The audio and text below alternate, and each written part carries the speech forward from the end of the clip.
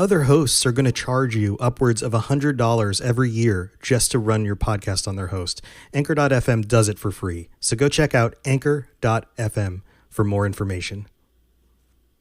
This show is brought to you by our patrons at patreon.com/Elder Scrolls Lorecast. Robots Radio presents The Elder Scrolls Lorecast. Welcome to the Elder Scrolls Lorecast, a place where the Elder Scrolls community can come together to discuss the boundaries of our knowledge about the universe of the Elder Scrolls.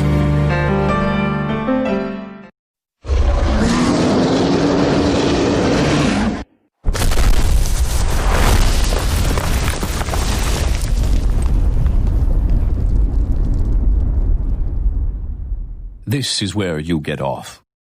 Come with me. So we've been making our way through the different races in Tamriel, and we're getting close to the end of the mainline races, I guess you can say. We've gotten through all the Mannish races, the Argonians, the Khajiit, and a number of the different Elvish groups. But I've left the Dunmer as kind of a last one to go to because there's a lot going on there. With a game like The Elder Scrolls Morrowind, there's a lot described about the Dunmerry people and the background and what they went through and where they came from. So before we can get to the Dunmer, we have to talk about the Chimer, because the Dunmer were the Chimer before certain things happened in their history and changed everything. But in researching the Chimer, it's very difficult to describe them without an understanding of where they came from and why. And we know that they were part of the Aldmeri settlers to Tamriel, the ones who left Aldmeris and traveled across the sea and originally settled in Somerset. But the Chimer are not the Altmer. They are different. They moved to the north. They migrated across the entire continent diagonally from the southwest to the northeast. And they're not the Aelids. The Aelids we talked about recently, and they settled in the center of the continent. The Chimer traveled all the way to the Morrowind region and are different. And they're different for a reason. And they're different in large part due to a leader, somebody they venerate, somebody that they still worship in a way. A Chimer who now goes by the name Saint Veloth. Now, this episode, we're going to dig into Saint Veloth and get deep underneath what actually happened and what created a foundation for who the Chimer were, why they left the rest of the elves, why they went on to travel across the continents, and why they ended up worshiping the Daedra. And not only that, but why they define certain Daedra as good and others as bad. So Saint Veloth is also known as Veloth the Pilgrim or Veloth the Prophet, and he was a Chimeri mystic hailing from the Somerset Isles. And like a lot of these timelines, and a lot of the timelines around the elves are extremely foggy, and I've noted this on a number of different episodes. It is not known if he was part of the Dawn era or if he lived in the late Merithic era. It's foggy. Those time frames get mixed up a lot in the histories. So fortunately, we have a number of books in the games that point directly to Saint Veloth or Veloth the Pilgrim or whatever name you want to use, and describe in more detail who he was, what his motivations were, and why he's still venerated by the Dunmer.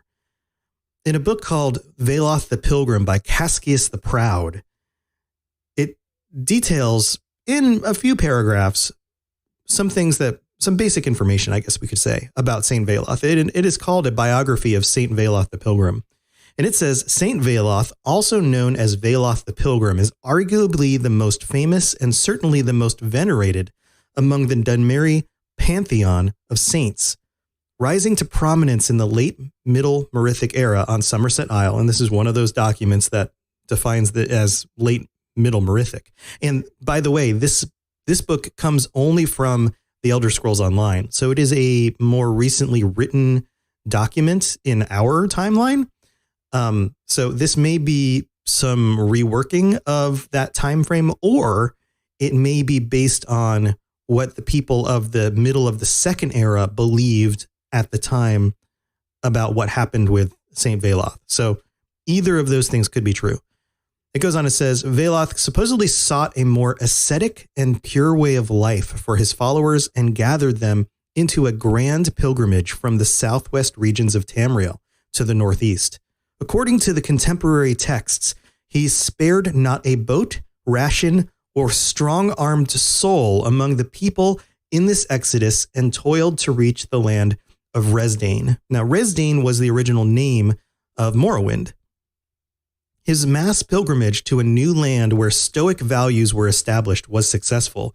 The race enjoyed a period of high culture, known to many as the Golden Age, where Veloth's guidance shaped generations of stonemasons and architects, as well as priests and common folk. Although he wielded a mighty warhammer, Veloth's judgment, Veloth is thought of mainly as a peaceful and scholarly soul, to which the Dunmer's healing enchantments that bear his name attest.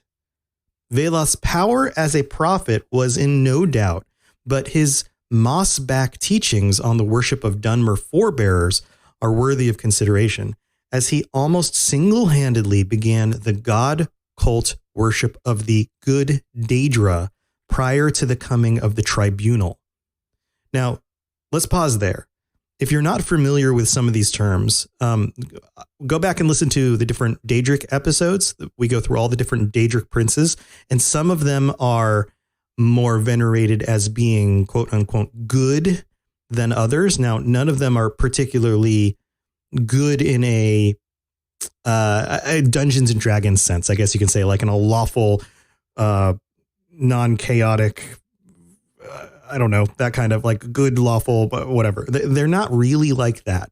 The good Daedra are considered good from the perspective of Veloth and the Chimer and the Dunmer because of their dealings with them in the past. Now, this also mentions the tribunal. The tribunal are Vivek, Sothasil, and Amalexia, the living gods of the Dunmer, who once the heart of Lorkhan was discovered and the power was used and all the craziness that goes on with that, are the ones who ended up ruling, in a way, the people, the Dunmer people, and the ones who were worshipped because they became living gods. That's a whole nother topic to go into, how they came to power, what that did with the relation between the Dunmer and the Daedra, all that stuff. That's a whole nother thing to dive into. So we're not going to really touch on that right now.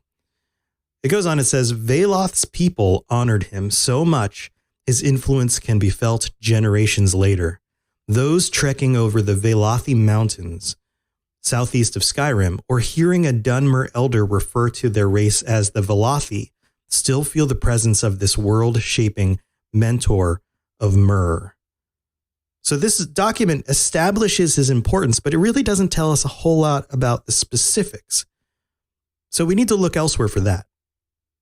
So we know that Veloth was looking for a more ascetic way of life. This was another group of Myr who left the mainline group, I guess you can say, the mainline Aldmeri, who became the Altmer, in order to establish themselves as different, because they wanted to break with tradition.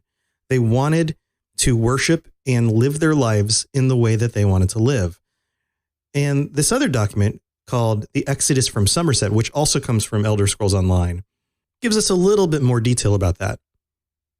It says here, those who dare can achieve greatness. Veloth the prophet was scorned by those who were blind to the corruption and spiritual bankruptcy at the heart of their society. Now let's pause there. Scorned by those who were blind to the corruption and spiritual bankruptcy at the heart of their society. Sounds like the kind of thing that true believers say about the thing that they believe and hold against people of some sort of other faith.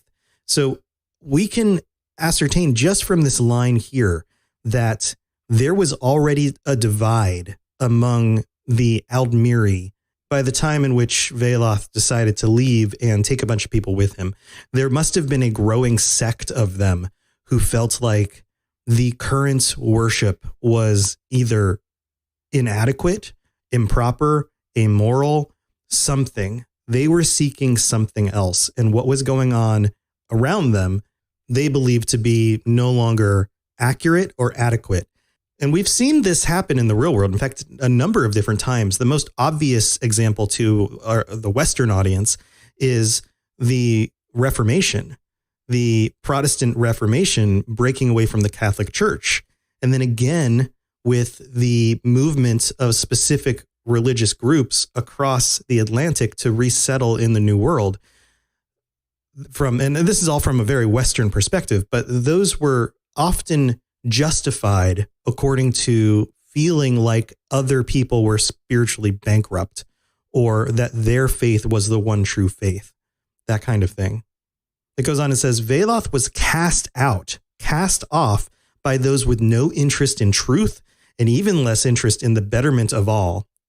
See how that sounds very pointed? This seems like it's coming from somebody who believes that Veloth was right in this situation and is therefore claiming that the others were wrong. And it continues and says, who sought only to preserve their pride and place by keeping others in poverty, ignorance, and slavery. Poverty, ignorance, and slavery. So there must have been some very, very divisive things happening in the culture that separated these groups. Also, note here that Veloth, or at least from this perspective, they believe that Veloth was cast out, that he didn't necessarily leave of his own accord. Veloth was highborn, but he dared to cast off the decadent chains of Aldmiri's society. So he took it upon himself to say, I am not going to live like this. These things are wrong, and therefore was rejected because of that. Veloth the mystic, notice the change in title, prophet, now mystic, called out to those whose souls were weary, whose lives were ground out with no hope of improvement in a society founded on ambition, greed, and decadence. To those who hoped for a society that preserved traditions, praised honesty, and rewarded the just, Veloth's voice was a golden note among the cacophony. Again, change in title. Veloth the pilgrim led his followers across the seas and away from the lands they had known with the promise of a new land and a better future. So even just in this short little document, he goes from the prophet foreseeing what was wrong. And oftentimes in our society and in our religious context, prophets aren't necessarily people who dictate the future. We use prophecy as kind of in a way that it wasn't originally used, as saying a prophet is somebody who foresees something happening in the future. Sometimes that's not really the case. Oftentimes in ancient religious texts, the prophet is the one who dissents, the one who calls out against society and says that society is wrong because of these things and change needs to happen. He goes from prophet to mystic, mystic being somebody who was a spiritual leader. So they saw him as a prophet. They saw him then as a mystic. And then in building that religious group became a pilgrim, somebody who took that group and migrated to another place, to a new land with a better future. So where did they go? Well, of course, we know that they went to Resdain or Morrowind. And there's another document from Elder Scrolls Online which details a bit about what happens when they arrive. And it's called The End of the Journey. It was during the time of great despair when Saint Veloth and his people reached the land of Resdain, For untold weeks, they had climbed a mighty range of mountains under Veloth's leadership. Now, think about the lands of Morrowind, very mountainous, and even the areas around not even when you're on the island, but the areas around the coast, lots of mountainous regions around there. Many among the Chimer considered this path to be folly, but they were driven by Veloth's unyielding certainty and commitment. So there was already some dissent in the journey because it was a long journey. This is all the way across the continent. They came upon a great pass, a deep scar in the mountain covered in ice and snow. Veloth drove them onward, chasing a vision that had come to him in a dream. He claimed to see a great hawk in the sky. He vowed that the hawk would lead the Chimer to a new home. They drudged through the pass, but after a time the Chimer could go no further. A great wall of ice blocked their way.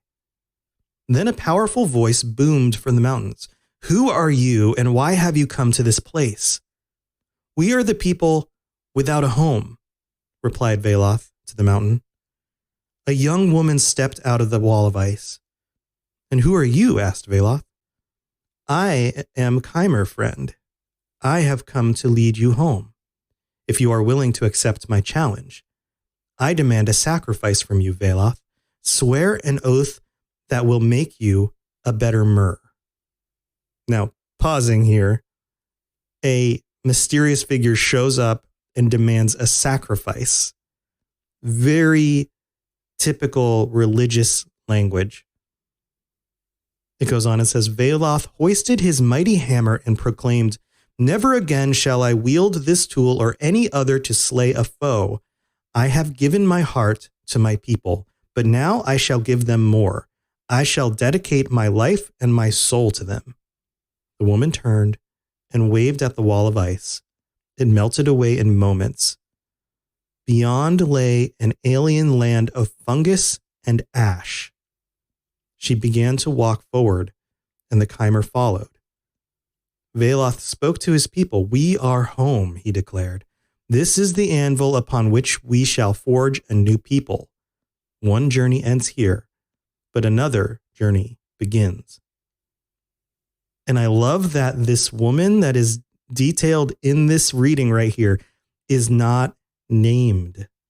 She's powerful, she accepts sacrifices, and she is unnamed. This also explains why Veloth is not known for his hammer and his prowess in war, but more for his healing and support of his people. So who is this woman, and what influences was Veloth under that really may have moved him away from the other Mer society? And where did the Daedra come in? We'll get to that after the break. The skies are marked with numberless sparks, each a fire, and every one a sign. Are you into the cyberpunk tabletop games or excited for Cyberpunk 2077? Are you looking to brush up on the lore, stay up on all the latest news, and talk about the game when it comes out? Check out the Cyberpunk Lorecast, a show from Robots Radio with me, your host, Robots. We'll go over all the details you need to know about the world, characters, and story of Cyberpunk. Available on iTunes, Spotify, Google Play, and anywhere else you get your podcasts. So did you know that you could listen to podcasts on Spotify for free without a subscription? That's a whole thing. That's the whole thing. I know some of you guys know this because I know that about 30 to 40% of our listeners are already listening on Spotify. But tell you what, if you haven't given it a shot yet, you can totally scoot on over to Spotify, listen to my podcasts, listen to any of the shows on Robots Radio Network, anything at all that's out there, basically. That's all you have to do is just download the app, and you can always check out the shows that you want to listen to. And if you're a premium user, you can download the episodes to listen to them offline as well. You can also share them easily to your friends on Instagram. It's super easy to do, just like all the other things I advertise, and highly recommended. So go check it out, Spotify. Hey there, adventurers. This is your host, Tom, or Robots, as I go by on the internet. Thank you for joining me again for an episode of the Elder Scrolls Lorecast. I hope you guys are enjoying the kind of refined format here and the shift to more of the primary sources. I'm moving more and more deeper into the lore, and the primary sources are more and more important as we peel back the veil behind what's actually going on in the lore of the Elder Scrolls. I'm also creating more content on the Robots Radio YouTube, which you can click through to in the show notes or just search Robots Radio YouTube, and going to be focusing more on Elder Scrolls Online and updates around Elder Scrolls Online, the content that's coming out, all of that kind of stuff. So go follow Robots Radio on YouTube if you want to check out some of that content. I'm super excited for Greymore and all of the updates that are coming with that as well. And as always, you guys know how to help support the show, how to reach out to me and do things like that. Please, please, please, if you're playing Elder Scrolls Online with a friend, or you have friends that you know enjoyed Skyrim or Morrowind or Oblivion or whatever, and you want to suggest a podcast, then please recommend the show. That helps a ton. And we do have, within just 2 weekends from now, the patron episode coming up on, it's actually going to be on Monday the 1st. We're going to be recording. So if you want to join us, check patreon.com/Elder Scrolls Lorecast for details about that. Tier 4 patrons can join us at the end of every month. And even our Tier 1 patrons get episodes without any ads. So easy peasy. It's pretty much worth $1 just to not have to deal with ads. I mean, that's what I would do. So go check that out. And I love talking with each of you. And if you want to reach out to me, it's Elder Scrolls Lorecast, or actually at ESO Lorecast on Twitter. And then there's the Discord, which you can join in as well. Man, I'm just too many things to go over in my head. So I'm just kind of bouncing around between each of them. So lots of ways you can interact with me and the community and be part of what's going on. Oh, and also, you know what? Our PC guild is always growing as well. So check out the Robots Radio Discord. There's a place to apply to the ESO PC North America Guild if you want to join us online, especially if you're going to be doing some of the Greymore content and jumping in that, or if you're just a brand new player who picked up a copy of the game and want some tips and want some people to get together with. It's a great place to start. All right, let's get back to the show. Yes, you're entirely brilliant. Conquering madness and all that. Blah, blah, blah, blah, blah. So we're talking about who this woman was and what kind of influences Veloth may have been under. There's a document called The Fall of Trinimac.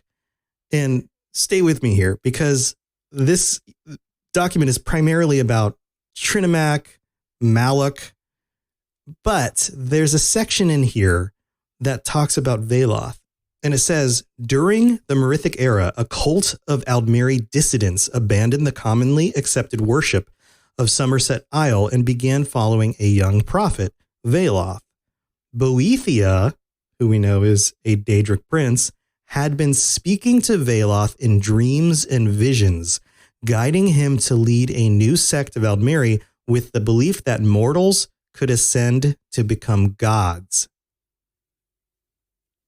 All right, so Boethia often shows up as a woman and would have had the power to demand worship and then, unfreeze a wall of ice in order to let them through to a new land. This idea of them ascending to become gods seems like a seed planted by one of the Daedra for their own benefit. And the Daedra like to divide the people, or I guess I should say peoples, of Tamriel. So this may not be too far-fetched. Now, of course, with all documents, we need to consider the source, and this doesn't give us a proper name. It simply says it's by the Faithless One.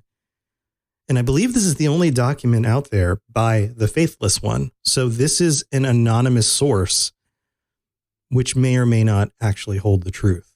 So there's a document that goes a little bit more into Daedric worship and Veloth's role in that. It is called Daedra Worship, the Chimer. It doesn't actually say colon. There's a colon there. Colon's such a weird word. Anyway, it's by Phrastus of Elenher. And there's a section that states, in the rainbow shadow of the Crystal Tower, the so-called prophet Veloth communed with the Daedric prince Boethia, again supporting that idea, and agreed to accept her gifts. He inscribed the Velothi prophecies, which expounded the doctrine of worship of the good Daedra who are listed as Boethia, Azura, and Mephala, along with ways to propitiate, is that the way to say that? And negotiate with the bad Daedra, Molag Bal, Malakath, Sheogorath, and Mehrunes Dagon. Now you'll notice that this list only comes to 7. So some of the Daedra are left out. To be more foolish of the Somerset Ealdmiri, the arts and skills of the good Daedra offered to teach them seemed more useful than the maxims and platitudes of the priests of the Aedra, and a number of elven clans accepted Veloth as their prophet and guide. When the Sapiarchs of Alinor rightfully prohibited this schism, notice rightfully, there's a judgment there that helps us understand who this is written by. Veloth led the clans loyal to him out of the Isles and across the seas to the far side of Tamriel, where they colonized the dominion now known as Morrowind. The followers of Saint Veloth, who became known as the Chimer, were willing to trade the paradise of Golden Somerset, notice paradise of Somerset, for the purgatory of Ashen Morrowind, all in return for the illusory gifts of the Daedra. So clearly the writers here are pro-Aedra and pro-Altmer and anti-Chimer and anti-Daedra. The Chimer built mighty temples to Boethia, Azura, and Mephala and established the traditions of worship in Morrowind that were later co-opted by the Tribunal, which I mentioned before. So what was it that these good Daedra gave to them that made them so appealing? It details some of this in the improved Emperor's Guide to Tamriel. It says here, it was Veloth the prophet who first negotiated the original arrangements with 3 Daedric princes, forever defining the differences between good and bad Daedra as the Chimer viewed them. So we have Boethia, the prince of plots, anticipation of Amalexia, and anticipations is a whole nother thing with the Tribunal, so we'll go into that later. Heralded by the prophet Veloth, Boethia is the original god ancestor of the Dark Elves. So again, maybe it was Boethia who was influencing Veloth all the way from the beginning. Through her illuminations, the Chimer renounced all ties to the Aldmer and founded a new nation based on Daedric principles. All manner of dark elven culture advances, quote unquote, are attributed to Boethia, from philosophy to magic to responsible architecture. So they claim that not only was Boethia the one who led them out there, but also led to the advances of their society, from thought to magic to even construction and responsible architecture. And if you know anything about the Dunmer people and the island of Morrowind, there's a lot of building their architecture out of the giant fungus and the things that grow in the land. Now, the second one here is Mephala, androgyne, the spider god, anticipation of Vivek. And notice this androgyny thing going on with Mephala. In this sense, Mephala is androgynous, and as we know, Vivek is both male and female. So there's kind of similarities going on there. Anyway, goes on and says, this was the ancestor who taught the Chimer the skills they would need to evade their enemies or to slay them with secret murder. Enemies were numerous in those times, since the Chimer were but a small faction. He/she, along with Boethia, organized the clan systems that eventually became the basis for the great houses. So Mephala, defense, secret murder, organization. Then we have Azura, goddess of dusk and dawn, anticipation of Sothasil, the god ancestor who taught the Chimer the mysteries needed to differentiate themselves from the Aldmer, although some of her more conventional teachings are sometimes attributed to Boethia. After the War of the First Council in the First Era 688, when the living gods of the Tribunal were established, Azura put a curse on the Chimer, transforming their skin to an ashen hue and conjuring the fire of lava behind their eyes. Therefore, they were the Dunmer. And again, that's a whole nother topic that we'll get into in the future, but this is, in this document, attributed to Azura. And it's interesting that Azura is claimed to be part of who taught them to differentiate themselves from the Aldmer, but it is not specifically noted how. And there's a lot of confusion here between what things can be associated with Boethia and what things can be associated with Azura. So what we do know is that it was because of Veloth's influence and potentially the influence of the Daedra on Veloth that this group of Mer left the mainline group, headed across the seas, across the continents, and established themselves as the Chimer people, the people of the north. That's what that means, up in the Morrowind region. And that they worshipped primarily the good Daedra and distanced themselves from the Aedra because they felt like the Aedra weren't really active in the world, and that these Daedra, the good Daedra, were more active and more worthy of worship. Now, to kind of sum this up in the end here, because we're going to get into more of the details about the Chimer people in general on the next episode, but this episode, actually, it's going to be the episode after the chat with everybody, the Patreon chat. So I guess it'll be 2 episodes from now. But in order to sum this up, let's go into some of the items associated with Saint Veloth. So first, there's Veloth's Judgment, which is the Warhammer I mentioned earlier. This was the Warhammer that Veloth wielded during the Exodus from Somerset. Veloth saw fit to set aside this weapon when he vowed to turn his attention from war to the task of building a new home for the Chimer in Resdayn. Today, the Judgment resides in the Tribunal Temple and is said to have powers related to cleansing corrupted souls. Today must mean the period during the Elder Scrolls Online, the middle of the Second Era, because this book comes from the Elder Scrolls Online. At least that's my assumption here, because if this book existed then today cannot mean any time period after that. Then there's the tear of Saint Veloth. This radiant crystal is believed to be a tear shed by Veloth when he first laid eyes upon the land of Resdayn, the new homeland he had seen in his visions. According to the legend, the tear froze as it slid down Veloth's cheek. Kept by the monks of the monastery of Muth Gnar, Gnaar. This crystal has great healing and restorative powers, providing the monks maintain a constant vigil and pattern of prayer, which is interesting. So interesting for 2 reasons. One, first of all, when you shed a tear, how many times does it turn into a crystal and then anybody around you or you yourself go, oh, I better catch that before it shatters on the ground? And 2, the fact that this is dependent on a pattern of prayer, as if the power in this is defined or created or energized by the belief in the prayer of the monks themselves.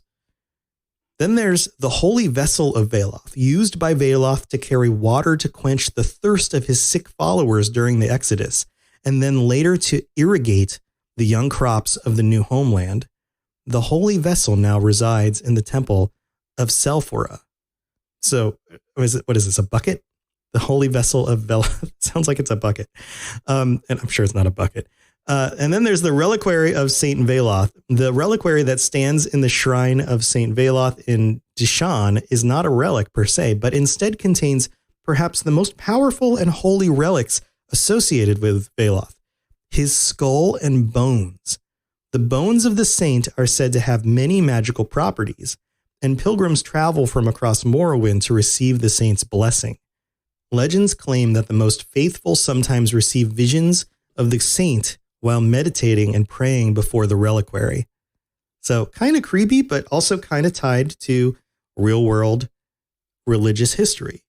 Many different groups will claim to have the bones of a saint or a famous religious figure.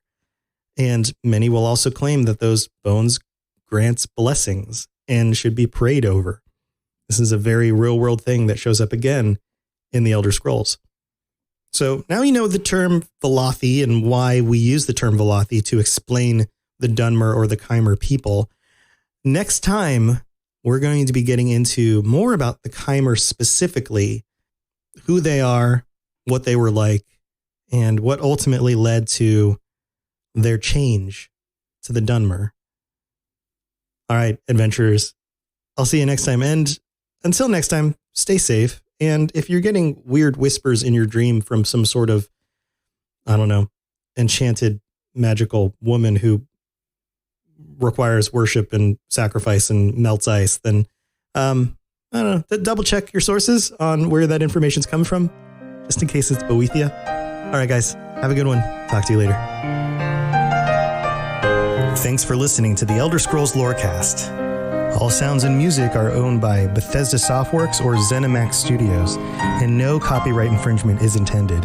If you have something you'd like to contribute to the show, please reach out to us at elderscrollslorecast@gmail.com or on Twitter at ESO Lorecast. If you'd like to help support the show, check out the rewards you can get at patreon.com/elderscrollslorecast. I really appreciate you listening, and I'd love to hear from you soon.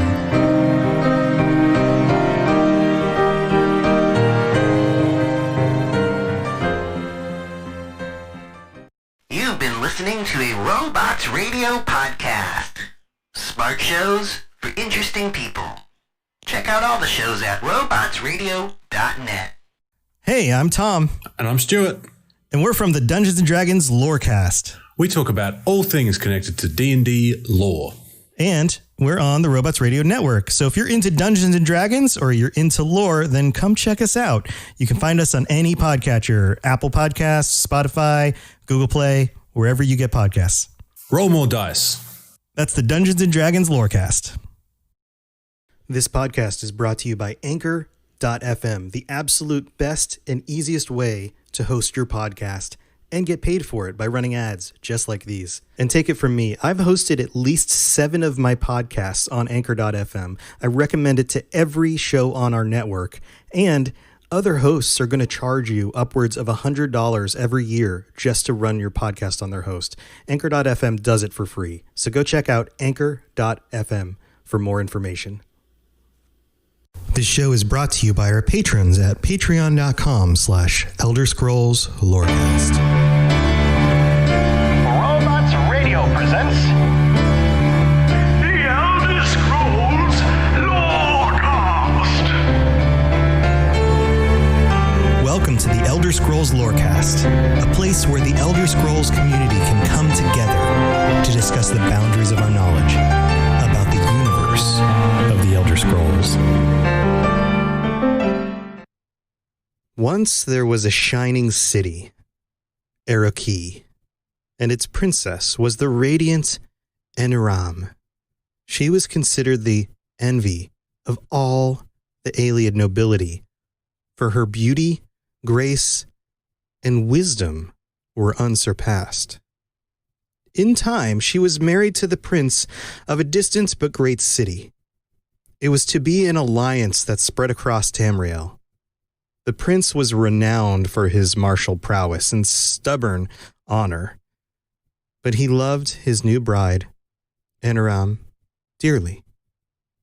For a time, they were happy, or at least they seemed so, but as the years whiled away, Eniram's husband was away more and more, and duty proved a poor substitute for passion.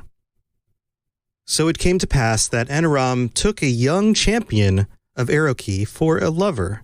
Strong and gleaming with youthful light and energy, Eniram's lover gave her what the old distant prince could not, the thrill of infatuation and friendship.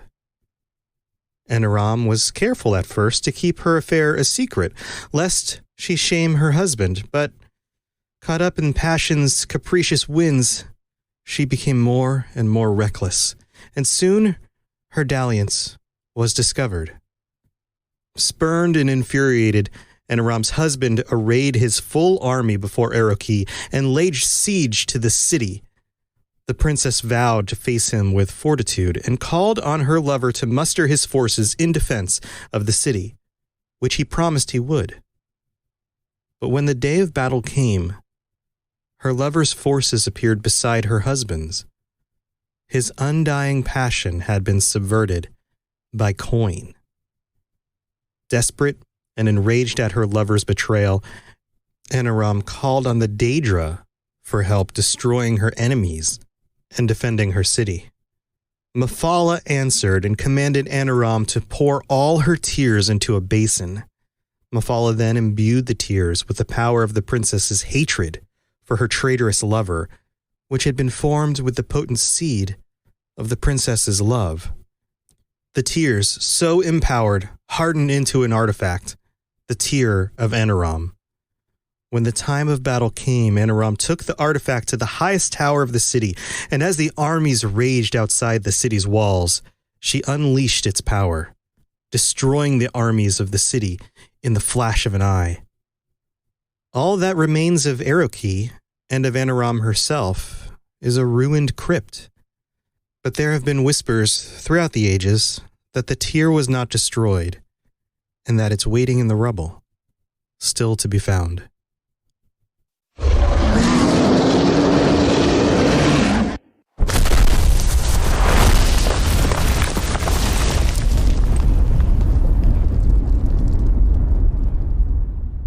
This is where you get off. Come with me.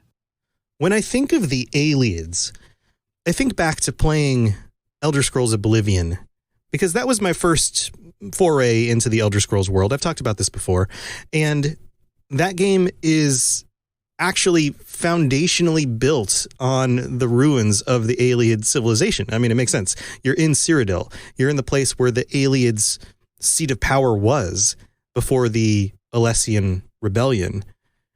And we can talk a little bit about the Alessian Rebellion and the things that went on, but that's not particularly what I'm most interested in for this episode. I want us to dig into some of the things about the Ayleids and the Ayleid civilization that we may not be super aware of. So I'm going to give you guys a refresher on who the Ayleids are, and then we're going to dig into some of the other things that I can find out about them based on some of the books in the games, similar to what we did with the Bosmer on the last episode. So as you may or may not recall, the elves that left Aldmeris, the Aldmer, and settled Tamriel came in a few different flavors. There were those that went to Somerset and formed the Altmer. So the Aldmer became the Altmer, and they, for the most part, kept a similarity going with the old society as much as we can tell. There were the Bosmer, there were the Chimer, then there were the Ayleids. The Ayleids were the ones that ended up in the Heartland, in the area in the central part of the continent, specifically Cyrodiil. And they were different from the others in that they were seeking to do what they wanted to do without any restraint. And what they primarily wanted to do was not just worship the Aedra, but the Daedra also, which was totally not okay with the majority of the elves that left Aldmeris. And it grew and grew in Ayleid culture. And the reading that we did at the beginning, I think, is a really good example. That story is called The Tears of Anaram, and it is a story that you can find in Elder Scrolls Online. It doesn't exist in any of the other games, so it's a more recently written story if you look at it from real-world perspective. But I think it's a good summary of the thinking of the Ayleids and some of what may have brought them down, kind of their own devices or vices, I guess you could even say, working against them. So like all of the histories having to do with the elves leaving Aldmeris, we are left with a very foggy picture of when exactly this was. Some of the books infer that it was before the end of the Dawn era. Some of the books talk about being during the Merithic era. There's even books by the Nords that talk about Shizar, which is their name for Lorkhan, being in conflict with the Ayleids, which must have happened in the earlier period. So when exactly this happened and where they were and how long they took over this area is foggy. This is the edges of historical knowledge. This is mostly myth. But what we do know is that by the beginning of the First Era, by the beginning of actual recorded history, the Ayleids were the predominant power in central Tamriel. They had a number of cities and like this story talks about, kingdoms, and the majority of those kingdoms made up an empire, an Ayleid empire that's centered around the White Gold Tower. And the White Gold Tower, as we know, was built just like the other towers across Tamriel. And it was the Ayleids who created the tower and then built the tower around its zero stone. Well, maybe not physically around, but centered around the zero stone for this tower, which is the Amulet of Kings, or more specifically, the red diamond at the center of the Amulet of Kings. And they themselves may have actually created that themselves. We don't know for sure, but it seems like that might be the case. They were very powerful. They were very magically inclined. And thinking back to my time spent in Oblivion, I spent a lot of time in those Ayleid ruins, delving into the remains of their cities, many of which were underground. And we have this kind of theme going on with underground cities among some of the elves. In fact, there are some similarities here between, say, the Dwemer and the Ayleids. They had underground cities, they had ancient cultures, and they also have some sort of weird disappearance. Now, we know more about the Dwemer disappearance specifically than the Ayleid disappearance, and I'm going to get into that. In fact, let's talk about that at the end of the episode. But before we go that far into this story, let's talk about the main differentiator between Ayleid society and the other elves, and that was the worship of the Daedra in a way that was distinct and different. We know that among, say, for example, the Dunmer, they've traditionally worshipped some of the Daedra, and they've defined them as good or bad Daedra. Well, in Ayleid society, there was no difference between the two. If they were worshipping the Daedra, if you were an Ayleid who decided to do so, then you worshipped whatever Daedra you wanted. And this became more and more in style. And I love the first reading because it really shows an example of why that is dangerous. The Ayleids, in their worship of the Daedra, became more and more corrupted, let's say. They took on their enemies, and at the time, if you recall, we talked about the Needic people, and they didn't just dominate them with their superior culture. They enslaved them, and they tortured them. They took on the humans and turned the humans into almost a sport, and it became extremely sadistic. There are references in these writings to punishments that they would do, sometimes for their own pleasure, of sculpting their insides while they were still alive. And that is a very dark image, so I apologize if that was too much. But this is the kind of thing that they were known for. And the seed of all this was Daedric worship, because there are some of the Daedra who are more into some of these absolutely terrible, terrible things. So let's dig into this a little bit. There's a book in the Elder Scrolls Online called Daedra Worship, the Ayleids, by Phrastus of Elenhir. And this is a description of Daedric worship. And it goes on, it says, the reasons why the Daedra are reviled and their worship forbidden among the civilized races of Tamriel are well understood, and as the series of papers will show, are grounded in historical events. The opinions of the so-called academics who styles herself Lady Cinnabar notwithstanding, the evidence supporting my assertions is incontrovertible and generally accepted by all accredited scholars of antiquity. Lady Cinnabar is a character you come across in Elder Scrolls Online. The Aldmeri, who'd been first to begin organized worship of the Daedra, were also the first to venerate the Daedra lords. This probably began on a small scale among the Ayleids. Now notice the differentiation there. Those Aldmeri who wanted to worship the Daedra lords became Ayleids. Those elves who left the Somerset Isles to create splinter cultures in central and southwest Tamriel, in some cases specifically to evade the strictures of Aldmeri regulation, which forbade, among other things, the worship of Daedra. As Ayleid culture flourished, drawing ever further from Alinor, and in the last millennium of the Merithic era, Daedra worship took hold and spread among the Heartland High Elves. The Heartland High Elves was another name for the Ayleids. The Daedra were still widely revered, with probably a majority of the Ayleids continuing to pay them homage, but cults devoted to the various Daedric princes sprang up across Cyrodiil, tolerated and then celebrated. Unlike the Chimer, the Aelids made no distinction between good and bad Daedra. The Chimer, the progenitors of the Dunmer, and in both civilizations, you have a distinction there. Indeed, even some of the more heinous princes received mass veneration, especially when their worship was adopted and endorsed by Aelid kings and aristocrats. For example, the story that we put forward at the beginning.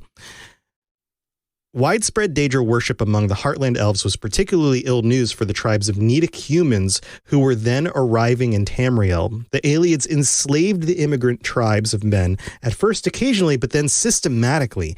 And the Nedic people found themselves subject to masters who, in many cases, worshipped the princes, including those who encouraged, and here it's getting dark, so in case you want to skip this, who encouraged slavery, domination, and cruelty. Under the Aelids, the human thralls found themselves the subjects of such Daedra-inspired arts, and that's in quotes, as flesh sculpture and gut gardening.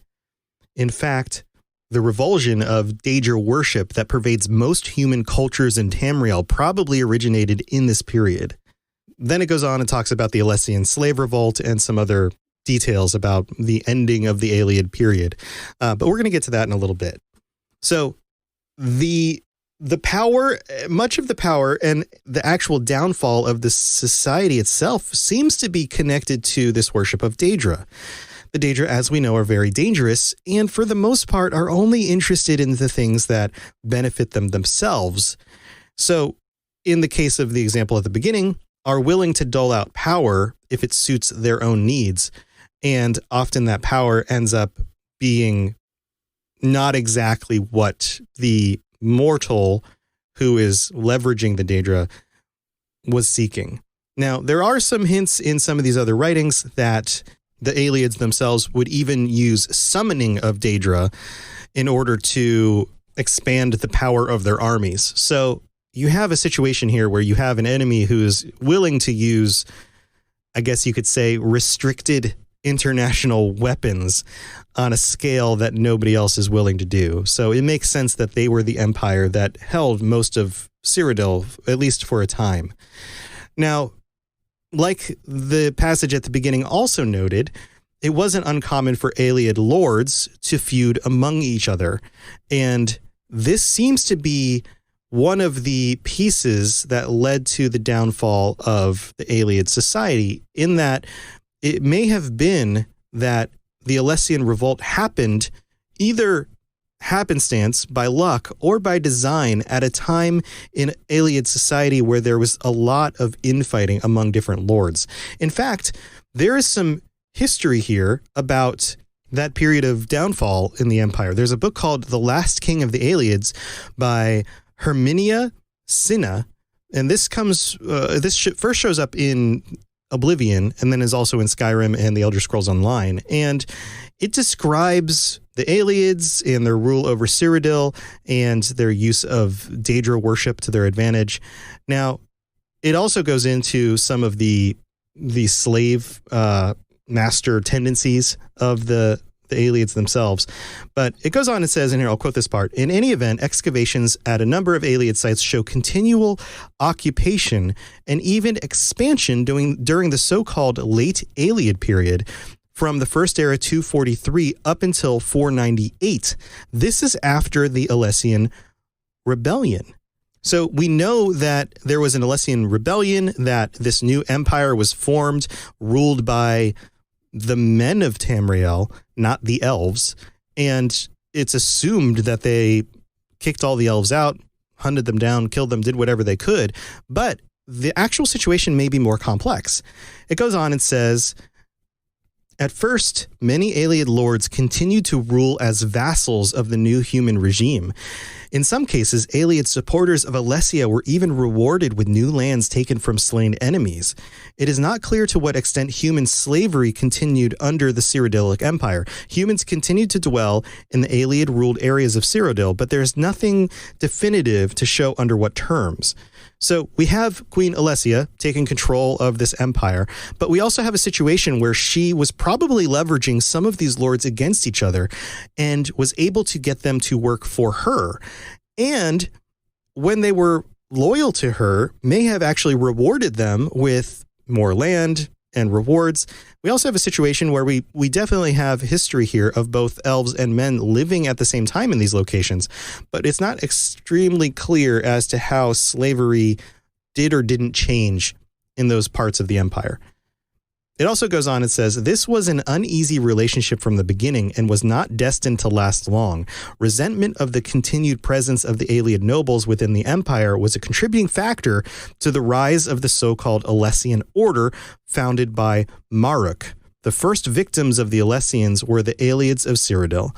In the early 300s, the surviving Aeliad communities in human-ruled areas were obliterated one by one, the refugees temporarily swelling the power of the remaining Aeliad lordships. Then, in 361, the Alessians gained control of the empire and enforced the Alessian doctrines throughout its domain. The Aeliad lordships were abolished. Enforcement of this decree does not appear to have required much direct violence. It seems that by this point, the balance of power was so overwhelmingly against them and their fate so long foreshadowed that most of the remaining Aeliads simply left Cyrodiil, eventually being absorbed into the elven populations of Valenwood and High Rock. Indeed, the rise of the Durrani hegemony may be linked to this exodus of Aeliads from Cyrodiil, a connection so far little studied by historians. So, interesting stuff here. We have a situation where the Aeliads worked hand in hand with the new rulers. We have the rising of the Alessian order, which was a religious movement that was monotheistic and the foundation for this culling of all the rest of the elves in this new empire.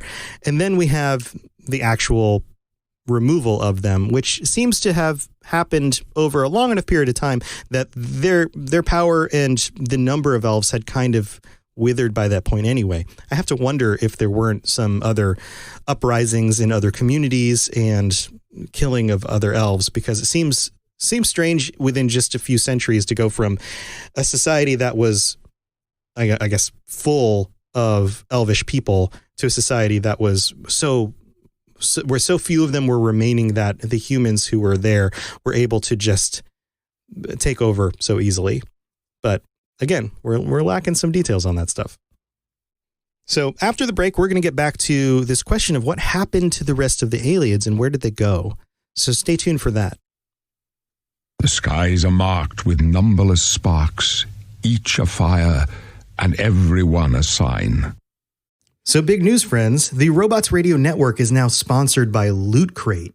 This means that you will get 15% off on your purchase of a crate or a crate subscription at lootcrate.com. Now, all you have to do is click on the link in the show notes. It'll take you to lootcrate.com. And when you purchase something, you can put in the code ROBOTSRadio, ROBOTSRadio. And when you do that, you get 15% off your purchase. Now, this is awesome because they have Fallout crates, they have video game crates, they have superheroes. You get t-shirts and figures and art to put on your walls. This is actually where I got the Brotherhood of Steel flag that I have behind me in some of my videos.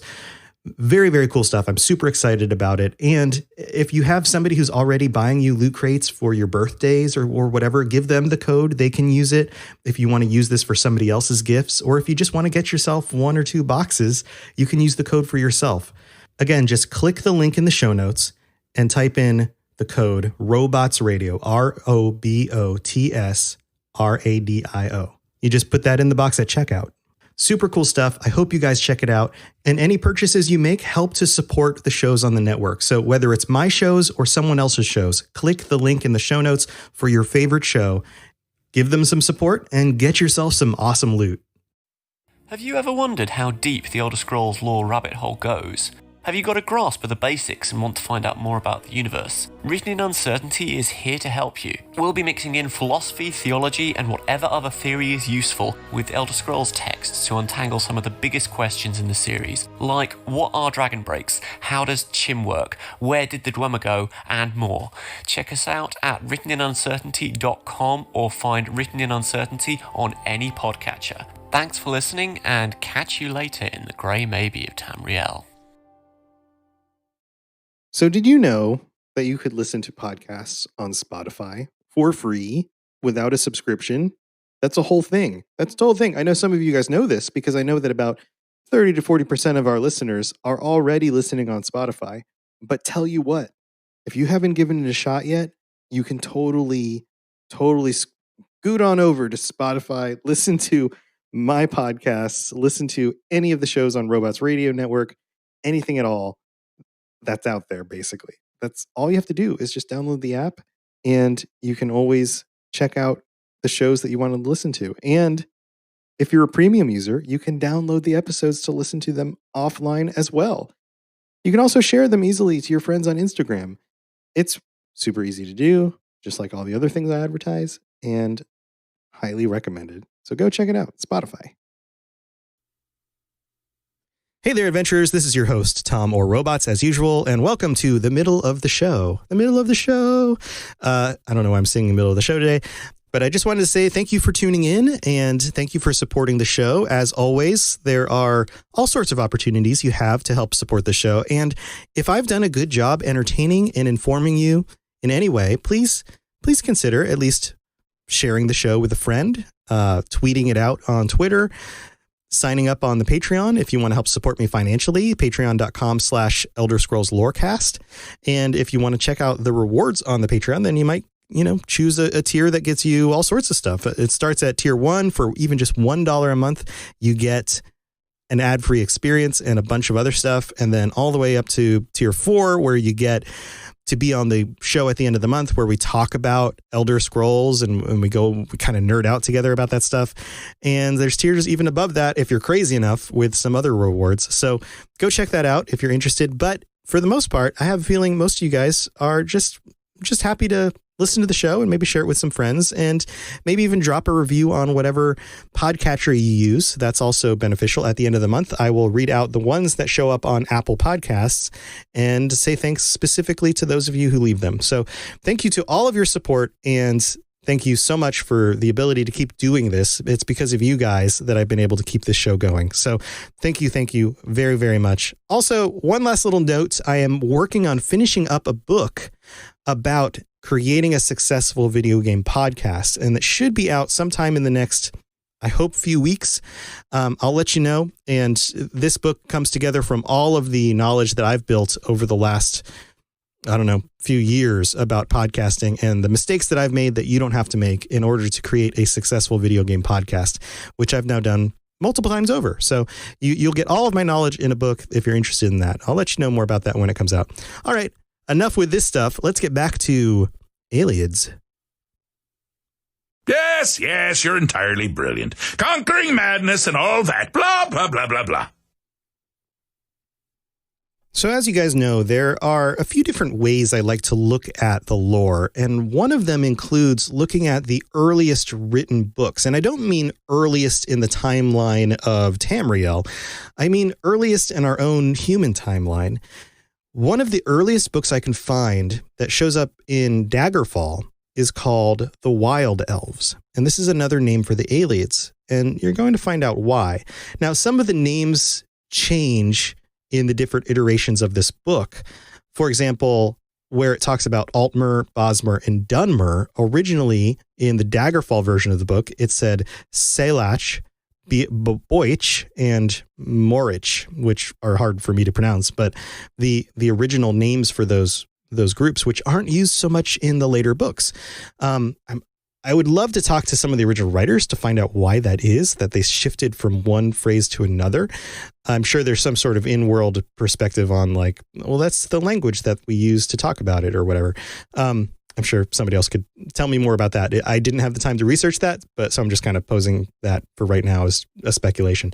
So this book is one of the few examples I can find that goes into what happened to the elves after the end of the Ayleid Empire, specifically the Ayleid elves after the end of the Ayleid Empire.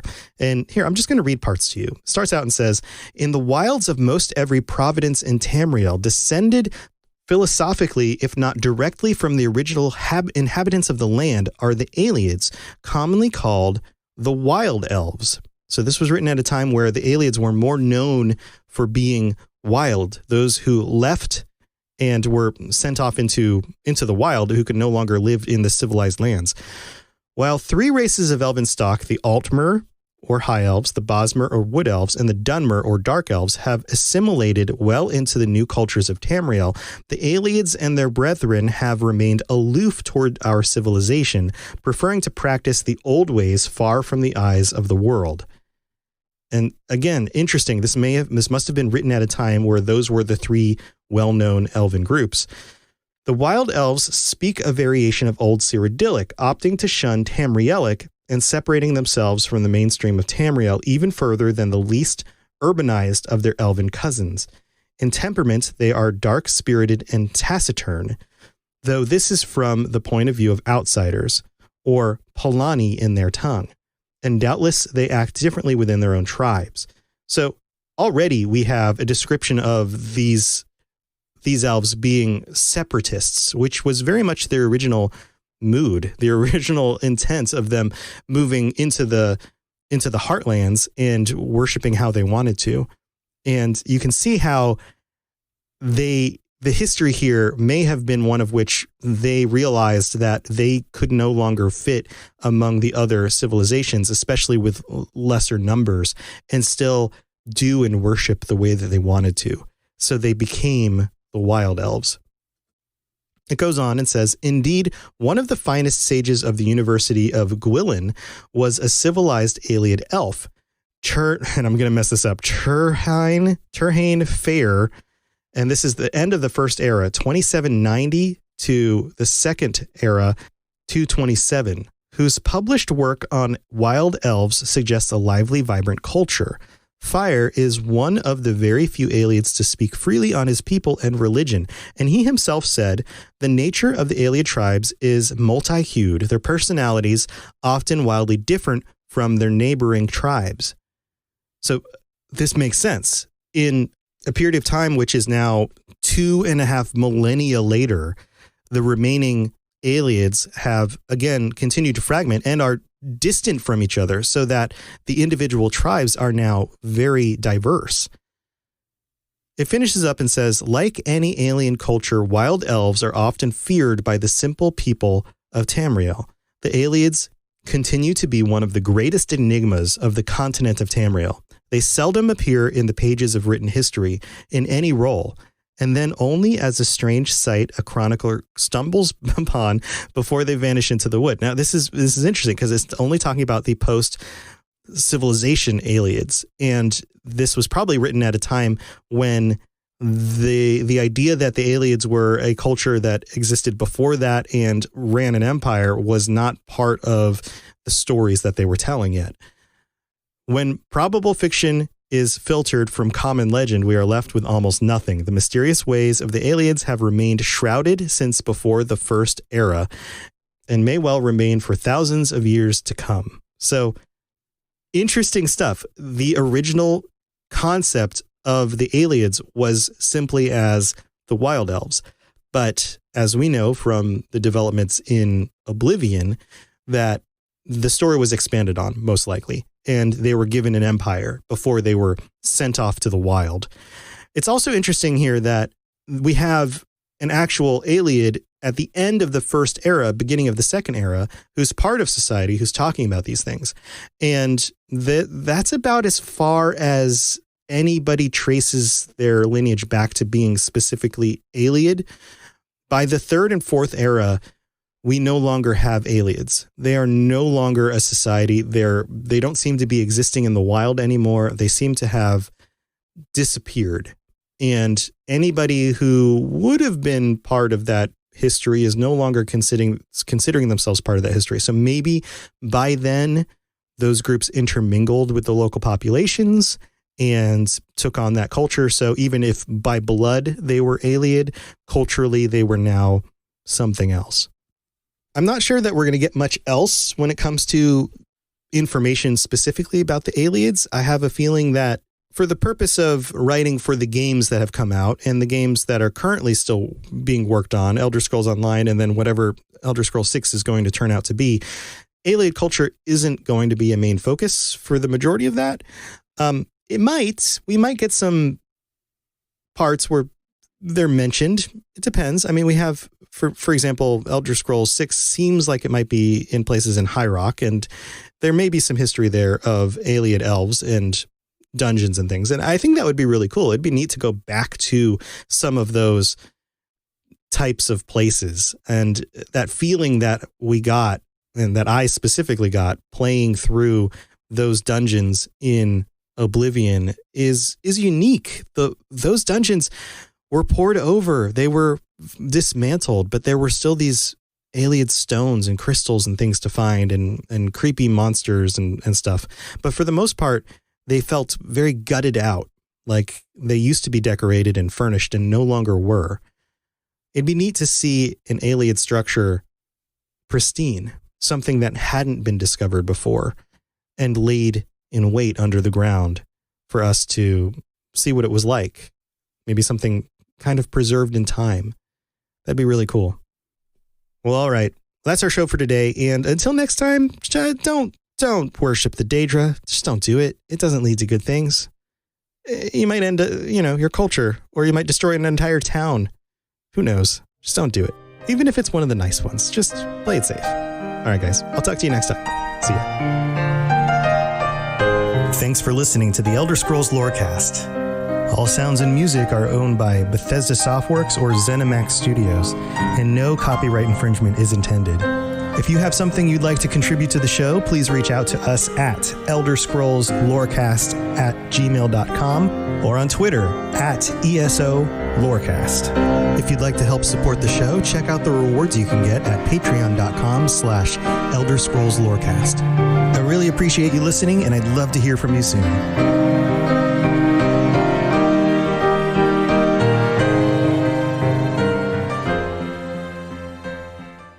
You've been listening to a Robots Radio podcast.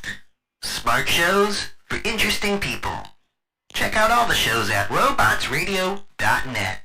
Hey friends, this is Robots, the creator of the Robots Radio Podcast Network and host of the two original shows on the network, the Fallout Lorecast and the Elder Scrolls Lorecast. These two shows have rocketed up the iTunes charts. They both together have over 150 five-star reviews in only a couple of months, with bite-sized episodes that take you step by step through the background of the games and the game worlds. They're thought-provoking, well-produced, and a lot of fun. I recommend you go check them out at robotsradio.net or on any podcast reader, podcatcher, whatever you use, iTunes, Spotify. Again, that's the Fallout Lorecast and the Elder Scrolls Lorecast, available everywhere. This podcast is brought to you by Anchor.fm, the absolute best and easiest way to host your podcast and get paid for it by running ads just like these. And take it from me, I've hosted at least 7 of my podcasts on Anchor.fm. I recommend it to every show on our network, and other hosts are going to charge you upwards of $100 every year just to run your podcast on their host. Anchor.fm does it for free. So go check out Anchor.fm for more information. This show is brought to you by our patrons at patreon.com/ElderScrollsLorecast. Robots Radio presents The Elder Scrolls Lorecast. Welcome to the Elder Scrolls Lorecast, a place where the Elder Scrolls community can come together to discuss the boundaries of our knowledge about the universe of the Elder Scrolls. The Ooze, a Fable. This is a story the Wood Elves of Valenwood tell their children from a very young age. Once, there was nothing but formlessness. The land held no shape. The trees did not harden into timber and bark, and the elves themselves shifted from form to form. This formlessness was called the Ooze. But Ifrei took the ooze and ordered it. First, she told of the green, the forest and all the plant life in it. She gave the green the power to shape itself as it willed, for it was her first tale. The elves were Ifrei's second tale. As Ifrei spun the story, the elves took the form they have today.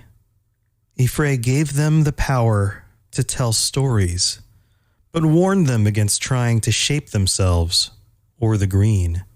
Shifting and the destruction of the forest were forbidden.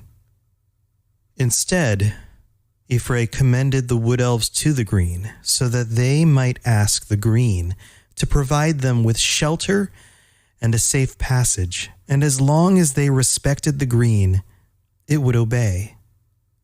This is called the Green Pact.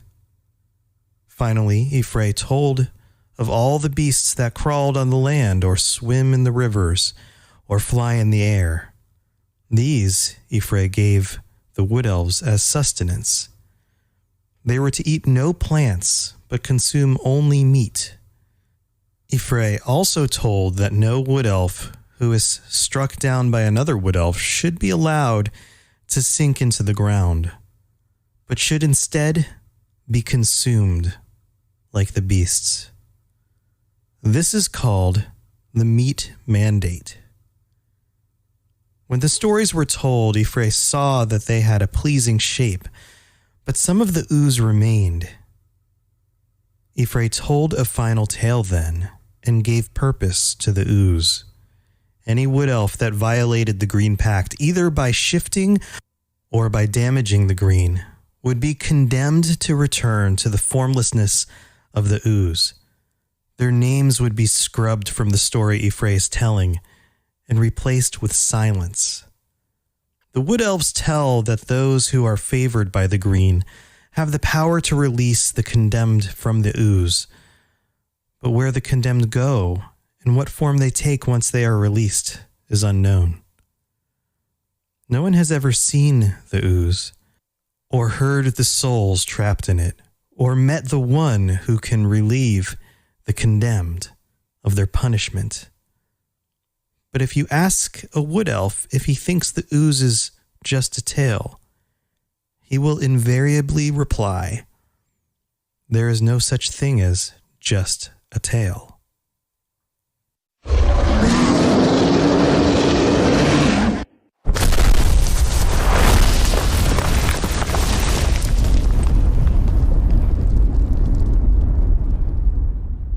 This is where you get off. Come with me. So early on in this podcast, in the history of this podcast and the design of this show, I mentioned that we were going to take things pretty simple at first. I mean, we dove in pretty deep with the origins of creation and the gods and those kinds of things. But for the most part, I've been giving you overviews, and I've been using a lot of the wiki articles as a succinct form, I guess you can say, of giving you overviews of the lore. And we're at a point now where we're getting deeper. We are delving further and further into the middle depths, I guess you could say, of the lore of the Elder Scrolls. And when it comes to the Bosmer, because that's what we're talking about in this episode, is the Bosmer, we can't just say they are wood elves and they descended from the Aldmer like all the other elves, and they like to live in trees, and, you know, they go to parties and they prefer the color green or anything like that. This is the point where things start to get a bit more deeper. And I think you've probably noticed that a little bit, talking about, for example, the Red Guard and splitting that into 2 episodes where we discussed the Yakutan continent and the people from there. This is going to be what I think is the precipice, I guess you could say. This is the edge where we are now delving deeper and deeper into the lore. So from this point forward, you're going to be getting a lot more original first source material and a lot less of the overview type concept stuff, because it's time that we moved on into looking a little bit more into the texts themselves in order to gather what we can about the topics that we're discussing. And when it comes to the Bosmer, the Wood Elves, it's not a particularly clean-cut explanation, I guess you can say, for how they began or where they came from. You have a variety of sources here that I'm going to be bringing up in this episode, and a connection to Ephraim or Jeffrey or Ephor or however you want to pronounce that name. And in order to understand the Wood Elves, we have to first understand their primary god and the value they place on worshiping that god through their actions. So let's start with Ephraim or Jeffrey or Jeffrey or Ephor. There are, I guess, a few different names for this deity. And what's interesting about Ephraim, if I'm pronouncing that correctly, I hope I'm pronouncing that correctly. And of course, if I'm not, I'm sure you guys will send me notes and let me know. So the thing about Ephraim is that Ephraim is different than the Aedra in that Ephraim differentiated himself, herself. Oftentimes they go by he or she, and became part of creation. The original, I guess you could say, of the earth bones. There are a few different documents, though, that give us slightly varying explanations as to what is actually going on here. The first one that I'm going to pull up is called Of Jeffrey, and Jeffrey, Ephraim, they're all the same name. This comes from Daggerfall. This is a book that goes all the way back to Daggerfall. And the subtitle here is Musings on the Nature of the God Jeffrey. And I'm just going to read it to you because I think it's good to get to the sources and really see what they have to say. So this says, when the elven folk walked to the land alone and sang songs of power amongst the trees and stars, Jeffrey the singer walked with them. Jeffrey gave heed to the nature of the forests and delighted in the gurgling streams and brooks. It was Jeffrey who taught the birds how to sing their songs of the seasons, and he that taught the streams to tinkle ethereal tunes. The very trees are said to have moved close to hear him sing on the water summer nights of those elder days. It was in this time that the first great ballads of the elves were made, crafted from the songs that Jeffrey taught to the sylvan youth who frolicked in his lively tunes and ballads of nature in the unspoiled forest. In truth, he is worshipped as god of song and forest.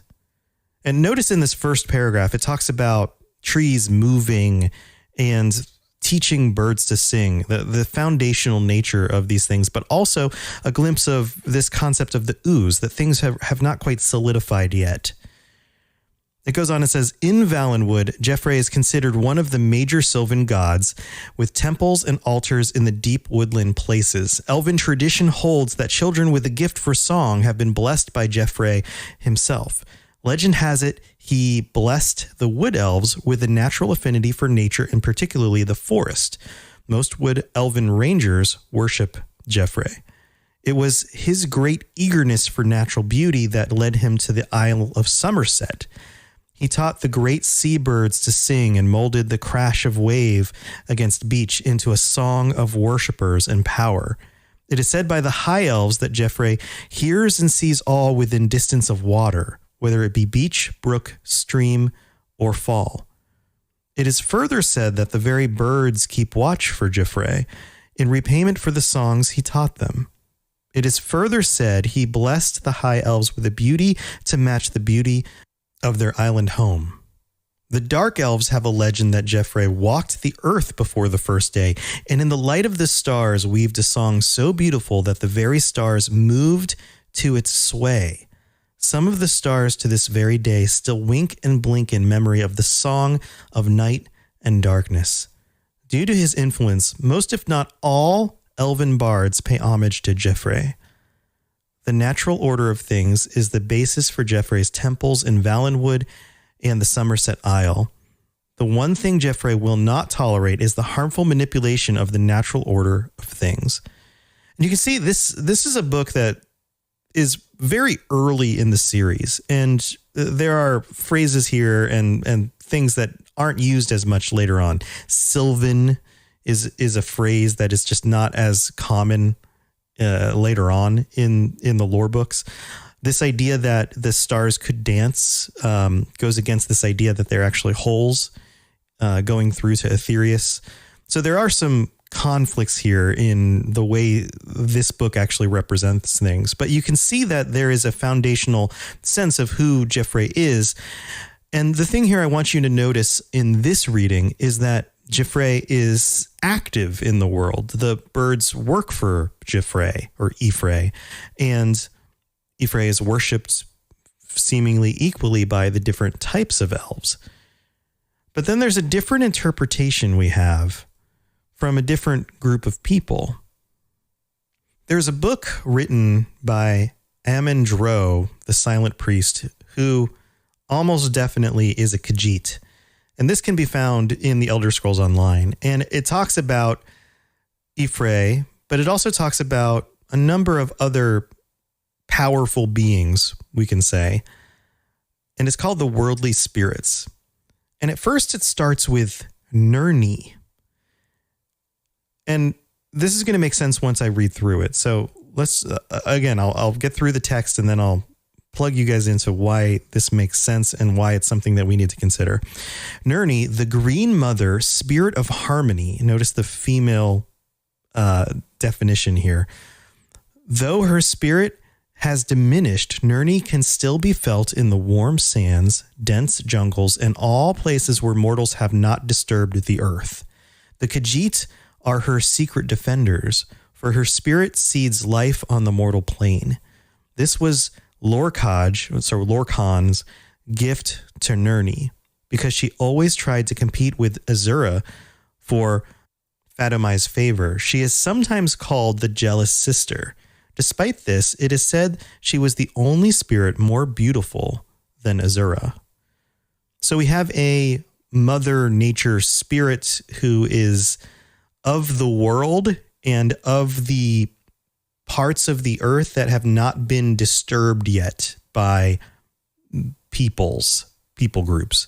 Then we have Ephrae,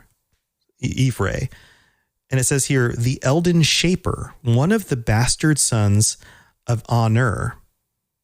Anur here is Anu. And if you recall from our very first episode, we talked about Anu and Padme, how they were the two primal forces. Padme, that's a reference to Padme from the previous paragraph. So go back and listen to that episode if you want to dig into that stuff. But you can see here that there is a connection directly back to like the very origins of the gods themselves. So let's just say it goes on and says, unlike his father, he was wise and kind. He convinced Nirni to be his mate by creating the first flower, and they had many children. Ephrae was corrupted by the great darkness sometime after the death of Lorcaj. So now we have a rough date. Sometime after the death of Lorcan, in the Merithic era, Ephrae was corrupted by the, and this is in caps, great darkness. Consumed by chaos, Ephrae struck Nirni, killing her. Azura, Kenarthi, and Hircine destroyed him in vengeance and made a cairn for Nirni out of his bones. Some woodland folk say they can still hear his voice, but we Khajiit no longer speak of him.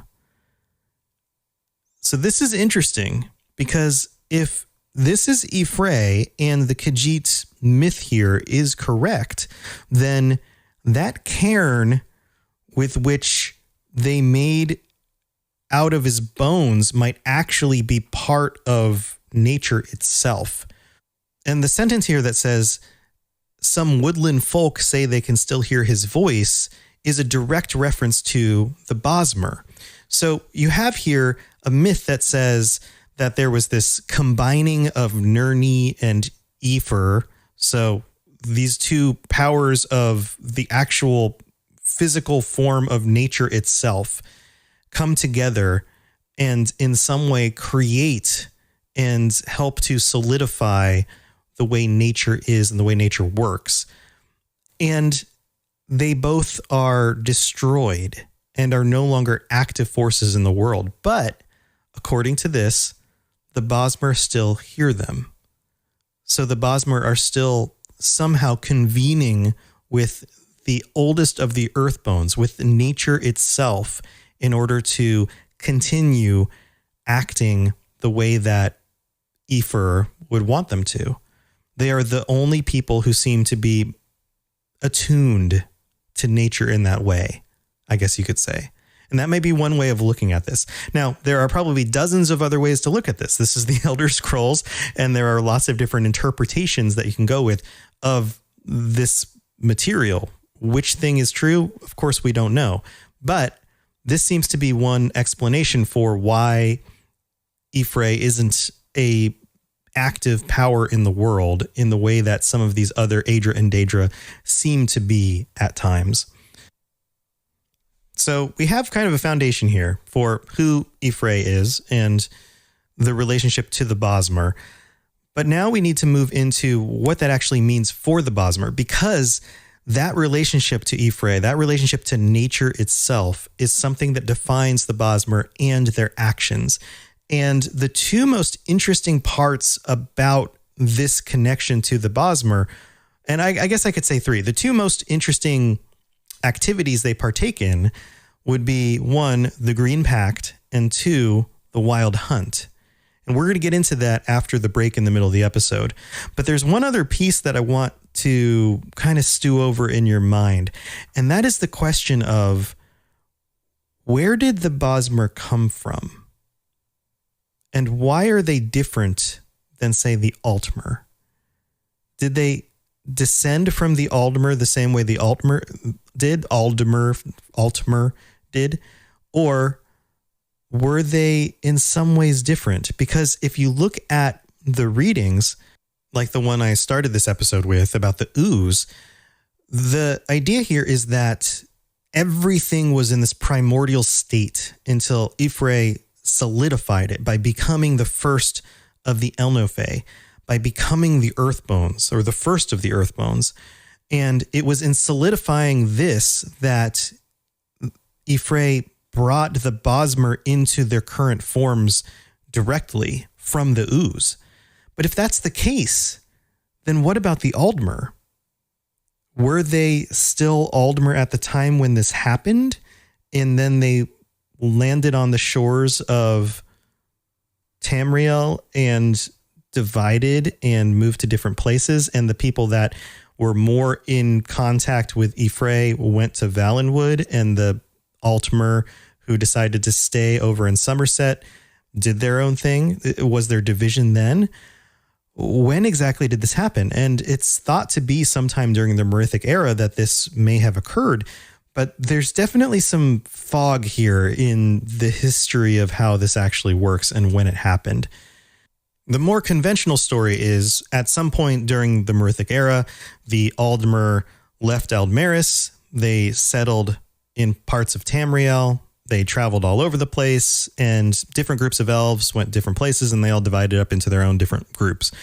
But if that's the case, and they were still not fully formed, then that creates a whole different perspective as to what Aldmeris was and what Tamriel was like before or during this time where things were taking form. And if that's the case, then how did the elves have a society in Aldmeris without any real lasting form? It's also strange that this may have been the case during the Merithic era instead of the Dawn era. It would make more sense that things were without real form until the beginning of the Merithic era, and then things took form, and then there was a time where there was Aldmeris, and then there was a time where there was movement from Aldmeris to Tamriel. But then how is it that the Bosmer went from formless to Bosmer directly? That's the part that gets me. You see the problem there? So there's some time issues with that. I'm going to have to dig deeper in that, and we're going to leave that for a future episode because I want to move more into the things that we do know about, like the Green Pact and the Wild Hunt. So stay tuned after this little break. The skies are marked with numberless sparks, each a fire, and every one a sign. I'm Bob. And I'm Brad. We're lifelong friends and the hosts of the Film and Whiskey podcast. This is the show where each week we review a classic movie and a glass of whiskey. That's right. Every week we go in depth on a well-known movie while sampling the best from the world of scotch, bourbon, and more. Because nothing goes better with strong opinion than equally strong liquor. Bob's a movie nerd. Brad's an average Joe. But together, we give fresh insights and hot takes on the world of movies and spirits. So check out the Film and Whiskey Podcast, part of the Robots Radio Network. So did you know that you could listen to podcasts on Spotify for free without a subscription?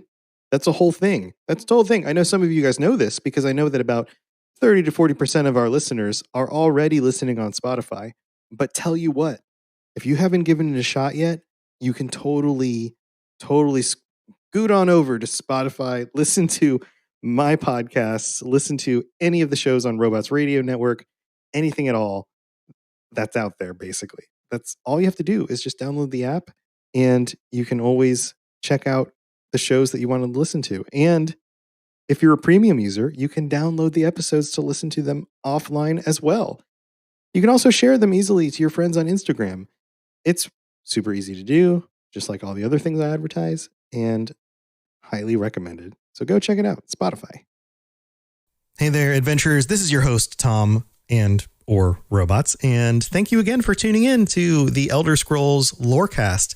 I hope you guys enjoyed the patron episode last week, and I look forward to chatting hopefully with all of our tier 4 patrons at the end of this month. If you're interested in helping to support the show, that's one way you can do it, patreon.com/Elder Scrolls Lorecast. To be honest, that would be awesome. I love people being patrons and helping support the show financially, but really, the thing that you can do the most to help this show would be to share it with your friends. And I mentioned this on previous episodes, and I mention it all the time, but growing the audience is really the biggest thing that is going to keep this show going forward and growing. So if you have friends you're playing Elder Scrolls Online with, if you have a buddy that you played Skyrim with back when it came out and they're looking at getting into this stuff again, please think about sharing the show with them if you enjoy it. And the other thing I wanted to note is that this show is also available on YouTube. I've been taking all of the episodes as they come out and putting them up on YouTube. So if you're the kind of person who likes to listen to a podcast on YouTube, and not every episode is going to have images and, my talking face on it. A lot of them are just podcast episodes with an image with, the moving bars and stuff. But if that's your thing, then go check that out at the Robots Radio YouTube channel. You can just search Robots Radio YouTube. It'll come right up. And if you want to hang out with me and kind of interact and stuff, I've been streaming more often on Twitch, twitch.tv/robotsradio. And you can always reach out to me on Twitter at ESO Lorecast. And love chatting with everybody else on the Discord channel. So there's all sorts of ways to get involved with the community. Also, we have a guild, the Lorecasters. So jump into Discord. That's the best place to go to learn more about the guild and to join us when we go on adventures. And of course, we're going to be playing more and more Elder Scrolls Online, especially since Greymoor is about to come out. So if you want to be involved with any of that stuff, then reach out. There's all sorts of ways for you to get involved with the Robots Radio community. And that's going to be it for the middle of this episode. Let's get back to the Green Pact and the Wild Hunt. Yes, you're entirely brilliant. Conquering madness and all that. Blah, blah, blah, blah, blah. So like I noted earlier, the Bosmer are all about following Y'ffre's instructions. And they might be still communing with what might be left of Y'ffre, if we put it that way. Or maybe Y'ffre is more powerful and more active than the Khajiit think. So here we have a document called The Green Pact and the Dominion, a discussion of how the Green Pact affects the Dominion. And in this, it talks about what exactly the Green Pact is. It says here, just like trees grow toward the sun, and you can hear different birds singing when the moons are out than when they are not. Every wood elf born in Valenwood, or Valenwood, however you want to pronounce it, and indeed nearly everyone born outside of it knows of the Green Pact. The Green Pact is the agreement between the Wood Elves and Y'ffre that has guided our existence from the beginning of the great story. Its rules are clear. Do not harm the forest. Do not eat anything made from plant life. Eat only meat. When you conquer your enemies, eat their flesh. Do not leave them to rot. Do not kill wastefully. Do not take on the shape of beasts. You are wood elves. Your form is sacred. This is the Green Pact. In exchange for keeping to this pact, the forest, which we call the Green, has provided us with ample food and shelter. Y'ffre has given us the limited gift to ask the forest to shape itself to our needs. We have been amply blessed. And it goes on in this document talk about joining with their allies, the High Elves and the Khajiit, and what this means for the Green Pact and their traditions and those kinds of things. But this gives a nice summary of what they actually believe and their ideas around this, and some other hints at things going on with the Bosmer themselves. So notice that in no part of this document does it actually mention an active, ongoing, two-directional conversation with Y'ffre. It's more about, this is what we were told, this is why the forest will meet our needs, so therefore we follow this.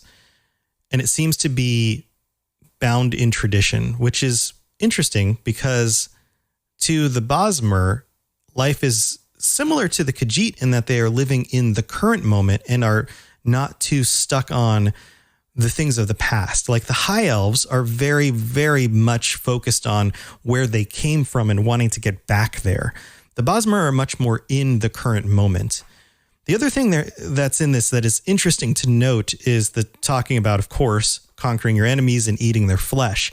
And the concept here is probably very similar to like in our world where you had native groups, Native Americans, earlier forms of societies that often, because they worshiped the spirits of the land, the spirits of the animals, would give thanks to the animal for providing itself for our own sustenance or their own sustenance. And in this sense, this idea that flesh is sacred, flesh begets the existence of more flesh in a way. So therefore, even your enemies should be eaten, and that there isn't a distinct difference between other Bosmer or other of your enemies and you yourself and the animals of the land, which we're going to get into a little bit more when we get into the Wild Hunt and the ooze, because all of these things are connected. So here's where it all comes together. What is the Wild Hunt? The Wild Hunt is a magical trait that the Bosmer have. And it's kind of like a ritual that they can use, I guess. They get together and they decide, okay, we're going to use this ritual and we're in a moment of desperation, so we're going to go through with this. And what it does is it turns them into a swarm of shapeshifters.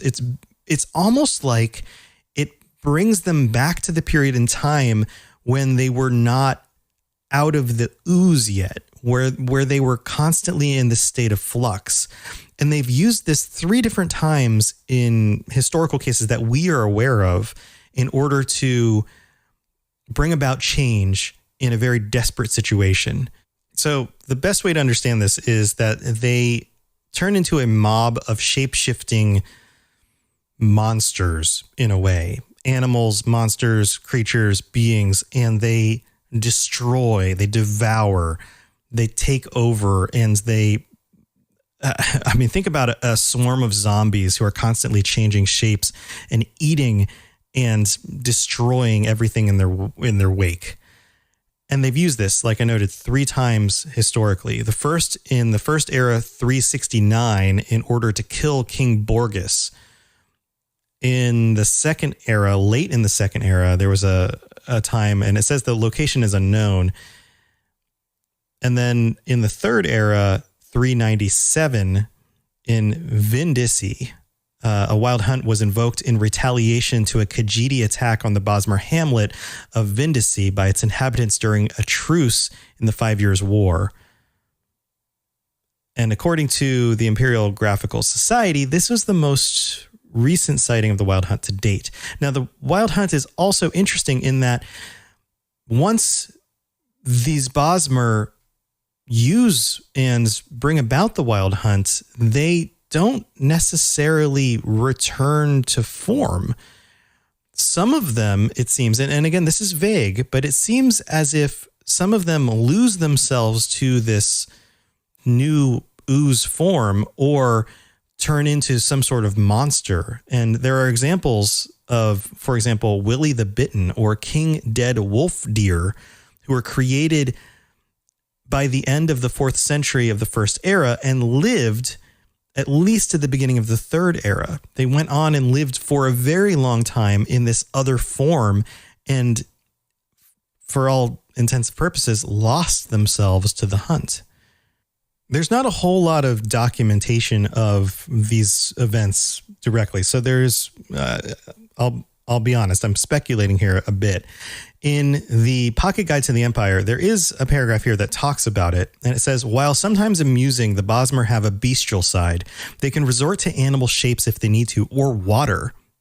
Notice the ooze, the changing of forms, and not something that's not static or even solid. Their most dreaded transformation is the wild hunt, which killed King Borgus for the iniquities of his Alessian faith. The wild hunt is a pack of shifting forest demons and animal gods, thousands strong, which sweeps through the countryside, killing everything in its path. The wood elves do not like to talk about the hunt, and I gather they do not feel proud of this power at all. Gomini, my Bosmer companion of late, tells me that the hunt is used for justice, but that also every monster in the world that has ever been comes from a previous hunt. Those Bosmer that go wild, they do not return. And whether that means all of the Bosmer in the hunt go wild and don't return, or the ones that lose themselves to it, I'm not sure. But notice, this all brings this back around, this sense that somehow the Bosmer are different. They can connect back to this early state from the Dawn era, possibly, or the Merithic era, or the early Merithic era, or whenever this was, based on, who knows, speculating events that I've gone over already. But somehow they can return themselves to that form. And they are distinct and different from the other elves because of that. Now, maybe that is a power imbued on them from Y'ffre, and maybe that comes from a certain faithfulness to the Green Pact, or maybe they are just fundamentally different, and they come from a place that is slightly different than the other elves. I'm not really sure, but I'd love to hear what you think about this. So if you have some thoughts on this, your interpretations, and some other documents you can use to back that up, I'd love to hear it. So reach out to me, let me know what you guys think. And until next time, stay safe out there and try not to turn yourself into a shape-shifting massive blob of death. All right, guys, I'll talk to you later. See ya. Thanks for listening to the Elder Scrolls Lorecast. All sounds and music are owned by Bethesda Softworks or ZeniMax Studios, and no copyright infringement is intended. If you have something you'd like to contribute to the show, please reach out to us at elderscrollslorecast@gmail.com or on Twitter at ESO Lorecast. If you'd like to help support the show, check out the rewards you can get at patreon.com/elderscrollslorecast. I really appreciate you listening, and I'd love to hear from you soon.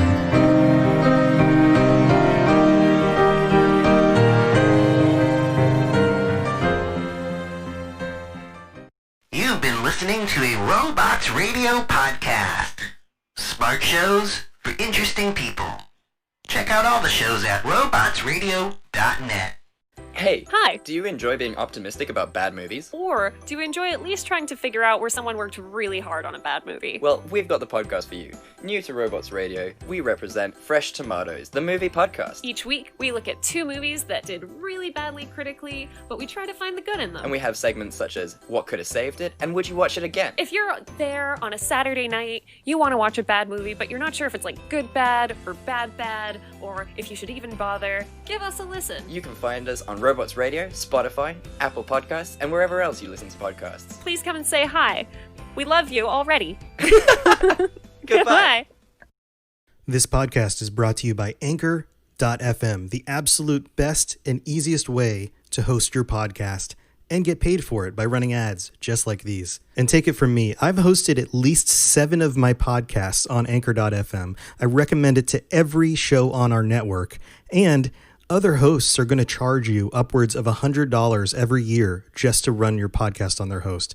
Anchor.fm does it for free. So go check out Anchor.fm for more information. This show is brought to you by our patrons at patreon.com/Elder Scrolls Lorecast.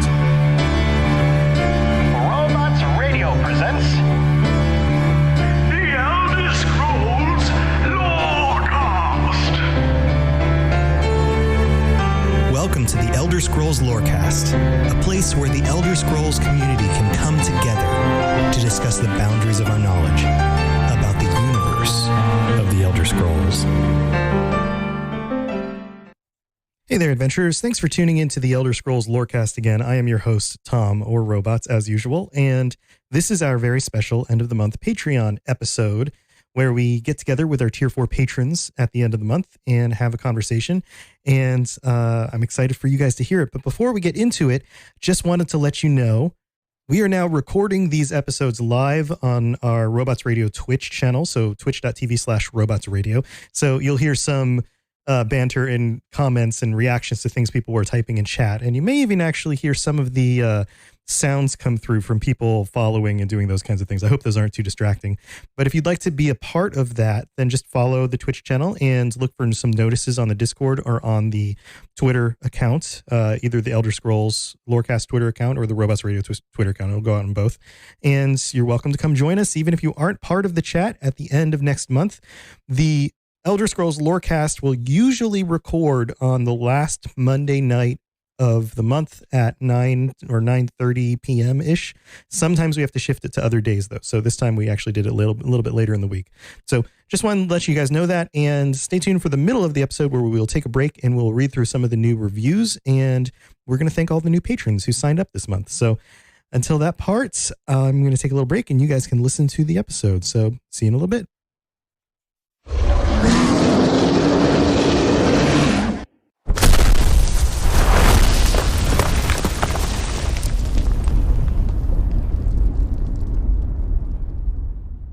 This is where you get off. Come with me. All right, everybody, welcome back to the Elder Scrolls Lorecast. And usually I say adventurers. Welcome, adventurers, back to the Elder Scrolls Lorecast. And this is the episode at the end of the month when we all listen to Lincoln type on his new keyboard. Lincoln, play us some tunes. Very nice, very nice. What's the name of that piece? HD. That's a very literal name. Very good. Yeah. So this week, or actually this month, this is the end of the month patron episode. This is where our Tier 4 and higher patrons join me at the end of the month to talk about a topic that we decide on previous to this episode. And so this month we have 5 Tier 4 patrons, but I don't know if you guys know, but there's this crazy pandemic thing going on. So everybody's schedules and priorities are all a little bit mixed up. So far for this call, we have 2 of our patrons. We have Bob Chichinsky. Welcome back, Bob. Thank you. Glad to be here. And we have Lincoln. Good old Lincoln. Lincoln, welcome back. Hello, everybody. So Lincoln has a new keyboard as well. This is one of the things that you miss. If you tune in on twitch.tv/robotsradio, you can actually watch this live. I've begun doing these patron episodes live on stream, and we've got a number of viewers in there. Hello Twitch stream, and they might be chiming in as well with some questions and some thoughts. So so fun stuff. So if you do come into the recording ahead of time on Twitch, you can hear some of the pre-show banter where we were talking about mechanical keyboards, and I don't know, we went off on some other tangents too. But anyway, it's time for our show. And this week we are talking about Elder Scrolls races. I've been doing a lot of episodes digging into each of the different races, and I thought it would be fun for us to discuss what our favorite races are and why, and maybe some other interesting tidbits about the different kinds of races that you find in the Elder Scrolls games. So this week kicking us off is Bob Chichinsky.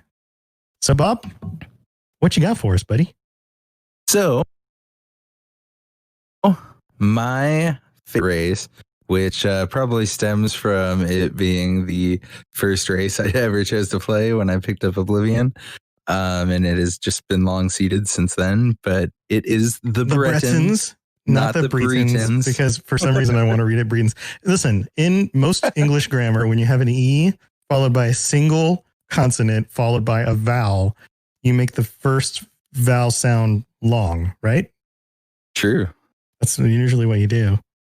So I'm not wrong. Okay. I gave you a pass on it. Don't worry. And here's the funny thing is I said it most of that one episode incorrectly. And for some reason in my brain, I divide up the fictional Bretons from the real world Bretons.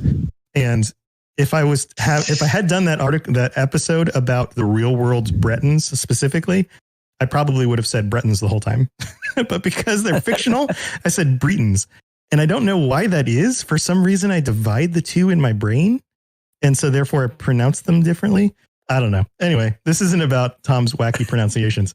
So what is it about the Bretons that you enjoy so much? I think at first when I chose them, they were the most kind of like normal human looking dude I could find. I was like, all right, these guys are pretty chill looking. But man, as I continued to learn about their lore over the years, it's like they're a really interesting race because they're like a hybrid kind of, half race, half mer, half man, which is definitely interesting. So they have the highest magical affinity of any of the man kind of races, which I always thought was cool because I play like magic builds most of the time. Except Skyrim, because, everyone just does bow builds in Skyrim because it's amazing. Right. That's the go-to is bows. So what you're telling me is that you like magic, but you don't want to be any stinky elves. Yeah, exactly. Like the elves, they can get really kind of, the high elves clearly are pretentious, to say the least. Yes. Yeah, as Black Jesus in chat says, the Thalmor suck in all caps. And also, sorry to jump in here, Mr. Gummy Boy, welcome. You made it. Hey, you made it. What's up? Yeah. You're here. I forget things a lot, so. It's okay. Stop saying wow. I can't.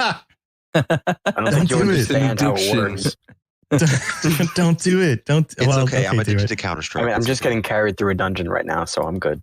Yeah, well, that's cool. I play WoW sometimes. My wife loves it. She plays all the time. Anyway, so yeah, we're talking about races, and Bob went ahead and started, and he's picked the Bretons as his favorite because they're magical and they're not elves. I'm sorry. I'll be right back. I dropped something. All Actually, right. You know what? I think I can get it. Yep, I got it. Okay. Wow. I didn't have to get that was dramatic. Yeah. I know, that was breathtaking, man. I was like color commentary from the edge of my seat, like from Lincoln. Yeah, and Lincoln goes for the grab. No, it gets it. It's gonna be a 1v4 for Lincoln. All right. So you started in Oblivion with a Breton, is what you're saying. And you've basically stuck with that. Is that your main character in every game usually? It's the first character I make in every game for sure. So I definitely did end up branching out and playing. I've played all the races now in Elder Scrolls Online at least. But as far as the first time I fire up an Elder Scrolls game, I am going to make a Breton for sure. Wow. So that's some commitment. It's commitment, dude. And they have got treated well in Elder Scrolls Online, like with the racial change passive stuff. Yeah. So for people who don't know, I know some of our listeners are very into ESO and they stick on all the news and all the changes, and they understand the meta of the game and which ones to use, which races to use for what kinds of builds. But can you clarify a little bit as to what you mean by that? Yeah, totally. So in Elder Scrolls Online, each race has a few different passive skills that are going to help you kind of build towards a end game kind of character.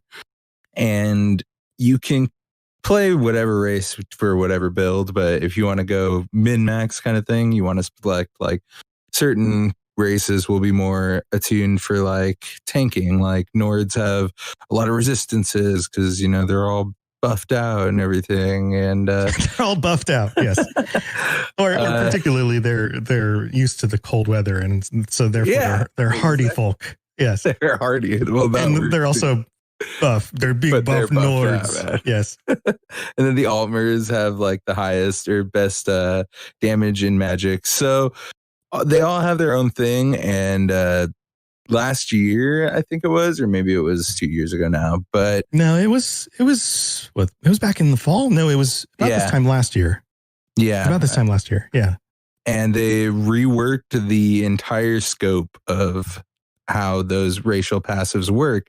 And when they did, the Bretons got a lot of love, and they got a huge boon to their reduction of magic cost, which ended up making them pretty much one of the most meta magic characters. You can have the most magic sustain on a Breton as compared to like the highest magic damage on a high elf. So, right. So if you're a character who just is constantly casting and casting and casting and casting, you could do it a lot longer before you run out of magic. Than so character. Everyone loves Bretons right now. So that's pretty cool. And it was cool for me because so many of my characters were Bretons. So I was like, sweet. So is it primarily a like mechanics driven love affair you have with Bretons? It wasn't at first. Is it the lore? Is there any of the lore that really draws you to them? Yeah. I mean, so that came kind of later. Well, I would say like the mechanics part probably came last because I did already have a love for the Bretons going in. But other than them being, you know, not Khajiit or like Argonians, they were just like the most normal looking of the human races. But that's what drew to me at first, because Oblivion, man, you look at the Khajiits and you get scared. Like, yeah, the Oblivion. Well, the Oblivion faces for everything are kind of scary. Yeah, even for the Bretons or any of the human races, they're not exactly what you would picture in your mind right now. I can promise you that. I wonder who's on the development team for specifically the faces of characters in Oblivion. I mean, okay, let's be honest. The faces in Morrowind were even weirder. Right? Yeah, right. I mean, they were a step up from Morrowind.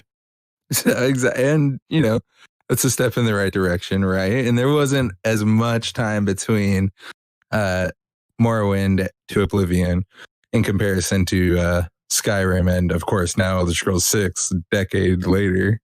Yeah, it's gonna be like decade plus now. 4 more years probably before we get that. But yes, okay. So when I think of Bretons, I often think of the zones that they come from, especially because we get to experience them in ESO. I mean, we got to experience Daggerfall back in the day, but most of us didn't actually play that because it was long enough ago that we weren't old enough, or we weren't really playing every game that came out or whatever, right? We weren't really aware of it. But now you can go up to those zones, and of course you have like the medieval looking castles and the kind of, I don't know, Gothic architecture in certain places, and it's all rainy, and then you've got like the spooky creatures running around in the woods. Does that appeal to you as well, about them being from that kind of setting? Yeah, like that over there is probably, other than Valenwood, it's probably my favorite region of all Tamriel. Just kind of the nice, I don't know, meadowlands and everything. I mean, Wayrest is like beautiful, awesome city. Daggerfall, the capital city, is amazing. Yeah, there's so much over there. The Bretons, like, other than trying to think, all of their area over there that you go through, it's probably the majority of the Covenant, even into Bankrai and everything, and like all of the lore. Yeah, and all of their lore everywhere you go, so deep. They're like really like good warriors. Like they always have great war stories and everything. And in particular, when I said Bankrai, it made me think of the Bankrai garrison, which that army stood against the Grey Host. Ooh. Yeah, and Grey those Host. are yeah. So that's the army that could be coming out in Greymore, or something. Well, I guess we're gonna have to see. Yeah, man, we're like what, a month away? We're not even a month away from that, are we? Yeah, it's May 26th now on PC, so just under a month. Yeah, like 4 weeks or something. Oh, I'm ready. My body's ready. Is your body ready? I'm ready for it, man. I'm ready to take my Bretons into Skyrim and be like taking it from the Nords. Oh, I see. I see how it is. Okay. I gotcha. Well, I don't know if you've offended either of our other guests this week. I want to get some of their thoughts on Bretons. What do you guys think about Bretons? Are either of you were either of you going to pick Bretons as your favorite? I wasn't going to pick Bretons. So, Gami, go ahead. All right. Well, Bretons, they're interesting. I mean, as they're the most magical of the human races, so that always interests me with them. But I usually go with like one of the elven races, just because that's how I usually play. Got it. So, do you have any opinions about Bretons, or are you just kind of like, they're fine? I mean, their setting interests me. I like gothic settings, so that intrigues me, especially the way they portray vampires and all that. Yeah, can be interesting. Very, very vampiric over there. Yeah, but they Rivenspire and everything. Than it. That's true. They're more of the toned down vampire, if anything, as compared to maybe like vampire lords that we are going to see once again in Greymore.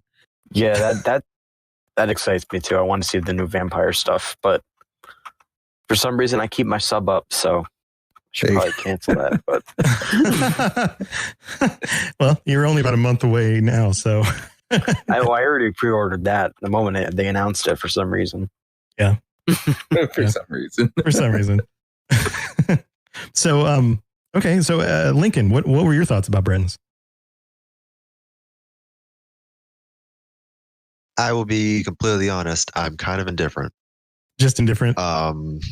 I don't really have any positive or negative feelings towards them. They just kind of exist in my mind. Got it. Yeah. I feel like Britons are like that again, for a lot of people, honestly. They're just kind of... like most... Honestly, there's a difference between all the human races, but all the human races just kind of like blend together for me, except for like, I mean, Redguards kind of stand out, and like Nords kind of stand out. But other than that, like, I just feel like everything just kind of blends together. But yeah, well, I mean, I guess if you think about it, all the humans are just human, right?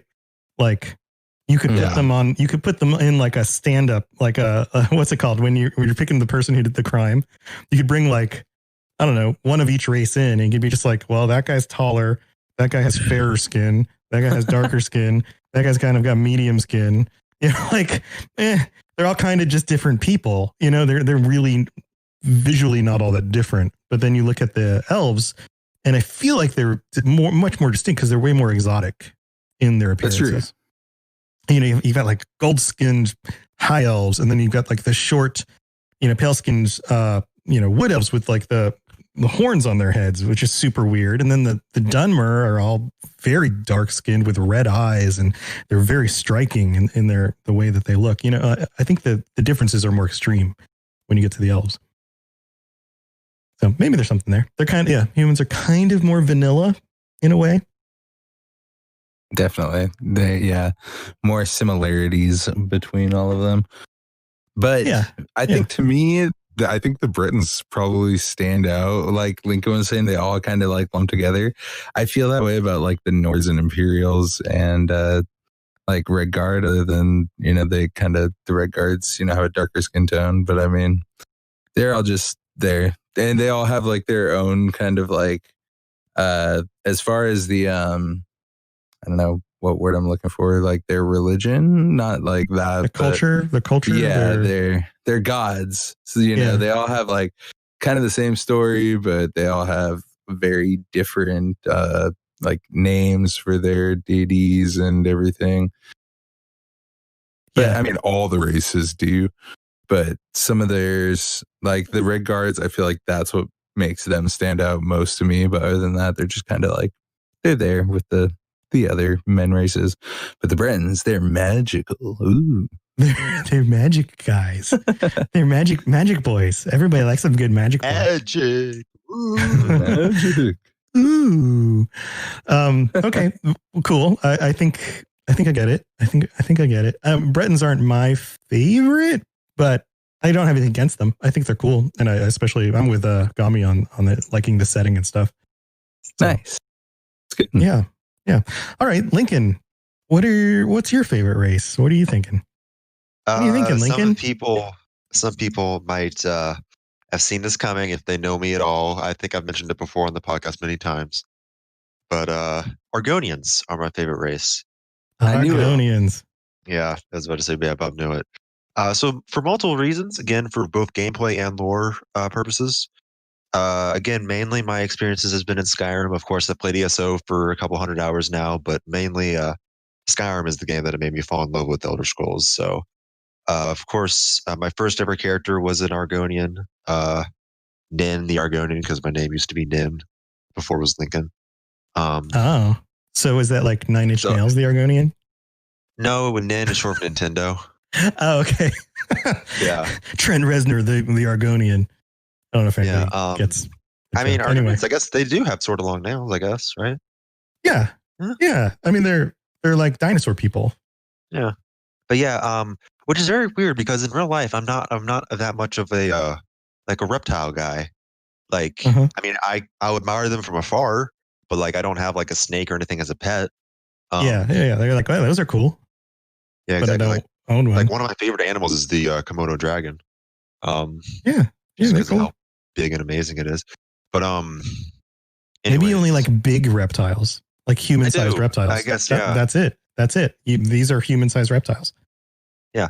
But so the main thing that made me fall in love with Argonians is the fact that they could breathe underwater, which I know like you can easily like make a spell or like an article of clothing or a potion that make it breathe underwater. But in the moment when I was first creating Skyrim, now you can think about this. I had like barely heard of Elder Scrolls, and I was like, oh, Skyrim. That's a game that reviewed well. Everybody's talking about it. Let's play this game. Oh my gosh, there's a race that can breathe underwater. That's so cool. So that's the worst part of every game ever is the water stuff. I want one that doesn't have to worry about breathing. Yeah, exactly. Although I do wish in Skyrim, a little bit of a side track here, I do wish that there were more areas in this game where you could like find treasure underwater. I know that there are like some, but like I wish that like in like half of caves there were like, I guess it would just make it too easy just to find treasure, but you just always check underwater. But you know, there are some areas in some games where you have to like go underwater for a certain amount of time to like find a key or whatever. But right, but you're right, it is very minimal. But yeah, so that's the gameplay perspective that made me fall in love with the Argonians. But also just the fact of how, in my opinion, mistreated they are or misunderstood they are by a lot of the other races, especially the human races. You know, I think the perfect example is the fact that in Windhelm in Skyrim, they have to, you know, live on the docks essentially. Or they're not allowed like inside the city. Right. More or less. Right. So I think that's a perfect example. They have kind of gotten the short end of the stick a lot. You know, slavery, being rejected by the other races, misunderstood, avoided in a lot of cases. Yeah, I mean, and to be honest with you, I kind of get the human races. Like, you know, if there was a giant lizard, I probably wouldn't want to be near it, even though I think it would be cool. But if a giant lizard could speak English or Elvish or whatever, you know, I probably wouldn't get near it with a 10-foot pole. So, right. Yeah, I like Argonians because they're more extreme and unique. Also, the hist. I love the hist. The trees. They have a connection with the trees. Yeah, that is very unique. They are very different from the other races in a lot of ways. Not just because they're a beast race, but because they're connected to these trees. They're, you know, so much about them is fundamentally unique in ways that none of the other races even match. I mean, they're just not similar at all. Yeah. What do the other two of you think about Argonians? Better be positive. I like Argonians. They're interesting. I also like the Hist, and they're there. I find them to be interesting, as I pointed out in one of the previous ones, actually, when we said one interesting thing. I picked Hist. Yeah. But yeah, I like Argonians. I mean, they're not my favorite race. I mean, they've gotten kind of screwed over the years, but yeah, they're okay. They're cool. They've grown on me. I mean, I would say the Hist is definitely the most interesting part of that, and how that could extend into like past Kelpas and stuff. Like all that is like super crazy. Yeah, the potential lore ramifications of it. Yeah. But I get lost whenever I am trying to think about Argonians and their lore and everything. I'm just like, oh my gosh. Well, it could be Kalpas or from when the other worlds were smashed together. It's unclear. So. Yeah, there's a lot of speculation as to how does the Hist actually work? Is there connection to previous Kalpas or worlds or all sorts of? I mean, it's Elder Scrolls lore, right? It's crazy nonsense. There's a theory for everything somewhere, and on the internet, it's really not which theory holds the most weight based on what is actually in the games. It's the one that's most popular in the moment based on who is, I don't know, championing it the strongest. Yeah, it's really, yes, it's hard to be objective about that stuff because it is so vague and hinted at through lots of different books and things you find in games and stuff. So yes, but that does add mystery to the race for sure, because maybe they weren't supposed to be in this version of reality and somehow they are now, and that changes things. I mean, that could be part of it. So who knows? That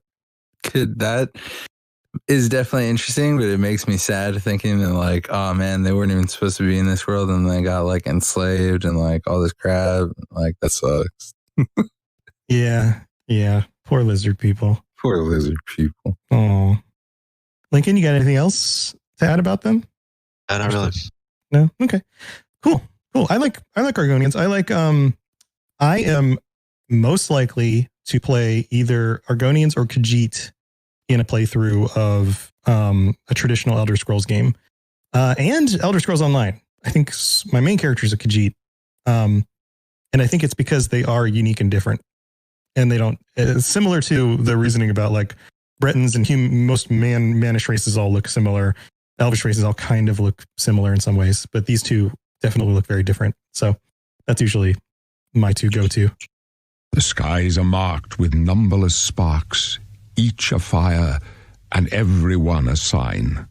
So big news, friends. The Robots Radio Network is now sponsored by Loot Crate. This means that you will get 15% off on your purchase of a crate or a crate subscription at lootcrate.com. Now, all you have to do is click on the link in the show notes. It'll take you to lootcrate.com. And when you purchase something, you can put in the code ROBOTSRadio, ROBOTSRadio. And when you do that, you get 15% off your purchase. Now, this is awesome because they have Fallout crates, they have video game crates, they have superheroes. You get t-shirts and figures and art to put on your walls. This is actually where I got the Brotherhood of Steel flag that I have behind me in some of my videos. Very, very cool stuff. I'm super excited about it. And if you have somebody who's already buying you loot crates for your birthdays or whatever, give them the code. They can use it if you want to use this for somebody else's gifts, or if you just want to get yourself 1 or 2 boxes, you can use the code for yourself. Again, just click the link in the show notes and type in the code ROBOTSRadio, ROBOTSRadio. You just put that in the box at checkout. Super cool stuff. I hope you guys check it out. And any purchases you make help to support the shows on the network. So whether it's my shows or someone else's shows, click the link in the show notes for your favorite show. Give them some support and get yourself some awesome loot. Have you ever wondered how deep the Elder Scrolls lore rabbit hole goes? Have you got a grasp of the basics and want to find out more about the universe? Written in Uncertainty is here to help you. We'll be mixing in philosophy, theology, and whatever other theory is useful with Elder Scrolls texts to untangle some of the biggest questions in the series, like what are dragon breaks, how does Chim work, where did the Dwemer go, and more. Check us out at writteninuncertainty.com or find Written in Uncertainty on any podcatcher. Thanks for listening, and catch you later in the grey maybe of Tamriel. So did you know that you could listen to podcasts on Spotify for free without a subscription? That's a whole thing. That's the whole thing. I know some of you guys know this because I know that about 30 to 40% of our listeners are already listening on Spotify. But tell you what, if you haven't given it a shot yet, you can totally scoot on over to Spotify, listen to my podcasts, listen to any of the shows on Robots Radio Network, anything at all that's out there, basically. That's all you have to do is just download the app, and you can always check out the shows that you want to listen to. And if you're a premium user, you can download the episodes to listen to them offline as well.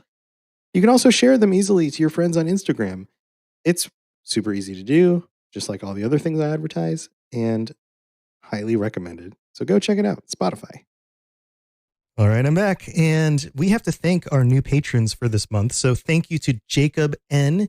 and Captain Renard for signing up on Patreon. Welcome to the Patreon, and I hope you guys are enjoying the things you get as being a member of the Patreon. And if you're interested in helping to support the show in the future, go check it out. Patreon.com/Elder Scrolls Lorecast. Even if you sign up at $1 a month, you get an ad-free experience and you get a bunch of stuff. You get discounts from the store on tiers 2 and tiers 3. And then by tier 4, you get to join us at the end of the month for these Patreon episodes. So go check that out if you're interested. And now we need to read through some of the ratings and reviews for the last month. We have 5 new 5-star reviews. So, wow, holy crap, guys. Thank you so much for those new reviews. And I'll get through this as quick as I can. But I have to say thanks to those of you who took the time to do this because it really does help the show. So here we go. We've got one from Lorecaster 4E200 from the United States who says, just what I'm looking for. 5 stars. Fan of the series for 9 years, which is not much compared to most, but this show is great for adding depth to knowledge I already know, as well as introducing completely foreign concepts to me. Keep them coming. Thank you so much, Lorecaster. Thanks, and good name. Then we have Tidbit77 from the United States who says, phenomenal podcast, 5 stars. I've been exploring Tamriel since Skyrim came out. Since then, after many, many hours in the snowy north, I have gotten back to exploring Cyrodiil, Morrowind, the Iliac Bay, etc. I have even looked into the obscure feature phone Elder Scrolls Travels games. I have thoroughly enjoyed spending time lore diving and studying the history and the religion of Nirn more than the real-world subjects of the same respective matters. During interludes and hiatuses from Tamrielic adventurers, I find it easy to lose track of details in the lore, but this podcast has made retaining the information remarkably easy. This podcast is the reason I finally gave ESO a chance, mostly because I'm just not much of an MMO person. But I regret not starting sooner.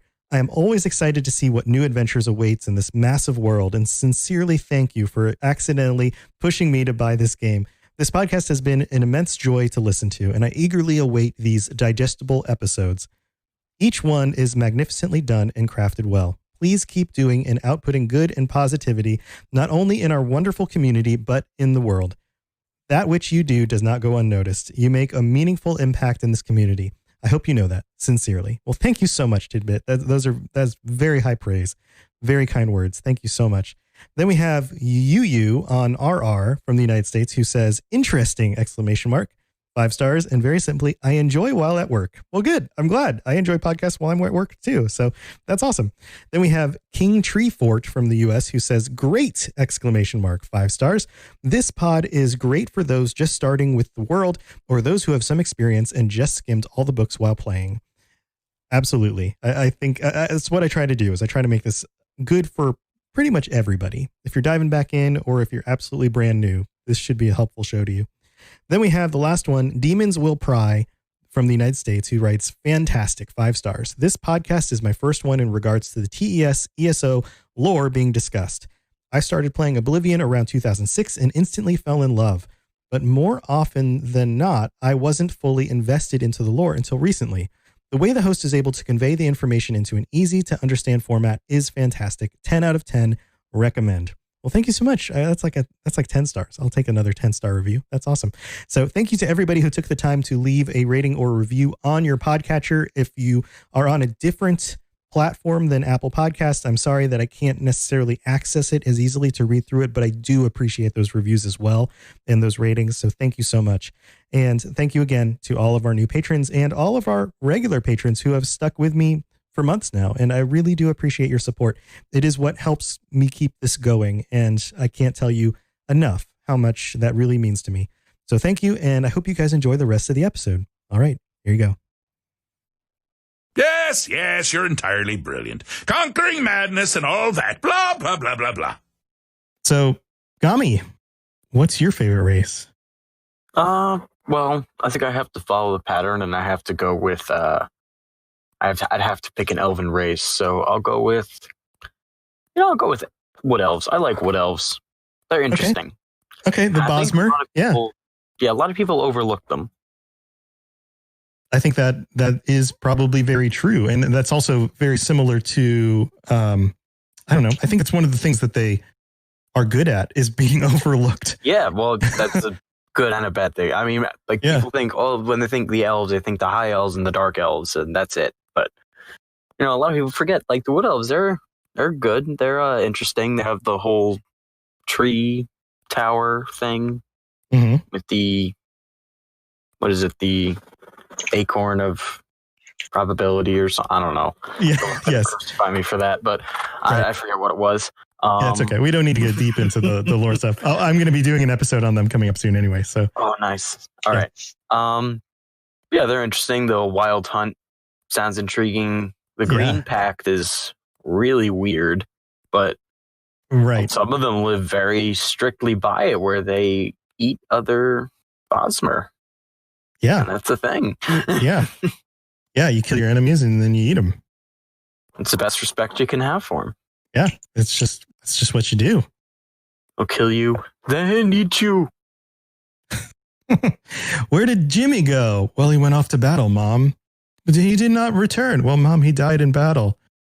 Oh, okay. Well, did the enemy eat him? Yes, Mother. Okay, at least the enemy ate him. What? Like usually like we'd be like, okay, bring his body back. We'd like to bury him. And it's like, nope, the enemy ate him. Okay, good. Yeah. At least they were following the Green Pact. Yeah. Yeah, that stuff is super weird.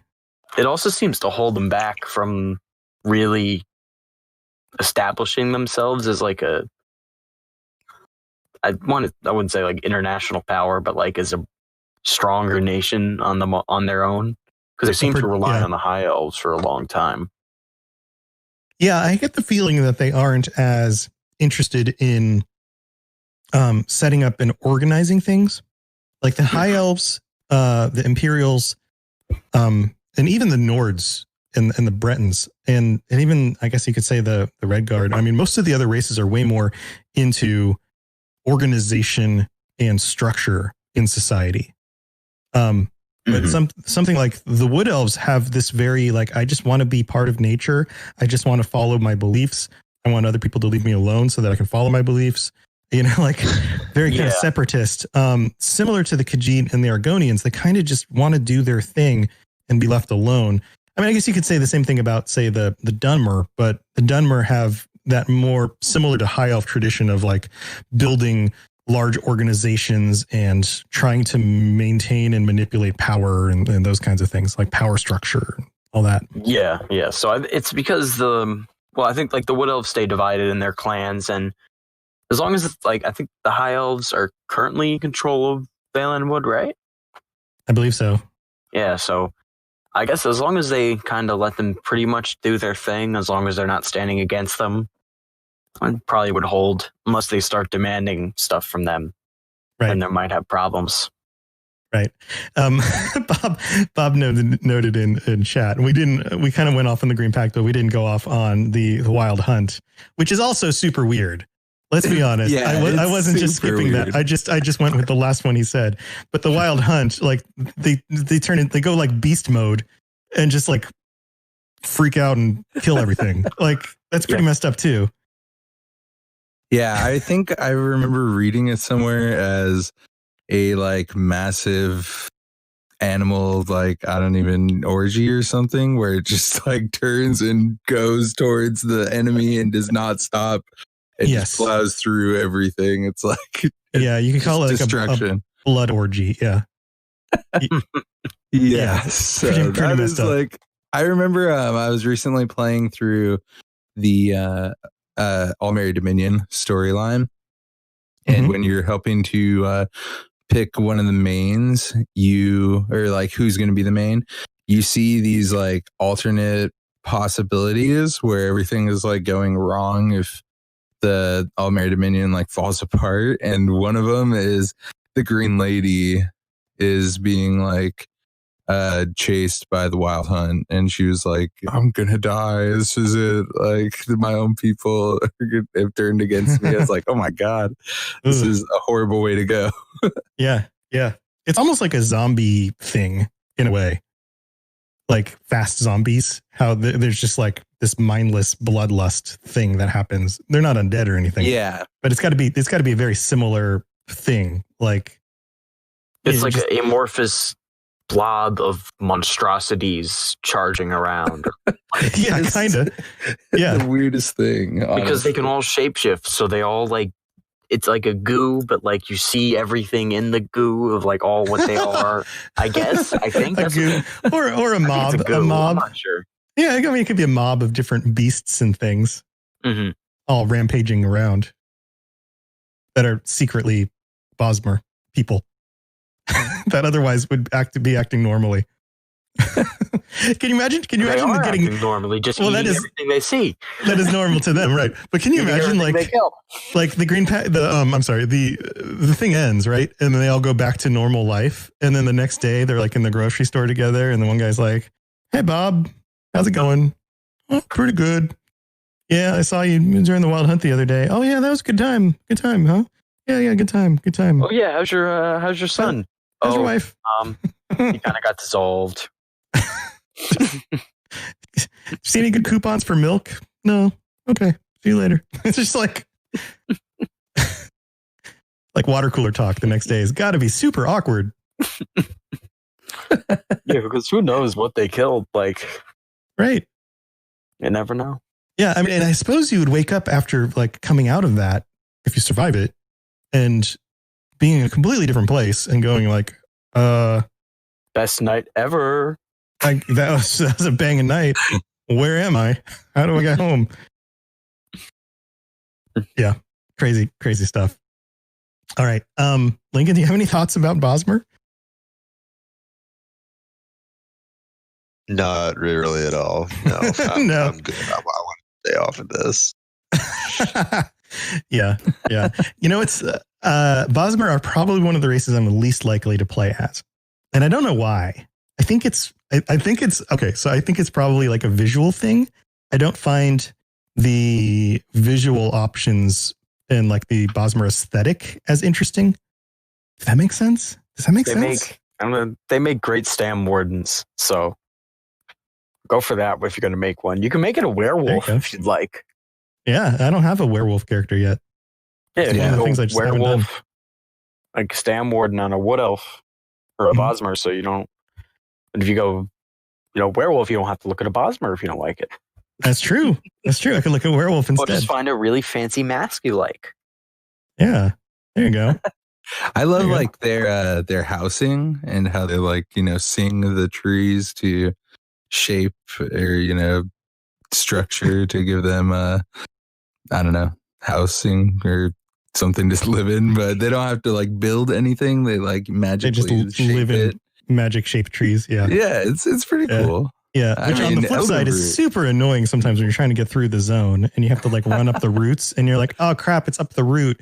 But the root is winding like 50 feet that way. So I got to run all the way back around in a big circle. But then you realize that the route you were climbing is not the route you were supposed to be climbing. And instead you're stuck in an impossible angle somewhere. Right. Yeah. But no, they're cool. They're very cool. It's just, it takes you a little while to get used to like, where do you go for stuff? I mean, I suppose if you grow up in that society, that's just normal. And so you're just like, well, yeah, of course the entryway to my home is 50 feet that way down a winding route. That's our driveway. Like, how do you not get it? I mean, yeah. How do you not understand? Awesome. Awesome stuff. Anything else to add about Bosmer? I know we kind of went on some really fun tangents there. Gummy. Well, I mean, that's pretty much most of what they do, right? I mean, I thought it was. I remember when I was playing through the old Merry Dominion in Valenwood or whatever. I don't know if spoilers in the Zone story. That's fine. You can. Game. Okay. Yeah, no, that's fine. Well, you can I think what is it? Well, in the mini zone, what's his name? The husband of the green lady. Yeah, Sylvanar. Sylvanar, yeah. He dies. He's killed. And then in Valenwood, you like get to see the next one get chosen, and you realize, oh, it's not just like a weird thing that they just like kind of believe arbitrarily. Like this is a real reason why they believe he reincarnates into the next one. Like, I think I thought that was interesting. Yeah, I really love how when you play those like specific zone stories, it really gives you a great look at the that specific race's lore. And like you're saying, the Sylvanar as well, like you get to crown like the next Green Lady and the Wilder King, like all of that stuff in there. It's really awesome. Yeah. Yeah. And there's some weird relations to their gods also. And disconnects from what some of the other races believe about certain gods and their roles. But yeah, that's another deep path to dive into. Cool stuff. Very cool stuff. All right. My favorite's probably the Khajiit, and it's probably because I like playing the sneaky archer build from Skyrim or Oblivion. And when I built my first main character actually, so this is interesting. When I built my first main character for Elder Scrolls Online, he started out as an Argonian. And then I shifted him into a Khajiit. Yeah. He started as an Argonian, and then I race changed him to a Khajiit because I wanted him to be sneakier in order to do the Brotherhood and Thieves Guild quests more easily. That was my reasoning. That's a fair reason, honestly. There wasn't a better reason. Yeah. I mean, because Khajiit have a great bonus to stealth. Yeah. Yeah. And what's funny is I like the Khajiit and I often play as them, but I'm not a cat person at all. Like, I'm very much a dog person. I'm allergic to cats. I can't even own a cat. My face would explode over time. So it's kind of like the whole Argonian thing where you're like, well, I'm not super big on reptiles, but Argonians are cool. I'm like, I'm not super big on cats, but Khajiit are cool. So it's kind of like that for me. So I've got another question for you guys. If you were to pick a second race, so not your favorite, a second one, which one would you pick? Let's go down the order. Okay. Bob, do you have a second favorite race? Yeah. So since my second one actually would have been the Bosmer, I'll just skip to my third, which is the I don't know. I actually bounce back and forth between this one a lot with the Imperials and the Isles. Okay. Okay. Yeah, the Imperials are kind of a little basic, but their lore is also really deep. That's probably what gets me the most about them. And the White Gold Tower and all that stuff. I mean, they're always they're not always the rulers and the leaders of the empire or whatever, but a lot of them. A lot of times they are. You kind of disappeared. Oh no, Bob's gone. Yeah, sorry about that. Back. Yeah. No, Bob. Yeah, no, not me. They got him. Right, you can't talk about the Imperials though. He's been absorbed. That reminds me of a sketch, an old sketch from The State, which was a comedy sketch show on MTV in the early 90s, where they said, what was it? It was something like, you can't just say something like, "Oh, I'm going to go kill the president," and then every time someone does that, like the Secret Service comes in and drags them away, and then everyone else stands around looking at each other like, "What just happened?"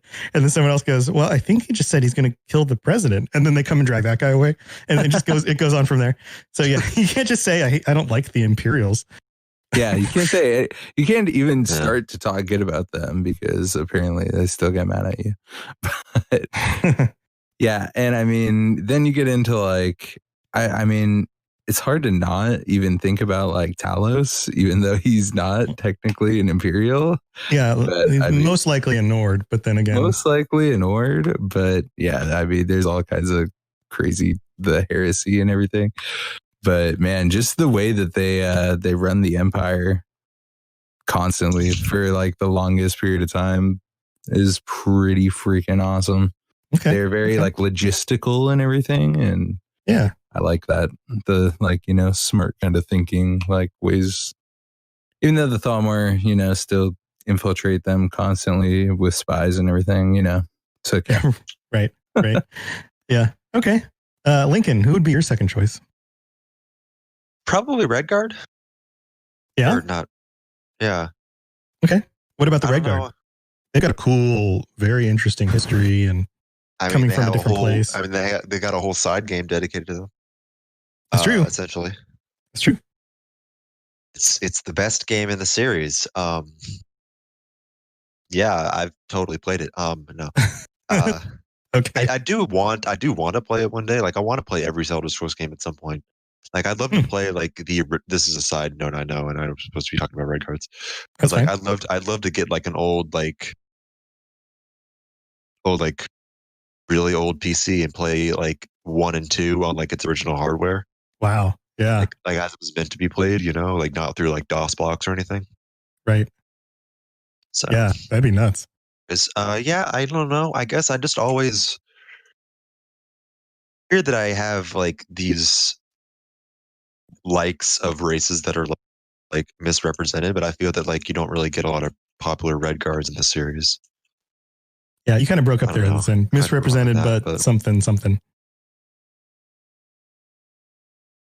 Are you gone? Are you still there? What did I cut out? Yeah, you kind of cut out a little. You said a like of races that are of races that are misrepresented, but something. Yeah, I said I feel that like the races I like are kind of like the ones that are misrepresented. Like I feel that like red guards, I don't really like honestly, except for what was his name, Cyrus? Was that the main character in Redguard? I don't know. I've never played Redguard. I think it might have been Cyrus. I might be wrong on that, but I can't name a Redguard off the top of my head. So I know I said they're my second favorite race, but Sai-Sahan. Sai, yeah. Okay. Yeah, I guess. Yeah, he's a good example. Yeah, he talk about total badass. He's pretty much as badass as you get. Like Manny Marco couldn't break him. Like sword master, tough dude. Pretty cool. And well, I mean, we rescued him from Cold Harbor, right? So I mean, even Molag Bal couldn't break him. Yeah, I mean, technically, yeah, you could say that. Sure. Yeah, it's pretty. I mean, I've always had very interesting likes in the Elder Scrolls series. Again, my favorite race is Argonians. My favorite Daedric Prince is Molag Bal. So yeah. Again, I will always stress not because I admire him. Right. Not because he's a good guy, because he's not. Definitely not. I gotcha. But yeah. Okay. I always want to clarify that just in case somebody's listening for the first time. So yes, no, that's a good thing to clarify. That's I like him because he's terrible. Sometimes you just like the villain, right? Sometimes you like the villain, yeah, because the villain's so bad. Like why people like it's like why people like the Joker so much, right? Or Darth Vader. You're like exactly, yeah. He's evil badass. Yeah, I get it. Yeah, totally. All right, Gummy Boy, what's your second pick? Second pick. Can I pick that weird race of monkey people living in Akavir?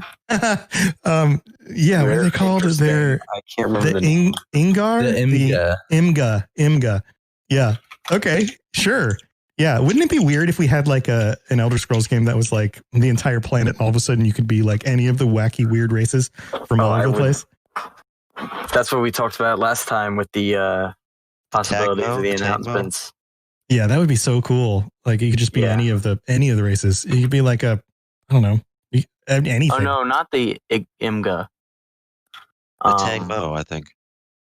Tang Mo? Is that the one? The Tang, also known as the Monkey People, Okay, there you go. are inhabitants of the Thousand Monkey Isles. There you go. They're in Akaviri, Right. whatever. Yeah. Right.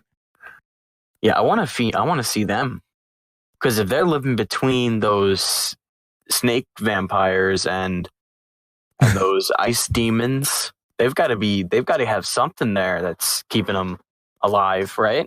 Yeah, and maybe dragons and stuff too.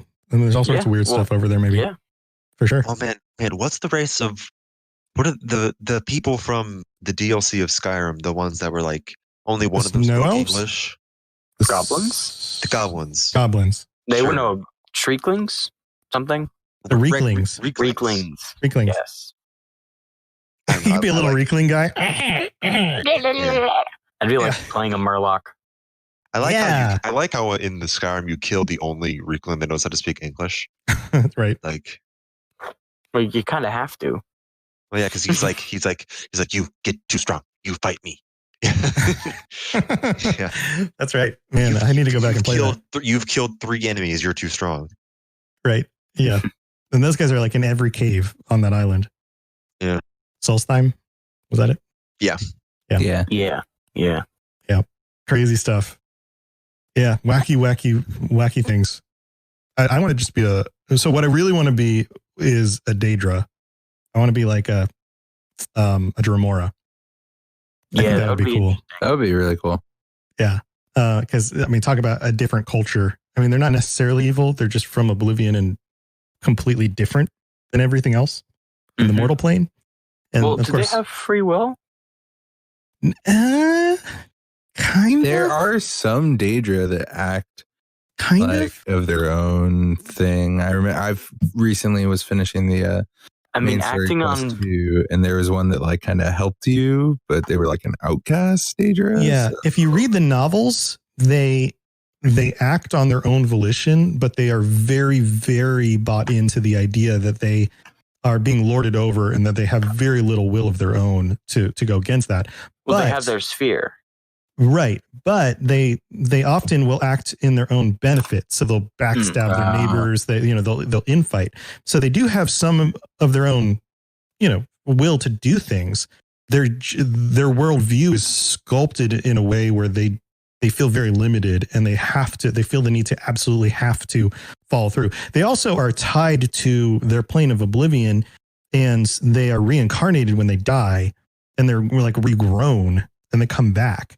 So ultimately there's no real escape for them, I would guess.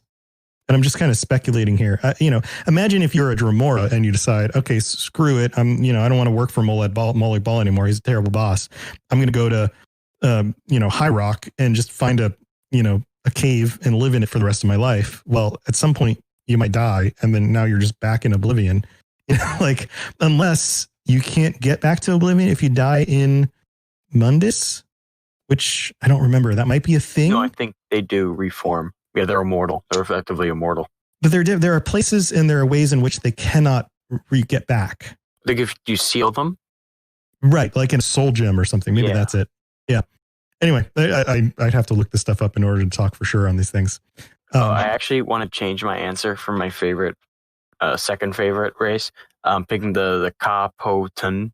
The Kapotan, okay. Yeah, the Tiger Dragon Empire, which is that's what made me change my mind.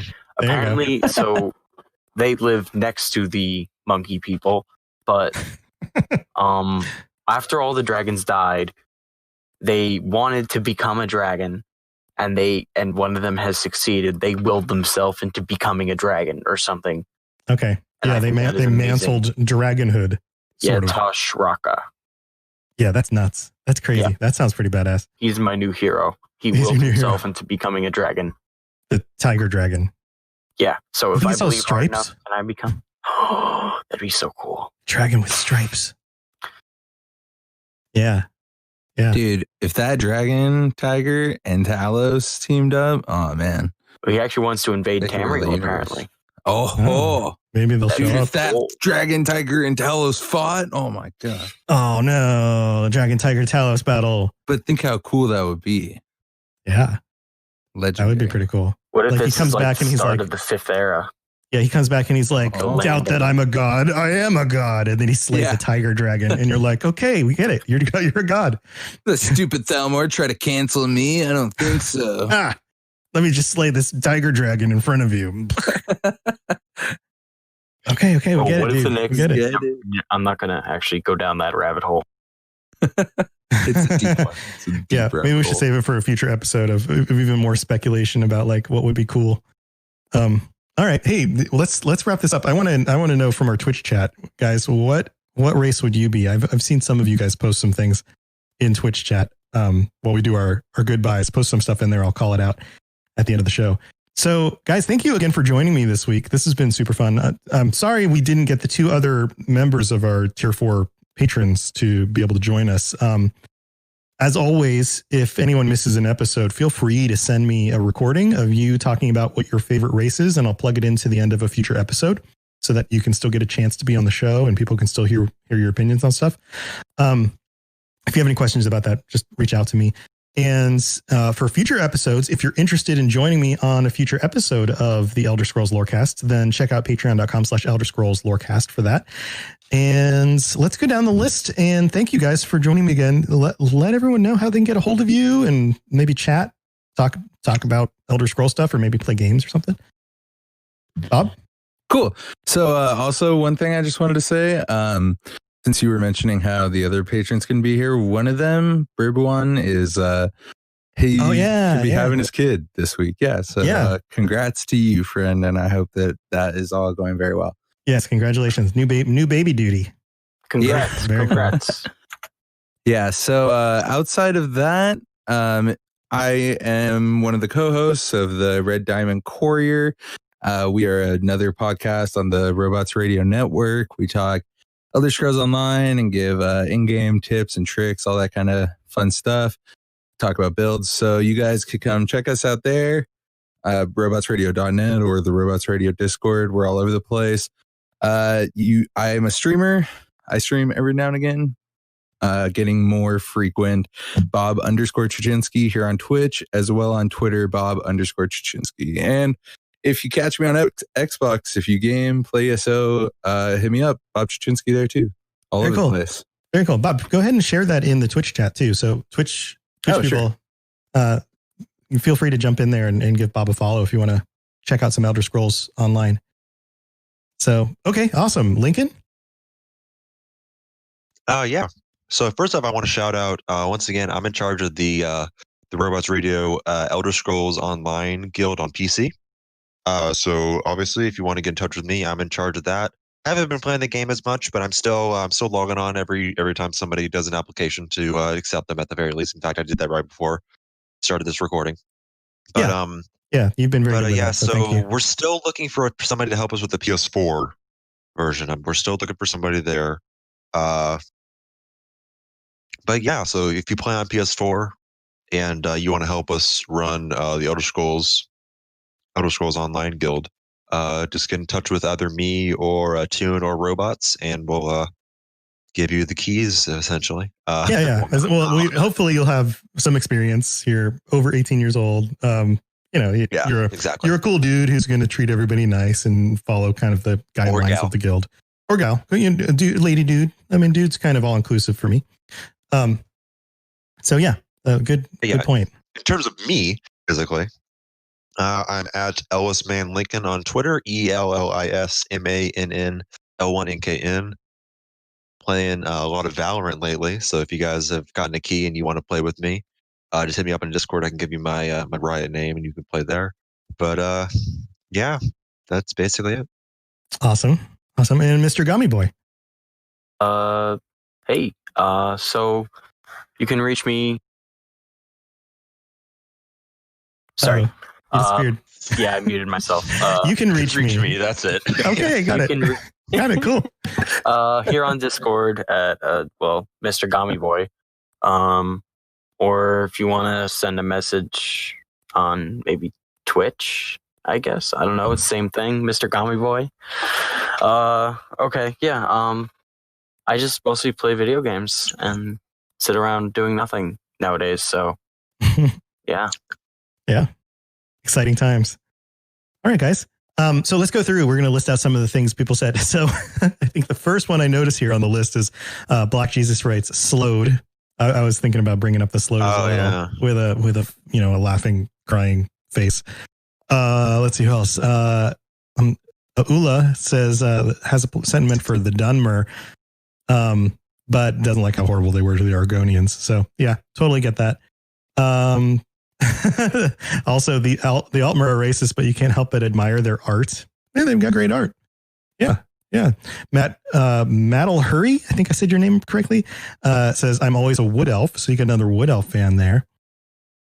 And we're just kind of scanning back through. Han Solo Chick says, I'm usually Breton, but I really like dark elves. I think that's most of the Twitch chat that has chimed in, at least that I'm able to see through scanning through the chat right now. Dazed, I hear Dazed Man Tell All says Argonian all the way. All right. Woo! Woohoo! So thanks guys for joining me. It's been a lot of fun. We need to come up with a topic for next month as well. And so be thinking about that. I gave an idea, but we ended up going to favorite race. I said favorite NPC. Yeah, there you go. We can talk NPCs. NPCs that you like. Yeah, NPCs that we like, notable NPCs. Dibs on Maik. Yeah, you can talk Maik for sure. Dibs. I call dibs. All right.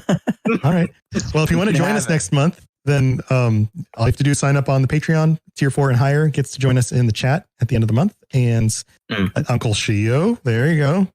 Ula. Yeah, so we can have a lot of fun talking crazy NPCs next month. All right, everybody. Well, thanks for joining me. And as always, I will see you next week with another regular episode of the Elder Scrolls Lorecast. And until then, be good to each other because we're all in this Tamrielic world together, right? Yay. Don't enslave your other races and treat them poorly. Give them a hug, but from 6 feet away because social distancing. All right, guys. Talk to you later. See ya. Thanks for listening to the Elder Scrolls Lorecast. All sounds and music are owned by Bethesda Softworks or ZeniMax Studios, and no copyright infringement is intended. If you have something you'd like to contribute to the show, please reach out to us at elderscrollslorecast@gmail.com or on Twitter @ESO Lorecast. If you'd like to help support the show, check out the rewards you can get at patreon.com/elderscrollslorecast. I really appreciate you listening, and I'd love to hear from you soon.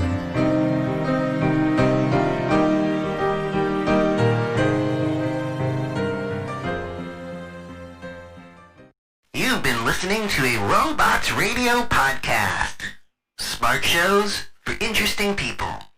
Check out all the shows at robotsradio.net. Hey, I'm Tom. And I'm Stuart.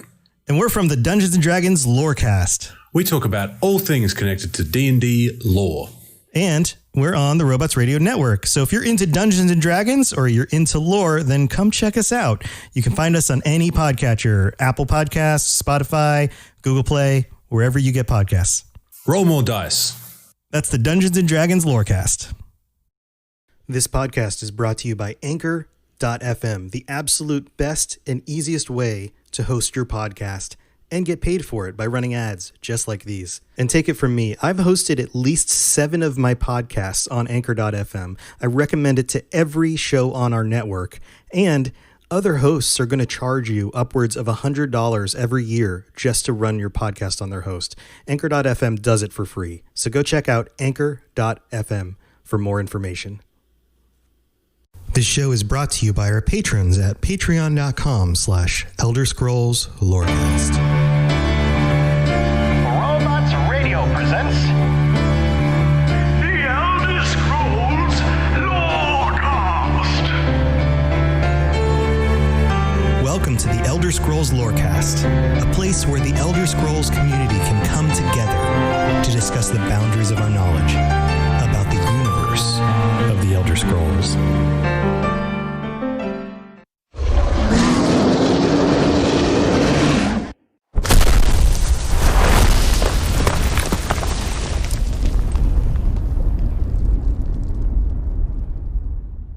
This is where you get off. Come with me. So we're coming to the end of our list of mannish races. Last week, we talked about the Yakudans, who became the Red Guards, and we went into detail about the Red Guards. We've talked previously about the Atmorans, the people who came from Admora from in the north. These were the Nedic people who settled large portions of Tamriel and eventually became the Nords and mixed with the elves to become the Bretons. I apologize again for pronouncing it Bretons. It just, there's something about the way that the word looks and also the separation in my own brain for the Bretons in our world versus the Bretons in a fantasy world. And for some reason I pronounce it differently, but we'll say Bretons. So you have the Nords, you have the Bretons, you have the Red Guard, and the only group we're really missing of the Mannish people of current day, I guess most recent day, Tamriel, are the Imperials. And the Imperials are a different type of race, I guess you could say. I'm of two minds. I don't know if we should call them a race or not. They're considered a race, but the other Mannish races have very distinct, let's say, features that you could trace to genetics. They are genetically different in some way, I guess you could say. The Nords are the most full-blown Nedic people, the ones who brought their ancestry to Tamriel and, for the most part, stayed unmixed with other peoples. Then you have the Bretons, who clearly are a mixed race, almost half elves, you could say. So they're distinct in that way. You have the Red Guards, who came from a completely different continent than the Nords. So they're different in that way as well. But then you have the Imperials. And the Imperials are kind of a mix of everybody in some ways. They are descended from the Needs, but they are culturally different than the Nords. They don't really have a mix of elvish blood in their general line, per se. They aren't necessarily mixed with the Red Guards, although some of them might be, but they are more Nedic than anything else. But yet they are considered an independent race. And I believe that that's mostly cultural. They have a unified history that's different from everyone else. It's almost as if the Needs and the Nords and the Imperials are all kind of genetically very similar, even though the Imperials look different than the Nords. And maybe that has to do with time and the kinds of places they've lived. The Nords are hardy folk who live up in the north in the very cold winters of Skyrim. But the Imperials have lived in Cyrodiil, which is much more temperate and has varied climates. It's not like they've gone through less turmoil and hardship and warfare and those kinds of things. Both cultures have gone through their rough times. But they're considered a separate race, as far as we're concerned, from a gameplay standpoint. And I guess maybe they've evolved, if you could say evolved, enough away from the original Nedic people into something very different than the Nords to say that maybe they are. Here, we'll go into it. I'll explain some of this stuff because it really comes down to a unified history and a culture that's focused on empire and trade. A culture that values things differently than the other humans, the other, Mannish races, we should say, across Tamriel. So as usual, I'm digging into the UESP article on this, and there's a specific article about the Imperials. And it says here at the top, also known as Cyrodiils, Cyrodiilics, Cyronordics, and Imperial Cyrods, the well-educated and well-spoken Imperials of the natives of the civilized cosmopolitan province of Cyrodiil. Imperials are also known for the discipline and training of their citizen armies and their respect for the rule of law. Though physically less imposing than the other races, the Imperials have proved to be shrewd diplomats and traders. And these traits, along with their remarkable skill and training as light infantry, have enabled them to subdue all of the other nations and races and erect the monument to peace and prosperity that comprises the glorious empire. And that's in caps.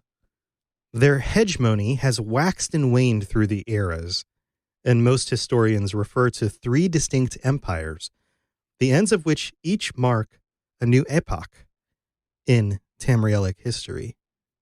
So you can see from the beginning here that they are not defined so much by their stature, their skin color, their hair color, their genetic traits, although they're said to be a little bit smaller and physically less imposing than, say, the other races, but more by their culture, and especially by the empires that they have organized.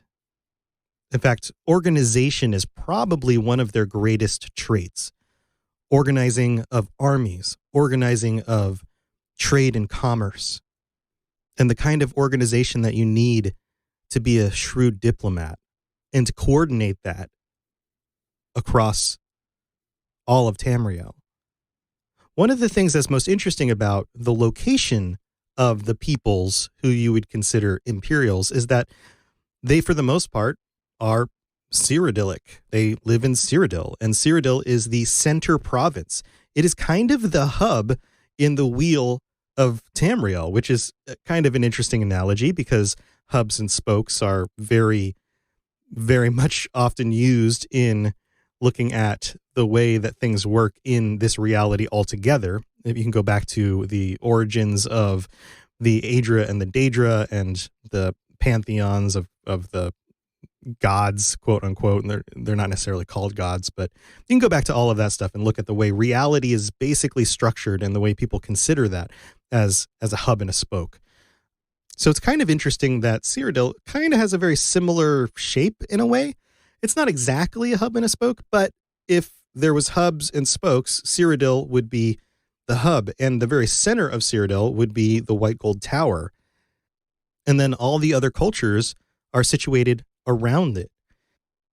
Now, what else is interesting about this is that this is the least favorable military position to be in. They are surrounded by all sides, so much so that Elder Scrolls Online's base game and the multiplayer aspects of Cyrodiil are based around the 3 main factions fighting to claim the land and the area of Cyrodiil itself, to take the White Gold Tower.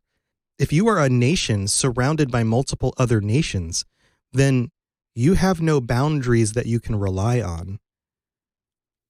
If you are a nation that is edged on with, say, water on one side and butts up against 1 or 2 other nations on the other sides, then you know where your boundaries are. You know which places you really need to worry about, because chances are you're not going to have a large invasion force come over by sea, although that happens, it's less likely. So the Cyrodiilics, I guess we should call them, got really good at organizing trade, and not just trade, but diplomacy.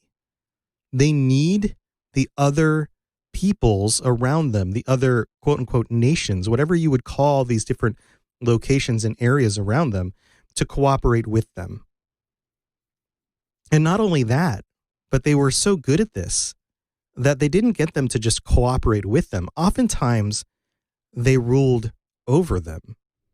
And it seems like there's good reason for this. The very origins of the imperial race, the people that we would consider distinctly imperial, come from a time very early in the history of Tamriel, toward the beginning of the First Era. It says here in the UESP article, the imperial race emerged out of the original Nibonese tradesmen, Needs, and Cyronords of the Merithic era. They were subjugated by a race of Aldmer, the Aliads. But a rebellion against these rulers formed under the guidance of Saint Alessia in the First Era 242. And this would prove so successful that the Aliads were driven to extinction. The Alessian Empire united Imperials and pursued campaigns in other provinces. But when the Colovian West broke away, the resulting civil war in Cyrodiil ended the empire. So the very origins of the Imperials are based around rebelling against the current order and establishing their own empire. And then, like I noted before, this idea of these other nations in our words and provinces in their words, they started to rule over some of these other provinces as well. Now, there's a word here that is noted in describing these peoples, Nibonese tradesmen. And most of Cyrodiil, or at least the most important parts of Cyrodiil, are split up into the Nibonese area, the area of the Nibon Valley, and this is in the east. And then there are the people of the Colovian side, which is in the west. It says here, the eastern Nibonese Valley region and the western Colovian estates developed distinct cultures, but still united under the Colovian Riemann I to repel an Akaviri invasion in the First Era 2703. This is toward the end of the First Era, creating the Second Empire. Now, you might recognize that word, Akaviri. The Akaviri were the people from Akavir, and specifically, these were the Saesi, the people that we are supposed to believe were either snake-like or vampiric, and may have even been snake-like in their appearance. But the evidence that we have from the games like Elder Scrolls Online, with the styles of their armor, the way that they looked all covered in armor, they were very humanoid, or at least had the ability to look humanoid. And because they interfered with Tamriel politics and with the empires, chances are these Akaviri at least appeared humanoid in order to infiltrate and take over and be able to rule over the people. I haven't been able to find any specific notes as to this group of Akaviri looking like giant snake people, giant serpents, or anything like that. Now, there might be stuff out there. So if there is, please let me know. But for the most part, I believe that this group, for the most part, at least looked humanoid. Maybe they could shape change. Maybe there was more to it. Let's go into it a little bit. So the Akaviri had devastated much of the human lands, and Riemann feared invasion from the Somerset Isle, from the elves. So he allowed the remaining Akaviri to live and fight for him against the elves. Soon, the Second Empire controlled every province in Tamriel except Morrowind. The events surrounding the attempted conquest of Morrowind led to the end of the Riemann emperors and the First Era. In the year 2920 of the First Era, the Akaviri Versidu Shai, I think is how you pronounce it, who had earned a position as a trusted advisor, took control following the deaths of the Riemanns in the disastrous Fourscore War. And this is the beginning of the era of the Akaviri potentates. They would rule until the Second Era 430, so a good 400 years and change. But eventually, assassinations and poor leadership would make the empire crumble, leading to the interregnum. For 400 years, petty states all over Tamriel quarreled with each other, especially in Cyrodiil. The empire province dissolved into a collection of warlords squabbling over a no man's land of cultural stagnation, and eventually it would take a Nord to reunite the imperial province. So everything falls apart. The Second Empire is done. The Akaviri potentate period is over. Everybody's squabbling over minor bits of land and small warlords, and nobody's really unifying the area until Tiber Septim shows up. And we're going to get to more of that after the break. The skies are marked with numberless sparks, each a fire, and every one a sign. Have you ever wondered how deep the Elder Scrolls lore rabbit hole goes? Have you got a grasp of the basics and want to find out more about the universe? Written in Uncertainty is here to help you. We'll be mixing in philosophy, theology, and whatever other theory is useful with Elder Scrolls texts to untangle some of the biggest questions in the series, like what are dragon breaks, how does Chim work, where did the Dwemer go, and more. Check us out at writteninuncertainty.com or find Written in Uncertainty on any podcatcher. Thanks for listening, and catch you later in the Grey Maybe of Tamriel.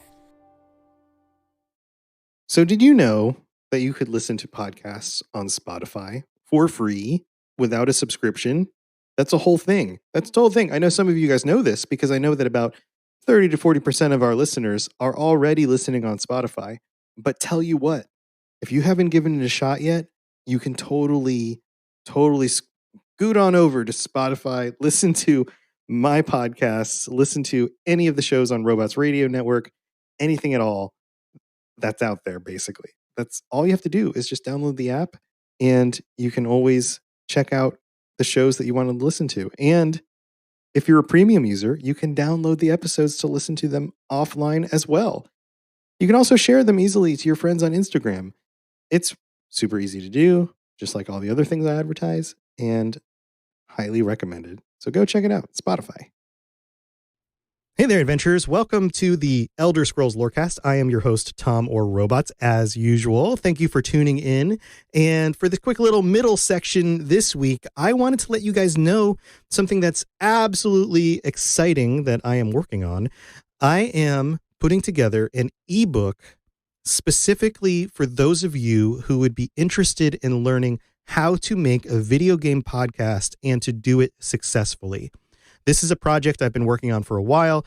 A lot of this information has been moving around in my head, kind of rattling around in my brain, and has come out in the Podcast Professor episodes that I was doing back in the fall and some of the videos I put up on YouTube. But if you're interested in really putting out a good podcast, something that really stands out and find success while doing that, then this will be exactly the book for you. It'll give you everything you need from a technical standpoint on how to record a podcast, how to host it, on a marketing standpoint, how to create something and reach out to people and get people to notice it. And then even from the idea standpoint, I will explain to you why certain kinds of podcasts work in this era of podcasting and why some don't work anymore. Why a lot of the kinds of podcasts that we've listened to over the last 10 years are very difficult to start now, and how you should go about designing your show to make it stand out and make it work in what seems like a crowded market, but there's definitely room for some new shows out there. So if you're interested in that, stay tuned. I'll let you know when that is available. I might actually even release, say, the first chapter for free for everybody to just give you a glimpse of the kinds of information you'll be getting. So stay tuned for that. Otherwise, everything else is going pretty much as planned. I can't wait till Greymore comes out, and next week you will get the patron chat episode. So I'm excited about that as well. So stay tuned for that, and let's get back to the show. Yes, you're entirely brilliant. Conquering madness and all that. Blah, blah, blah, blah, blah. So we all know that the story of Tiber Septim is complex. That's probably the simplest way to put it. It is complex. There is a lot going on. There's a lot of hearsay. There is a lot of myth built around it. You have a general, a folk hero type of person raised to the status of emperor and god. And that's not going to come in a situation like this without some amount of exaggeration. So let's just dig into what the UASP says, because this will definitely be a future topic on this show. So for right now, let's just go with this. It says Tiber Septim was appointed the general of the forces of Colacane, a petty Colovian king. He routed all of Colacane's enemies who would face him and his armies on the battlefield, quickly reuniting Cyrodiil. He came from the north. He was originally a Nord. When Colacane was assassinated in the Second Era, 854, Tiber Septim assumed the throne. In a few decades, the provinces would be reunited once more under his Third Empire, and this outsider to Cyrodiil had become the symbol of the entire realm. Now, moving forward into the Third Age, ironically, most, if not all of the emperors of the Third Age would be Nordic or Breton, not imperial. Following the cataclysm of the Oblivion Crisis, the leaderless empire was once again beginning to crumble, but it was an imperial who seized the opportunity for glory. Titus Mede, a Colovian king, and again, another Colovian. He would seize the imperial city with less than 1,000 men and declare himself the new emperor, though not much is known yet about this new destiny. This moves into the period that we've witnessed in games like Skyrim. We have a new empire that is not necessarily favored by everyone, trying to make decisions to get along with the other cultures, and having a lot of pressure from the Thalmor, the Altmer group, who seems to be insistent on bringing about the end of the world. What's also interesting is that the events at the end of the Oblivion Crisis brought about the destruction of the Amulet of Kings, the Red Diamond, the item that defined who the emperor should be and connected them to Akatosh. So what is an empire without this symbol of empire? Is that important? Is that something that can sustain? Or are we looking to a future and future games of more and more disruption, of more and more diversity and conflict between the different groups? And empire is a very interesting concept in general. There are benefits and there are drawbacks, and depending on who is running the empire and what their goals are, things can be good for people or not so good for people. Sometimes empires subjugate everybody that they take over and dominate and draw things from the edges of the empire and bring them to the capital. And they put forward their own people above the peoples that they capture. But sometimes empires are very kind and giving. They take over people, they demand tribute, taxes, but for the most part, they let them live their lives. And they bring to those people advancements that they couldn't have had on their own. There is a genuine reason to be pro-empire in some cases. It's not just about domination. Sometimes it's about progress. But it all depends. Depends on the society and whoever is ruling and defines that. So let's talk about the society of the Imperials, because this is their defining feature. The Imperial culture is at its core cosmopolitan. Although some individuals may be the most arrogant bigots in Tamriel. It says this directly from the UESB article. And if you think about some of the Imperials we know from Elder Scrolls Online, Abner Tharn, who is heroic in his own ways, he's also, you could say, very arrogant. Culturally, the Imperials are very conciliatory and congenial, making them skilled diplomats and traders. Even Imperial vampires claim some semblance of civility. It's easy to understand given their geography and cultural schisms. Cyrodiil borders almost every other province. This is what I was talking about before. And the historical separation yet underlying unity and interaction of the Cyrodiilic regions made the Imperials well practiced at building bridges and maintaining order. Though there are many regions, and the two most powerful effectively controlled all regions close to them, the Colovian estates in the west and the Nibene Valley in the east. And this is what I was talking about before. You have a culture that has learned to not only cooperate, but also put themselves above some of these other cultures due to their diplomacy skills. Early Imperials in the eastern part of Cyrodiil strongly believed in the Alessian doctrines, even after the Empire's fall, which made them disfavor many practices, notably farming. They defaulted to mercantilism and became a wealthy merchant power with a vibrant society that made colorful clothing, conducted elaborate ceremonies, and loved tattoos and philosophy. And I knew most of this going in, but I wasn't aware that tattoos were something that was specific to the Imperials. That's very interesting. Generally, you would think of tattoos as being something a little bit more wild, a little bit more barbaric. But in actuality, the tattoos in this culture are part of those people who would consider themselves part of the empire. Through their river network, they were able to export many goods, including textiles, fabrics, moon sugar, rice, and armor. And this makes sense. The center of Cyrodiil has the white gold tower on the island in the center of a water structure, I guess you could say a river that runs south through Cyrodiil and out to the coast. So even though they weren't directly up against, say, a sea at the edge of the continent, they had a river access to trading through ships.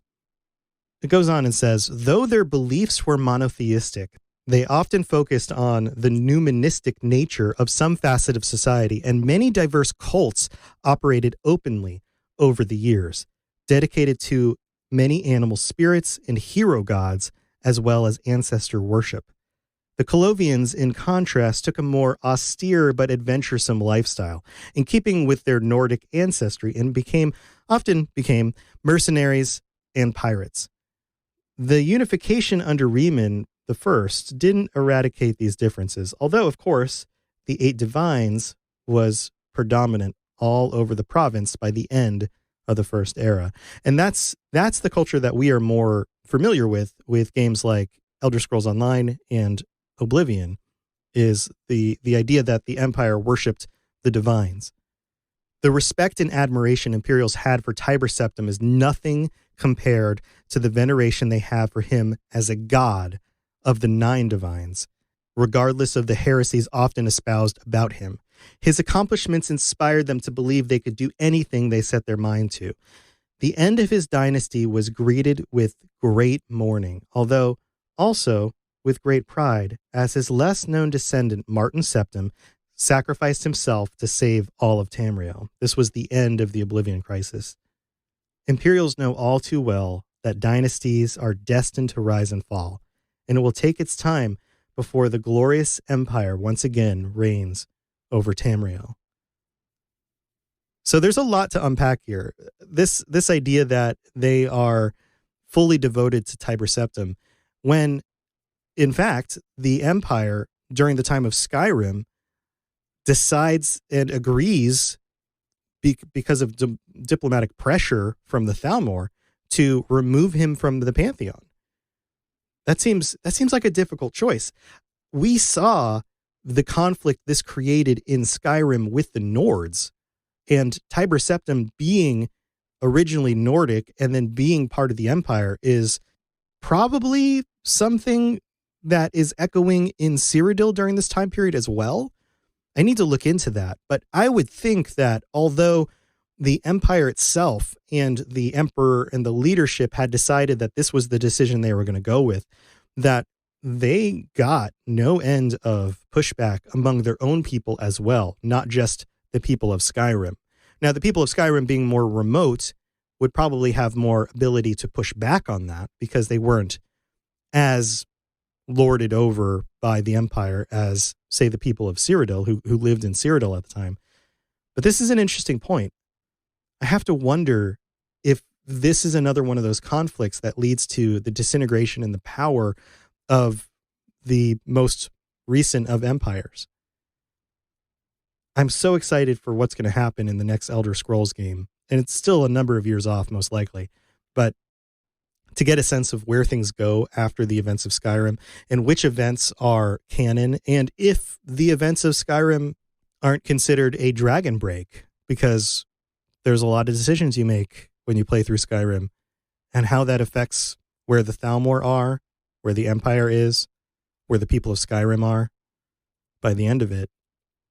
I don't know. Who's to say where we're going to go with this? All right, adventurers, thanks for tuning in. This is as far as I'm going to go with Imperials for this episode. We definitely have to dive into some more of these topics, locations, and peoples in future episodes. So until next time, don't create an empire that you can't manage. Is that the lesson from this? I don't know what the lesson is from this one. But stay tuned. We'll be back next week with our patron episode, and I look forward to talking to you again. All right, take care, everyone. See ya. Thanks for listening to the Elder Scrolls Lorecast. All sounds and music are owned by Bethesda Softworks or ZeniMax Studios, and no copyright infringement is intended. If you have something you'd like to contribute to the show, please reach out to us at elderscrollslorecast@gmail.com or on Twitter at ESO Lorecast. If you'd like to help support the show, check out the rewards you can get at patreon.com/elderscrollslorecast. I really appreciate you listening, and I'd love to hear from you soon.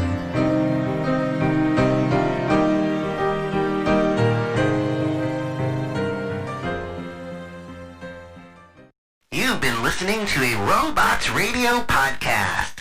Smart shows for interesting people. Check out all the shows at robotsradio.net.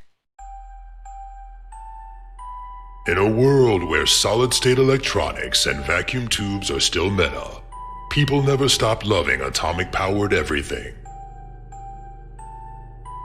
A chosen 500 stepped inside a subterranean vault to be spared the nuclear horror of the inevitable Great War. 25 years later, they emerge after the fallout settles to retake Appalachia. Among them, two former rivals whose blood feud will tear West Virginia apart in their epic struggle for survival. Chad, a vault bro who has a strength of 15, an intelligence of 2, and is a complete wasteland dickhead. Simon, a complicated anti-hero who chooses light and hope, but accidentally becomes a cannibal and wakes up naked and afraid with a Scorch Beast queen after a date goes terribly wrong. What? I mean, it's a wild wasteland, right? This dark humor radio drama will have you driving off the road and crawling out from under the fallout. 2 men,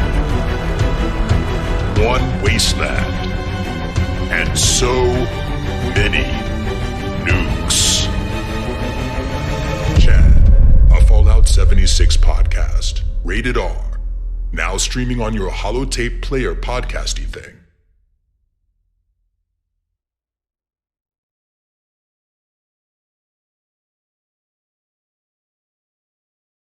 This podcast is brought to you by Anchor.fm, the absolute best and easiest way to host your podcast and get paid for it by running ads just like these. And take it from me, I've hosted at least 7 of my podcasts on Anchor.fm. I recommend it to every show on our network, and other hosts are going to charge you upwards of $100 every year just to run your podcast on their host. Anchor.fm does it for free. So go check out Anchor.fm for more information. This show is brought to you by our patrons at patreon.com/ElderScrollsLorecast. Robots Radio presents The Elder Scrolls Lorecast. Welcome to the Elder Scrolls Lorecast, a place where the Elder Scrolls community can come together to discuss the boundaries of our knowledge about the universe of the Elder Scrolls. Hey there, adventurers. This is your host, Tom, or Robots. And just a little note here at the beginning of the episode. If you didn't listen to the previous episode about Yakuda, then you're going to want to go back and to listen to that first, because this episode is about the Red Guards, the peoples of Tamriel who came from Yakuda. So having an understanding of what happened earlier in the history and the details about where they came from is pretty significant in understanding the Red Guards themselves. So go back and check out that episode. And if you have already listened to that episode, then stay tuned for more information about the Red Guards.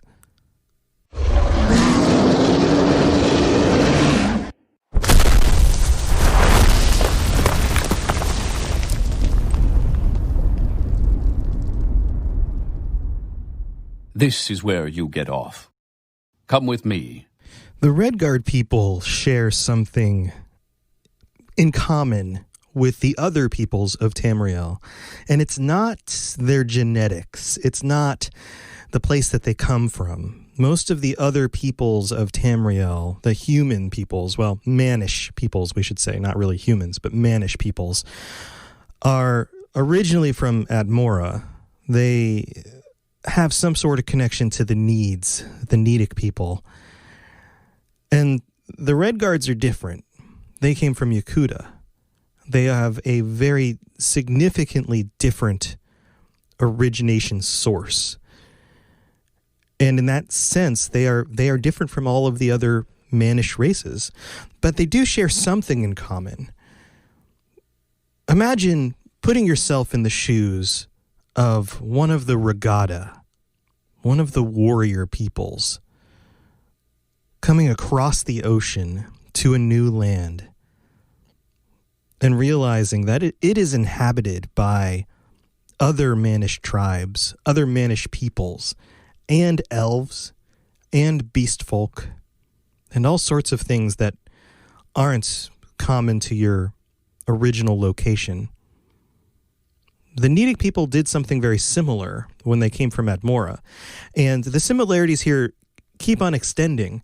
Both Admora and Yakuta were harsh environments. For the Admorans, you had a place of snow and ice, most likely, far in the north, a very rough condition.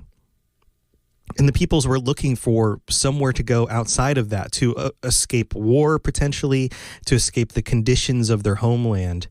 And they found Tamriel. The Yakutans did something very similar. Their homeland, for the most part, was a desert. It was barren. It was harsh. It was hot. Very little foliage. Lots of war. And they decided to leave that conflict and that barren place and come to Tamriel. And sure, the Alakir Desert is a barren place, but it is said that it is not nearly as hostile an environment as what was in Yakuta.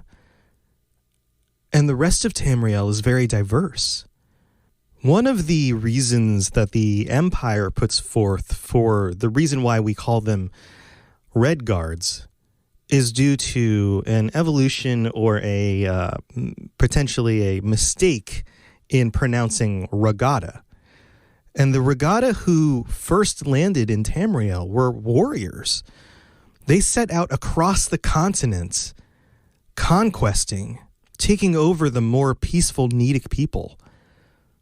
And I'm sure while they were doing that, they were venturing into lands in Cyrodiil, in Daggerfall, and other places across the continent that looked very, very different from where they had come from. One of the things I like to do in these lorecasts is to try to put myself in the shoes of the peoples or the person or the situation that I'm discussing. And I don't live in Tamriel, and I don't come from a place called Yakuta. In fact, I live in a place that's very different than a desert.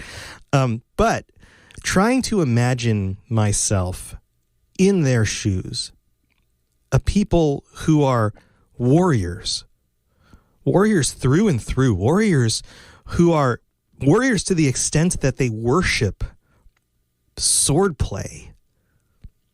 This is part of who they are.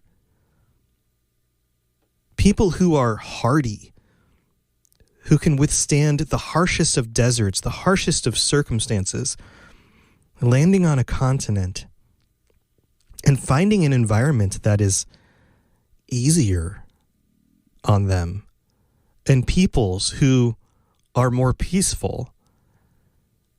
This must have been like playing the video game on like nightmare difficulty and then all of a sudden switching it to easy mode. Although they were few in number, they moved across the continent, taking over, making war on these people, and then eventually creating a new home for themselves. Can you imagine? Can you imagine what that's like? I would imagine that if you were a Red Guard, that is a very specific point of pride for you and your people. This idea that this is easy mode. We come from a tradition where we are stronger and we are more resilient and we are better fighters, and this is who we are. And the other races across Tamriel don't understand. So let's dig into the UESP article on the Red Guards. And some of this will be a little repetitive from the previous episode, but it's important to get these details really ingrained in our understanding of what's going on here. So it says at the very top of the page, the Red Guards are the most naturally talented warriors in Tamriel. The dark-skinned, wiry-haired people of Hammerfell seem born to battle, though their pride and fierce independence of spirit makes them more suitable as scouts or skirmishers, or as free-ranging heroes and adventurers than as rank-and-file soldiers. This makes me want to create a Red Guard character in Skyrim even, or maybe the next Elder Scrolls game, or even go into ESO and create yet another extra character. In fact, I think I probably have a Red Guard character. I just haven't, it's just one of my alts and I haven't gone back and played them very much. I probably need to go back and do that. In fact, it would be really, really cool to create a sword master type character in one of those games and play it through like that. So moving on, it says, in addition to their cultural affinities for many armor styles and weapons, particularly swords, Red Guards are also physically blessed with hardy constitutions, resistance to poison, and quickness of foot. Unlike many other human races, they're not believed to have any connection to the ancestral Nordic homeland of Edmora. So let's talk about the migration to Tamriel. And there's some details here that I did note in the previous episode. And as a reminder, the Regatta are the warrior wave that basically invaded Tamriel through mainland Hammerfell in the First Era, 808. Now, it goes on and explains a little bit about the phrase Red Guard. Like I noted earlier, Imperial scholars concluded that the term Red Guard originated as a phonetic corruption of Regatta. However, Red Guard myth considers it a legacy of the War of the Singers, a series of 7 battles in Yakuta, circa First Era 780, so about two and a half decades before they left. Shortly before the continent was destroyed. The continent was technically destroyed in 792, the mainland continent. Their legends say the war was fought between the army of the last emperor Hera and the greatly outnumbered Ansei, presumably the Heradirge, who sought out the leadership of Lord Frandar Hunding, and I noted him on the last episode as well, at the onset. Hunding led the Ansei in victory using his, quote, hammer and the anvil strategy, but at great cost. Though they spared the land from Hera's tyranny, they had to leave afterwards, for when Hunding's strategy reached fruition in the main battle, for example, when the proverbial hammer fell, more than 300,000 people were killed. 300,000. In the eyes of the citizenry, their guardians were red with blood. So they left Yakuta, sailing across the Altheric Ocean, and took on new names to commemorate their final battle. Their new land was Hammerfell, and their new name was the Red Guards. As Yakuta sank into the sea, the Yakutans were forced to follow them to this new land, or perish. Now, there is a story about some Red Guard, some people from Yakuta who arrived before this event. And it goes back to the horsemen of the Rivenspire region in High Rock. And there was a myth which seems to be confirmed by Second Era scholars. So we're talking things that can be confirmed in Elder Scrolls Online. And they are believed to have migrated there from the Yakutan island of Akos Kasaz sometime in the early 6th century of the First Era. So this happens in our world as well, where we will often attribute a migration of peoples from one place to another at a certain date, because that is the more formal date that is based around larger circumstances. But that doesn't mean that there haven't been peoples traveling from one place to another before that. We're constantly finding examples of earlier migrations in some locations than were previously expected. So this is interesting, because that would mean that there are peoples from Yakuta who probably settled in locations in Tamriel before the major migration, and may have adapted and even interbreeded in a way, I guess, with the local populations. So interesting point of note there. So let's talk about the invasion, because these were a warrior people leaving one conflict and the bloodshed from that conflict, only to land in another place where they probably weren't very welcome. But they also only knew one thing, it seems. When everything looks like a nail and you're a hammer, then that's what you do, is you hammer the nail. When they arrived, the Regatta attacked all settlements of Need and Myrrh along with the native beasts, and conscripted those they did not slay as laborers or servants for the warrior sailors of the Regatta. That basically means slavery. After only a few brutal months, the Regatta had established a strong presence along the western shores of Hammerfell, disrupting and replacing the Imperial and Nordic raiders who had preyed upon the area for centuries. From the footholds along the coast, they continued to launch assaults after assault, eventually succeeding in driving off the orcs and making way for the High King and the Yakutan royalty, known as the Na Tatambu, to safely arrive in Hammerfell. All the old cities of the Dwemer in the region, with a few exceptions, are now the cities of today's modern Hammerfell. This is another reason why, if the next Elder Scrolls game, the next mainline Elder Scrolls game, is located in this region, there's a lot to be discovered here.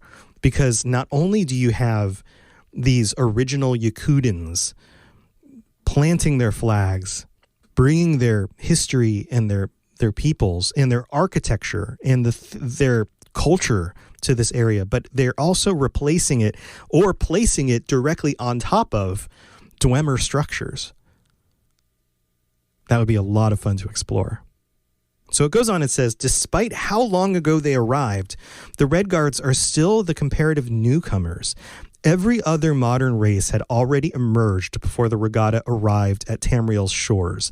And despite the advanced culture they brought with them, their martial nature and the savagery with which they established themselves in Tamriel earned them a long-standing reputation as barbarians and cutthroats. So they were misunderstood from the beginning because everyone saw them as warriors who just barbarized the peoples that they took over. There's another note here that says the earlier Red Guards faced a goblin invasion but drove them away. Later in the First Era, the Red Guards came under threat from a second seemingly unstoppable invasion of giant goblins. However, they were thwarted thanks to the leadership of Derek Hallin, who restored the teachings of Frandar Hunding and his Book of Circles, which have remained an integral part of Redguard life ever since. And I just want to note here some details about the Book of Circles. This is holy book in a way because they did worship the teachings of Frandar Hunding. And there's an excerpt here that we have from Elder Scrolls Online that I'd like to read to you. So, the Book of Circles. Thus on Lordas, faithful ones, do we consider these maxims of the Master. First, train your opponent to make the wrong response. The worst action executed with vigor is superior to the best action executed timidly. A thrust is elegant, and a cut is powerful, but sometimes the right action is a headbutt. The high guard is most suitable for feints and crossovers, but mind your nether limbs. Your opponent's sword is not your enemy. Watch your opponent, not his sword. Perfection in the 8 basic cuts is crucial, though you will never use them in battle. And a closed line is not open. And you can see how these would be useful in battle, but you could also see how these might be metaphors for other things in life. All right, we'll be back after the break, and we're going to dig a little bit more into the red guards. Stay tuned. The skies are marked with numberless sparks, each a fire, and every one a sign. So big news, friends. The Robots Radio Network is now sponsored by Loot Crate. This means that you will get 15% off on your purchase of a crate or a crate subscription at lootcrate.com. Now, all you have to do is click on the link in the show notes. It'll take you to lootcrate.com. And when you purchase something, you can put in the code ROBOTSRadio, ROBOTSRadio. And when you do that, you get 15% off your purchase. Now, this is awesome because they have Fallout crates, they have video game crates, they have superheroes. You get t-shirts and figures and art to put on your walls. This is actually where I got the Brotherhood of Steel flag that I have behind me in some of my videos.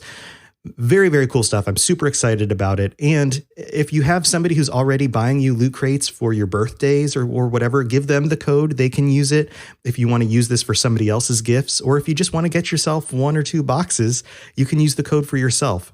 Again, just click the link in the show notes and type in the code ROBOTSRadio, ROBOTSRadio. You just put that in the box at checkout. Super cool stuff. I hope you guys check it out. And any purchases you make help to support the shows on the network. So whether it's my shows or someone else's shows, click the link in the show notes for your favorite show. Give them some support and get yourself some awesome loot. Are you into the cyberpunk tabletop games or excited for Cyberpunk 2077? Are you looking to brush up on the lore, stay up on all the latest news, and talk about the game when it comes out? Check out the Cyberpunk Lorecast, a show from Robots Radio with me, your host, Robots. We'll go over all the details you need to know about the world, characters, and story of Cyberpunk. Available on iTunes, Spotify, Google Play, and anywhere else you get your podcasts. So did you know that you could listen to podcasts on Spotify for free without a subscription? That's a whole thing. That's the whole thing. I know some of you guys know this because I know that about 30 to 40% of our listeners are already listening on Spotify. But tell you what, if you haven't given it a shot yet, you can totally scoot on over to Spotify, listen to my podcasts, listen to any of the shows on Robots Radio Network, anything at all that's out there, basically. That's all you have to do is just download the app, and you can always check out the shows that you want to listen to. And if you're a premium user, you can download the episodes to listen to them offline as well. You can also share them easily to your friends on Instagram. It's super easy to do, just like all the other things I advertise, and highly recommended. So go check it out, Spotify. Hey there, adventurers. Thanks for tuning into this episode. This is your host, Tom, or Robots as usual. And not a whole lot to go over in the middle of this episode, but just to thank you guys for tuning in as usual and to let you know that I appreciate you guys listening to the Elder Scrolls Lorecast. And as you know, I have some other Lorecasts out there if you're interested in listening. We have the Dungeons and Dragons Lorecast, which we just released the 4th episode on. And the Cyberpunk Lorecast is back out, and I am putting out new episodes of that, getting ready for the launch of Cyberpunk 2077. So if you want to go check those out, they're on whatever podcatcher you use, and that's about it. You guys know how to go get a hold of me, send me notes and things on Twitter and on email, and check out the Discord if you get an opportunity to jump in there. We'd love to chat with you and learn more about your adventures in Tamriel. All right, let's get back to the show. Yes, you're entirely brilliant. Conquering madness and all that. Blah, blah, blah, blah, blah. So we were discussing the Book of Circles. Now, this is very interesting. The Book of Circles was written by Frandar Hunding when he was 30 years old, around the First Era 750. He went to a cave and basically came out with this book, which is now one of the most important articles of the Red Guard and presumably Yakutin religion after that. It says here in the wiki article about this that each household in Hammerfell has an alcove by its hearth just big enough to hold a copy of the Book of Circles in honor of Hunding. The book is still highly regarded as a treatise on blade mastery, and even other experts at the skill refer to it. It is said to include, get this, 38 grips, 750 offensive and 1,800 defensive positions, and nearly 9,000 moves essential to sword mastery. That seems like a ridiculous amount of things to have to memorize. Though they utilize many other types of arms, a Redguard's sword is considered an extension of his soul and a symbol of honor, and their mastery of blade crafting is unparalleled. Now, there's a lot of other things that we could be digging into with the Red Guards. Most importantly is their religion, because it is very different than the other peoples of Tamriel. Many of the other peoples of Tamriel came from Atmora or were highly influenced by the Murish traditions about the Aedra and the Daedra. The peoples of Yakuta, and thus the Red Guards, have a very different tradition. So I'm going to save an entire episode or two to dig into this, because it is its own cosmology. They have their own gods with very interesting names that may or may not relate to other Aedra or Daedra that we are aware of. So I'm going to save that for another episode in the future. But more importantly for this episode, I'd like to dig into their society, their culture, and some of the things that really make them stand out and different than the other Mannish races. It says here that, like all races, Red Guards have been shaped by their home. Since their arrival, they have been few in number relative to the other races of Tamriel. Their Yakutin heritage left them with advanced seafaring, agricultural, military, and even astronomical knowledge that allowed them to thrive in a place where others merely hoped to survive.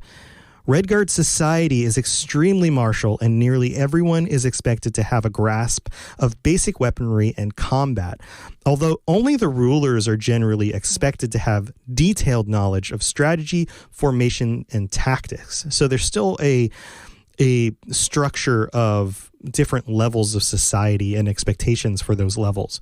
Only the strongest, fastest, and smartest Red Guards are accepted into the demanding military, which consists mainly of various knightly orders.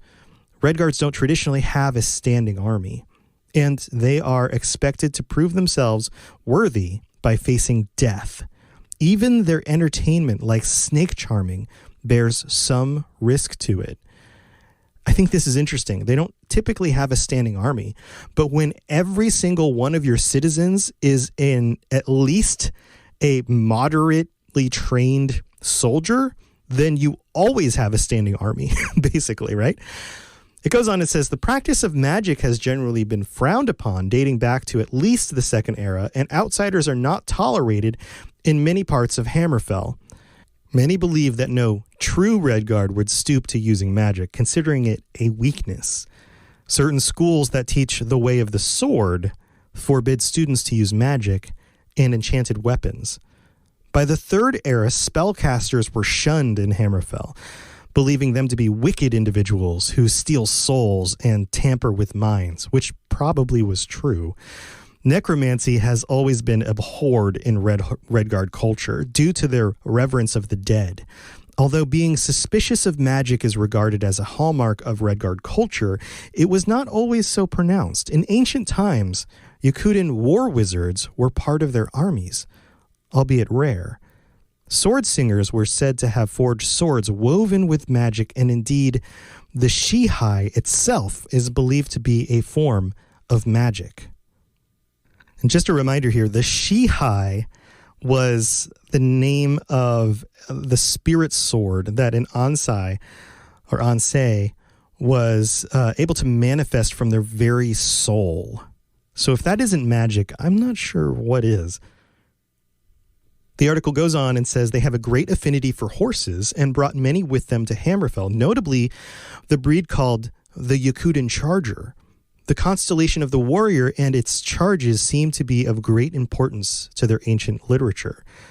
Red Guards have a great diversity in styles for their clothing, though it always tends to be light, long, and flowing to best tolerate the heats and hazards of the desert. So that makes a lot of sense. It says here that they first developed the style of dress in Yakuta, which was known to have air deserts similar to Alakir Desert of their adopted homeland. The flowing curves of Red Guard dress is mimicked in the designs of their armor and weaponry. Imperial propaganda from the late Second Era speaks of some Red Guards as opting to go nude in public, particularly in Rihad. Denizens of the Alakir tend to favor lightweight leather armors to better cope with heat, and often wear face coverings to keep sand from their mouths. In their constant quest for water, they often employ johads, simple but effective water collectors made of sticks and fabric which gather the morning dew of the desert. So even their cultural dress and potentially nudity is based on the lands that they came from and the Alakir Desert, the places of Hammerfell that they are most likely living in now. It goes on and says, they are a highly disciplined and enterprising people, having centuries of experience with warfare in their homeland before arriving on Tamriel's shores. Their warriors are acknowledged to be among the best in the world. The Red Guards are also known for their naval prowess, and their fleets have proved a match for the Empire's best armadas, as seen during the Stros Mackay Revolt. So let's talk about their appearance. We know Red Guards look different than the other races of Tamriel. And it says here that the Red Guards are known for their tall, gaunt frames and finely honed physiques. They possess about above average human strength and agility and show a remarkable capacity for surviving in hot, dry climates. They generally possess dark skin ranging from a light brown hue to a nearly black, and often with a significant red tint. They possess very curly, wiry hair, and their degree of body hair varies. Tattoos and body piercings are common. Many Red Guard men show an affinity for beards. A man is only as great as the beard that wears him, is a quote from an old Red Guard proverb. Now, you can also recognize Red Guard culture from their architecture. Just like every other culture in Tamriel, they have a unique set of architectural designs that are common to them. The Red Guard buildings vary from simple tents to sturdy domed structures of the cities, which incorporate many Yakuden advancements. They brought a lot of these over from Yakuta. The later are renowned for their rigidity, flexibility, heat transference, and generally ornate beauty. They are much easier to repair than most Imperial stonemasonry. While much Imperial construction requires demolition and rebuilding after conflict, many of the Yakuden accent pieces, such as the flying staircases or ornate domes, are designed to crumble after an attack or an earthquake, which allows them to be easily replaced in sections afterwards. Interesting. It's a kind of the only example of replaceable architecture that I can think of in Tamriel. It goes on and says, however, these structures are still solidly built. They stand tall and firm against the harsh environment of Hammerfell. They are characterized by thickly built walls to help insulate against the heat of the desert, as well as a carefully planned system of ventilation ducts. These ducts are built alongside windows high on the walls and are covered by horizontal slats which keep out the sun while permitting the wind to enter. Each building is designed to channel even the slightest breeze from these ducts down to the floor. So very cool, very smart designs for living in the desert. Redguard stables have been recognized for their lavishness and the ingenious design, which makes them perfect for the environmental hazards the Redguards face. Their enormous mausoleums are thought to be the purest, undiluted representations of Yakutan architecture in their society. The most famous example, Tuwaka's throne in the Alakir, is also a monument to the many Yakutans who died when the continent was destroyed, and it receives many pilgrims seeking to pay their respects. This makes me want to dive right back in to Elder Scrolls Online right now and head over to the Alakir Desert and just look around. Because although I have appreciated the architecture and the environment and have played in that area a solid amount, I don't think that I've noted things about the way the floor plans are laid out, the way that the windows are set up, and specifically the mausoleums. I wonder if we were to dive back into that, if we would notice things, design concepts, I guess I should say, in the mausoleums that are distinct to those alone and don't show up in other locations. I wonder if that would give us an idea of what more of the Yakutan structures looked like. Well, we're going to leave this here for now. We'll dive back into more about Redguards and specifically the religion in a future episode, so stay tuned for that. All right, guys, until next time, stay safe, and I'll talk to you later. Have a good one. Thanks for listening to the Elder Scrolls Lorecast. All sounds and music are owned by Bethesda Softworks or ZeniMax Studios, and no copyright infringement is intended. If you have something you'd like to contribute to the show, please reach out to us at elderscrollslorecast@gmail.com or on Twitter at ESO Lorecast. If you'd like to help support the show, check out the rewards you can get at patreon.com/elderscrollslorecast. I really appreciate you listening, and I'd love to hear from you soon.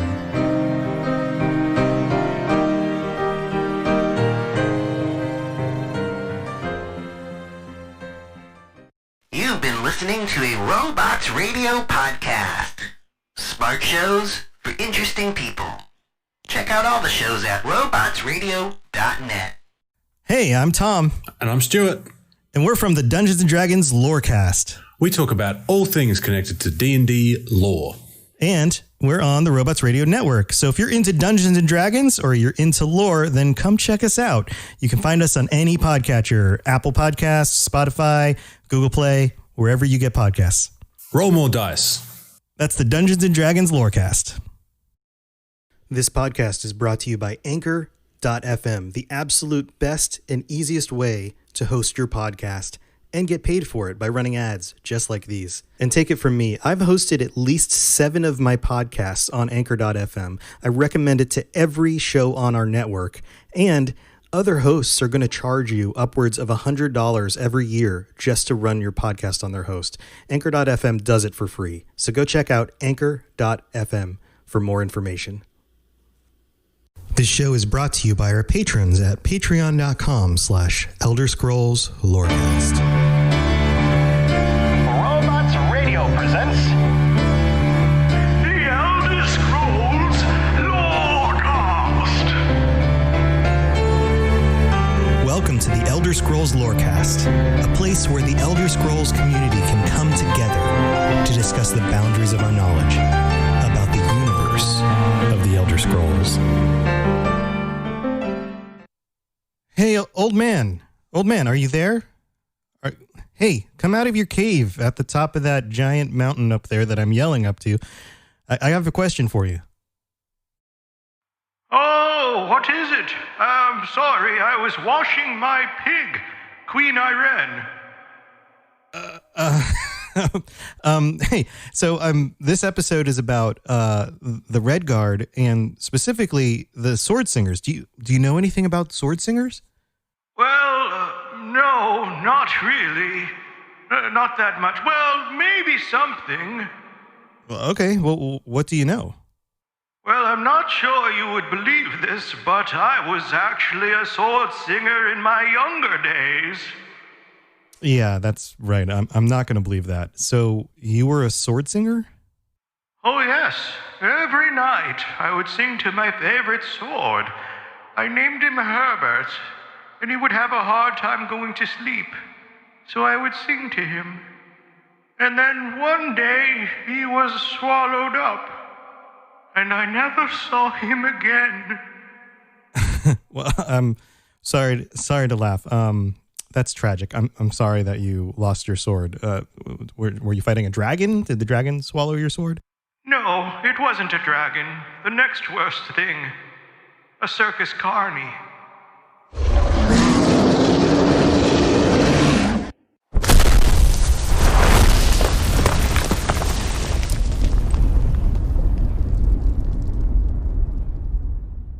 This is where you get off. Come with me. Now, we've already discussed Atmora, the original home of the Nords and the Needs, and also Aldmeris, the original continent of the elves, or at least most of the elves. But there's another continent out there, Yakuta, which I haven't touched on very much yet. And Yakuta is an interesting place as well. Now, it would be too simplified to say each of these continents existed and each of them went under the waves. We don't necessarily know that for Atmora, and we don't necessarily know that for Aldmeris. Some myths say that they didn't even exist at all, or that they are still there, or maybe they were on a different plane of existence. I mean, there's a lot of speculation as to what those places actually are and how they relate to Tamriel. Akavir is the other one. There's myths that say that Yakuta is in the past or is in a different cycle of existence, and that Akavir is in the future somehow. But we're going to stick with what we know, at least from a little bit more of the hard and fast facts of, if you can say anything is hard and fast a fact in Elder Scrolls lore. But we're going to stick with what we do know about Yakuta and the people who come from Yakuta. Now, many of you will know that the Redguard race came from Yakuta originally, that they were the Yakutans who came to Tamriel in the early to middle part of the First Era. Now, I could go into details about the Redguards. In fact, that was one of my first ideas for this episode, was to talk about the Redguards. I've been going through each of the races and kind of delving into them. But as I dug into this a little bit more and looked at the details and the lore behind the Redguard, I figured that I might want to split this into 2 episodes. I think this episode we will be discussing more about Yakuta itself and the Yakutans, and specifically sword singing, because sword singing is a very interesting thing that we haven't seen very much of in the game at all. It is akin to being a Jedi in a way for the Yakutan people. Now, sword singing might also be something that plays a major factor in the next mainline Elder Scrolls game, if we get a location like we're speculating of High Rock and Hammerfell, and more about the Redguard people. Maybe this will be one of those abilities that your character has, similar to Dragon Shouts. So again, this is all speculation, but I at least want to put that out there, as this is a really cool thing, and I hope that we continue to see more about it in the future. So let's dig into Yakuta specifically before we get into sword singing. Yakuta, and this is according to the UESP article on Yakuta specifically, as usual. So Yakuta was a continent west of Tamriel, which sank into the sea during the First Era. It was the ancestral home of the Redguards, as well as a purportedly extinct Aldmeri race known as the Left-Handed Elves. How'd you like to be known as the Left-Handed anything? It was the birthplace of several famed Redguard heroes, including Frandar Hunding and his son, Divad. Hunding should sound familiar to you guys, especially if you are collecting certain types of gear in ESO. Hunding's Rage. There are entire quest lines built around Hunding in certain locations in ESO. It was also the nation that birthed the fabled martial tradition of sword singing. The native language of Yakuta was called Yoku. But after the Yakutan migration to Hammerfell in the First Era, 808, it was almost entirely replaced to help stabilize foreign trade. So the language basically disappeared because nobody else spoke it on Tamriel.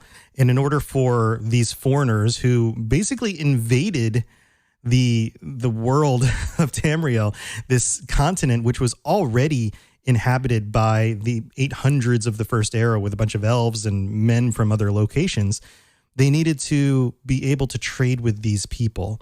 So as we know from human history, when you lose a language, you also lose a piece of the culture of a people. There are certain things that are tied to your language that exist only in that culture.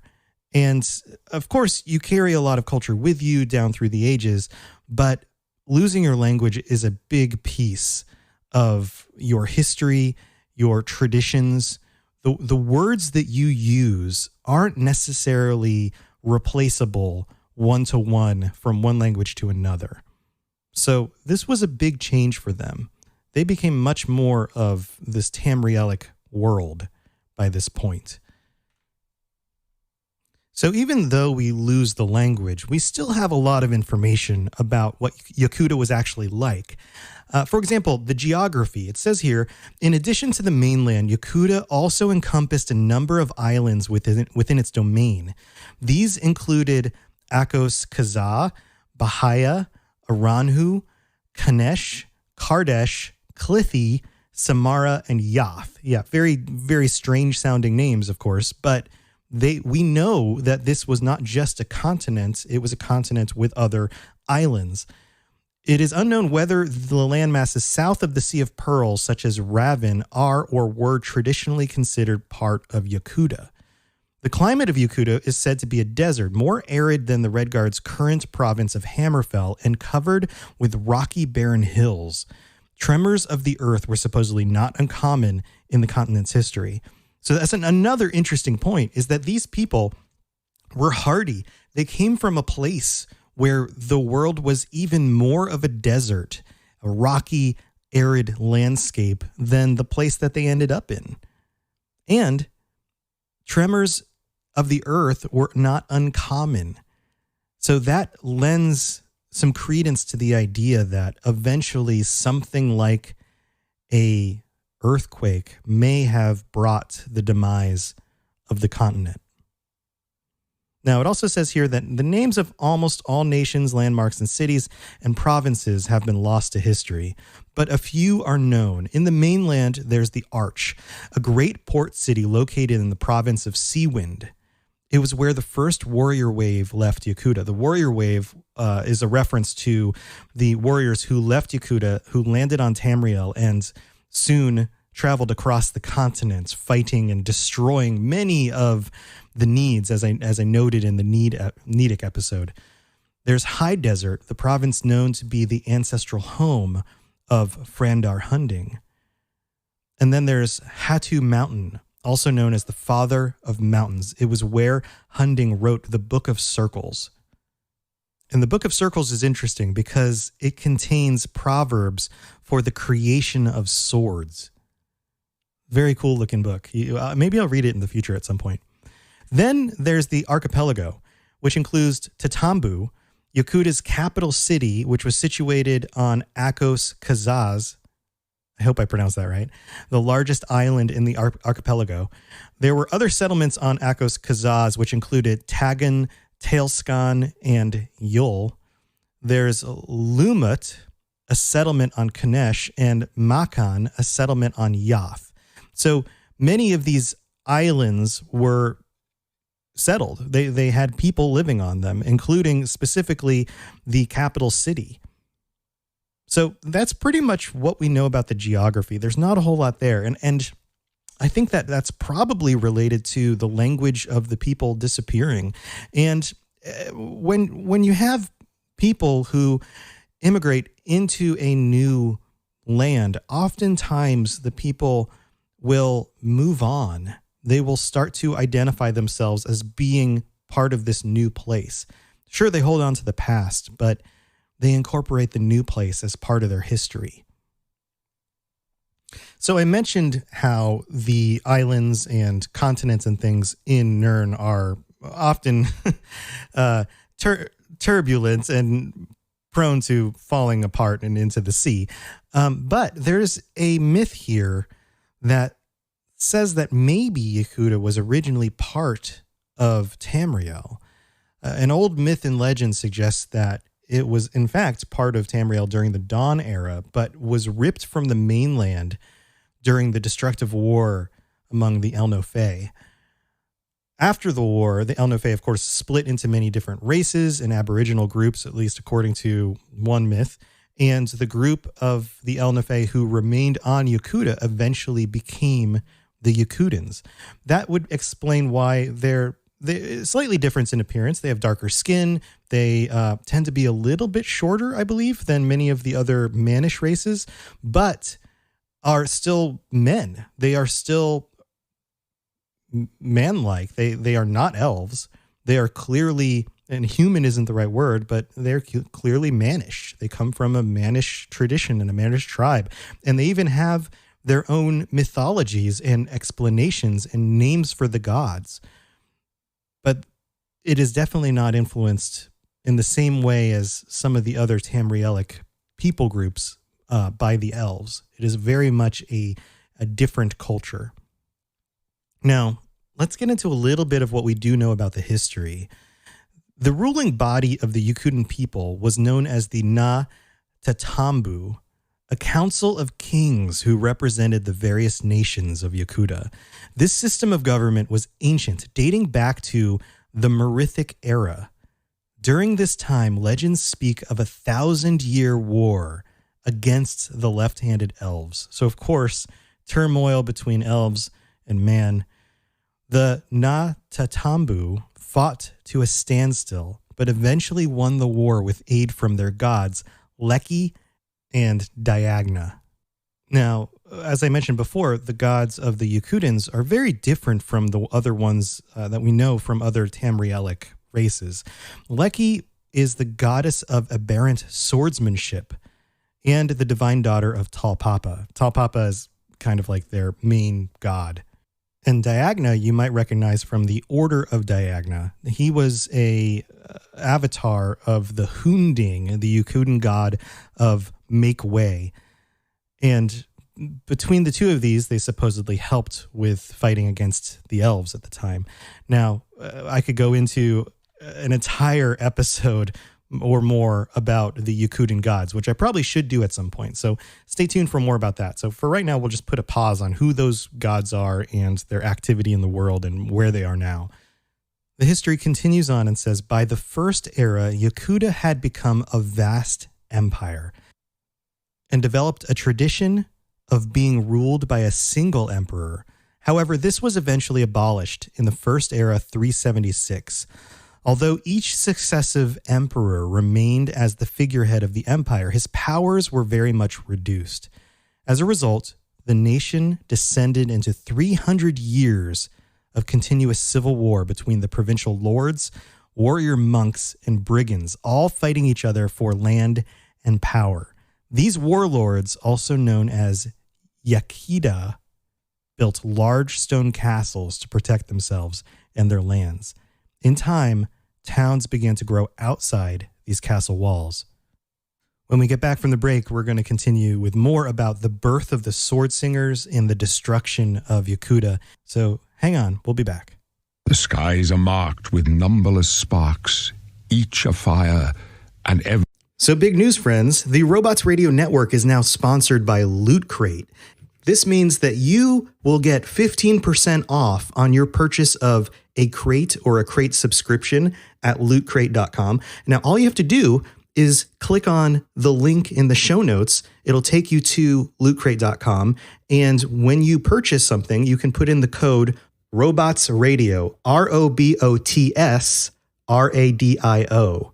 And when you do that, you get 15% off your purchase. Now, this is awesome because they have Fallout crates, they have video game crates, they have superheroes. You get t-shirts and figures and art to put on your walls. This is actually where I got the Brotherhood of Steel flag that I have behind me in some of my videos. Very, very cool stuff. I'm super excited about it. And if you have somebody who's already buying you loot crates for your birthdays or whatever, give them the code. They can use it if you want to use this for somebody else's gifts, or if you just want to get yourself 1 or 2 boxes, you can use the code for yourself. Again, just click the link in the show notes and type in the code Robots Radio, ROBOTSRADIO. You just put that in the box at checkout. Super cool stuff. I hope you guys check it out. And any purchases you make help to support the shows on the network. So whether it's my shows or someone else's shows, click the link in the show notes for your favorite show. Give them some support and get yourself some awesome loot. Hey, I'm Tom. And I'm Stuart. And we're from the Dungeons & Dragons Lorecast. We talk about all things connected to D&D lore. And we're on the Robots Radio Network. So if you're into Dungeons & Dragons or you're into lore, then come check us out. You can find us on any podcatcher, Apple Podcasts, Spotify, Google Play, wherever you get podcasts. Roll more dice. That's the Dungeons & Dragons Lorecast. So did you know that you could listen to podcasts on Spotify for free without a subscription? That's a whole thing. That's the whole thing. I know some of you guys know this because I know that about 30 to 40% of our listeners are already listening on Spotify. But tell you what, if you haven't given it a shot yet, you can totally scoot on over to Spotify, listen to my podcasts, listen to any of the shows on Robots Radio Network, anything at all that's out there, basically. That's all you have to do is just download the app, and you can always check out the shows that you want to listen to. And if you're a premium user, you can download the episodes to listen to them offline as well. You can also share them easily to your friends on Instagram. It's super easy to do, just like all the other things I advertise, and highly recommended. So go check it out. Spotify. Everyone a sign. Hey there, adventurers. Thank you for tuning into the Elder Scrolls Lorecast. I'm your host, Tom, or Robots. And as usual, I appreciate you guys listening to the show. And this week, there's not a whole lot else to plug in the middle of the episode other than to say thank you to all of our patrons who showed up for last week's episode. The patron episodes are always an extremely fun time for me to talk with you guys and hang out. If you're interested in helping to support the show, then check out patreon.com/Elder Scrolls Lorecast, where you can sign up even for just $1 and get an ad-free version of the show. We are getting close to our $200 a month goal, which means if we surpass that this month, then all of our patrons will go into a random drawing in order to get a bunch of really cool Elder Scrolls Lorecast swag. Put together a swag pack with some shirts and some stickers and some other things. And that will go out potentially at the end of this month if we hit our $200 goal. So it might be a good time to jump in on the Patreon. And like I said, you can sign up for $1 a month. You still get an entry into the drawing. Every tier higher gets more entries, depending on what tier you're at. So if you sign up for tier 4, for example, not only do you get to join us at the end of the month and be on an episode of the show and I get to chat with you and learn your opinions about Elder Scrolls stuff, which is always fun for me. But you also get 4 entries into the drawing instead of 1. So it works out a little bit, but everybody's still got a chance to win. So that's the Patreon. Other ways you can help support the show include sharing it with a friend. If you are playing Elder Scrolls Online with a guild or a group of people and you are super into the show and would like to share it with some of those other people that you're playing games with, that would be awesome. That would be so incredibly awesome of you. Just getting the word out there that this is something that you enjoy and that other people might want to tune into is a absolutely huge help in expanding this audience and keeping me going, because it really does make a difference when it comes from somebody word of mouth. Also, last week we read out the ratings and reviews on iTunes. And honestly, if you just leave a rating or review on whatever podcatcher you use, that's a big help as well. Anything that shows up on Apple Podcasts or iTunes will get read out at the end of the month. So if you want to get your words on the show, that's another way to do it. Other than that, I do know that Elder Scrolls Online, the Greymoor expansion content has been delayed about a week, and I'm super interested in that coming out. I really want to play through more of that. I got to play through the preliminary quest line where you hang out with Lyris and you go to some different locations in the Skyrim zones and start to investigate what's going on with the Harrow Storms and the vampires and that kind of stuff. I am super into this. Oh, you even get to go down into Blackreach a little bit, and that zone looks incredible.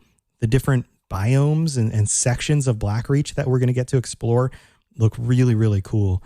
So I'm very much looking forward to that expansion. I hope you guys will be jumping into that as well and heading back to Skyrim. I'd love to hear your opinions on some of that stuff too. So feel free to send me a message on Twitter or jump into the Robots Radio Discord and let's chat about that stuff. Oh, and by the way, if you're interested in being part of the Lorecasters Guild, we are continuing to grow on PC. We also are teaming up with Bob Chichinski's Guild, the guys from the Red Diamond Courier on Xbox. So if you're playing PC or Xbox in North America, then you can send us a message on the Discord and hit the apply. Go to the apply section and apply to be in one of those guilds, and you can join us. And we've got a good group of people that have grown and grown over the last year. It's almost been, but specifically over the last 3 or 4 months. And there's even guys like Tooniversal on Twitch, who is regularly doing events during the mornings.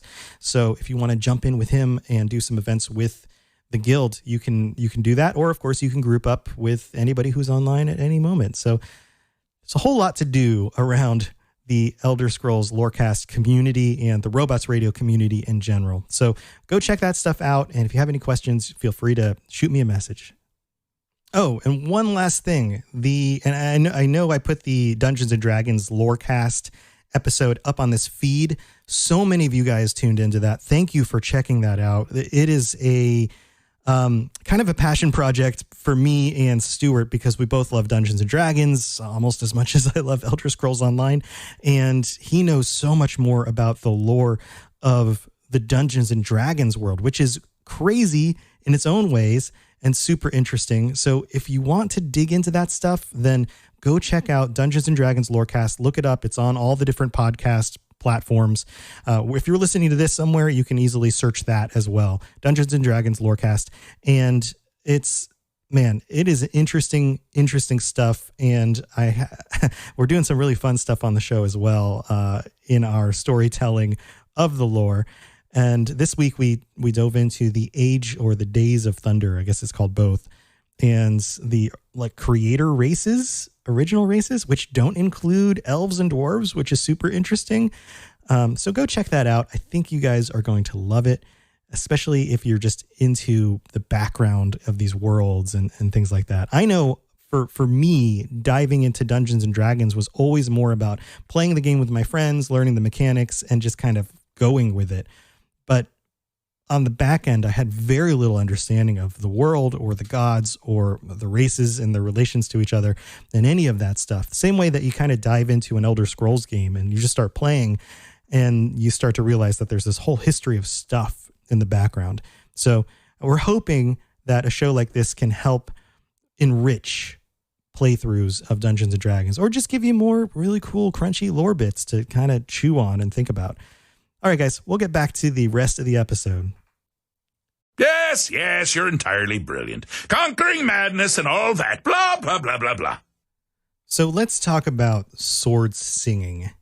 And this is going to have to be another episode all by itself just about sword singing and the details around what that actually is. So I think I'm going to do that next. But let's get a peek at it as we work through the rest of the history of Yakuta. It says here in the UESP article, the Yakutan people were once artisans, poets, mystics, and scholars. Very, very interesting culture, deep and beautiful culture. But the constant civil wars that plagued the nation resulted in many searching for enlightenment through the way of the sword. This eventually developed into a martial tradition known as sword singing. Within a few generations, the way of the sword had become their life. Their poetry and artistry survived through the forging of beautiful swords woven with magic. Can you imagine? This is the forging of weapons as an extension of artwork, of poetry. That's amazing. Really, I mean, can you imagine the designs and the nature of these swords? It goes on and says, the greatest among them became known as the Ansei maybe, or saints of the sword. Ansei of the highest virtue wandered the countryside engaging in battle, righting wrongs, and seeking to end strife. This is the part that I talked about being kind of like a Jedi. Such was the influence of the way of the Yakutan life, that everyday items would have depictions of swords or warriors assuming fighting stances. In the first era, 609, Mansell Sensit became the Elden Yakida, or military dictator. He waged many of the battles of unification and succeeded in gaining control of almost the entire empire until he was assassinated in 617. His successor, Randik Torn, took over the government and continued the work of the Sesnit. Torn revived the age-old gulf between the sword singers and the commoners by introducing restrictions on the wearing of swords. Torn's sword hunt, as it was known, meant that only the singers were allowed to wear swords, which distinguished them from the rest of the population. Again, kind of like a Jedi. The only people who actually wielded lightsabers were Jedis. Although Torn did much to settle the empire into its pre-strife ways, by the time of his death in the First Era 737, internal disturbances still had not been completely eliminated. And after his death, another vicious civil war broke out. So much war, so much constant war in this culture. It's really unfortunate. Imagine what poets and artists and mystics could be doing if they weren't just focused on war. But of course, they created these beautiful and amazingly magical swords and a tradition to go with it. In the chaotic aftermath, Emperor Hira rose to power and attempted to wrestle control of the empire from the people by exterminating the sword singers. The singers were few in number but rebelled against the persecution. This conflict became known as the War of the Singers. In the First Era 780, it came to a climax at the foot of Katu Mountain, where Frendar Hunding's army of singers crushed the emperor's forces. Following the victory, Frendar and his army left Yakuta on the flotilla of ships and began their great migration across the Altheric Ocean to Hammerfell. This marked the first of 4 documented migrations of the Ragata, or warrior wave. So that was the beginning of it. Now, around 796, the continent sank below the sea. Now, it's debated whether the destruction that forced the Yakutans to flee was due to natural causes, the acts of the Yakutans, or both. Yakuta was the scene of frequent warfare, of course, and there are legends blaming the cataclysm on a rebel band of Ansei called the Hiradirge. The Hiradirge were said to be masters of stone magic, and when they were defeated during the last civil war, they took their revenge on the nation by using forbidden techniques reputedly capable of such devastation. Indeed, the mortal incarnation of the warrior constellation corroborated this legend when he claimed the Shihai of a first-rank Ansei is what sank Yakuta. Further, some accounts claim that this forbidden sword stroke was called the Pancrado sword, a maneuver that could destroy the very laws of nature. Other accounts, possibly related to the Hiradirge, speak of time of ending, when the Yakutans fell away from the teachings of their gods.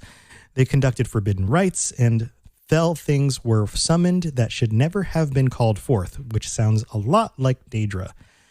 In response, Sadakal emerged from the sea, and Yakuta was pulled down beneath the waves.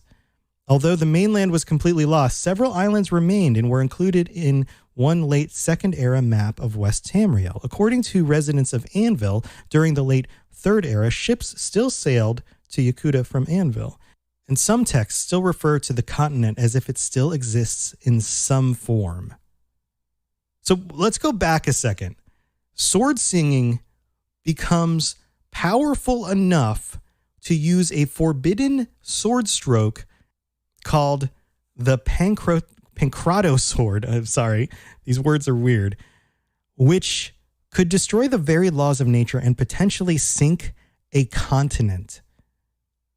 If this doesn't sound similar to Dragon Shouts, then I don't know what does, because Dragon Shouts potentially have very far-reaching effects and very powerful magic that seem to break the nature of reality in some ways. So this leaves so many questions and really opens up the potential for sword singing to be a major device in a future game. And although I noted that the Yoku language pretty much disappeared from Tamriel, the Yakutans did a good job holding on to a significant portion of their heritage and staying true to who they are as the Yakutan people who are now in a new location, the Redguard. Of course, some of this information is lost to time. Some of the details about the continent of Yakuta centuries ago is lost. But so much of it remains among the people that there's a lot of potential here. There's a lot of interesting culture. And on top of that, there's a lot of history that could be buried under the sands, only to be discovered again later. Think about artisans, crafters, shipbuilders. These people created monumental cities, stoneworkings, tombs probably, and magical swords that might be able to stand the test of time. And specifically, the people who would have wielded these swords, the people who were probably the greatest of their artisans, were also the warriors that they sent across the sea to invade Tamriel. Can you imagine what might be hidden underneath the sands? The histories, the information that might be written in a forgotten language, just waiting to discover? The traditions of these sword singers passed down to their children year over year through word of mouth, through stories. We don't get a whole lot of this stuff from the games that we do play so far. We get some of it. I mean, there's definitely some of it. It shows up. But this is a very rich and deep culture with a whole lot of stuff that we could dig into. I would love to be able to go back to the first era in Yakuta and see what that world was like. I'm sure it was amazing. So let me know what you guys think. Would this be a really cool thing to dig into in a future game? Or could you imagine an expansion to Elder Scrolls Online? At some point, they're going to run out of places to go in the continent. What if there was something that happened in the middle of the second era? Like it says, there's still trade going on between some of the islands that were left and Anvil. What if we could go visit those islands? What are they like? What are the people there like? And what about the left-handed elves? So thanks for joining me again. We'll dig back into more about the Yakutan art of sword singing and the Redguard people in Tamriel in the next episode, probably in the next episode. So until then, stay safe, everybody, and I will see you later. Thanks for listening to the Elder Scrolls Lorecast. All sounds and music are owned by Bethesda Softworks or ZeniMax Studios, and no copyright infringement is intended. If you have something you'd like to contribute to the show, please reach out to us at elderscrollslorecast@gmail.com or on Twitter @ESO Lorecast. If you'd like to help support the show, check out the rewards you can get at patreon.com/elderscrollslorecast. I really appreciate you listening, and I'd love to hear from you soon.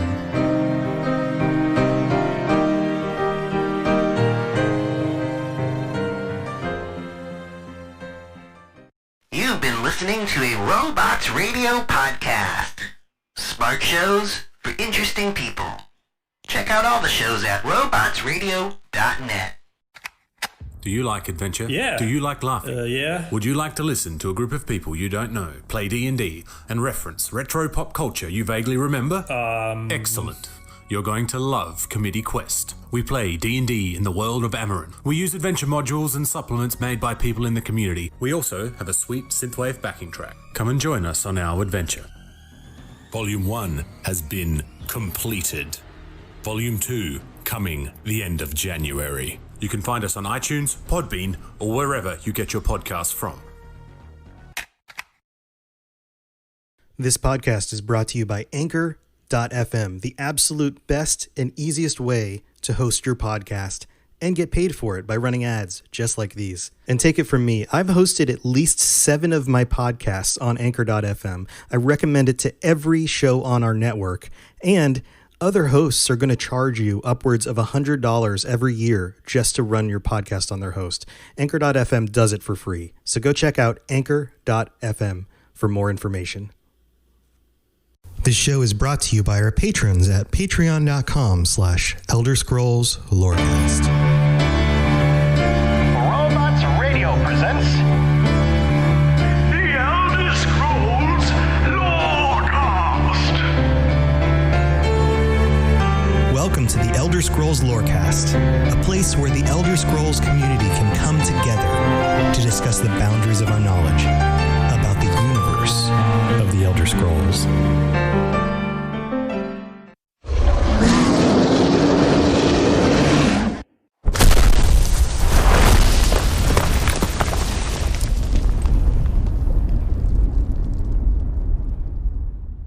This is where you get off. Come with me. All right, adventurers, welcome back to the Elder Scrolls Lorecast. I'm your host, Tom, or Robots, and this is our patron episode for the month of March. And we have 4 of our Tier 4 patrons here with me this week. I'm just going to go down the list and welcome everybody. Welcome back, Bob. How's it going? Bob Chichinski. Back to the show. It's going back to the show, man. One of my favorite places to be. Thanks for having me again. Yeah. And as a side note, I got to join you on your show last week, and that was a lot of fun. Yes, you did. That was a great conversation. And yeah, it's out there for everyone to hear already on the Red Diamond Courier page. Go check it out. It was a lot of fun, honestly. Yeah, you guys just spawned some questions on me right at the end, and we're like, we're going to pick your brain. And we had a lot of fun kind of go into those kinds of details as well. Especially that stuff, and then talking Elder Scrolls Online and how I got into it and stuff. So yeah, check out Red Diamond Courier if you guys are interested in that. Also, we have Bribwan back. How's it going, Brib? It's going well. Thanks for having me. And I've been looking forward to this moment of this month ever since we hung up last month. That's awesome. That's awesome. Has it just been like stewing in your head? You're like, oh, what am I going to talk about next time? Yes, I've written probably 700 pages worth of notes just for tonight. Awesome. So buckle yourself in. We're going to have a 27-hour podcast. Exactly. All right. Lincoln, welcome back. How's it going? It's going good. I'm good, all things considered. Yeah. Yeah. I know you're working. You're an essential employee. You and Bob before the show were talking about it. How's that going for you? It's going good. My hours are actually up, so that's really good. And I'm getting hazard pay, so Yeah. I guess that's a good thing, sort of say. Yeah, that's not bad. And then Mr. Gummy Boy's back. Welcome back. Yep, thanks for having me. It's good to be back. Yeah, I always like doing these every month. Yeah, it's always a highlight of my month as well, because I've mentioned this before, but I spend most of my time when I'm doing podcasts kind of by myself, looking at all the info and recording stuff. But it's always fun to have other people to talk to about these things at the end of the month. So it's especially fun for me as well. So this month, we are diving into our favorite bits of lore, or a favorite bit of lore. It doesn't have to be your absolute favorite, but something fun that you wanted to bring up and discuss on the show this month. And to kick us off, Lincoln will be starting with what, Lincoln? What are you bringing? What are you bringing to the show this week? So I thought what would be interesting to talk about is the origin of one of the Daedric princes. And obviously the Daedric princes are, big, it's a big subject in the Elder Scrolls lore. Some of my favorite series, or I guess series of episodes of the Elder Scrolls Lorecast was, when you went through all the Daedric princes. But what I want to talk about is the origin of Molag Bal, which is my favorite Daedric prince. And I want to put a little asterisk next to it, which it is my favorite, but not because I admire him. Because the reason why I admire him is just because of just how evil of a character he is and how that evil of a character can even exist.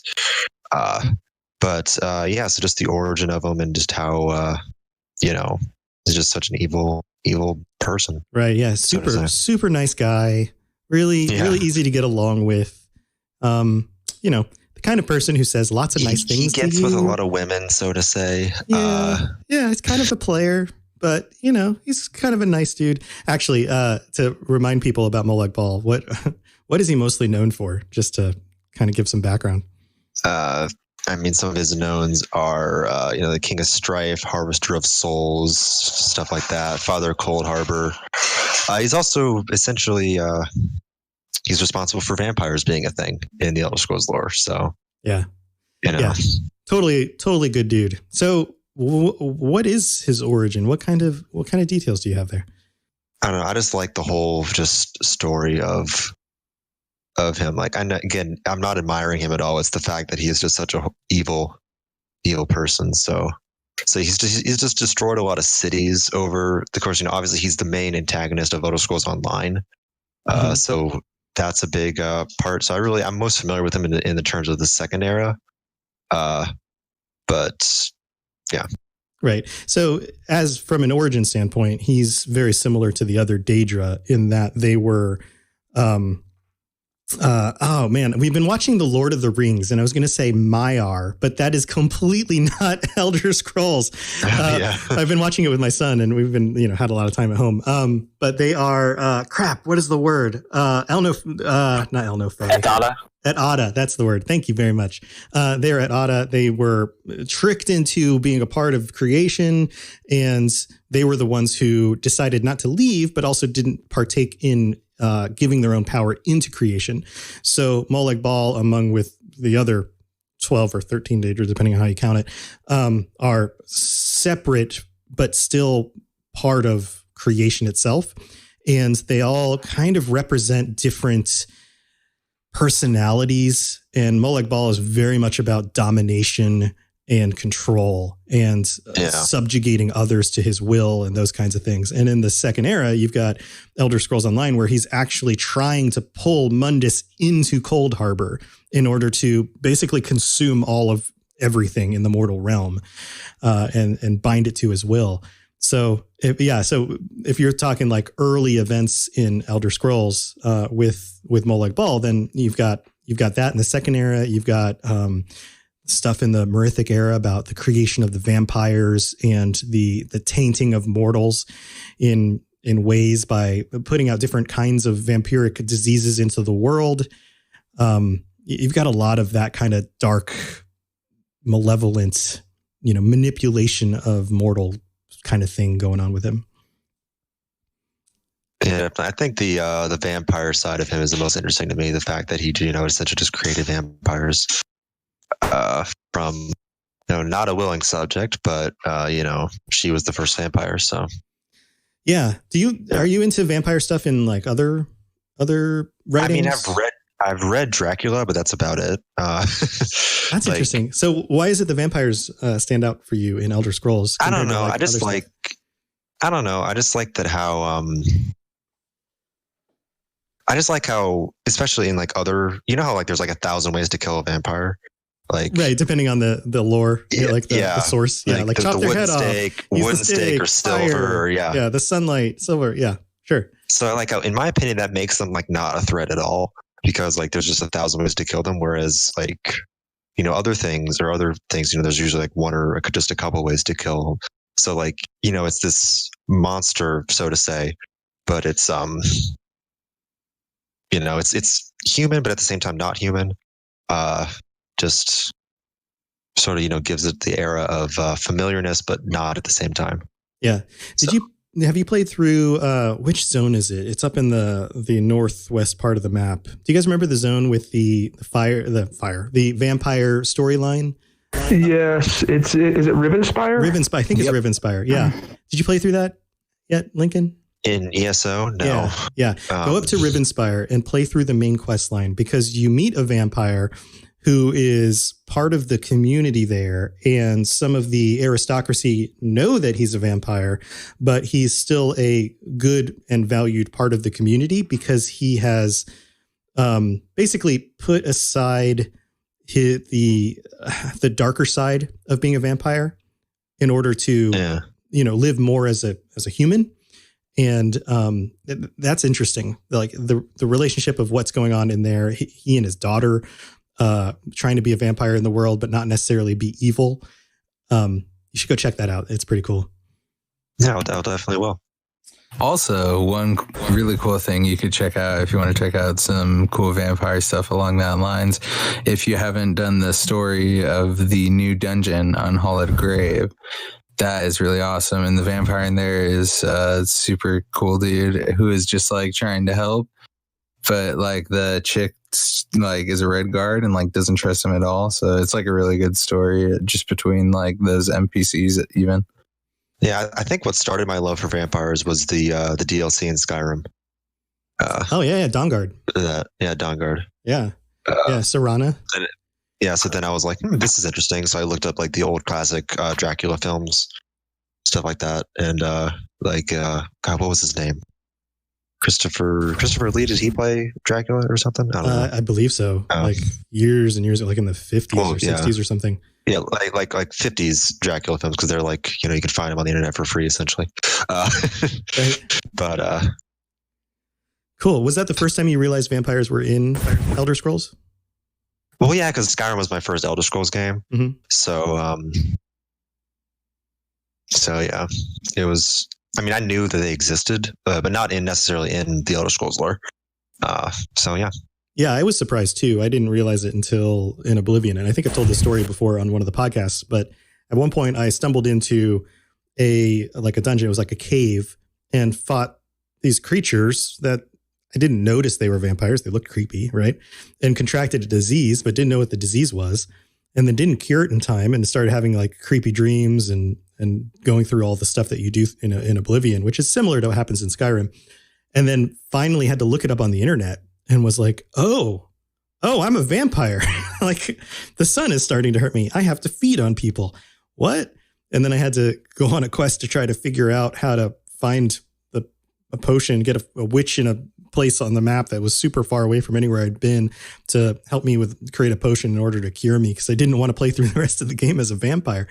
But yeah, that really surprised me. I was like, I didn't even realize this was going to be in this world, but it totally is. And it's actually very well fleshed out. Yeah. And that's something I need to do in ESO still, is make a vampire character. Oh, dude. Yeah, totally. So, the quest, the little mini quest line you go through in the part where you become a vampire is also really dark and very cool. Yeah. It's one of my favorite, like side quests, like quick one-off side quests. Just such a good like cinematic experience even. Yeah, just ask if anybody in the guild next time you're on, or even if you're just starting a new character, just make a vampire build. See if anybody in the guild would just give you a bite, and then they'll take you to a certain spot, and then you'll end up on this little side adventure where I won't spoil anything, but it gets pretty dark. It's really cool. Yeah, I won't spoil anything, but this person dies, and no, I'm kidding. Rolling Ball comes and visits you. He gives you a present. Yeah. Well, cool. Anything else? The neck. Yeah, he gives you a nice little kiss on the neck. Anything else about Molig Ball now that we've kind of moved over to vampires? No, that's really it, honestly, for me at least. Cool. Yeah, Molig Ball is super intimidating and scary. I wouldn't want to have to mess with him. Seems like a scary dude. All right. Well, thanks for bringing that. We're going to move on to Bob. Bob, you're number 2. What are you talking about this week? Number 2. Okay, cool. That's how I do things. And who does number 2 work for? I really don't know where you're going with that. That's an Austin Powers reference. There's a scene where he's in the bathroom next to what's his name? Tom somebody. And the dude climbs out of the vent behind him. The other guy starts choking him. You've never seen this? And no, and they're like too young for Austin Powers. Oh, dude, you need to go back and watch Austin Powers. And the guy in the toilet next to him is like choking on the dude, and he's like, oh. And then no, I'm sorry. Austin Powers starts getting choked by one of the henchmen for the villain, and he's trying to figure out who this number 2 guy is. And as he's being choked, and he's kind of fighting him in the stall next to whoever the guy was next to him, he starts saying things like, who does number 2 work for? And the other guy's next to him going, yeah, man, you give that turd hell. It's a classic scene. So anytime someone says number 2, that gets in my head. But anyway. Okay, that was good. I mean, that's perfect. I'll have to check it out. So yeah. I was bouncing back and forth between a few different things in the lore. There's so much amazing lore in the Elder Scrolls universe, but I did choose one. The Battle of the Red Mountain is probably one of my favorite things. I've listened to all kinds of stuff about it and read all kinds of stuff about it, and it's just the craziest battle. Especially because, like, of all the stuff that happens and the potential that it could even be a dragon break. Like, you have the Dwemer disappearing. You have the, like, creation of the, like, tribunal. Like, I mean, depending on what story you listen to, you have all kinds of things. But, like, you definitely have, like, Vivek and them becoming gods during that. And then you have the death of, like, Nerevar, and there's like half of Tamriel all at war in one place. It's beautiful. Yeah, the Chimer, the Dwemer, the ascension of the tribunal. People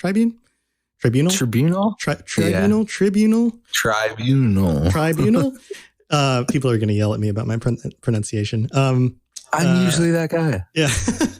The Heart of Lorcan. You know, there's a lot going on. There's a lot going on. So much going on, dude. Yeah. The Heart of Lorcan, like I was listening back through Written in Uncertainties episode on this, Aramithius, and he just does, such a good job of talking about all the different things that go on.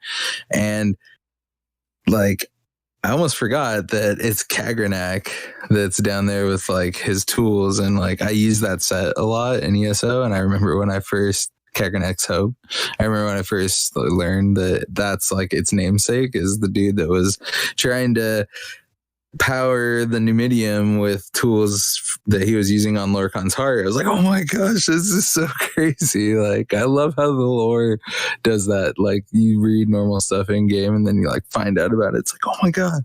Yeah, all of a sudden you're like, oh, I get it. That's what this is from. That's not just a crazy name. Floating. Yeah, very cool. Yeah, we could go on for a very long time about the events of the Battle of Red Mountain or the speculation about what actually happened, because it all is pretty foggy depending on whose version of the story you read. Yes, there are many. Yeah. And don't trust anything Vivek says, because he's a liar. Exactly. I mean, I guess it's thoughtful that he has the Ashlander version of the story as well in his like library there or whatever. Mm-hmm. Yeah, I guess so. Does he? I didn't even notice that. Are you talking about ESO? No, it was something that Aramithius had mentioned in the episode. He was like, these are the two versions that he has. He's like, this is the true version, and this is like, the other version, but it's there. You could also read that. Right. Yeah. I thought maybe there was like a place in Vivek City where you came across like a library and found like both books in the same library. That would be cool. Man, now I want to go look. How there's like bookshelves and just places, and like there's all these rooms you can go in, and those buildings. That would be really neat to just come across like somebody had both versions of the story in their library. There might be a library there in Vivek City. Maybe. I'm trying to remember, but yeah. Or in Vivek's temple as part of just one of the rooms you can walk through. Maybe. Yeah. Very cool stuff. Go check out Aramithius's episode of Written Uncertainty about that if you want like the deep details.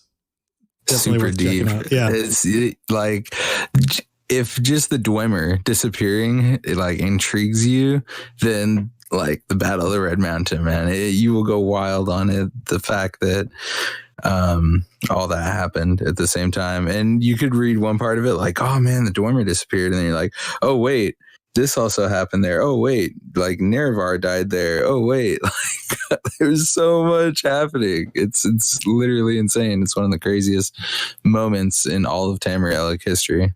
Yeah. You know what? HBO, Netflix, get on it. You guys need to do like an Elder Scrolls show. Oh my God. You need to like, yes. Can you imagine even just taking some of the events of the second era, like not necessarily going back to some of this like really crazy mythological stuff, but they could reference the crazy stuff, you know, but even just like the events of ESO done in like, I don't know, by HBO, that would be amazing.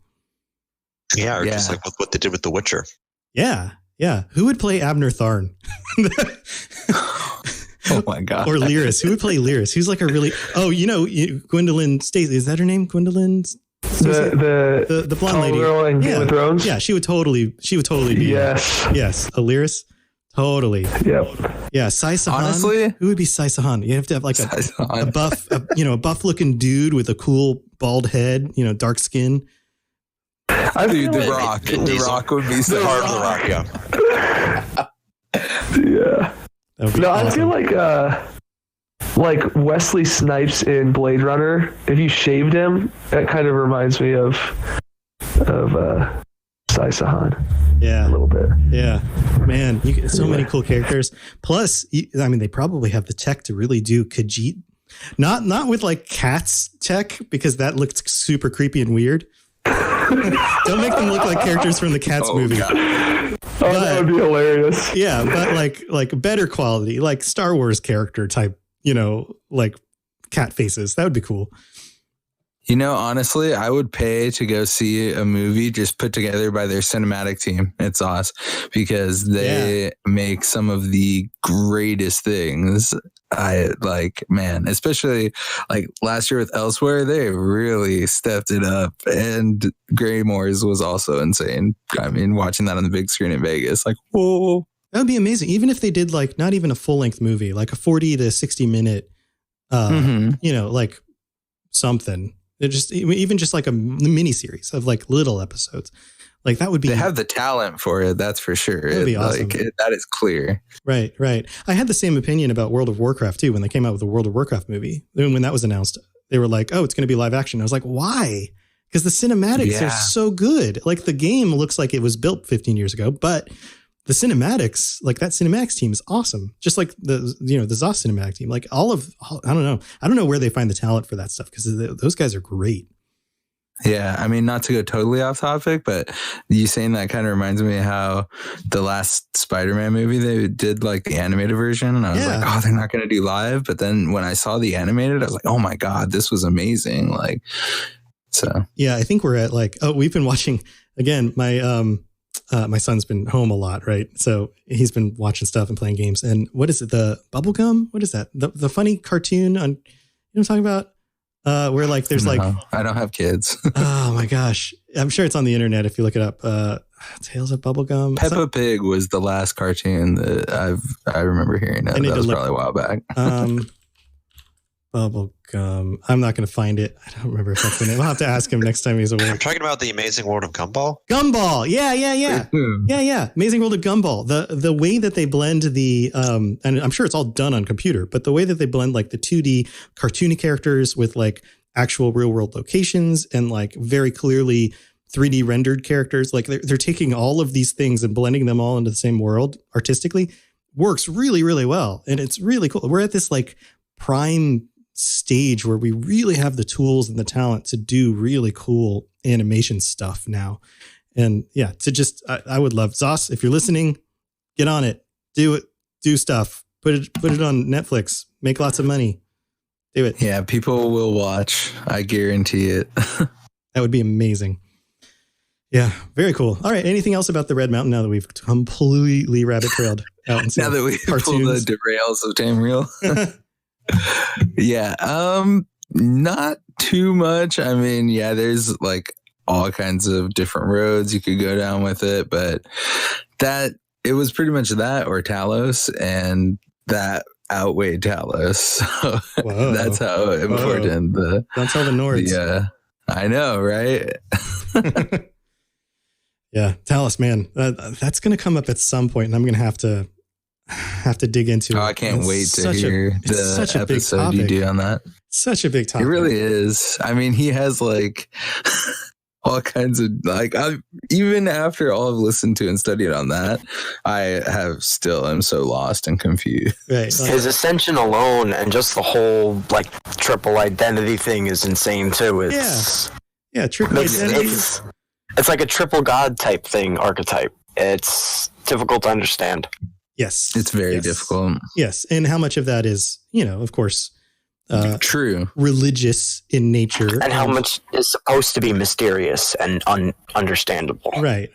Because, I mean, it's just, so having a background in philosophy and religion, one of the things that I noticed after getting through my undergrad was that most world religions kind of go through the same process of starting out with a very simple teacher or prophet or, somebody like this who does something notable and then develops a following. And then within a number of generations, the people who follow that person start amplifying the story and building the story into something more and more incredible than it ever was when it was originally told. And it's the same kind of thing, I think. And that's what's cool about Elder Scrolls is that, the actual story of Talos and the things that went on there may not have been nearly as fantastic as what people believed happened, years and years and years later. But then again, there's the whole idea of like, well, if they believe it to be the thing, then does that make it that thing simply through its belief of it? Like a belief in or worship of a thing kind of gives it power. Like red ships go faster. Like red ships go faster? Yeah, Warhammer 40K. Oh, is that a 40K thing? That's an orcs thing. Yeah, red ships go faster because they know for a fact that red ships go faster. Because they believe it to be true, so therefore it is true. Yes, so their red ships go faster. How faster? No one knows because it doesn't make any sense. They can't actually go faster with the rates they go, but they just go faster. Yeah. Yeah, the same kind of thing. Or like belief in worship of a Daedra gives that Daedra power, which creates more of a thing. Or the idea of living into a certain character's identity allows you to eventually be indistinguishable from that other character so that you can mantle them. The idea of mantling, which is, again, go listen to Aramithius on that because he'll have a lot more to say. That's a whole other... That's part of Talos too, mantling and... Yeah. Yeah, so I've listened to those episodes by Aramithius, the mantling one, the Talos one, like all of them. I've listened to them so many times. They're so good. Like that lore is super crazy good. Yeah, it's the kind of stuff you can talk about over and over and over again, kind of come at it from different angles and go, well, what about this? What about this? What about this? I'm always thinking of approaching, you know what? This wasn't even a topic that someone picked, so maybe we should stop. That was just his other topic that he was going between with, so. Well, it's funny. It's I was just reading something about this as I was doing like my own personal like self-improvement work in my real life. I was reading about things, and there was a study, I think it was in the 70s or 80s, and there's been a lot more on it now, but it's this concept of, I think it's called self-directed neuroplasticity, which is like if you can think something and have emotions and experiences based off that thing that you think, it's actually more likely to come true. So the study that they did is that they had people like think about losing weight, think about being fit, and then they had people who they like were giving the messaging of like not being fit and not losing weight. And then they had those people do the same exact physical activities and eat the same exact food. And the people who were given the messaging of losing weight actually lost weight, more weight than the other group. Yeah. Which is fascinating because Yeah. Sorry, go on. I'm sorry. I didn't mean to jump in. There was just no other variable changes other than what you were thinking. Right. It's similar to the placebo effect. Yes. Our brains are so powerful and have a lot of control over our bodies that we don't even consider that they might actually have, that if we do focus our intent on certain things, then we are more likely to achieve those things in our own in our own bodies. Yeah, like, I don't know, again, a rabbit trail, but I don't know how much you guys have looked into placebo, but placebo by definition is the idea that simply because you believe a thing and then act on it, it creates a certain type of reaction in your body. So for example, if you have a headache and somebody gives you a sugar pill, but tells you it's Tylenol, then simply because you believed them when you took the sugar pill means that you will actually perceive a reduction in pain from your headache. But what gets even crazier about this is that the more you believe and the more the situation seems relevant to the truth, the stronger the placebo. So you can extrapolate this from, like, hey, you guys, I'm your friend, you're my friend, you hand me the pill, I take it, it's not really Tylenol, but I feel a little bit of relief, to if you were a doctor, my friend who was a doctor, then that would have an even greater effect. If you were my friend who was a doctor and we were in your doctor's office, then that would have an even greater effect. If we were in your doctor's office and you happen to have your like doctor's scrubs on, then that would have an even greater effect. If we happen to be at the hospital at the time, that even has an even greater effect. And it keeps going from very minimal effect to very, very large effect, depending on how much you're actually in the circumstance. So our brains are very much in control of our perception of reality in a lot of ways. And the focusing of that reality, it's really weird and interesting. So yeah, totally. The skies are marked with numberless sparks, each afire, and every... Have you ever wondered how deep the Elder Scrolls lore rabbit hole goes? Have you got a grasp of the basics and want to find out more about the universe? Written in Uncertainty is here to help you. We'll be mixing in philosophy, theology, and whatever other theory is useful with Elder Scrolls texts to untangle some of the biggest questions in the series, like what are dragon breaks, how does Chim work, where did the Dwemer go, and more. Check us out at writteninuncertainty.com or find Written in Uncertainty on any podcatcher. Thanks for listening, and catch you later in the Grey Maybe of Tamriel. So did you know that you could listen to podcasts on Spotify for free without a subscription? That's a whole thing. That's the whole thing. I know some of you guys know this because I know that about 30 to 40% of our listeners are already listening on Spotify.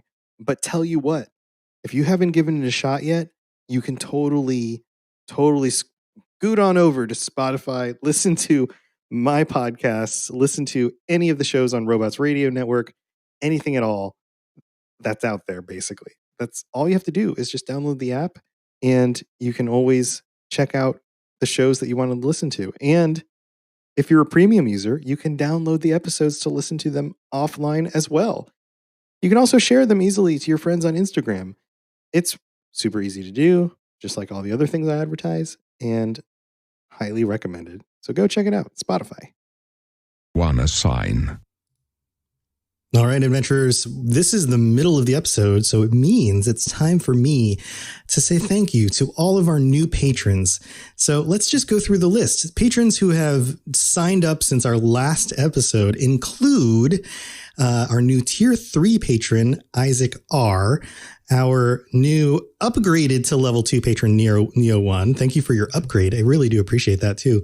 Our new Tier 3 patron, Cody M., and a new Tier 1 patron, Viridian R. Thank you so much to our new patrons, and I really do appreciate your support every month. And thank you to all of you who have continued to support the show. And I do note this during the episode, but with the way things are going on in the world, please do not hesitate to reduce your patronage or to cancel your patron if you absolutely need to. No hard feelings. I will get by. I will be okay. Do what you need to do to take care of your family and yourself. And if things are hard financially right now, get through it. Take care of yourself first. And then I will be here when you want to come back and help support the show again. I'm not going anywhere. So in the meantime, if you do want to support the show in other ways than financially, feel free to share it with a friend or leave a review on whatever podcatcher you're listening to, including Apple Podcasts or iTunes, where I can actually see all the reviews, and we're going to go through those as well. So we have 4 new reviews this month, and you get called out if you drop a 5-star review. And also, I'll read through the review. And these are actually fairly large. So actually 3 new reviews. I'm sorry, 3 new reviews. First one, Blade11235, who writes, brilliant show. I've tried several podcasts, but this is by far my favorite. And all the other content Tom or robots with a Z ? Makes is superb. And everyone else on the network, Tom started create similarly amazing shows. This is the best spot for anyone with any interest in the Elder Scrolls universe. And it's really cool seeing this show go from the beginning with Tom just trying it out after his success with the Fallout Lorecast and seeing how it evolves over time and how the community itself developed, and Tom's genuine excitement and sincere response to his fan support. I started listening from the beginning episode of the show, and I'm binge listening to it and a few of the other shows sprinkled in until I catch up and to the current, and honestly haven't touched Netflix or any other media since. Whoa, you heard it right here. Better than Netflix. Other than games, of course. Well, of course, yes, right. And have rediscovered my love for Skyrim and the Elder Scrolls in general. Seriously, Tom, thank you for all the work you've put in and the amazing content. 10-star worthy. Thank you so much, Blade. That is such a glowing review. I really, really do appreciate it. Then we have Seminarium Lord, who also reviewed the Fallout Lorecast, who writes, incredible show. I got told about this show from my brother. Tom, you know who he is, Mr. Lexicon Halberd, one of our very regular Discord buddies. And I was kind of skeptical at first, but you raptured my attention and led me to get more into the Fallout and Elder Scrolls worlds. Your 2 podcasts that I've listened to, Fallout Lorecast and Elder Scrolls Lorecast, covered my 2 favorite subjects in the worlds, the Vaults and the Daedra. After listening to you while I work, while I laze about, and while I make Lego creations, I'm thinking of releasing some YouTube videos maybe. Sorry for the shameless advertisement. Dude, I've been watching the Lego Creators Show, whatever that is called. It's super crazy, super cool stuff. I have really come to enjoy and love your podcast. Thanks so much for helping me keep my sanity and remain entertained. I hope that the Elder Scrolls world continues to grow so we can have a game to love and an incredible podcast to go with it. Edit. I almost forgot to mention why I was so excited about the podcast. I've always been extremely interested in the Daedra and Elder Scrolls, and when I found out there was some sort of history here, I was really excited to learn it. So thank you for allowing me to learn more about my favorite Elder Scrolls topic. You're welcome. Very, very awesome to hear all of that stuff. Thank you so much. Then we have Lorecaster.4E200, who writes, just what I'm looking for. Fan of the series for 9 years, which is not much compared to most, but this show is great for adding depth to knowledge I already know, as well as introducing completely foreign concepts to me. Keep them coming. Well, I'll definitely keep them coming. And thank you again for all of your support and helping to share these shows. And definitely take some time. If you guys are bored and looking for things to do, take some time looking through the catalog of other Robots Radio shows. You may have seen that I have dropped into the feed the first episode of the new Dungeons and Dragons Lorecast. So if you're into Dungeons and Dragons, go check that out because I am super proud of it. It is a really cool cooperative thing I'm doing with Stuart from the Committee Quest D&D actual play podcast. And we're going to be exploring all sorts of different content and, well, not content, but like history and all sorts of cool lore and stuff about the Dungeons and Dragons worlds. So definitely a cool way to fill in the background of Dungeons and Dragons if you enjoy, or just curious about that stuff. But there's lots of other podcasts, other podcasts out there that you can check out. And, they wouldn't be on the network if I didn't enjoy them myself and think that they were the kind of quality that I want to put out into the world. So I hope you guys enjoy that stuff. And until next time, enjoy the rest of the episode and stay safe. I'll talk to you guys just after this little break. Yes, you're entirely brilliant. Conquering madness and all that. Blah, blah, blah, blah, blah. Anyway. Yeah, our brains are very powerful, man. Honestly, yeah. I'm excited to see like when all this kind of craziness is done with the world. Like, I feel like I'm hoping people are just like at home, like doing, like having time to like do crazy, like, you know, art and like content creation and stuff like that. And they'll be able to like, when this is all over, be like, boom, just like influx of all this cool stuff that everyone got to do. Yeah. Yes, I know we've gone down some rabbit trails, but that's part of the fun of having, 5 of us on an episode, because we can really talk about all sorts of stuff. But I've noticed a lot of people on social media talking about like, oh, I'm putting on so much weight sitting at home all day. And I've made a point to go ride my bike almost every day around the neighborhood and like to actually do it from like a fitness standpoint, like to push myself and, make my legs sore and get out of breath. And I've noticed more people, not close to each other, but out in the neighborhood running and walking and biking and all sorts of things. And it's like, what a great opportunity to take a terrible situation and turn something positive, some sort of self-benefit. And yeah, that makes a lot of sense. Yeah, exactly, man. So, okay, let's move on to Brib1. Brib, what you got? Yes, so I was also bouncing between two things. The one that I'm not going to talk about, but it's still interesting to look into, is how the Falmer became what you experience in Skyrim. And I think that's an interesting commentary on the effects maybe of slavery. But that's pretty dark and deep. Yeah. Which Can I? Elders, were you going to say something, Gami? Yeah, just real quick. Aramithius did a stream recently where he answered actually a few questions about that. If you want to go watch that, it's on his Twitch, just so you know. Oh, I'm going to have to check that out because I didn't know about that. But yeah, I think Elder Scrolls is pretty dark and deep, and I think that's why we like it sometimes. But it's also fun to experience the more lighthearted and funny things. And so I got into Elder Scrolls with Oblivion, and I loved the Shivering Isles expansion. And in that, it kind of centers around the Daedric Prince of Sheogorath and Jiggalag too a little bit. But in that, according to the UESP, you can find a book called The 16 Accords of Madness, Volume 9, which, interestingly enough, in Oblivion, the book weighs 1 pound and costs $5, but in Skyrim, the book weighs 1 pound and costs 25 coin or dollars. Which I don't know why. Maybe there's just massive inflation, or the Nords like Sheogorath more. He's been manipulating things behind the scene to increase the value of his book. Yeah, so it's funny. There's also, according to the UESP and fandom, you can find the Accords of 16 Accords of Madness in Oblivion, Skyrim, and Elder Scrolls Online. And there's 12 volumes, but you can only read volumes 6, 9, and 12. So I'm wondering what happened to the other volumes. Or they're just numbered by multiples of 3 starting at 6. That too. Which would be some weird Sheogorath reason for like just nonsense. Okay, thanks. Exactly. But anyway, the volume 9 talks about the challenge between Sheogorath and Hircine, where the challenge is to create a more powerful beast or something like that, and they have, I think, 500 years to do so. And Hircine creates this massive Daedroth that's bigger and stronger and more fierce and vicious than anything anyone's ever seen before. And Sheogorath has this little bird. And Right. this tiny little bird just flies around this massive Daedroth, and the Daedroth essentially goes mad and rips himself apart. And Hircine gets so disgusted. I think that the book says that he curses in lost languages, or lost foreign languages, or something like that. And that people don't travel to that place anymore because they're afraid of Hircine's wrath.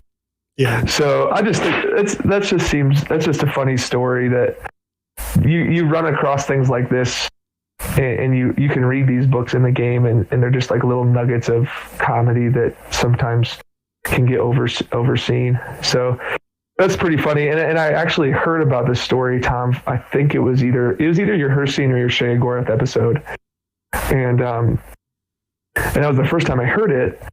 And then I found it in game in a public dungeon. Oh, that's cool. And so I read it, and I started getting attacked while I was reading it, and I was like, you know what, screw it, this is a great story, I'm going to finish this. And I ended up dying, but like right as I finished it, I died, so it was happy.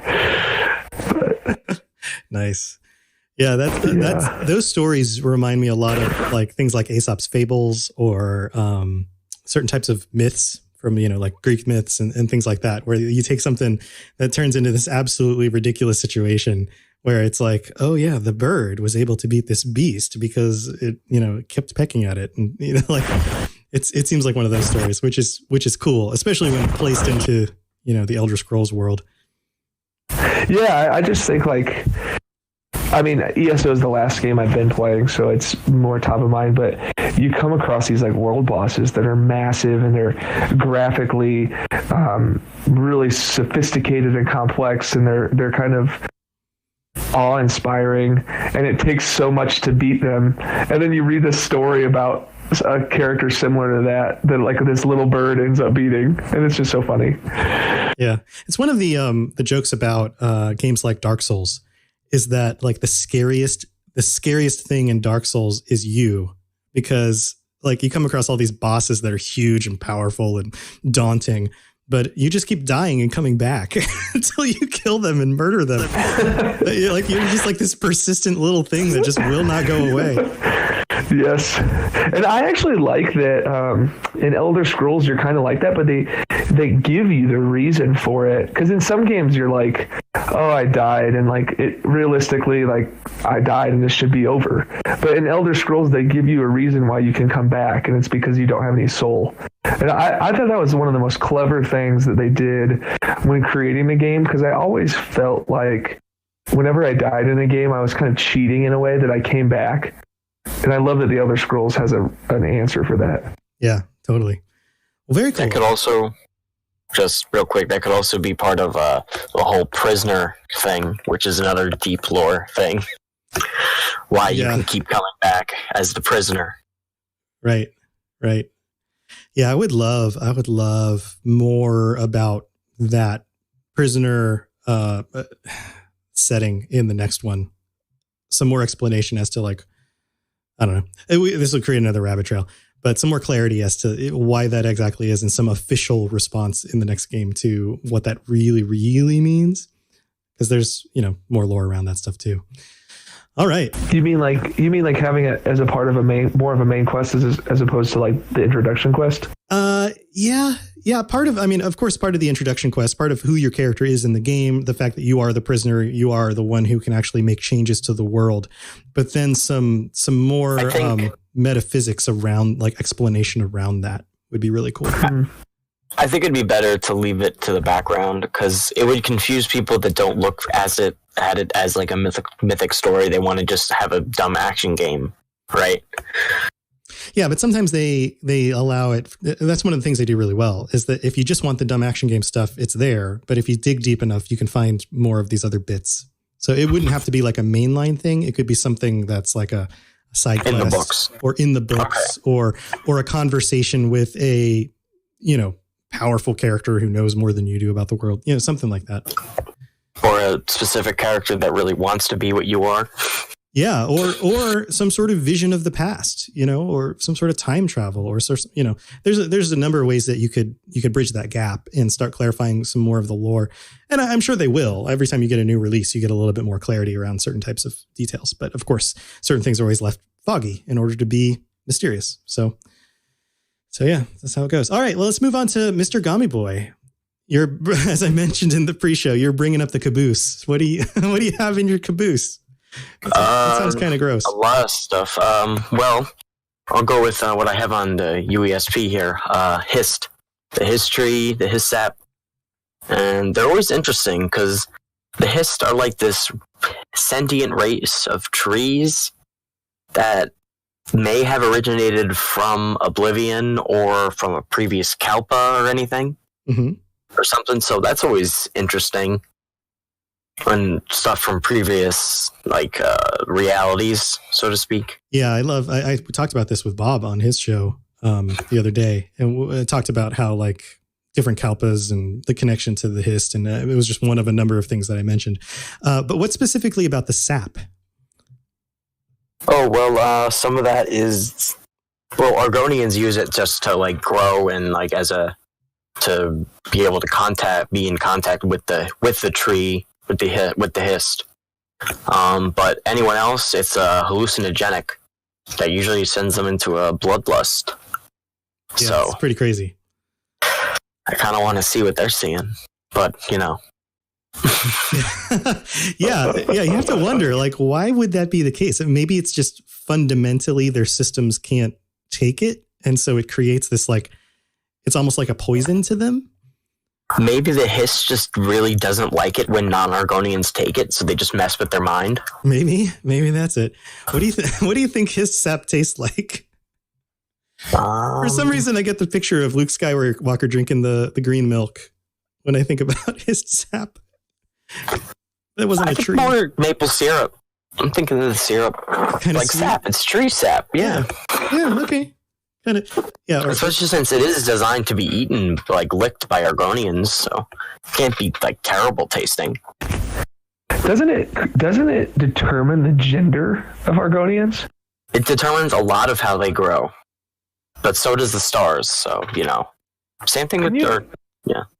Can you imagine if we licked maple syrup and it determined what gender we were? Like, that is real bizarre. Well, I think it's more the hist itself decides, less so much as like the you connection. pick. Yeah. Yeah. Like the hiss is like, you know what, we need more males now, or maybe, I don't know. Don't quote me on that.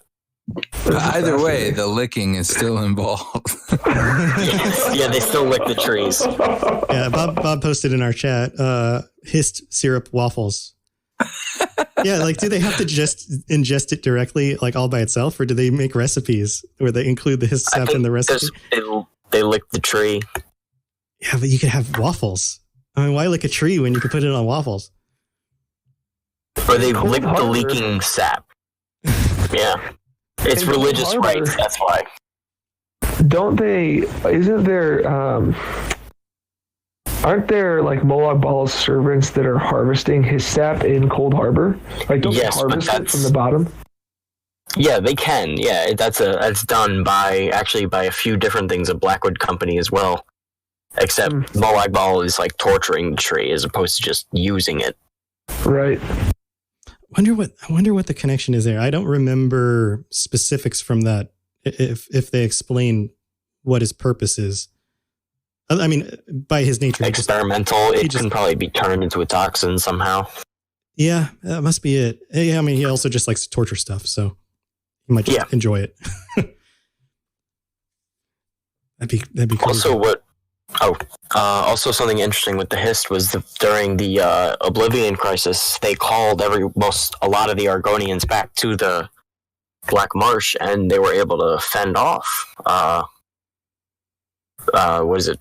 The Oblivion Gates forces. Yeah, the Oblivion Gates, the forces. They were able to fend them off. And who is it that made those? Was that those Molag Bal, or is that someone? No, that was crap. The other scary guy.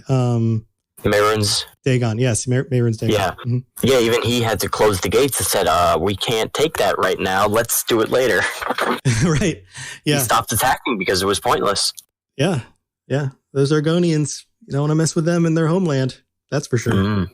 Can I read this the UESP article real fast about the quest and the hist? Sure. Yeah. And yeah. So it says that Haj Uzixth is an Argonian village in southwestern Cold Harbor, southwest of the Library of Dust. It consists of several Zanmirs. Oh, sorry, I'm reading the wrong part. Oh, here we go. Okay, the hist of the tribe made a deal with Molag Bal to transport the village to his realm. In return, the tribe would allow the Daedra to harvest the tree's sap. However, the crystal provided by Molag Bal, which sustains the hist tree, has also poisoned and weakened it. In current times, two factions have emerged in the village over what should be done for their hist tree. So why is the hist making a deal with Molag Bal? Yeah, that's a good question. Or did the Argonian group rebel against the hist in some way, where they disconnected? Well, or manipulated. The hist, from what I remember, the hist, like, they're conscious. They can make deals. Like they can communicate, especially with Daedra. Sure. So when they first were landed there, the hist tree did it for them because that's how the Argonians go. They leave the hist to be in charge. But when it was weakened by the crystal, eventually stopped responding because it was so weak, it was just barely not dying. So since they didn't have a leader, basically without the history, they didn't know what to do until the vestige comes in and picks for them. Okay. Huh. Crazy stuff. I'll have to go play through that again because it's been too long. Yeah, I just did Cold Harbor like a full map clear on one of my characters, so that was fun. Took a while. Yeah, it's a cool zone, and I love the way the artwork, the environment looks, and everything's kind of got that blue, almost colorless quality to it. Yeah, and when you do the whole zone and then you finish the main story quest, it's so much cooler when you have every group helping you at some point. It's so cool. Yeah. Cool. Well, anything else about the hist sap or the histories? Nothing else except no. I mean, they're probably the only race that wasn't involved in the Battle of Red Mountain. Yeah, yeah. Unless they were enslaved and had to do what their slave owners wanted them to possibly do. Yeah, man, you guys brought up a lot of cool stuff this week. It's kind of one of those things where you bring up each topic and it's like, oh yeah, we could just do an entire discussion about that one topic and dig into it deeper. But I guess I'll have to save that for some other episodes that I'll do in the future. You guys have any thoughts about what we might want to cover next time? Any ideas? Any potential things? Let's see, it's April, so spring. I don't know if that brings any ideas into it. We could look into different holidays. That'd be cool. That each culture has, like, for a springtime holiday. Yeah. You guys want to do a little bit of digging up some details about holidays and just kind of pick an interesting holiday to discuss? Yeah, that sounds good to me. I've already got a couple in mind. Yeah. I like, so right now in ESO, we've got the Jesters Festival, which includes... Yeah, I was thinking they could be events or just like lore holidays, whichever. Yeah, and I love the Jester stuff because of the whole pig quest. And then the idea that, like, in order to celebrate this, you have to go to like a major city town area and just hit a bunch of people with pies. That's how somehow like socially acceptable. It's amazing. So are you guys going to play through that stuff in ESO? I know some of you guys said you hadn't been in the game in a little while. I already have gotten the pig, fortunately, so I'm parading around everywhere with I've gotten Princess behind me.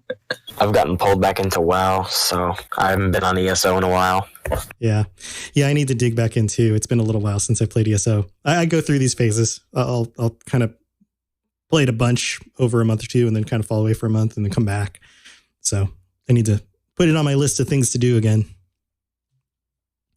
All right, guys. Well, thanks for joining me this month. And yeah, we'll talk about holidays next time. And before you guys go, I definitely wanted to let you know, with patrons, whether you're a tier 1 patron or a tier 4 patron, I understand that, like, with the way things are going in the world right now, some of you guys might be having some difficulty with job situations and those kinds of things. So I just wanted to put it out there and make it absolutely clear that if you need to pull money out of the Patreon right now because you have other priorities that you need to deal with, absolutely no hard feelings. I totally get it. I really appreciate the support. What you guys do every month helps me make this a priority, and it helps me keep the show going and continue to do this as an almost full-time thing. So it's very, very much appreciated. I couldn't tell you how much I appreciate it and how much I'm absolutely pleased and surprised by how much support you guys put into this. So it definitely makes me want to keep going and keep on improving and expanding things and doing everything I can in order to give you guys the content that you want. But if you need to pull your money out, or you guys, and specifically tier 4 patrons too, if you guys can't do $25 a month next month and you need to take a few months off in order to make your ends meet, and put food on your table or whatever, by all means, go do that. Come back some other time. No hard feelings. So just want to let you know that I'm not going to feel bad. And I will be happy to know that you guys are taking care of your families and yourselves and really doing what you need to do. And then I'll be excited to see you return in the future. And then, we'll go from there. So we'll get through this all together. So just wanted to put that out there. And then to wrap the episode up, let's go alphabetically down through the list and let people know how to get a hold of you, whether it's just on Discord or on your personal Twitter or whatever. Bob?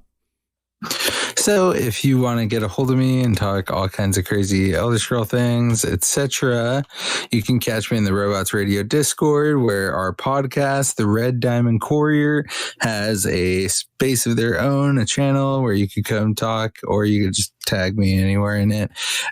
Outside of Discord and our podcast, you can also catch me on Xbox at Bob Chachinsky if you want to, come play.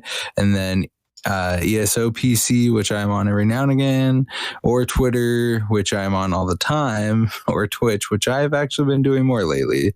You can catch me at Bob_Chachinsky, and anywhere you come hang out would be super cool to see you guys. And this has honestly been a great episode. It was super fun conversation. Yeah, very cool. Yeah, go check out Bob's stuff. He's making content, and keep on doing more stuff, which is very cool.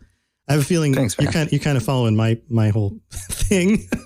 You start making one thing, and then you start making another thing, and then before you know it, you've got like 10 projects.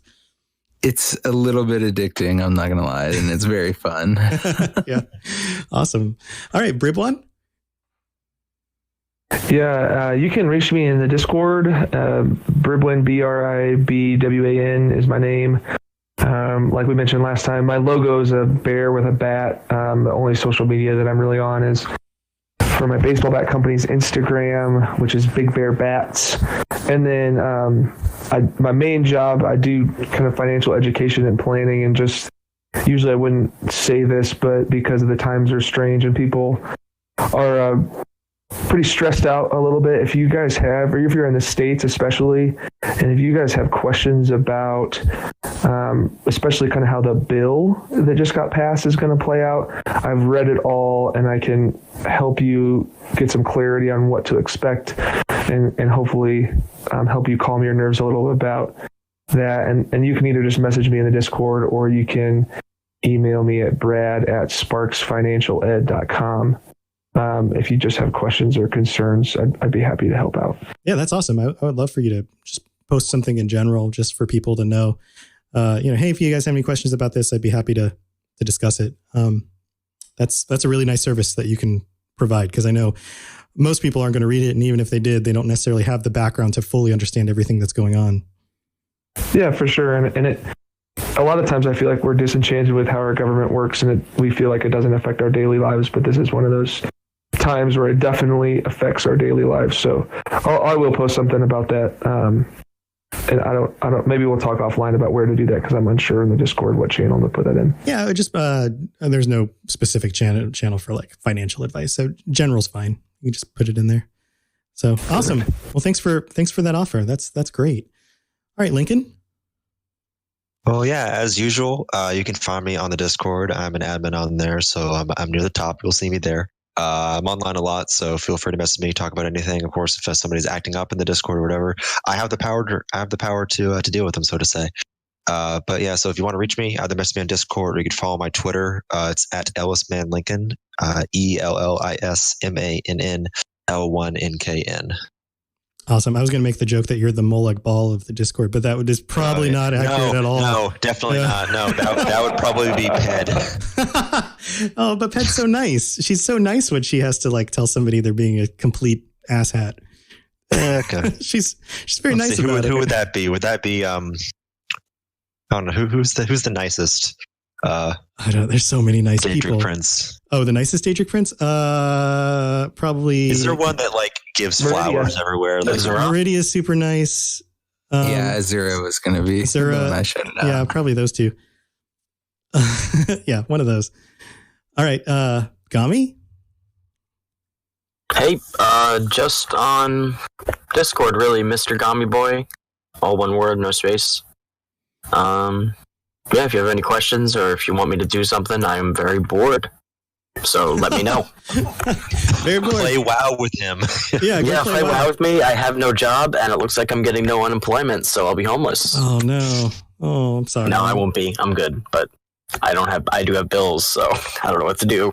Okay. Well, if anybody knows of any jobs, is there something specific you're looking for?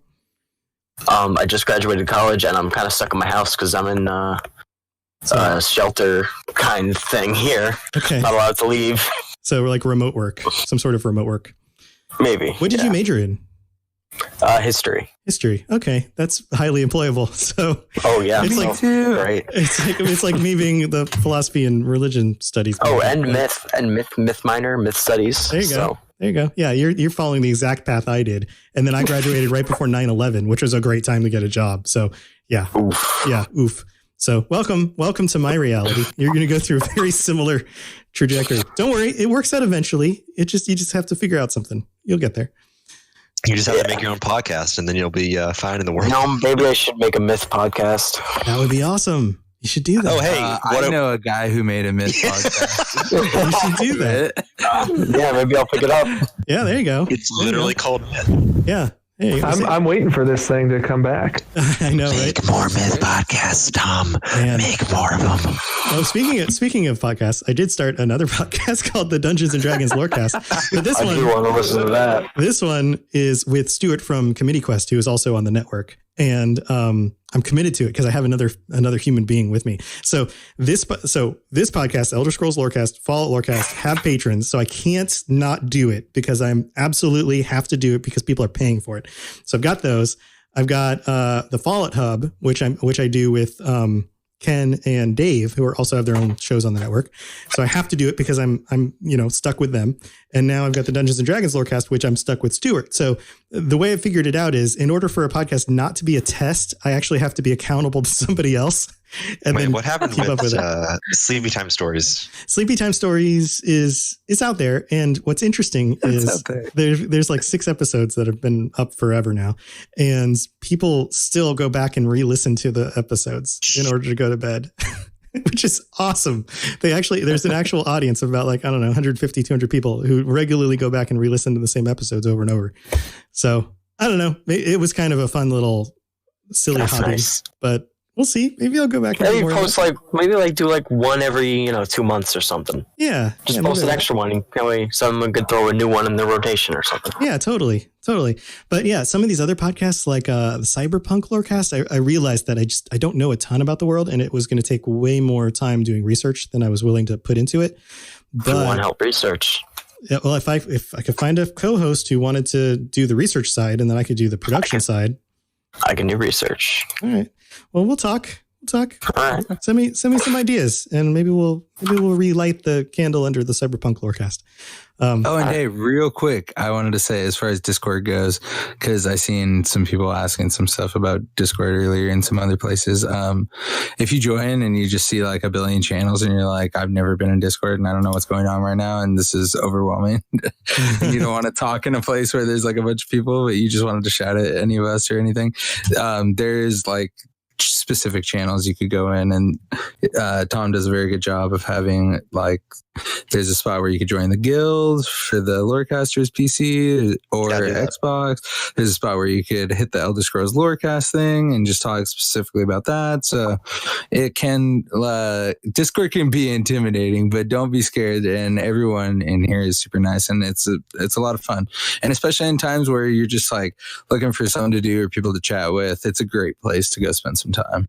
Yeah, totally. And our Discord has ballooned, so we have lots of sub channels. But yeah, if you don't know where to go, just pop into general and say, or in the welcome, introduce yourself. You're going to get like a dozen people who are like, hey, welcome to Discord, who just pop up immediately.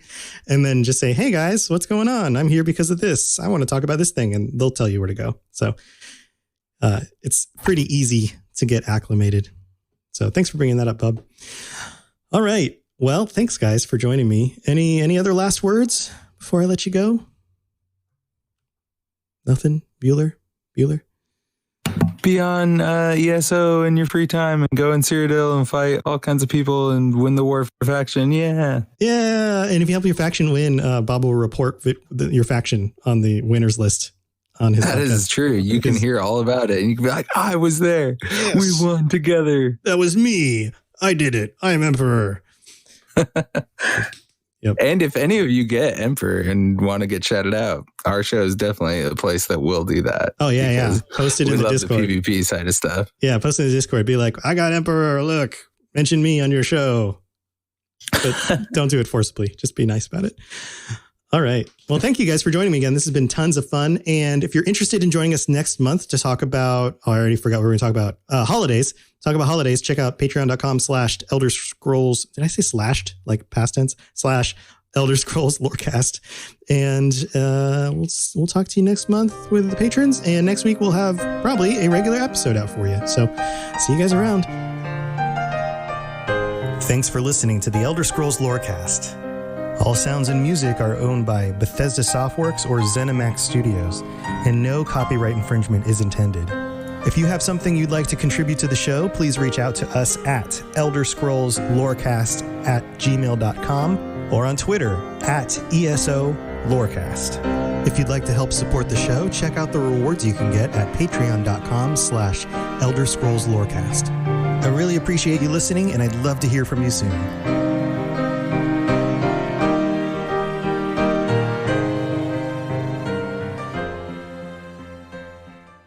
You've been listening to a Robots Radio podcast. Smart shows for interesting people. Check out all the shows at robotsradio.net. Are you worried you don't have all the answers? Have you ever found yourself in an internet rabbit hole? Call Mystery Time Live today! It's a new detective business. With plenty of heart. And a questionable track record. We're only in the office for an hour. Every Wednesday. Come hang out. Solve a mystery. It's a podcast. It's a live show. It's a swell time. Subscribe now! The producers of Mystery Time Live ask you kindly not to take the advice or guidance of the host because they have no idea what they're doing. No mystery will ever be fully solved unless information by a spontaneous outside source or sheer luck. You can find them live on the Twitch app and find their podcast later on YouTube, Anchor, Spotify, Google, and iTunes. Listening may cause hurtful to your death or loss of sanity. We are sorry. This is probably legally binding and you cannot sue us.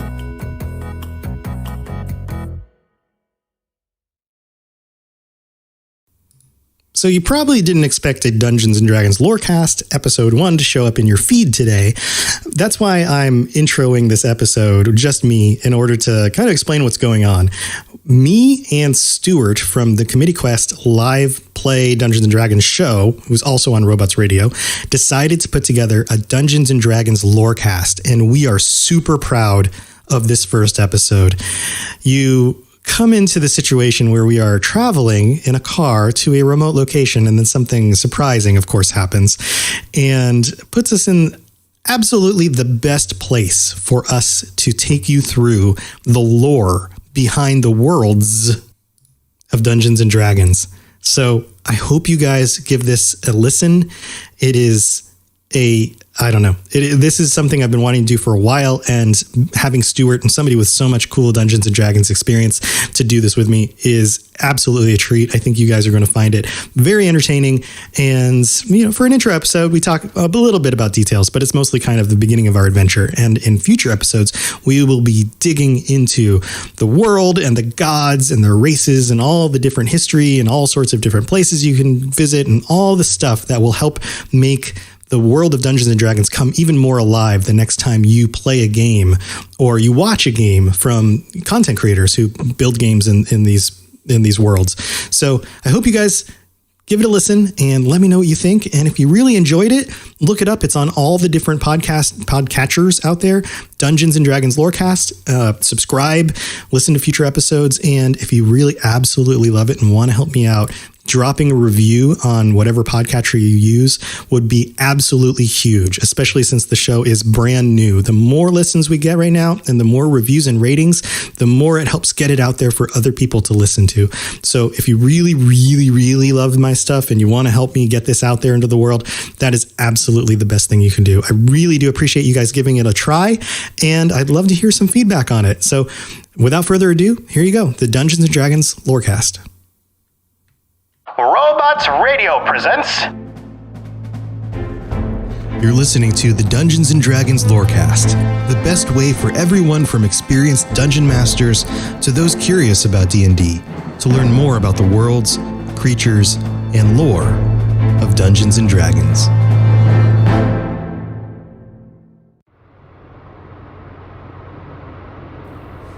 So, Stuart, check this out. Check. check.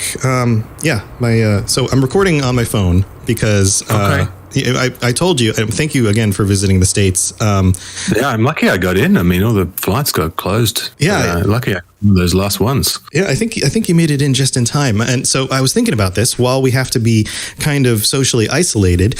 I was like, well, what would be a great place for us to be socially isolated in?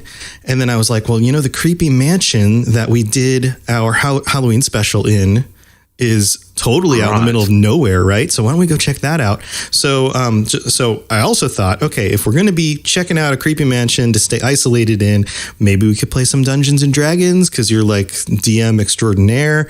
And if we're going to be playing and talking Dungeons and Dragons, then maybe we could record it. So I brought my phone, and we're just a microphone and my phone, and we're just going to record. So anyway. Okay. Does that sound good? Yeah, cool, man. Look, yeah, that sounds great. Like, I mean, I don't know if I'm an extraordinaire. I mean, one doesn't like to blow one's own trumpet. Right. That's why I have to blow your trumpet. That just sounds disgusting. So anyway, so just to bring our listeners up to speed, that's where we're going right now. And okay, cool. Yeah. Well, look, I'm really happy to be along for this ride. Really, this is pretty awesome. Yeah. I mean, I didn't think when I went to Miami that I would be going to a haunted mansion, but I think I just watched too many 80s films. So, well, good thing I don't live in Miami, but it's cool. But yeah, you flew into Miami just to kind of bring our listeners up to speed, and then now we've actually been driving up through the state. We're heading up into the Northeast. It's been like most of a long day trip, and yeah, we had a weird rest stop situation. The guy was kind of creepy, made some sort of like, you don't want to go into the hills kind of, creepy old man thing. I don't know. That was weird, man. I mean, he's probably just old and a bit scared. I don't know. Yeah. I'm sure. Maybe he's got the coronavirus or something and he's just messing with his brain. I don't know. So, anyway, while we're driving up here, we're actually getting pretty close. Let me, I'm looking at my GPS. Yeah. So, actually we should be pulling up in just a minute. But did you bring your, your notebook with all of your notes about the Dungeons and Dragons world and the lore and all that stuff? Cause I figured we're going to have a lot of time. We could definitely be recording some cool stuff about, some of that kind of thing. I think our listeners are really going to be into that. Yeah, for sure, man. I got my player's handbook here and my Dungeon Master's Guide and my monster manual, and I've also brought the Sword Coast Adventurers Guide. So I've got all this stuff, and I got some stuff that I looked up online as well. So yeah, I've got heaps of stuff. I also brought my dice, so we are good to go. Oh, sweet! Yeah, I've got some that have like dragons on them. They're hard to read, but they look really cool. So I use them anyway. Cool, man. Yeah, I'm keen as. Yeah, and I also have been collecting some really cool characters and creatures and things I've been building, kind of just as side things. Maybe we can add them in. Tell people about let me know what they are. I'll weave them into the story. Make sure it's working really nice. Awesome, cool. Okay.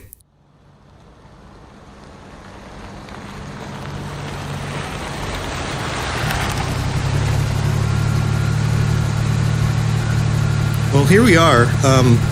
Oh man. Yeah. It's this place. I mean, it's a little rough around the edges, but it looks terrifying. I mean, it's awesome, but it looks terrifying. Well, wait till you get inside. Here, let's go in. I'll walk you. Wait. Have you seen that? Have you read this letterbox, man? The what? No. No. It says Mordenkainen on it. That's a really cool name. I mean, that sounds cool. You don't know who Mordenkainen is? Okay. Maybe we shouldn't go. No, come on. We were in here when we were doing the. What just this place happened? Okay, so for our listeners, they probably heard some sort of crazy whooshing sounds or something. We were just dropped out of. They're never going to believe this. We have to keep at the door. Okay, we have to keep recording because no one's ever going to believe this. So so we opened the door and somehow got sucked into what looked like a portal. Was that a portal? Yeah. Is that what a portal looks like? It was like shimmering, and as we step through, now it's completely different. What looked like a decrepit old mansion on the inside, well, from the outside, sorry. On the inside is this it's like the first level of this huge tower. Perhaps there's a stairwell going up and a couple of doors over there. Wait, so The door's not even behind. We didn't even. That was a portal. The door's over there. Wait, hold on a second. Okay. No, see, this door doesn't even open. I think we're locked in. Okay. So, you know how I said the letterbox has the name Mordenkainen on it, right? Yeah, that's a cool name. Yeah, yes, it's a cool name. So, Mordenkainen is a wizard in the world of D&D, and not just any wizard. He's like, it gets really sort of meta. But do you know who Gary Gygax is? Yeah, of course. The guy who started Dungeons and Dragons, yeah. Exactly. Okay. Mordenkainen is the name of his character, a wizard, right? Okay. Right, but that's like his character. That's just make believe, right? Like he just made that character. Okay. Yeah. So, but he put it into the game. Okay. Now, in the 90s, in Dragon magazine, right, a guy called Ed Greenwood, who invented the world of the Forgotten Realms, he did this series where Mordenkainen and another wizard, Ed Greenwood's wizard, Elminster, would meet together in Ed Greenwood's kitchen and talk about the cosmos and talk to him about it. On Earth. Wait. But that's still just make believe, right? Like, this place doesn't look very make believe. It's pretty solid. I mean, these are like you can touch the walls, man. Yeah, the stones the walls are made out of freaking stone. The stones on the walls are like legit rocks, and they look really old.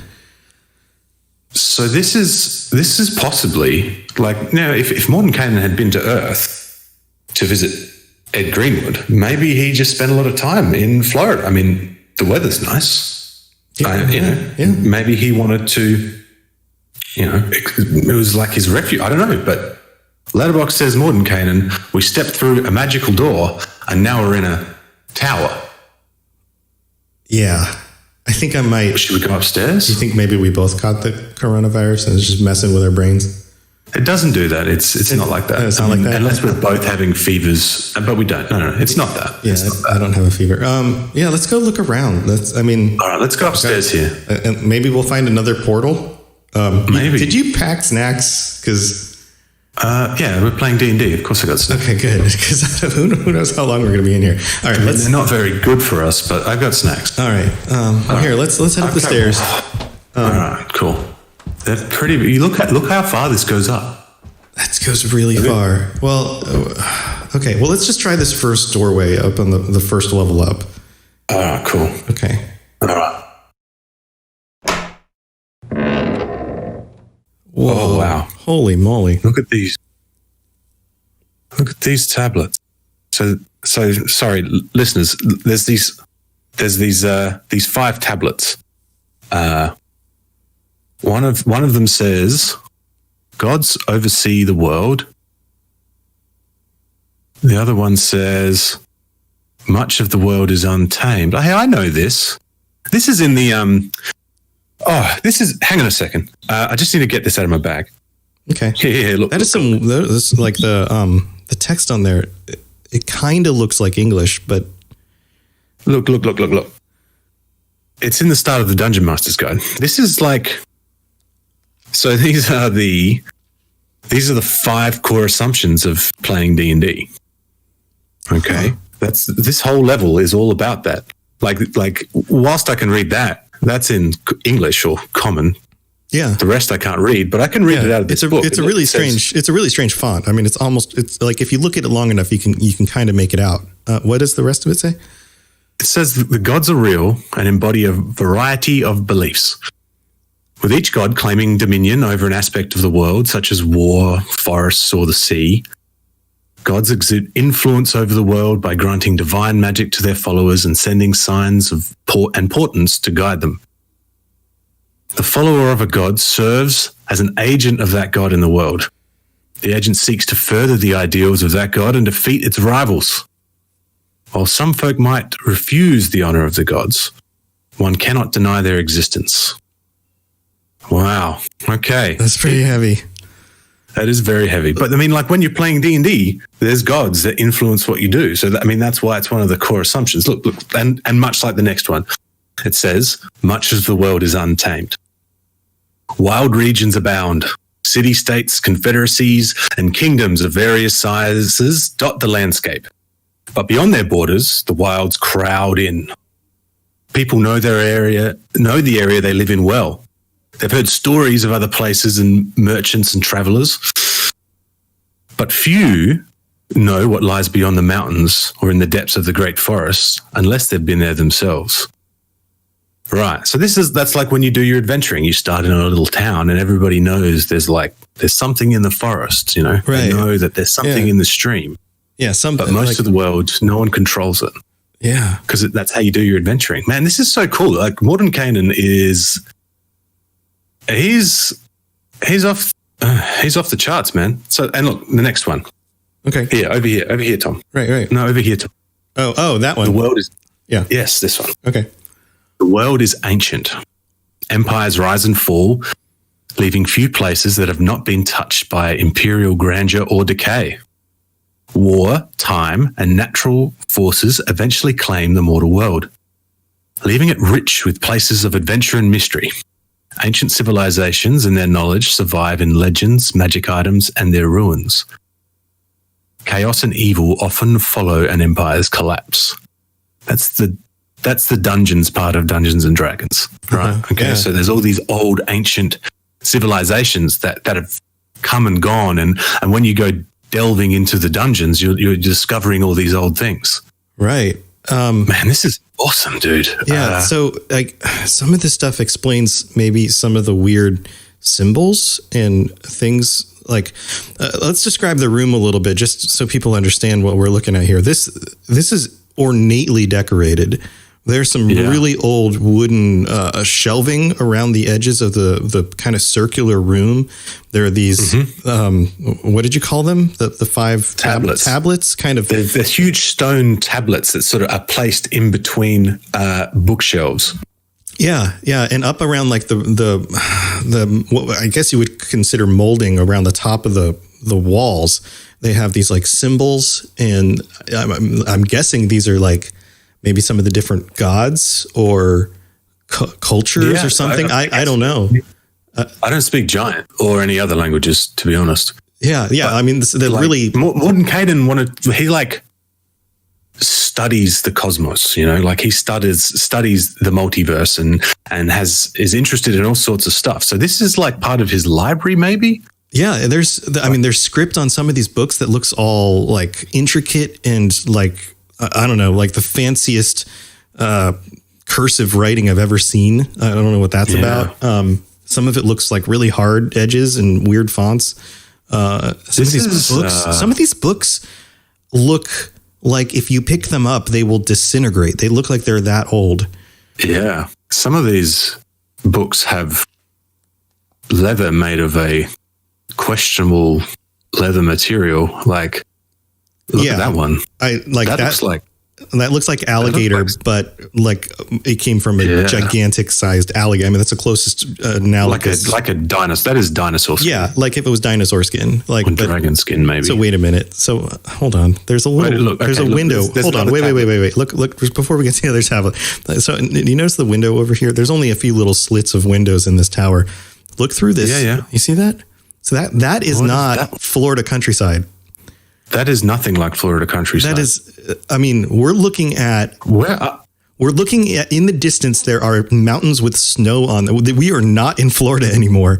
That is not subtropical landscape. But believe me, I've lived in Florida my whole life. Forest. Yeah. The tallest point in Florida is like 20 feet above sea level. Like this is, that is arboreal forest and mountains. Like,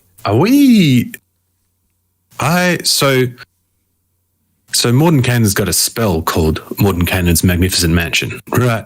And essentially, what you cast it on a door, and when you walk through the door, you go into this mansion, and whatever you want to set the mansion up as is what it's set up as.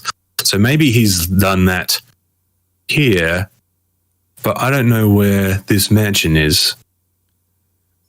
Yeah, that's something we're going to have to find out. Well, I mean, we can't be in like the world of D&D, like Faerun or something like that, right? Like, there's no way. Faerun's one. We might be. I mean, I mean, So there's like come on, different- that, like this stuff is all like fancy, like Disney World level quality, like stuff, right? Like somebody made the room to make it look really cool. I wonder what happens if I touch one of these tablets. Come over here. I'm going to touch this one, the one that says "Conflict shapes the world's history." All right. Oh, it's warm and it's turning blue. Yeah. So wait, there's got to be like a power source, Come on, right? man. There's got to be like that's magic. Try to pick it up. That's magic. How heavy is it? No, it's it's attached to the wall. It's almost like it's carved into the wall. There's got to be. I don't see any light switches.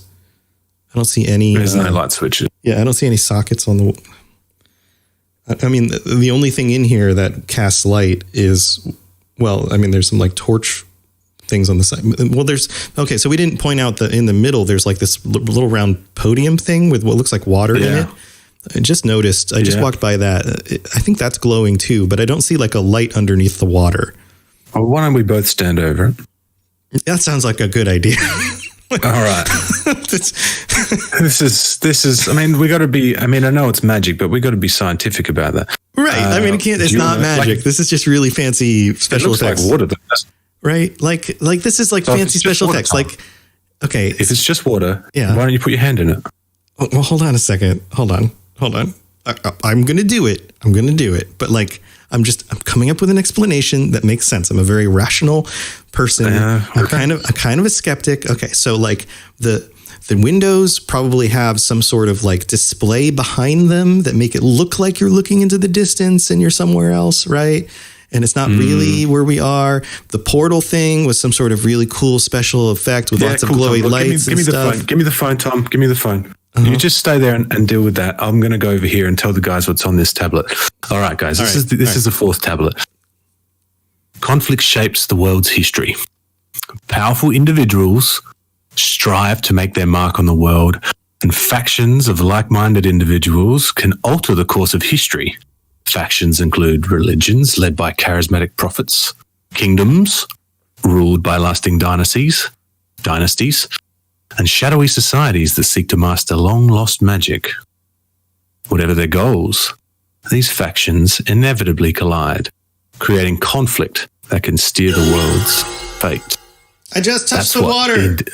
Okay. We better go back and see what Tom's doing. Hey, all right, Tom, what's going on? Okay, I pulled my hand out. As soon as I touched the water, there was like some guy's face and like an old wizard dude, and I could hear him in my brain. Is that supposed to happen? How does that work? Hey, Tom, you see that other tablet over there? Uh-huh. That says, I'm going to read it in a minute, but that says the world is magical. Now, I'm pretty sure that if you try it. If I concentrate on something in my mind and touch this water, it's going to show me what I want to see. Yeah, I was thinking about Mordenkainen, and that all of a sudden, like that, I saw a wizard guy, and then like, yeah, he's got the weirdest voice, by the way. Like, it's super weird. You try it. Yeah. All right. So I'm going to think about Faerun. Okay, Faerun's like one of the main continents in the Forgotten Realms. Okay. So I'm going to put my hand in now. All right. And I'll pull it away. And there it is. A map of Faerun. The world is magical, Tom. But you said that out loud. You said it out loud. It's like tied to a Siri or something, right? Did you hear anything in your brain though? Did you hear? Okay. Watch this. Try to imagine this. Try to think of what Faerun sounds like. Like think about like a forest with a bunch of birds or something like that. Okay. Actually, I'm gonna think of something else. Hang on a second. And you'll know what it is because you'll hear it. Putting my hand in the water. Okay, you hear that? Yes. Okay, turn it off. Sound. That was the sound of Waterdeep. Okay, Waterdeep, one of the major cities in Faerun. You didn't know I was doing that. No, but I now know that I now know that there is a farmer who was very upset that somebody stole his pumpkins. Yeah. Waterdeep's a crazy place, man. The world is magical, Tom. Come over here. Look, last tablet. I promise. I know. Look, I'm a history teacher. I know it's annoying. And no. I mean, this is cool stuff. I'm trying to I'm trying to process the fact that we may not be on Earth anymore. It's a little bit crazy. So you go ahead and read that. I'm interested. I want to learn about the tablets. I want to learn about the. I just didn't expect that I would be, Tom, not on Earth. Tom. All right, go ahead. It's okay. It's okay. It's okay. The world is magical. Practitioners of magic are relatively few in number, but they leave evidence of their craft everywhere. That pool in the middle is an example of that. This tower is an example of that.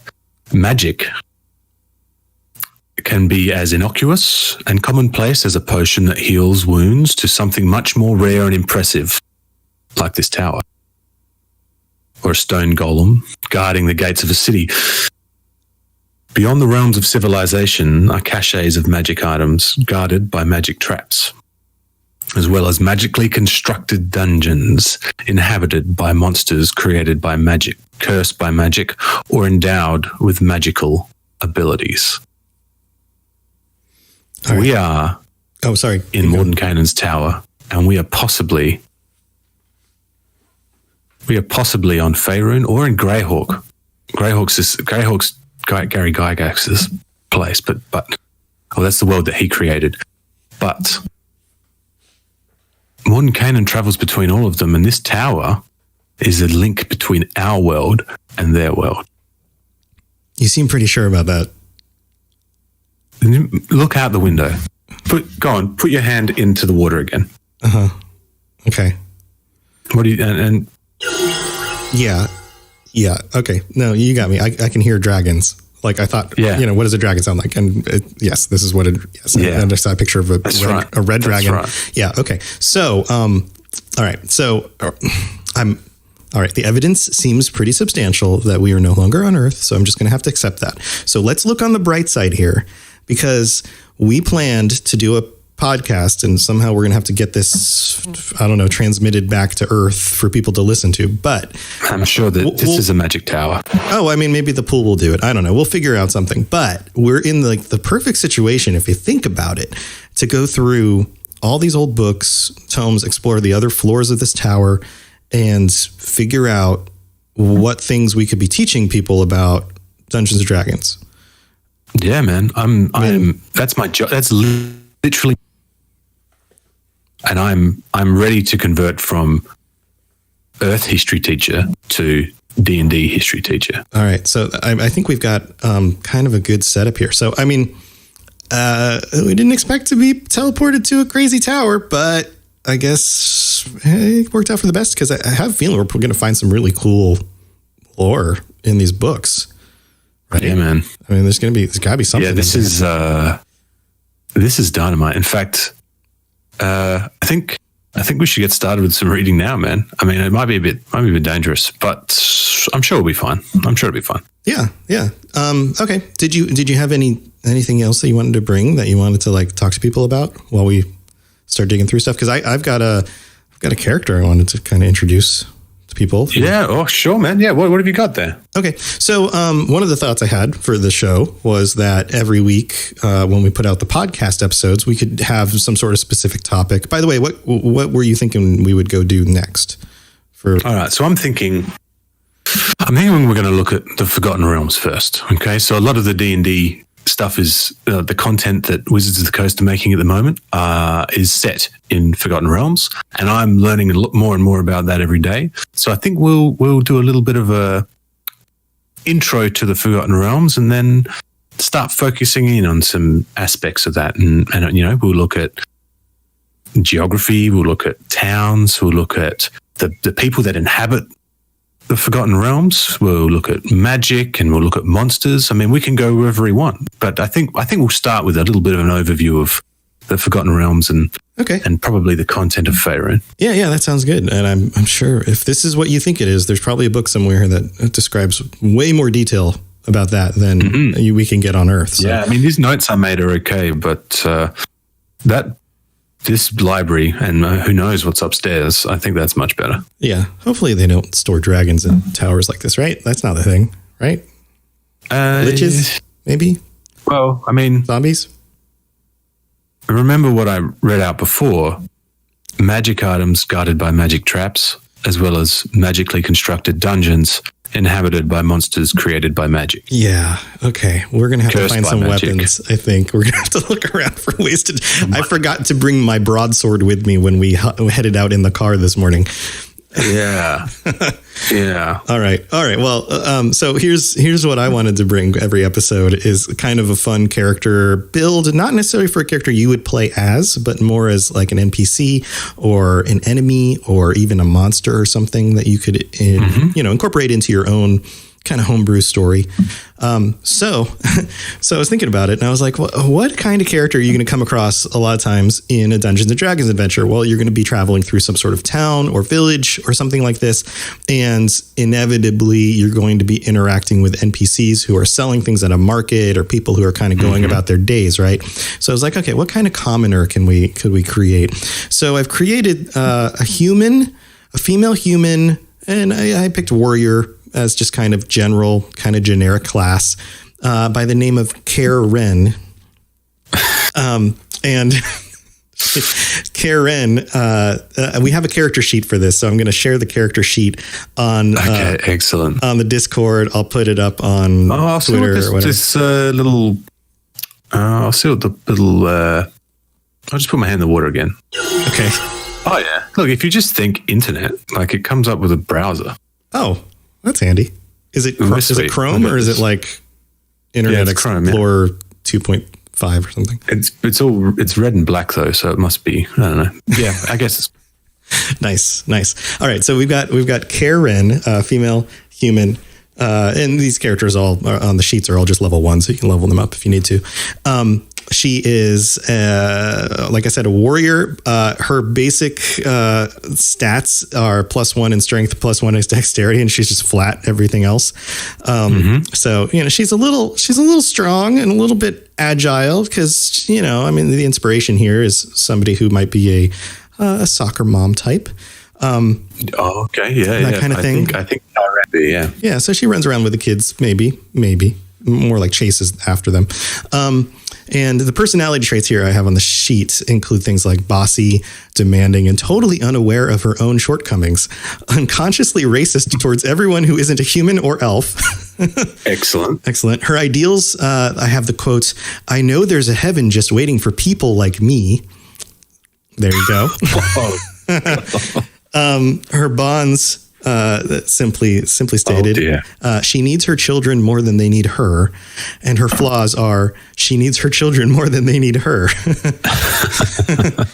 So that kind of gives you a description here. Her appearance is a short, cropped blonde hair, which clearly says, quote, "I need to speak with your manager." Her allies and organizations include the local temple. She's very religious. The neighborhood watch. She's very, very concerned nosy and concerned about what's going around in the neighborhood more than her own safety, particularly. And a sewing club. She likes to, gossip with the ladies and drink some wine. Additional features include, although she's only 42, under the makeup, she looks closer to 52. Yeah, that'll do it. Wow. That'll do it. Let's see. Character backstory. So her backstory is at one point she was an acolyte. She is now a common farmer. And although she's but a common farmer, Karen does her best to dress like the wealthy townsfolk. She claims to have elf blood in her lineage from some generation back, but the story keeps changing. If you were to ask her what she does, she'll first say that she's a mother because it's the most important of all jobs. However, upon closer inspection of her daily activities, she spends much of her time gossiping with the neighbors. 99% of her daily interaction with her 6 children is in the form of bossing them around the farm because, quote, "the cows aren't going to milk themselves." That's true. That's true. I mean, she seems very practical. So, yes, of course. I mean, if you're going to have 6 kids, put them to work, and then you just drink some wine and gossip with the neighbors while they do all the work, right? And the final note about her backstory is her husband was not an alcoholic until after marriage. So, and then when you and I were talking about this, you added in one extra touch that, how did you put it? She has I wasn't able to work it into the character sheet yet. I'm going to need to edit it, but I believe you stated. So she's got a special ability. Yeah, when dealing with anyone that isn't the owner of an inn, tavern, or store, they have advantage on charisma-based rolls. However, they then have disadvantage on charisma-based rolls when talking to the actual owner. That's right. They can speak to the manager. We call this special skill speak with the manager. Yes, they're able to get to the manager most likely, but then once they talk to the manager, most of the time they don't get what they want. So yeah, that's right. Yeah, so that's Karen, not Karen. If your name is Karen, this is not about you at all. This is a completely fictional character named Karen. Definitely not. Ren. Yes, definitely not real. Not real. This is not a real human. This is yeah. So there we go. That's our character of the week. So any of our listeners, I would love for you guys, if you have some really fun character builds that you would like to share with us, to share it with the show. And I'm hoping we can get some of you to share character builds by posting them up on Twitter. And whether it's a full character sheet or just kind of a fun character idea, it doesn't really matter. Whatever you've got, share it with us. I'm sure anyone that plays, anyone that runs D&D or any other tabletop game have got some of their favorite NPCs. We would love to hear about them. Yes, I would love to hear your ideas, and they may get featured on a future episode of the show. So hashtag it DND Lorecast and tag us in it. We're at D&D Lorecast, I believe. I recently set up our Twitter account. Let me double check that real quick. Double checking. And yes, at DND Lorecast, because Dungeons and Dragons Lorecast is too long and you can't use an and sign. So it's DND. The letter ND Lorecast. So yeah, add us and add the hashtag DND Lorecast, and then we'll be able to sort it by that as well in order to look back through the list of submissions. And we'll call you out too on the show. So definitely do that. Yeah.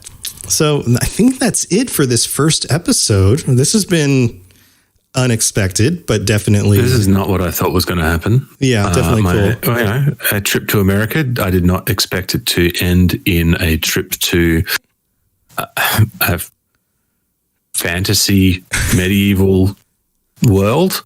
But here I am, and I'm not upset about it. This is fantastic. This flight was a lot cheaper for you, too. Far cheaper, and probably much further. Yes, and probably easier. Safer from a disease standpoint. Unless there's crazy diseases here that we have not contracted yet. Demon plague or something like that. God. That would not be ideal. That would not be good. So I think what we're going to do now is try to explore this place a little bit more, find some weapons, maybe some food. Let's see if we can actually open the door and get out. Or we could probably. There's a spell called Conjure Food and Water, so I'm sure we can figure out how to use magic. Between the two of us, we have enough brains to be a wizard. Yeah, it's just that easy. I'm sure it'll be fine. We'll just tell you what, you do the wizard stuff. I'll work on I'll find a lute or something, and I'm gonna be a bard. You're the bard, and I'm the wizard. Well, yeah. I hope we don't find any real monsters, because that's gonna be a tough fight. We're gonna go down. So yeah, we're looking for a tank. If anybody wants to be our tanky barbarian or warrior or paladin or something like that. Yeah, that'd be ideal. That'd be nice. Maybe we'll find one in a closet we can reanimate or something. Yeah, or maybe we could get a golem and just change the script in their brain. Maybe we'll try and do that. All right. Well, we're going to see what we can do. Thank you for tuning into the first episode of the Dungeons and Dragons Lorecast. And by the way, we didn't really introduce ourselves. I'm Tom. You can also call me Robots. That's the name I go by online. And I do other shows like the Fallout Lorecast and the Elder Scrolls Lorecast. And I also run the Robots Radio Network, which this is a part of. Lots of good shows on the network. And this is Stuart. Stuart, tell them about you. Hey, how you going? I'm Stuart. I am from Australia. I am a teacher and a podcaster. I am the DM and host of Committee Quest podcast, which is a actual play D&D podcast set in my homebrew world. I'm also a writer, and so you can check out my blog, and you can go to @StuartWhiteWrites to find me there. That's me. I'm going over here to read these books, Tom. So if you want to see if you can find any magical items, that'd be awesome. How do I know if they're magic? They glow? I don't know. I've never held one before. All right. Well, I'll see. See if you can find some items, I guess. Yeah. Do I still have to roll dice in order to do things like detect magic, or is that just like now innately part of who I am? Do people just walk around in this world with rolling dice every time they do anything? Is that like... I don't know. I hope that numbers click up over their head and they tell us what they rolled in their mind. I don't know. Yeah, we haven't encountered another person yet. All right. So we'll let you guys know when we find out how that mechanic works in this reality. Yeah. But until then, go check out Committee Quest. It's super fun, wonderful adventure. They just started the first few episodes of the second season of the show, and there's a wonderful recap. Yes, indeed. If you just want to skip through to the second season. So go check that out. All of our podcasts are available everywhere. You can also go to robotsradio.net to see a whole list of them and access links to all the different shows. And you're welcome to join us on the Robots Radio Discord channel. It'll be in the show notes and the links, or you can just search Robots Radio Discord to come talk to us about Dungeons and Dragons stuff or whatever happens to be on your mind. We've got a wonderful community of like 700 and something people at this point, all hanging out, chatting and having fun every day. The nicest people you'll find on the internet. Just, it's amazing. It's an amazing group. So it is wonderful. It is a wonderful little part of the world, of the internet world. Yes. It kind of breaks the internet with how nice it is compared to how terrible the rest of the internet can be. It's a little safe haven, a little corner of the world. Exactly right. Yeah, that's exactly what it feels like. In all honesty, that is what it's like. Yeah, it's pretty awesome. So, all right, we'll try to survive until next week when we can put out our next episode, and stay tuned for some more lore about Dungeons & Dragons. Talk to you all later. See you guys.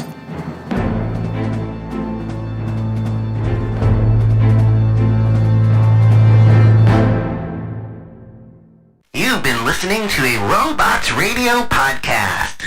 Smart shows for interesting people. Check out all the shows at robotsradio.net.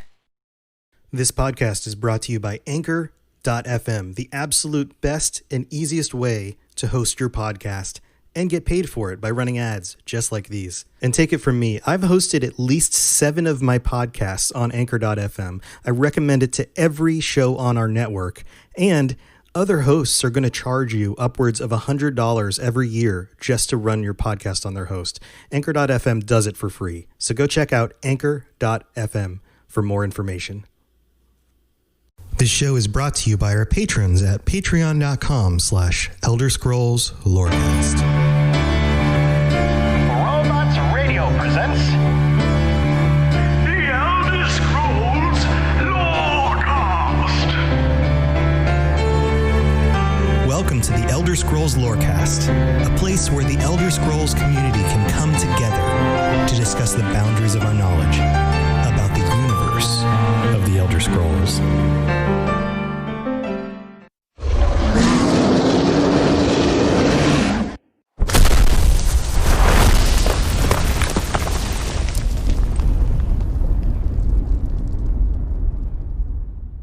This is where you get off.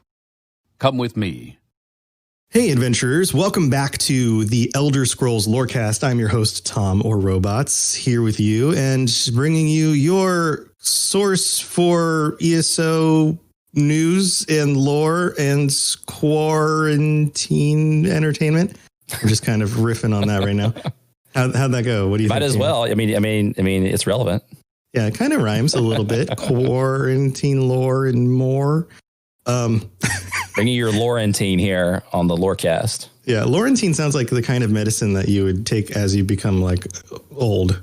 Yeah, or Like- something you gargle with to get rid of something else. Right. Are you on quarantine? Take some Laurentine to make sure that you don't get the coronavirus. Exactly. Yeah, it sounds like one of those things that I'm not going to name names, but certain individuals would promote in order to say, this is a very good, proven way to cure the disease.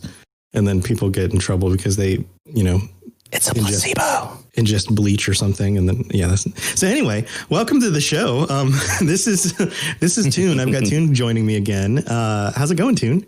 Good. Glad to be here with all the adventurers and back on the podcast. I think this is my first time on the Elder Scrolls Lorecast. Is it? And then on Fallout Lorecast, but I was thinking about it. I don't know. I was thinking about it. I was like, you know what?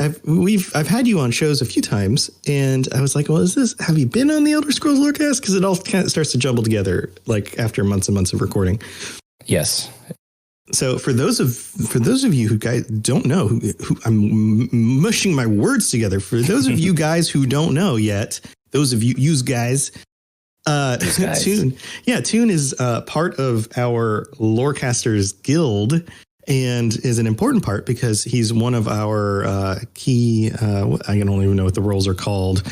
One of our, it's like an event coordinator, field leader, event coordinator guy. He streams regularly on Twitch in the mornings and under Tooniversal. So if you want to go check that out, you can do that. But yeah, there's almost most days out of the week during like weekdays, you have something going on. Yeah, for the Lorecasters to go do, dungeon runs and all sorts of wacky adventures. Yeah, we do. It's all about wackiness at Tooniversal. All about wackiness. Yeah. So how is that going? Well, first of all, let me introduce the show and kind of where we're going with the stuff. My brain's a little bit all over the place today. This episode, we are specifically going to be talking later in the episode about some of your experience with previous games, because you jumped into the Elder Scrolls series all the way back at Daggerfall. Is that correct? Elder Scrolls 2, it's been over 20 years now. Yeah, we're getting crazy. Old. Yeah. We're like old man. This is a high school kid playing what I thought was Dungeons and Dragons in a video game. That's pretty much what it was. Yeah, it's pretty much what it was. And so you've had the experience of being in these locations, Daggerfall, Morrowind, Cyrodiil, some of these other places since, the dawn of time, basically, because we're that old now. Yeah. And now you've been very much committed to playing ESO for the last, 3 months that you've been streaming it regularly. Yeah. So I wanted to pick your brain about some of the differences you've noticed in some of these locations over time and how they're represented in the different games. Kind of some of the lore implications of that too. But before we get into that, I had some questions for you about your own personal experience, because let's get our audience up to speed. You are actually kind of still a newcomer, even though now you've probably accumulated, a few hundred hours in the game. Yeah. When did you start with ESO?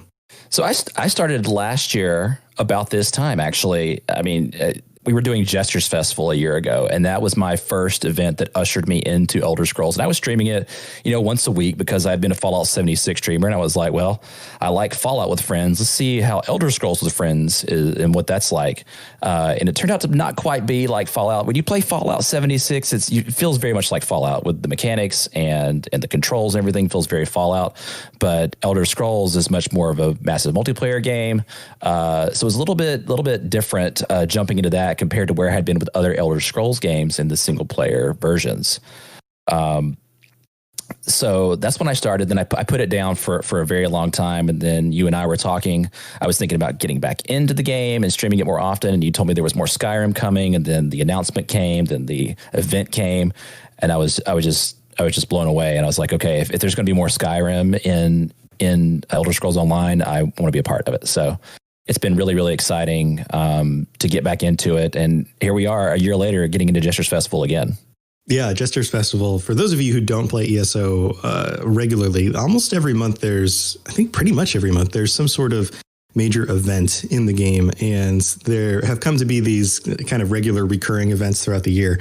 So the Jesters Festival, you do these funny little quest lines where you like chase down a pig who represents like the Queen Iran, isn't it? Yep. And so, that's just one of them. And there's different quests you can go on, kind of daily quests. And then there's things you can unlock, like a jester's suit and things that you can dress up in and that kind of stuff. You get mementos, you get pies to throw at people. Yes. Yeah.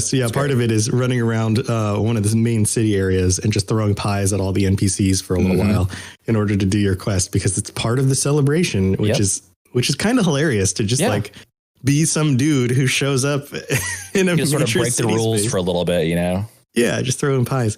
So yeah, it's kind of a fun event to start out everything with, even if you haven't really, explored too much of the map or gotten too much into the quest lines or the dungeons and things.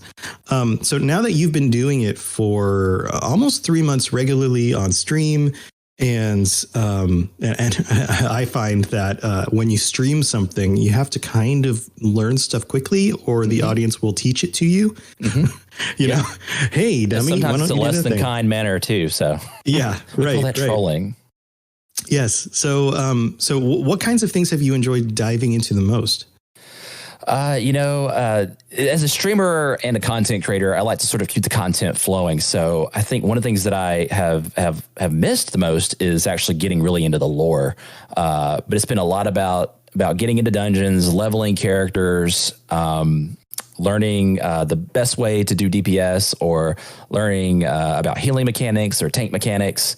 So getting really into some of those MMO aspects of Elder Scrolls Online is what I have been thrust into, not being a seasoned massive multiplayer. I didn't come from Warcraft. I didn't come from any of these other massive multiplayer games. So all this is fresh to me. So stepping in and learning mechanics and dungeon mechanics has been some of the biggest hurdles for me to get over, and I'm getting over them, and I'm learning a lot more. And it's a game that I want to be learning something new every single day. And so I'm thankful to have a community of people who are good teachers and good mentors. And it's been a lot of fun getting to know more about the game. Yeah. So what characters do you have built out now? What classes and races and things? So my first character I started a year ago was a Nightblade. And I've since turned that character. That character is not even to level 50 yet, but that character is now a healer / DPS. So it can sort of swing both ways and do either, which is nice. Basically having a resto staff and a destro staff on each bar. And then my main character is a Red Guard, and he's a Stamplar. And I have role played him as the vampire hunter Blade from the Marvel comics and the movies. That's been a lot of fun to role play that. So he's a vampire, and he's a Stamplar, which has been a lot of fun for damage. That's amazing because Templars, so stamina Templar, for anybody who isn't familiar with the the jargon. Yeah, the jargon. People just kind of jam these things together. So you can have stamina builds, you can have magicka builds, and then you have the class. So like Templar, Necromancer, Sorcerer, things like that. So the Templars are kind of the Paladin equivalent in Elder Scrolls Online, and they are very much about like light magic and healing and that kind of stuff, which is funny to pair that with a vampire who is almost, the diametrically opposed to that. But I guess that makes sense for being like Blade, who's like the good vampire hunting the bad vampires. Yeah, there's all sorts of undead, things that go into Templars too. They have, abilities geared toward, undead. So it kind of made sense to go that route. It's either that or Nightblade, and I had a Nightblade character. I'm like, let's go Templar. Yeah, that's cool. Yeah, Stamplars are pretty solid, just good, well-rounded builds. Great self-healing and getting your magicka and stamina back up on your own without helps of a healer or orbs or anything like that, or shards. So is he your main dude you take into dungeons? And he is now. So, it's that situation where like you hit level 50, boom, all your CP is, on all the characters, which you hit level 50. So I made a Stamcrow, a stamina necromancer at the beginning of the year, thinking, and he was a Nord, thinking like, oh, Dark Heart of Skyrim's coming, more Skyrim. I'm going to make a Nord and take that into the Dark Heart of Skyrim when it comes out. And then we get all this information about vampires and potential vampire hunting and redoing the vampire skill line. I was like, wait a minute, let's build a Blade character that's very recognizable to most people who are into movies or a little more niche into the comic book arena of Blade. But it was a lot of fun to actually kind of roll. It's a casual role play. I'm not a hardcore role player. It's more of a casual role play. But that made something more fun, something for me to look forward to going into streaming every day. Yeah, can you do a like Wesley Snipes impression? I cannot do a Wesley Snipes impression. I can't either. I'm trying to imagine how he talks. It's been a little while since I've watched. I mean, it's very matter of fact. I'm thinking Demolition Man comes to mind and thinking about like his vocalization, but that's all I can think of right now for top of my head. I can't do a good one. Maybe we'll have to study up on that. Yeah. Very cool. So you've got those two characters, and then the third one's the Nord. Is that everybody you've tried out so far? Yeah, that's the 3 I've tried. I mean, I have Sleeps in Back, which is the Argonian that I based off of a character that we came up with last year about this time, about an Argonian who works at Dairy Queen. The irony of that he has to work at Dairy Queen. So I did make Sleeps in Back, but he's a Nightblade. He hasn't done anything since we created him. Well, of course, because he's too busy sleeping in the back. Yeah, and he lives on in immortality on YouTube. You know, he's got his little mini episodes that he's in, and yeah, that's where he lives. It just makes sense. I mean, if he's the guy you for some reason keeps his job at Dairy Queen, even though he doesn't do anything. Yeah. Like every time the managers aren't looking, he goes and takes a nap. He hates working in like the ice cream section because it's cold, and he doesn't like cold. Right. He wants to be down in the warm swamps, but exactly. He works at a cold, store serving ice cream. Yep. That's great. That's him. So when it comes to the content that you've gotten into, how much of the storylines have you done? How much of, what have you been, I know you've been focusing on a bunch of dungeon runs and that kind of stuff. And I definitely want to get to that part in a second, but have you gotten through, the Elsewhere storyline, any of those other zones? So yeah, that's one of the things I wanted to do with being an event coordinator. It's like, how can I get lots of people together to do one thing? And you can only have 4 people doing, random dungeons or doing pledges. So I was like, what are some things that I can do to get larger groups of people? And, delves only go so far. And when the events come up, those are really good to get people together or public dungeons. But doing zone stories has been another way to get lots of people together if they haven't done a particular zone story. So as a guild and, my Tooniversal crew, we went through the Northern Elsewhere storyline and had to deal with one of my least favorite characters in the game, Abner Tharn. I love Abner Tharn. There were lots of jokes that happened. Abner helps you write your own jokes. He's like the butt end of a lot of jokes on my channel. Yes.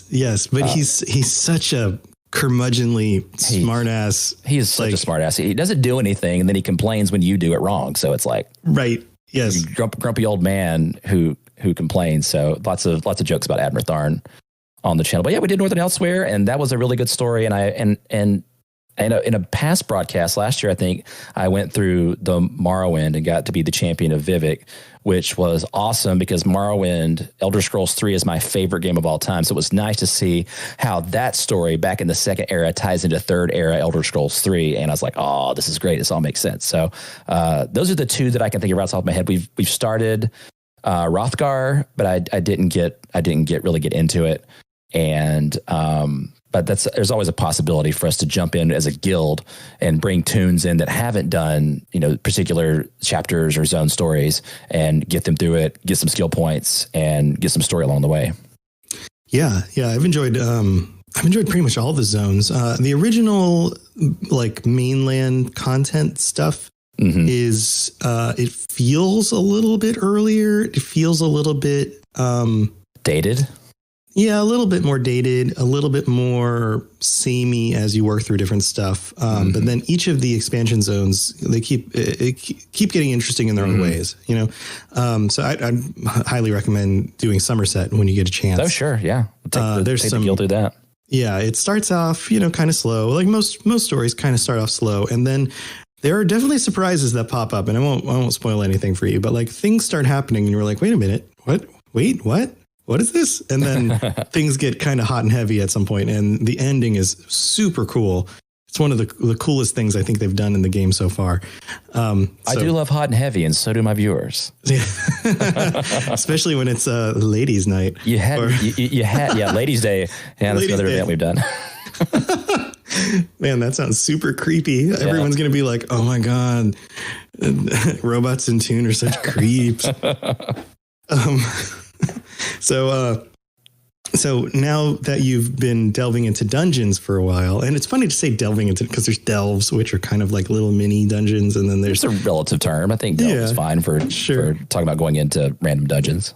Right. So you've been doing a bunch of dungeon content. Have you gotten through? Do you know if you've hit all the dungeons at this point? That's the thing. Is occasionally. Okay, so you do so many dungeons, you get into one. I'm like, gosh, this doesn't look for me. Ever done this one? Then when you get into it, you're like, oh yeah, now I remember the mechanics of this one.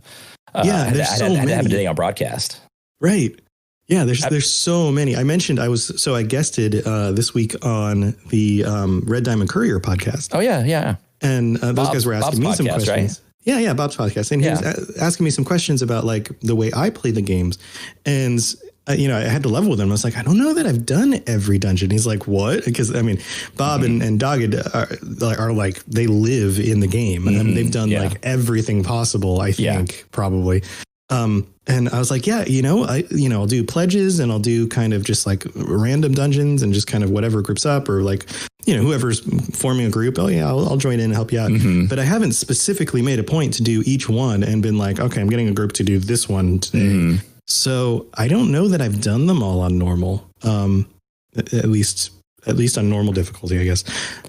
So yeah, you're not sure either. I would have to look at my list. I definitely haven't done them all on vet because being the absent-minded person that I am and never really focusing on one person and sort of trying to spread my characters out. I haven't gotten a character to 300 CP yet, so I'm missing a lot of the vet dungeons. Yeah. You'll get there. It'll happen. It's coming soon. I'm really, really close to 300 on my characters. So yeah, it's amazing the spread of difficulty once you get to vet. Like the early dungeons on vet are like, okay, this is harder, but we got this. You can kind of do a random group and take it out. When you get to some of the more recent dungeons on vet, the DLC dungeons can be tough. Holy crap! It is a completely different animal. If you are not coordinating with your group, you're not going to finish that dungeon. Yeah, you have to know mechanics. You have to have good communication, and you got to be patient. That's one thing that is really, really important is that you're patient, and that you're encouraging to those on your team, and you're teaching and you're learning and you're helping each other out. Yeah, those are some of the best experiences I've had with other people, and including people in our guild, where we'll just take on something, and after death 10, we're going, okay, we got this. One more time. Yeah. We got this. Let's try this method a little bit more this way this time, and let's see if we can't do it. Pay attention to this, like, yep. And then if and there have been occasions where we just couldn't do it. We either were not coordinated enough, we weren't skilled enough, we weren't geared enough damage. Yeah. Something. Yeah. But if you're able to make it through, it feels good. It may have taken you 2 hours, but it feels like, okay, we got it. We figured this dungeon out. We got it. So that is a lot of fun. Cool. Is there anything else that, you've noticed while playing through it at this point that you've kind of like grabbed onto, events that have been going on or other things in the world that you really have taken to? There's a lot of fun. I like collecting things. I love collecting pets. If there's a chance to get a non-combat pet, like in a dungeon or something, I'm going to take the community in to do that. It's been a lot of fun grinding for Endrick berries and events, and I'm going to get my Spectral Endrick.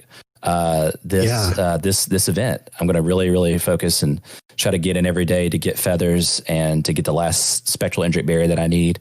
So it's been a lot of fun collecting things. I love collecting the pets and the mounts and the things that you can get in the game. What's your favorite pet?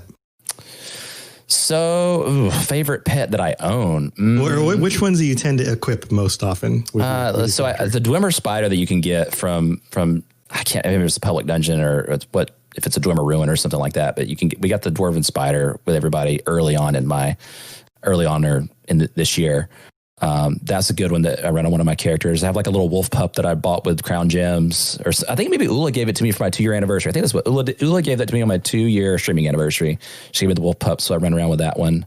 And then my favorite mount is this new Doom Wolf that came out, and Blade actually rides on the Doom Wolf because I was like, this fits Blade. Like, it's like, what's Blade going to ride on? And as I was debating on what pet Blade should have, I was like, it'd be funny if Blade had a bat pet.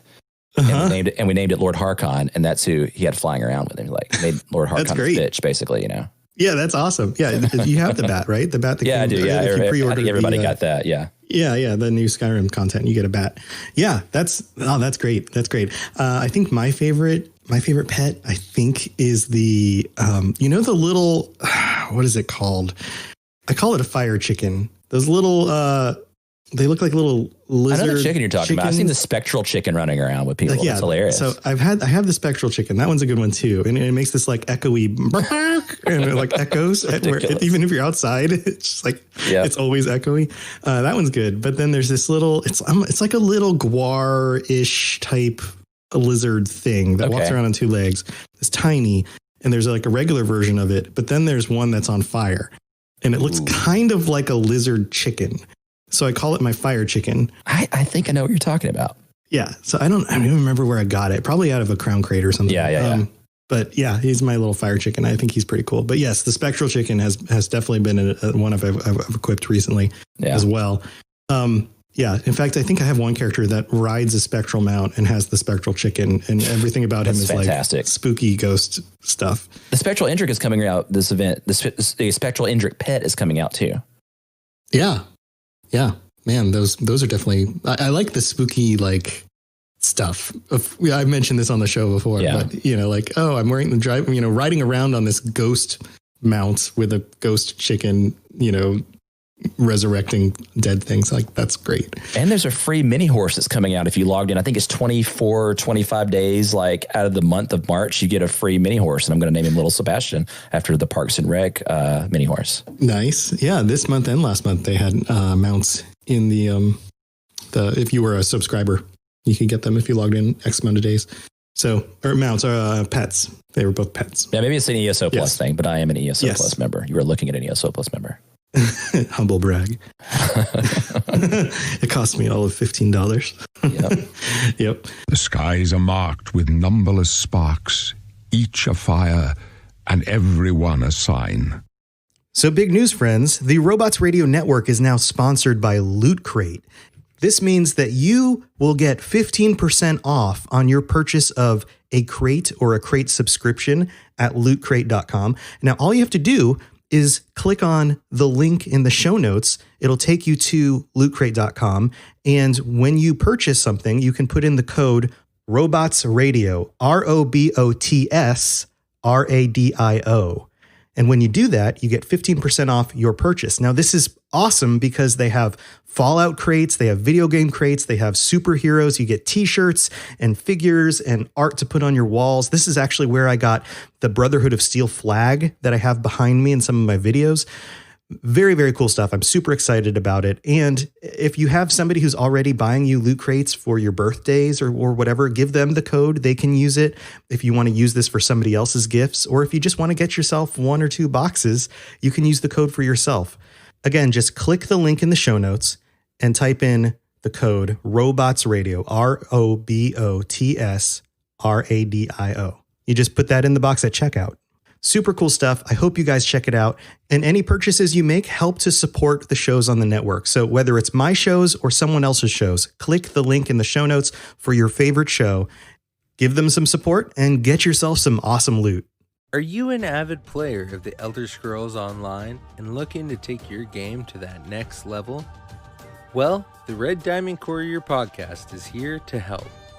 I'm Bob Chichinski. And I'm Dogbark24.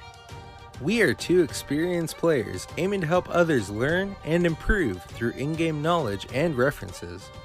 From PvE to PvP and everything in between. There's sure to be something for you in the Red Diamond Courier. We hope you check us out. Thanks. So did you know that you could listen to podcasts on Spotify for free without a subscription? That's a whole thing. That's the whole thing. I know some of you guys know this because I know that about 30 to 40% of our listeners are already listening on Spotify. But tell you what, if you haven't given it a shot yet, you can totally scoot on over to Spotify, listen to my podcasts, listen to any of the shows on Robots Radio Network, anything at all that's out there, basically. That's all you have to do is just download the app, and you can always check out the shows that you want to listen to. And if you're a premium user, you can download the episodes to listen to them offline as well. You can also share them easily to your friends on Instagram. It's super easy to do, just like all the other things I advertise, and highly recommended. So go check it out. Spotify. Yes, you're entirely brilliant. Conquering madness and all that. Blah, blah, blah, blah, blah.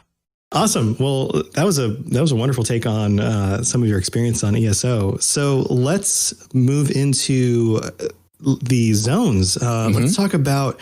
So you started with Daggerfall, and we've talked about this before. The zone, the world basically in the original Daggerfall game, Elder Scrolls 2, is huge. It is massive. It encompasses like a gigantic. Like all of High Rock, I believe, or almost all of High Rock. Yeah, but the scale of the map is way beyond anything that we usually think of as like the size of a map in a modern day role-playing game. Yeah. Like the actual size of Skyrim, you can get on a horse, like in Elder Scrolls Skyrim, you can get on a horse on one side of the map and cross the map in about, I don't know, if you just rode from one side to the other and didn't have to stop, I don't know, 30 minutes, an hour. I don't know. Like, it doesn't take that long to cross the map, right? No. So like how far can you travel on a horse in an hour? Like the scale of the map is really only a few miles. Yeah. It's not that big. You know, it feels big until you actually become familiar with every little nook and cranny, you know? Yeah. But yeah, like you're talking the size of a large neighborhood. You're not talking the size of a continent. Yeah. It encompasses like a sixth of the continent or something like that, you know? Right. But something like, Daggerfall is gigantic. It's massive.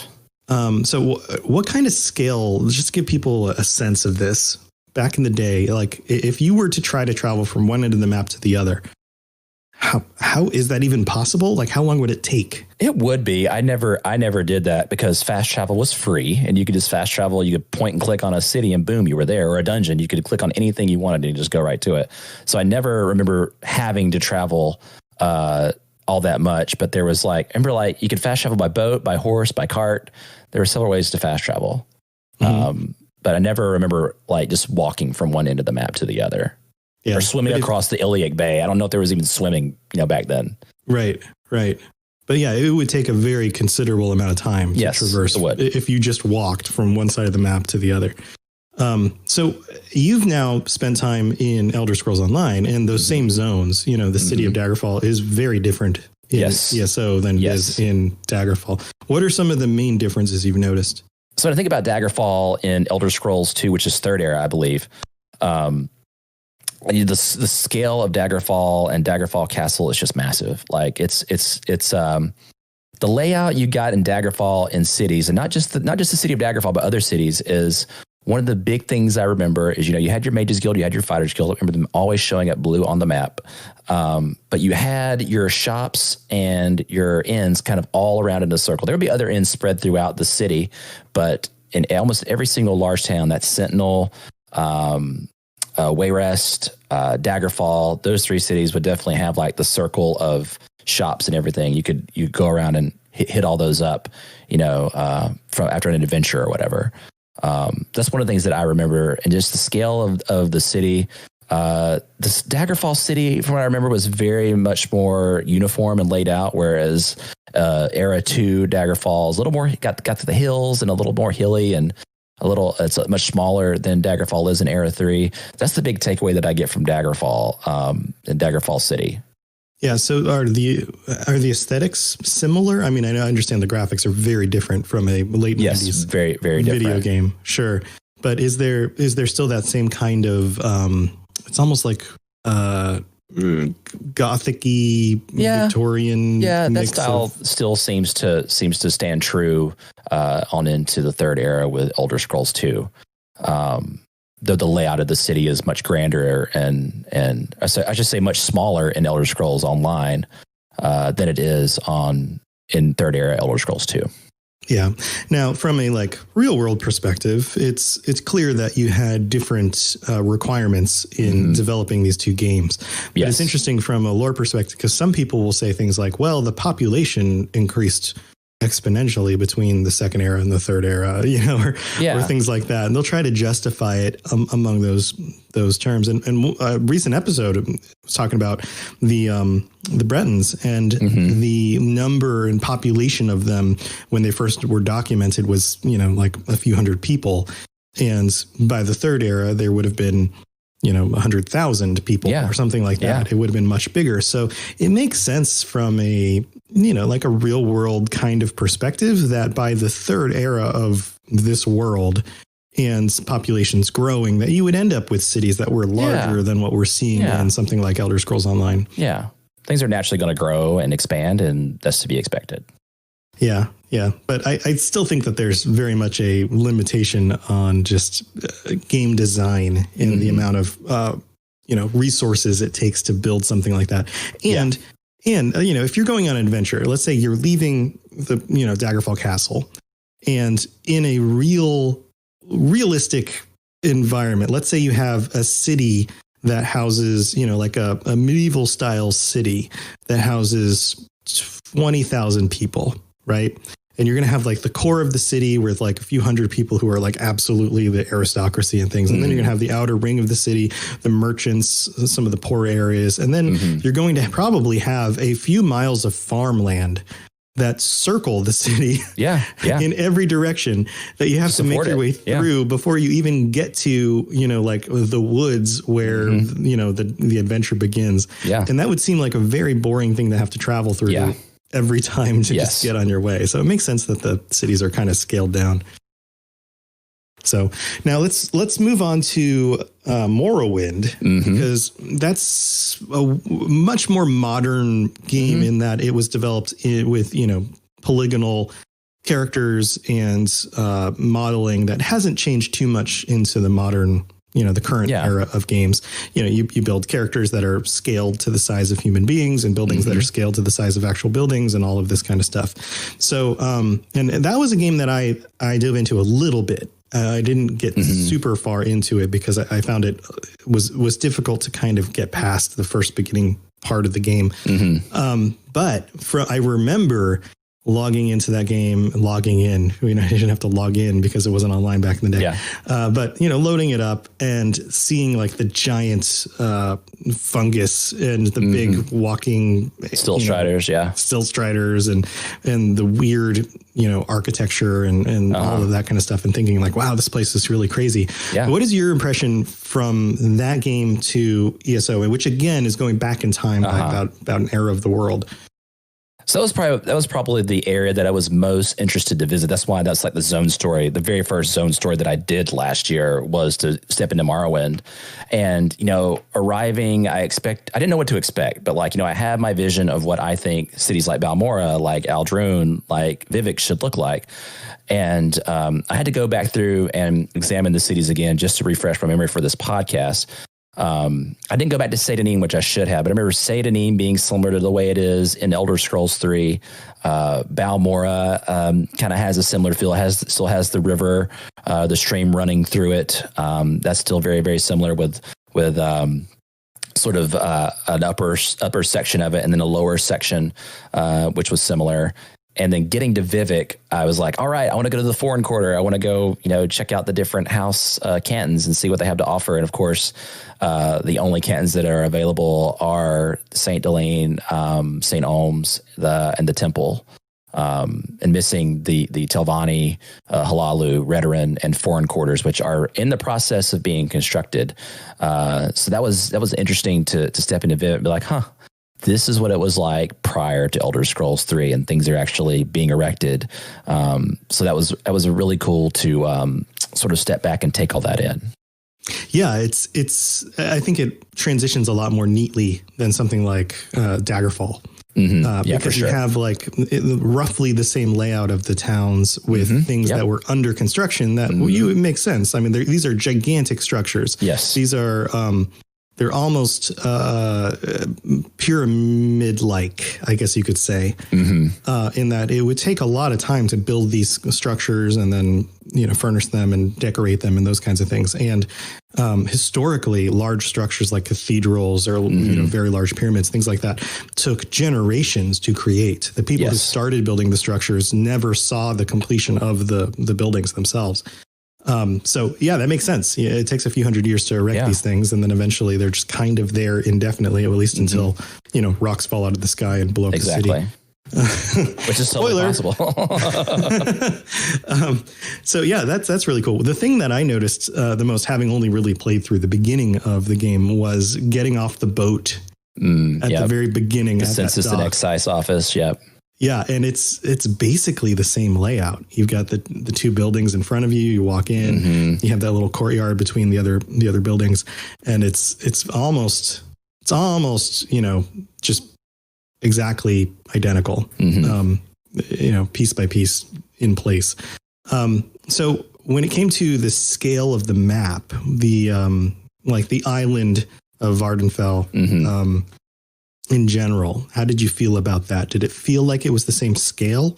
It did not. It's much smaller in scale, and it makes sense. Like it's an online game. There's a lot of content that needs to be loaded in. So I get it. Like it needs to be scaled down. But the Elder Scrolls 3 map of Vardenfell feels far larger than it does in Elder Scrolls Online. Right. Now, correct me if I'm wrong. In Elder Scrolls 3, you're actually able to scale the Red Mountain, the volcano. Yeah. I mean, it's the game's almost 20 years old. Yeah, you get to go. Yeah, no spoilers really. It doesn't really matter. It's too late now. It's like the game's 20 years old. Yeah. Yeah. So you go over. Yeah, I remember going inside the Ghost Fence, which is this fence that they've sort of built around to sort of hold Dagoth Ur, I think that's the way the lore goes.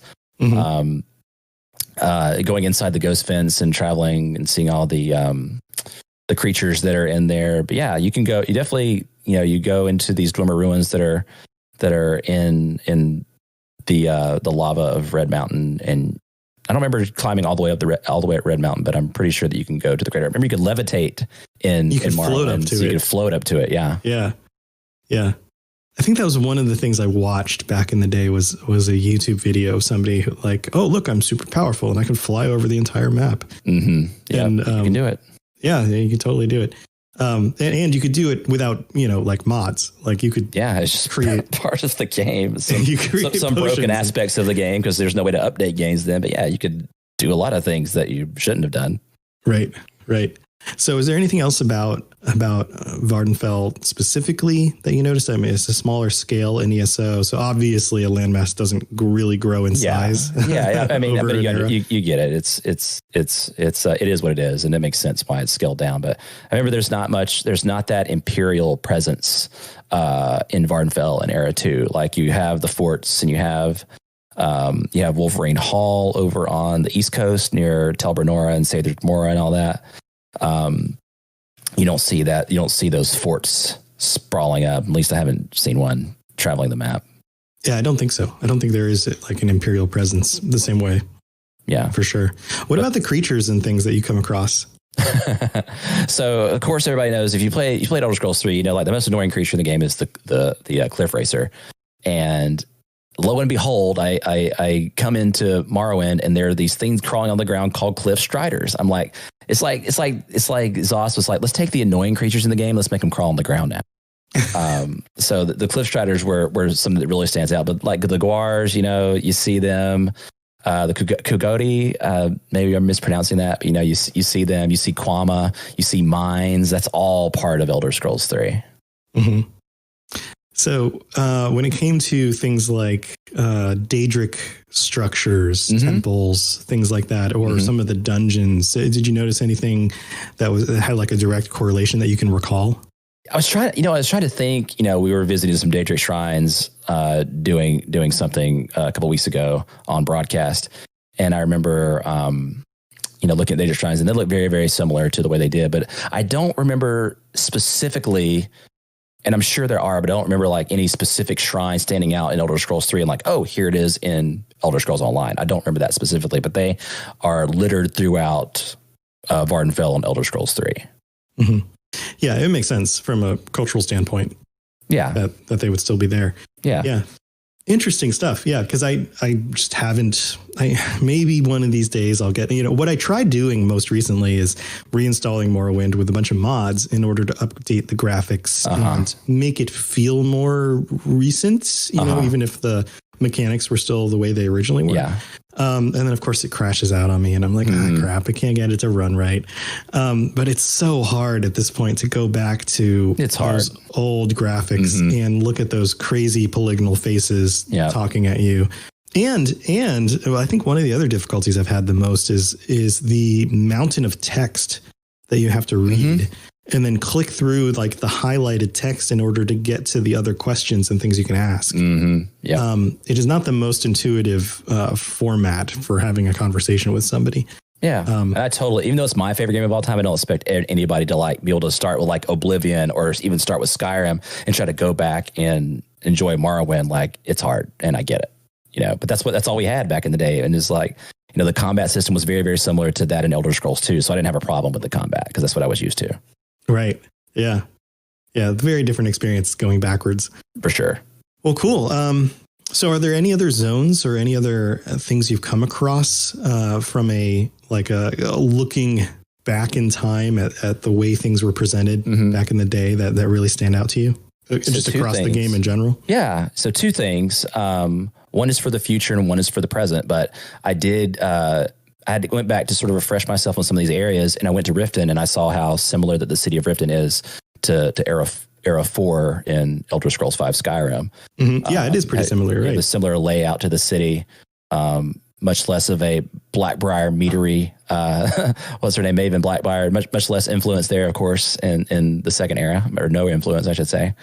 And the other thing is about a future thing is I've seen some of the pictures of solitude in the Dark Heart of Skyrim. I know in one of my social posts, it might have been on Facebook, Instagram, and Twitter, but I did a side-by-side comparison of the shots we got from some of the screenshots of the Dark Heart of Skyrim and Solitude in Era 2, and I tried to get the same exact position, or at least get very, very close to the same position in Skyrim and Elder Scrolls 5, and took a picture side by side, and you can see the subtle differences between solitudes.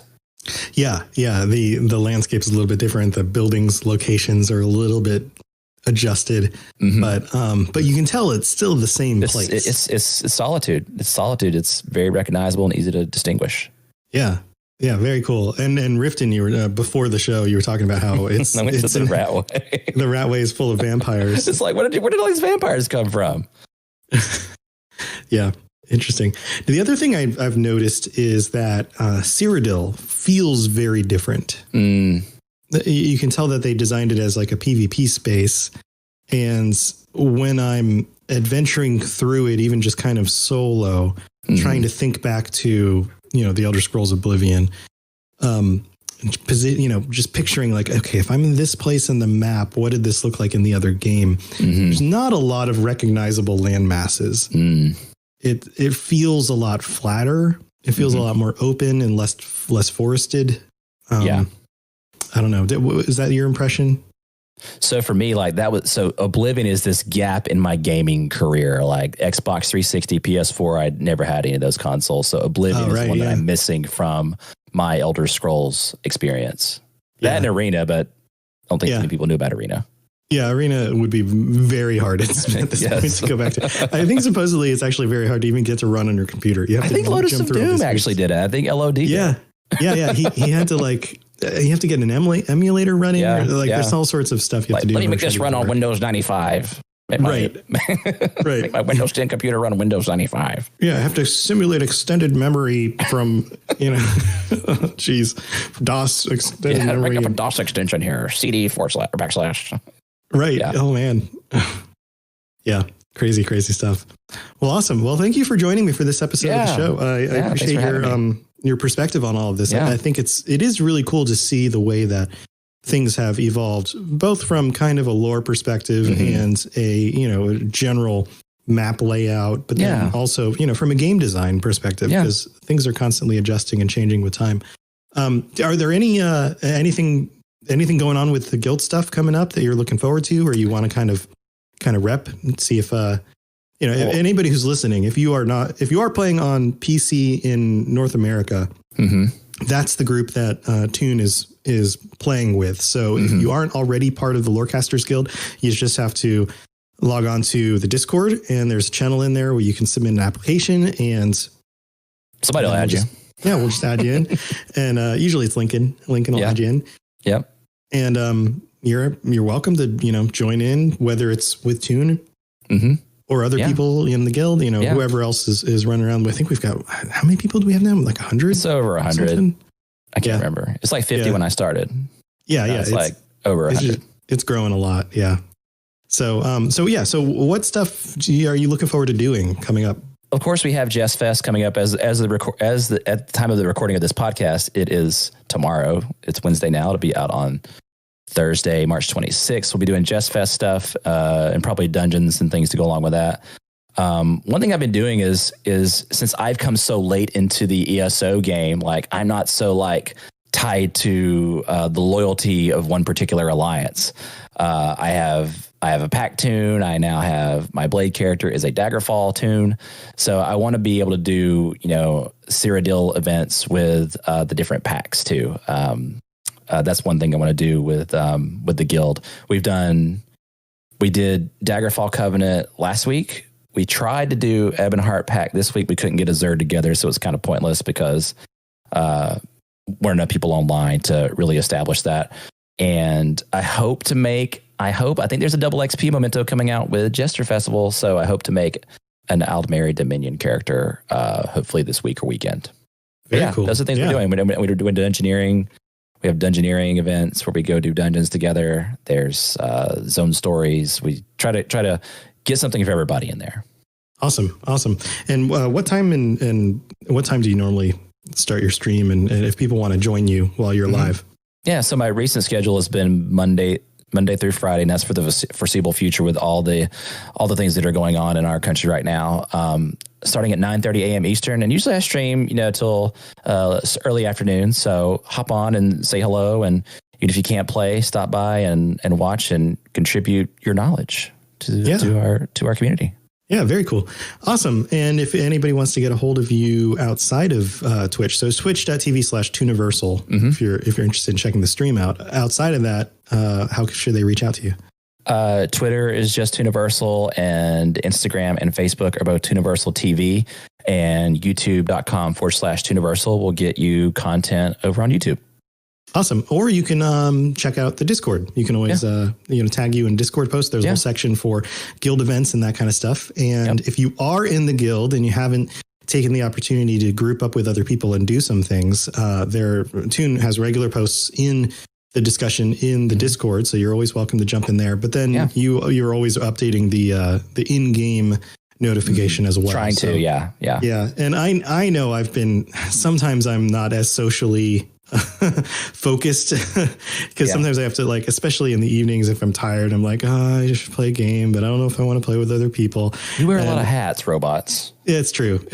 But if you're like I am, where sometimes you're like, I don't know if these are people I don't know yet, give it a shot. Jump in there. Just send a message to the guild, /G1 or G2, whatever guild number it is on your list, and just say, hey, anyone want to do a dungeon? And chances are other people are going to be like, yeah, I'll join you. There's going to be people on there, and you guys are always welcome to use the chat rooms in the Discord in order to chat, with real, English language words. Yes. In order to coordinate your dungeon runs and actually, get the best chance at, killing the boss at the end or whatever. Sometimes just having call outs on, in voice makes all the difference.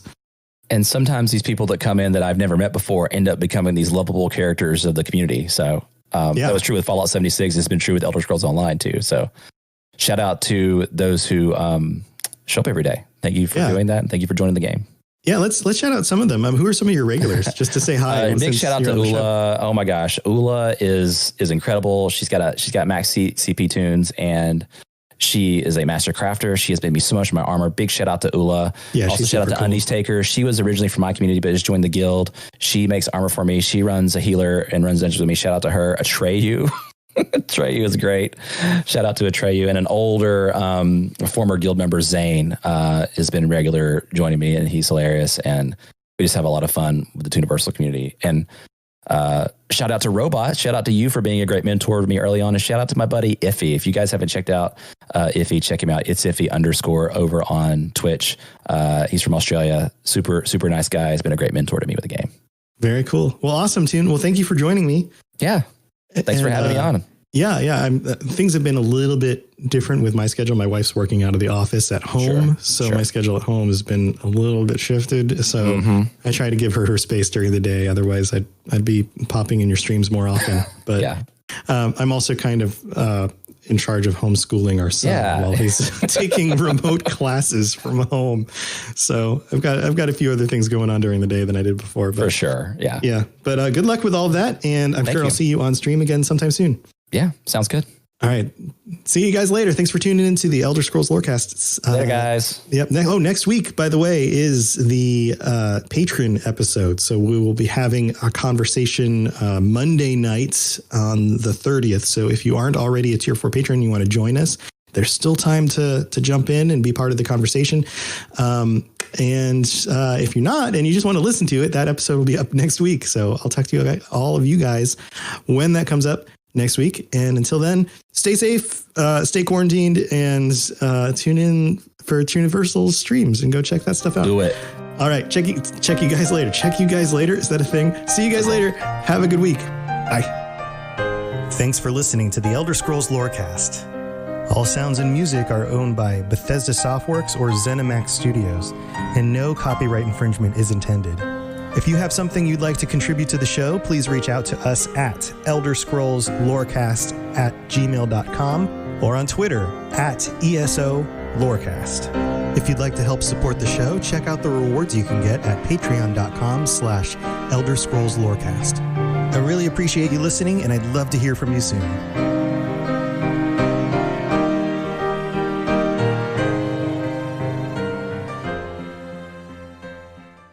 You've been listening to a Robots Radio podcast. Smart shows for interesting people. Check out all the shows at robotsradio.net. Hey. Hi. Do you enjoy being optimistic about bad movies? Or do you enjoy at least trying to figure out where someone worked really hard on a bad movie? Well, we've got the podcast for you. New to Robots Radio, we represent Fresh Tomatoes, the movie podcast. Each week, we look at 2 movies that did really badly critically, but we try to find the good in them. And we have segments such as What Could Have Saved It and Would You Watch It Again? If you're there on a Saturday night, you want to watch a bad movie, but you're not sure if it's like good bad or bad, or if you should even bother, give us a listen. You can find us on Robots Radio, Spotify, Apple Podcasts, and wherever else you listen to podcasts. Please come and say hi. We love you already. Goodbye.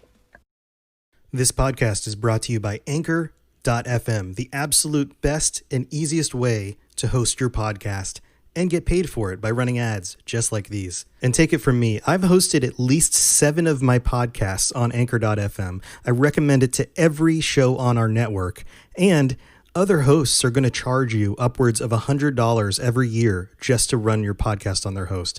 Anchor.fm does it for free. So go check out Anchor.fm for more information. This show is brought to you by our patrons at patreon.com/elderscrollslorecast. Robots Radio presents The Elder Scrolls Lorecast. Welcome to the Elder Scrolls Lorecast, a place where the Elder Scrolls community can come together to discuss the boundaries of our knowledge about the universe of the Elder Scrolls. Did I ever tell you about the time I contracted 4 serious diseases at the same time? No.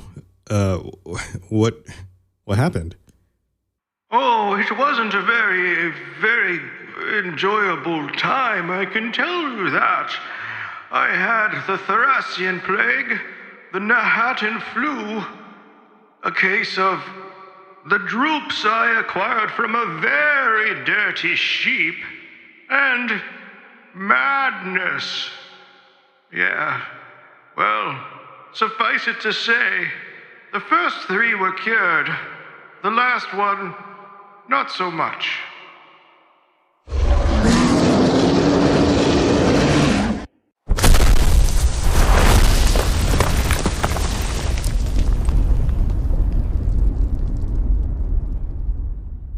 This is where you get off. Come with me. So I hope during this time of, pandemic, that you and your family are staying safe. That you're socially separating, you're washing your hands a lot, and you're just making sure that you're taking precautions. And I know many of our listeners are not necessarily the elderly or the particularly vulnerable to this, but COVID-19 seems to be affecting some people more than others. And in general, just the spreading of it seems to be a bad thing. So just kind words from me to you, I hope you guys are doing well. And in light of the pandemic going about, I figured it would be a good time to talk about some of the pandemics that have happened in Tamriel. Now, this may be something that is a little bit too close to home. I don't know your own situation and who of you might be dealing with these issues, but if it's too much for you, then feel free to skip this episode. If not, then stay tuned because we're going to get into some of the different plagues and diseases that have made their way across Tamriel throughout the different ages of the world, or eras, however you want to call it. So here, let's just dive in. So a few of these, the two main ones are two that most people will have heard of if they've played through some of the main games or Elder Scrolls Online. And the first of which, the first major plague that I've been able to find that seems to have swept across most of Tamriel, or at least large portions of it, something that would be close to be calling a pandemic, is the Thracian plague.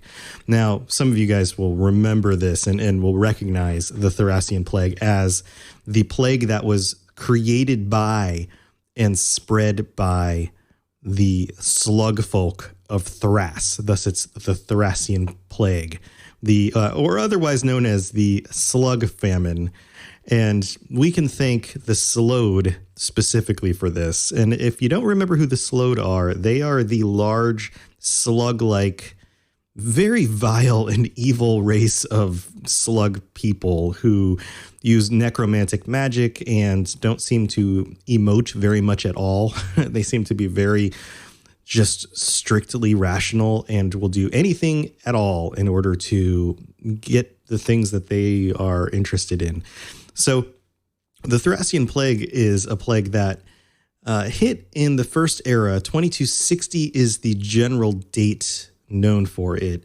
And it happened after the events of the Dragon Break toward the end of the first era.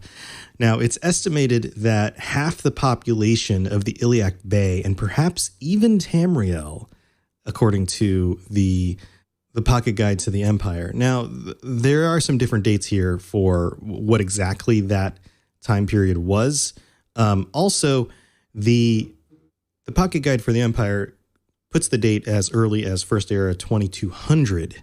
So this is something that's going to pop up again in this episode. The Pocket Guide to the Empire seems to have slightly different recounting of some of these dates and circumstances than some of the other sources, but it's pretty thorough and it's a lot of what we've got to go on. So main date, 2260, First Era, some sources, including the Pocket Guide to the Empire, First Era 2200. And supposedly, it washed up on the shores of western Tamriel, closest to Thrace, and soon spread further across the mainland. Now, what that means by washing up on the shores, if it was actually spread through the salt water itself, is not necessarily known. In fact, with a lot of these diseases, understanding how exactly they were spread was something that was typically very difficult for a lot of the people who were dealing with these infections.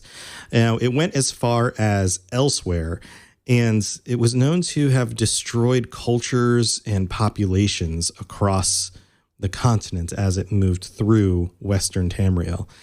Now, there was an archmage named Cirabane who had a very powerful ring that he used in order to try to save people from this disease and attempt to find a cure. The ring was called the Warlock's Ring, and it was an artifact that was specific to this archmage who, according to some sources, was an Aldmeri god ancestor. Now, what that actually means, of course, is left to, the fog of history and the mystery of those things, because the Aldmeri in general believed all of them to be god ancestors.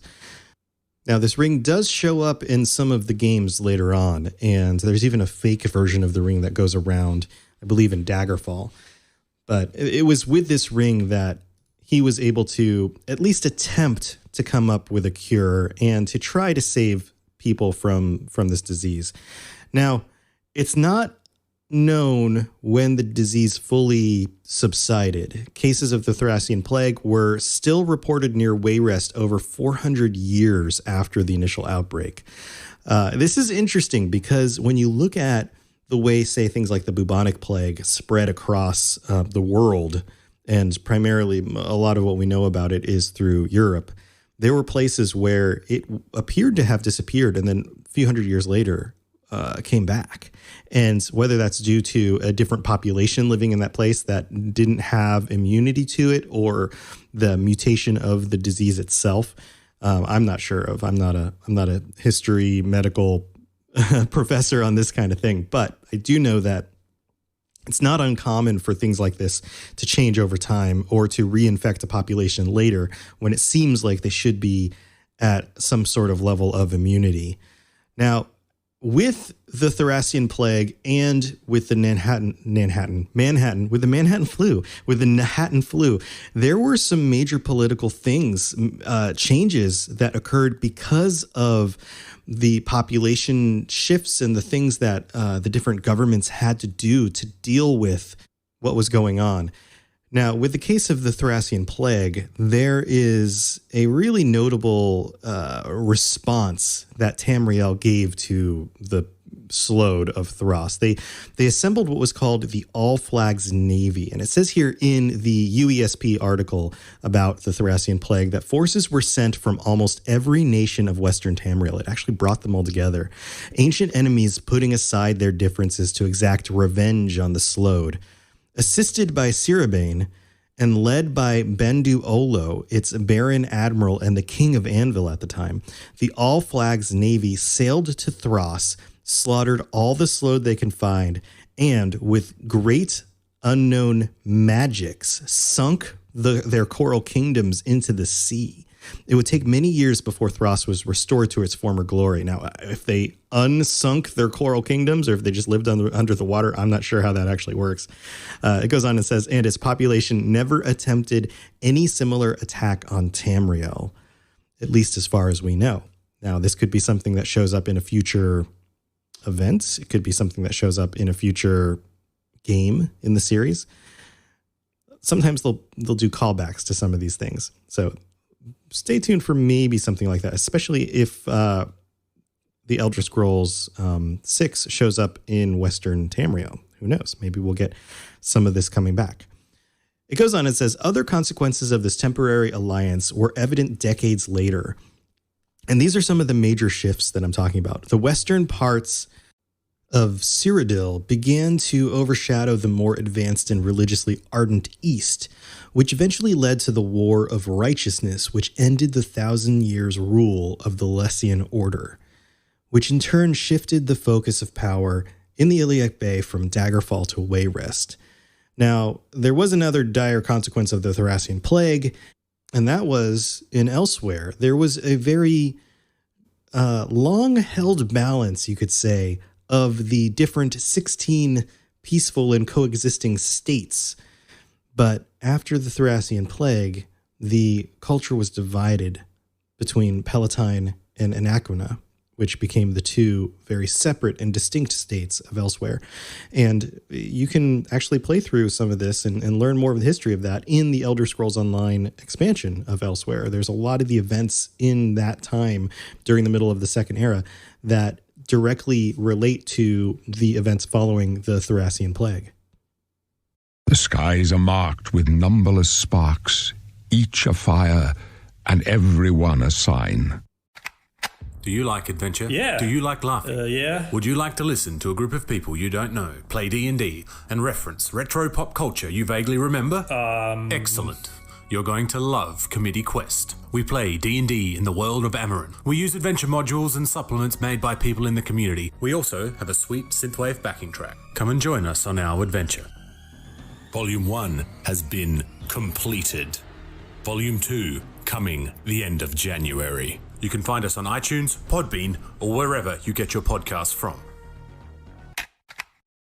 So did you know that you could listen to podcasts on Spotify for free without a subscription? That's a whole thing. That's the whole thing. I know some of you guys know this because I know that about 30 to 40% of our listeners are already listening on Spotify. But tell you what, if you haven't given it a shot yet, you can totally scoot on over to Spotify, listen to my podcasts, listen to any of the shows on Robots Radio Network, anything at all that's out there, basically. That's all you have to do is just download the app, and you can always check out the shows that you want to listen to. And if you're a premium user, you can download the episodes to listen to them offline as well. You can also share them easily to your friends on Instagram. It's super easy to do, just like all the other things I advertise, and highly recommended. So go check it out, Spotify. So as I noted at the beginning of the episode, I hope you guys are doing well. I hope you're doing the best you can to get through the events and the situation. And my phone just buzzed, but whatever. We're going to leave that in the recording because I keep getting emails. Stop emailing me, world. Nothing important. So yeah, I hope you guys are doing well. I hope you're making through everything. And in other news, thank you all for tuning in to this episode of the Elder Scrolls Lorecast. Again, I'm your host, Tom, or Mr. Robots, as some people call me, or just Robots. And I'm glad you guys are tuning in. I hope this is keeping you entertained if you are in isolation, working from home, or whatever it is you're doing, and your schedules are different than they normally are. So you can probably tell that my voice is now returned, and I've gotten over whatever flu I had the other week. Who knows? It may have been the coronavirus, the COVID-19, but it didn't have the symptoms that were the same, and it was way more flu-like symptoms. So I don't think that was it, but I'm not 100% sure. I didn't need to go to an emergency room or anything. I just kind of slept for almost a week was basically it, and then dealt with all the other side effects and issues. So it was definitely not fun, but I'm glad I'm doing better, and thank you for all the well wishes. The trip to Boston was amazing. Made some contacts with some of the people at Bethesda, got a chance to be behind the scenes and stuff, which I noted last time. And on the side of Elder Scrolls Online stuff, not a whole lot of new stuff going on. I know there's some new dungeons going out, or that have been out, and you guys have been playing through them. I haven't actually taken a chance to dive in lately because I've been doing some other stuff, but I need to get back in there. So at some point, I'm going to want to pull some people together to go through these dungeons, because I don't want to be the newbie in like a random pub group and then feel like I'm an idiot. So maybe I'll post a thing on the Discord and be like, hey, anybody want to help walk me through these new dungeons? But because I definitely want to see them. They seem like they're really, really cool. And I can't wait for the rest of the year's stuff to start coming out, especially with the new storyline stuff around Skyrim. So big fan of that, and hope it comes out at the time it's supposed to and isn't delayed too much due to all the things going on. Now, if it is, then we'll roll with it. You know, we're just going to do what we need to do. I know there's a lot of people out there who are going to have issues, and some people are going to have to take time off from work and whatever. So if things get delayed, then they get delayed. You know, I'd rather people be healthy and happy and home with their families and taking care of themselves than pushing out a game for me to play, because there's 100 other things that I could be doing. So that's my philosophy on the whole thing. So thank you again for tuning in. And before we get back to the show, if as usual, if you're interested in helping support the show, if you're a fan of the show and would like to support my work and help me create even more good, fun content, which there's some other things in the works I can't reveal yet, but there's definitely some other stuff coming along, then check out the Patreon, patreon.com/Elder Scrolls Lorecast. In just a few weeks, we will have our patron episode with all of our tier 4 members. And I think we've got like 6. I haven't counted it up again recently, but man, we're pushing higher numbers on the Patreon than we've ever pushed before, and we're gonna have a really fun discussion at the end of this month. So I'm looking forward to that. Also, if you want to leave a review on whatever podcatcher you use, whether it's Apple Podcasts or Spotify doesn't do reviews, so I wish they would, because most of our audience right now is on Spotify. But if you're listening on a podcatcher that allows reviews, drop a review for the show. It really does help give people a sense of what they're getting into and if this show is for them, and specifically what you like about it. And also makes my head get a little bit bigger, and eventually I won't be able to fit through doorways. That'd be cool. So if you want to inflate my my head a little bit, then go do that. What's funny about doing podcasts is that you're never quite sure if jokes like that land or if people just think you're a complete douchebag and you're full of yourself. I hope you guys don't think I'm a complete douchebag, because I'm trying not to be a complete douchebag. Anyway, so yeah, so just I think it's funny to think of my head physically getting larger. Like every time somebody leaves a review, my head gets bigger, and then eventually I look like I don't know, an Animal Crossing character or something trying to get through the doorway. Anyway, I thought that was funny. All right, I'm going to stop entertaining you with pictures of me as an Animal Crossing character and get back to the show. Yes, you're entirely brilliant. Conquering madness and all that. Blah, blah, blah, blah, blah. So the other major epidemic, pandemic, whatever you want to call it, that shook Tamriel was the Nahatan flu, which I mentioned before. The Nahatan flu has two different theories as about how exactly it was introduced into Tamriel. One theory is that it came from an Argonian shaman who, in retaliation for being treated awfully by the other races, which of course happens a lot to the poor Argonians, created the disease, quote, through a manipulation of their cherished spore trees, meaning the hist. So that this flu actually has some sort of connection to the hist, which would be interesting and strange.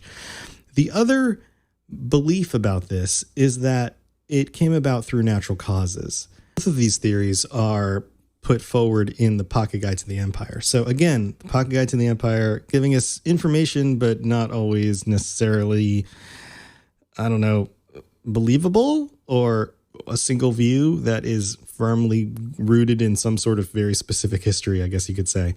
So it began in Stormhold in the Second Era 560th. So this is right around the time of ESO.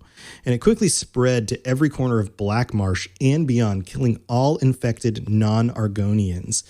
It continued to plague Tamriel for over 4 decades, and the last known case was documented in the year Second Era 603. So about 43 years of flu history here. Now, it wasn't 400 years like the Thracian plague, but 40 years is pretty good. That's a long time to be dealing with this. Now, this specific flu had a specific set of symptoms. I just used specific twice, but it had a specific set of symptoms that I don't think you would want to get. The symptoms included an early phase of general malaise, loss of appetite, and fatigue. And then it was followed by aching muscles, sharp pain in the shoulders, specifically the shoulders, which is interesting, chills, and watering eyes. So a certain kind of flu, but very specifically to shoulder aches, which is odd.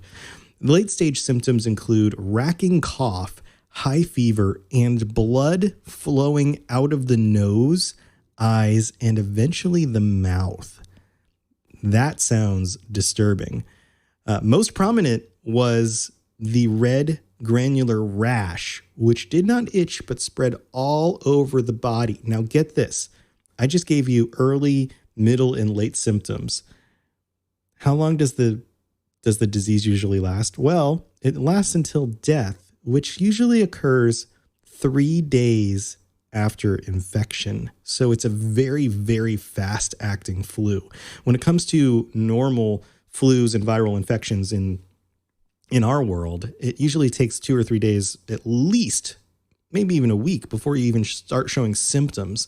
This flu would kill people within 3 days. By the 3rd day, you're bleeding out of your nose and your eyes. That eventually you're just dead. It seems really, really, really rough. Now, it also notes here that some victims were able to survive for up to a week, which may not actually be better because can you imagine being in that state for a week long as opposed to just 3 days? At some point, you just want death, I would think. Now, there were some ways that people alleviated the symptoms of the flu. Sorghum tea and chicken broth, eating and drinking these kinds of natural remedy type things makes sense. I mean, in the real world, you got a flu, you drink some chicken broth, you eat some soup, that kind of stuff. You have some tea. It can help relieve some of the symptoms. The search for the cure was impeded by many questionable alleged treatments, though. For example, a red guard named Perazada supposedly saved an entire village with a potion made from boiling clanfear claws in salt water, but she later succumbed to the plague herself. So chances are it wasn't actually a real solution. So in many of these cases, people are selling snake oil, right?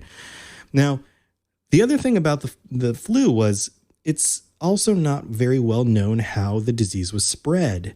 Some people thought it was airborne. Some people thought it required physical contact with somebody specific who had it or their rash.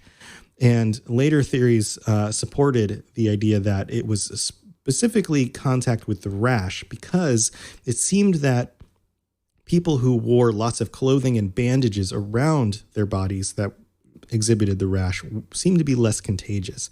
So that might have had something to do with it. Now, there were people who were immune to the Manhattan flu, and that specifically was the Argonians. The Argonians didn't come down with the symptoms, and it didn't kill them.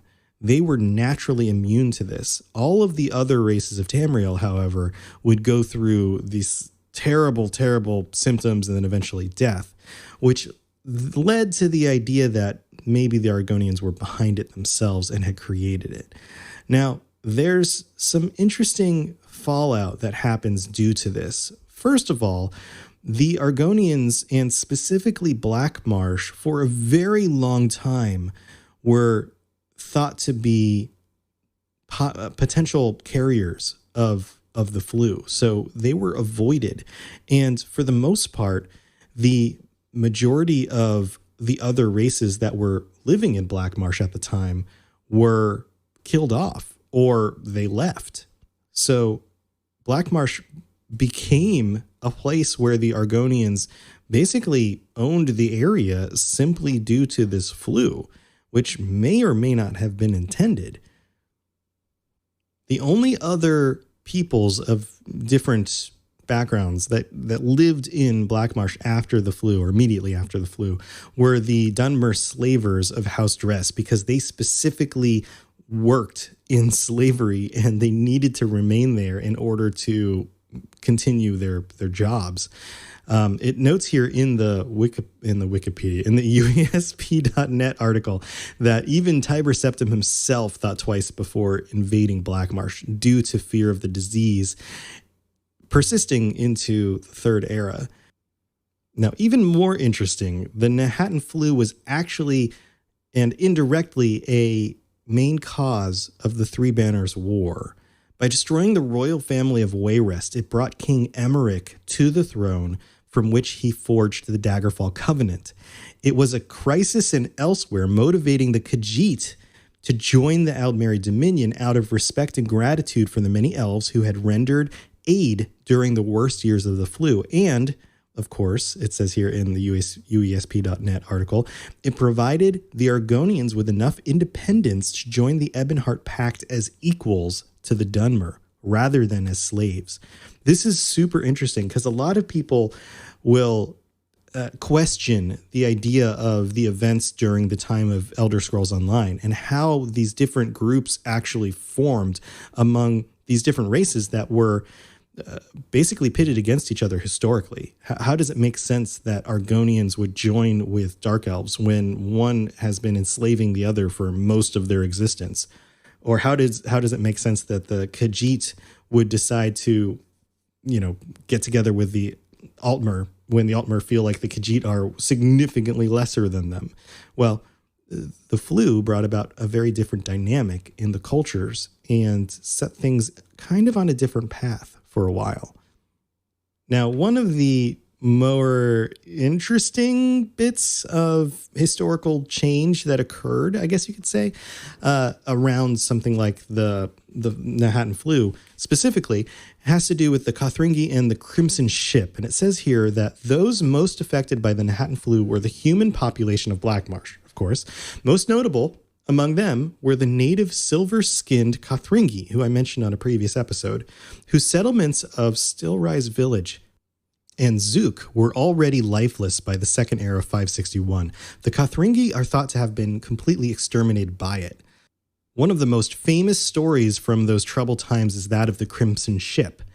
Filled with Kothringi refugees, it left the shores of Blackmarsh on the 9th of First Seed, Second Era, 563, only to be turned back at every port.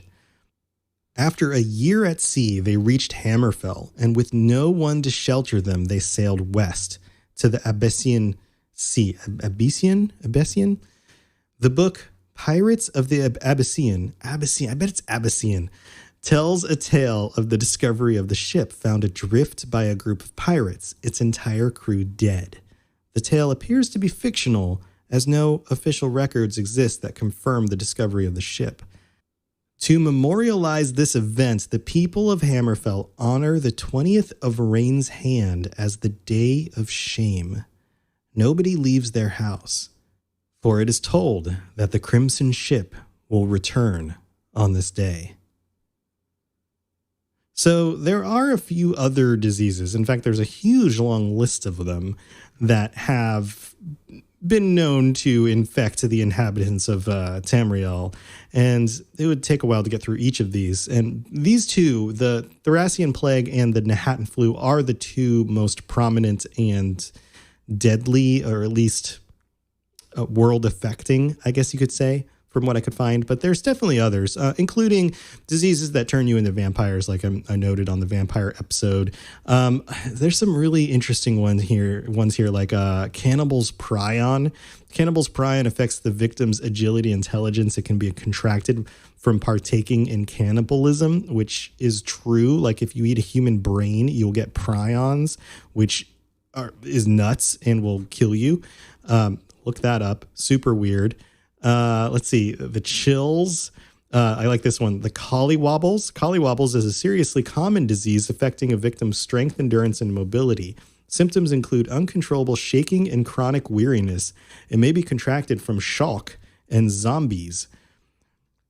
This one's really interesting. Corporus. This shows up in Morrowind, in the Elder Scrolls Morrowind, and is a skin blight. It is actually thought, I'm just going to summarize this. It's thought that maybe it wasn't really a disease, but a divine blessing that mortals couldn't handle. And you can actually play through the game as the Nerevarine and acquire this disease and then have it, quote unquote, cured, where it basically removes all the negative effects, but you keep the positive effects, including potentially immortality. Very interesting. Look that up. Corporus. Corprus. Dampworm, that's another good sounding one. Dampworm is a common disease with serious effects. Symptoms include uncontrollable muscle spasms and twitching. It may be contracted from deer and nixhounds. Feeble limb, gangrene. A lot of these are common, are actual like real world things like gangrene, leprosy, madness, as our friend at the beginning of the episode noted that he was still suffering from. Rabies, rattles, a lot of red stuff. Red death, red fever, red plague. Red plague, the only note here in UESP is a common disease. Red rage, that's interesting. Rock joint, rock bone. Scallan blight, contracted from Scallan, creatures native to the Shivering Isles. Symptoms include loss of endurance and weakness to frost and fire. You may have contracted that if you played through the Shivering Isles DLC for Oblivion. Swamp rot, that one's a good one. Victims of swamp rot will have their willpower, agility, and strength fall daily until they waste away or are cured. Swamp rot is also what we call a really, really warm, hot, sweaty day here in Florida. That's what you call happens in your britches. Whitbane. Whitbane is an acute, common disease affecting a victim's memory, thought processes, I can read, and ability to regenerate magicka. Symptoms include loss of memory and disorientation. It may be contracted from dogs, saber cats, and rats. Then there's this one, witch's pox. Witch's pox will slowly deteriorate the victim's strength, endurance, and health until they are cured or dead. I think that probably goes for all of these, right? Like until you're either cured or dead, right? Like you're either cured because you fought it off, your body fought it off, or you got a cure or you died from it. Wizard fever. That's going to be my new, that's got to be my new disco metal band. wizard fever. Wizard fever is a sometimes merely irritating, sometimes devastating magical disease. Some have suffered this and barely noticed it before the fever broke on its own, and some have been left feeble-minded. The victim's innate magicka and intelligence will trickle away day by day for as long as 3 weeks. You got a case of that wizard fever? Oh yeah, let's get dancing. All right, guys. Thanks for tuning in again. This has been Mr. Robots with the Elder Scrolls Lorecast, and I will see you guys again next week. I hope you guys are enjoying the shows and it's keeping you busy. And if you're looking for other stuff to listen to, there's a whole bunch of good shows on the Robots Radio Network. Some of my shows, some other people's shows, all of them are good as long as you're just interested in the topics. And I will talk to you guys again next time. Until then, stay safe and don't get the Thracian Plague or the Manhattan Flu or coronavirus. Do what you can. Be safe. Talk to you guys later. Bye. Thanks for listening to the Elder Scrolls Lorecast. All sounds and music are owned by Bethesda Softworks or ZeniMax Studios, and no copyright infringement is intended. If you have something you'd like to contribute to the show, please reach out to us at elderscrollslorecast@gmail.com or on Twitter at ESO Lorecast. If you'd like to help support the show, check out the rewards you can get at patreon.com/Elder Scrolls Lorecast. I really appreciate you listening, and I'd love to hear from you soon.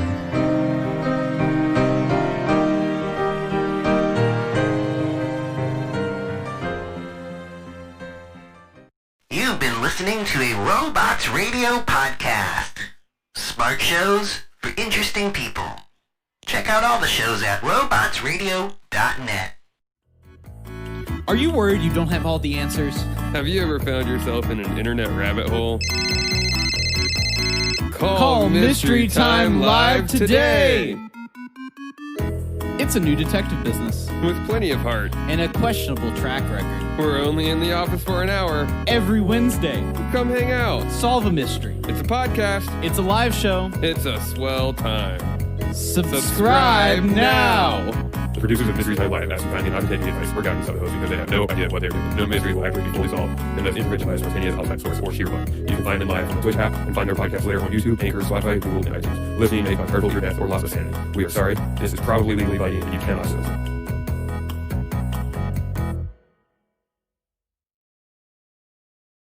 This podcast is brought to you by Anchor.fm, the absolute best and easiest way to host your podcast and get paid for it by running ads just like these. And take it from me, I've hosted at least 7 of my podcasts on Anchor.fm. I recommend it to every show on our network, and other hosts are going to charge you upwards of $100 every year just to run your podcast on their host.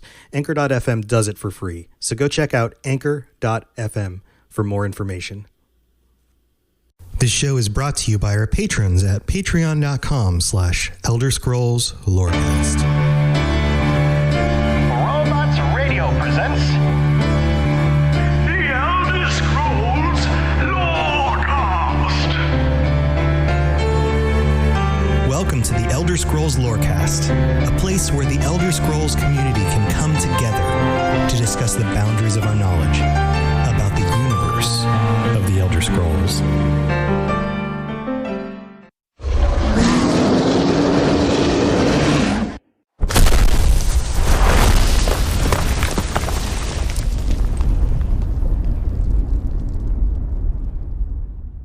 This is where you get off. Come with me. Hey there, adventurers. This is your host, Tom or Robots, and please allow me to apologize for not being able to get an episode out. Did I say episode with a B? Episode out last week. I came down with the PAX Pox after coming back from Boston, Bethesda Game Days specifically. I didn't actually end up in PAX, but there are a bunch of PAX people over there. And I have basically been comatose for like the last 5 days, and you can still hear it in my voice. It's really not there. But I didn't want to leave you hanging. I know you guys enjoy your episodes of the Elder Scrolls Lorecast, and especially for the patrons who are contributing to the show, I wanted to make sure to get an episode out for sure, at least this week.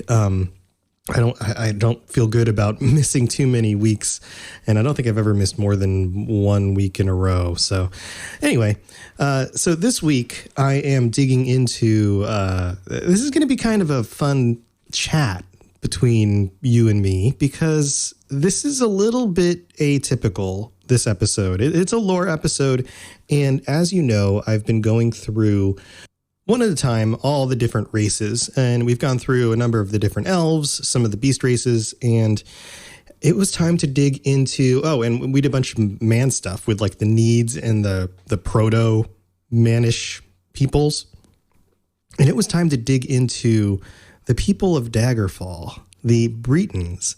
And the Bretons are an interesting topic. They're one of the, I guess you could say, earliest primary focused races in the game, being that the game Daggerfall was the Elder Scrolls 2. And so very early in this series, we had a game that was focused on that part of the world, and specifically the peoples who live there, mostly the Bretons and then also some of the Redguard. And there was a lot to that game. That game was huge. The amount of actual footage in that game where you could actually walk around was gigantic. It was absolutely enormous by today's game standards. So the Bretons got a good amount of attention back then, and since then have not really gotten as much attention. Yes, you can go to those zones in Elder Scrolls Online and experience that part of the world, but they've been a little bit less of the focus, I guess you can say, which would be interesting if we were to go back to that part of the world for the next Elder Scrolls game. Who knows? Maybe that'll be a thing. But there's a lot that I have a feeling that you guys already understand about the Bretons. So I wanted to kick this off with just a small overview, but then kind of a discussion about some of the other books that we get some of the history from and some of the other topics and peculiarities, I guess you could say, as I'll mention it now before we get to it. And I apologize if I'm kind of stumbling over my words a little bit. It's hard to be kind of not awake for 5 days while you fight a flu and then actually talk into a microphone. So kind of getting my bearings back. So just go with me here. So as we all know, or at least as has been mentioned before on this show, and if you've played the games at all, you have a sense of this. The Bretons are humans, but they are the most elvish of the humans because they are basically the descendants of the Aldmeri settlement of that part of the world of High Rock and the Iliac Bay region. Now, the Needs were the original people who were in this area during the Merithic era, and they were basically dominated by the more advanced technologically or magically Aldmeri. And of course, you end up with a situation, as you do throughout our regular human history, where you have one group who is dominating another group and subjugates them and enslaves them. And of course, there's going to be some hanky-panky going on between the people who have and the people who have not. And you end up with this kind of mix of the cultures. So that's the general idea of how the Bretons came to be. Now, it's interesting here. In the book, The History of Daggerfall, it relates a very interesting first encounter with the people of the Iliac Bay region. And this book shows up in the game Daggerfall. It is by Odiva Galwood, and it is noted here, a relatively unbiased analysis of Daggerfall and the Iliac Bay. And it says here, and this is an in-game book, there is sufficient archaeological evidence for the modern historian to believe that there has been some variety of human settlement in the city-state of Daggerfall starting at least 1,000 years before recorded history. So we're talking middle of the Merithic era. The first use of the name Daggerfall to refer to the area around the current capital was probably in the year 246 of the First Era. The north half of the Iliac Bay, in fact, all of the current province of High Rock, was conquered by invading Nords, who brought a rough sort of civilization with them. One of the first civilized acts the Nords performed was a census, the so-called Book of Life. Listed on page 933 of the book is this entry, quote, "North of the highest bluffs, south of the moors, west of the hills, and east of the sea is called Daggerfall. 110 men, 93 women, 13 children under 8 years of age, 58 cows, 7 bulls, 63 chickens, 11 cocks, 38 hogs live here." I find that so quaint. But this is supposedly the origins of the Breton people. Now, it goes on and says, nearly 4,000 years after the census was taken, we can see that these 216 people have multiplied heartily. The last census in the year Third Era 401 lists the population at over 110,000. It is always difficult to find an exact number, but the capital city of Daggerfall certainly outnumbers her rivals, Sentinel and Wayrest. So what started as a very small group of people who were different from the other peoples in this area became the entire Breton culture over another 1,000 years, 4,000 years, it says here, 4,000 years. So very interesting. Now, I would suppose that they then also mixed with the Nords who discovered them and brought them civilization.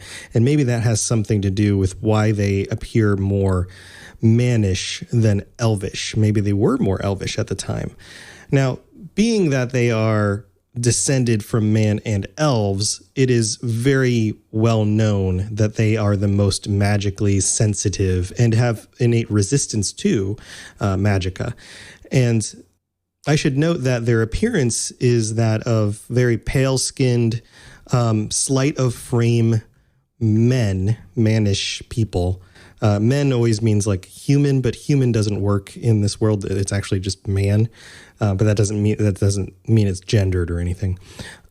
Now, one of the things that you'll recognize about the Bretons is that the name Breton does come from our actual world, the same way Nord, like Nordic. Bretons of our world are a Celtic group from northwestern France. And similarly to our world, the Bretons in the Elder Scrolls games have a culture, or at least a design sense about them that is very tied to medieval Europe. So the way that the castles are built, the way that the villages look, the way that the people talk, all of those kinds of things are modeled after our own world in those ways, similar to the way the Nordic people, the Nords, are modeled after more of a Northern European, Scandinavian kind of feel. So there is that sense of, especially for those of us who are descended from European heritage, there's that sense of, oh, this feels familiar. These fairy tales and these types of castles with these types of monsters and dragons all seem to make sense when you look at it from the perspective of the Breton people. Now, their society as well is largely agrarian and hierarchical and feudal in nature. The UASP article about the Bretons goes on and explains a little bit more about their society. It says here that most Breton cities are sprawling trade hubs, with Breton society consisting of the peasantry, the middle class, the magical elite, and the nobility. The jockeying for power among the various monarchs and powers of the Iliac Bay region, I always stumble on Iliac Bay, is a deeply ingrained, even cherished part of the Breton culture. Though they have several paths to prosperity, becoming a nobleman by performing quests and services to curry favor with various rulers is considered the best way, which has created a cultural quest obsession among young Bretons, which is a wonderful mechanic to use in a game to get you to go on quests, right? The desire to find some great opportunity for fortune and glory has made Bretons venture all over Tamriel, even to such remote locations as Thirsk on the island of Solstheim, where one adventurous Breton once earned the position of chieftain. Many use their magical talents to earn success. They're often considered a friendly and humorous people, though there is little love lost between many Bretons and Red Guards following the vicious War of Bettany. Bretons are said to enjoy intellectual pursuits. They often have an affinity for anything related to logic and ordered complexity. Their love of knowledge and affinity for commerce drives them into a host of careers, including trading, the military, sailing, medicine, textiles, manufacturing, writing, theology, philosophy, banking, all kinds of artistry, and other scholarly pursuits. Espionage has also proven to be one of their strong suits. Breton double agents, assassins, and spies have turned the tide of wars throughout recorded history.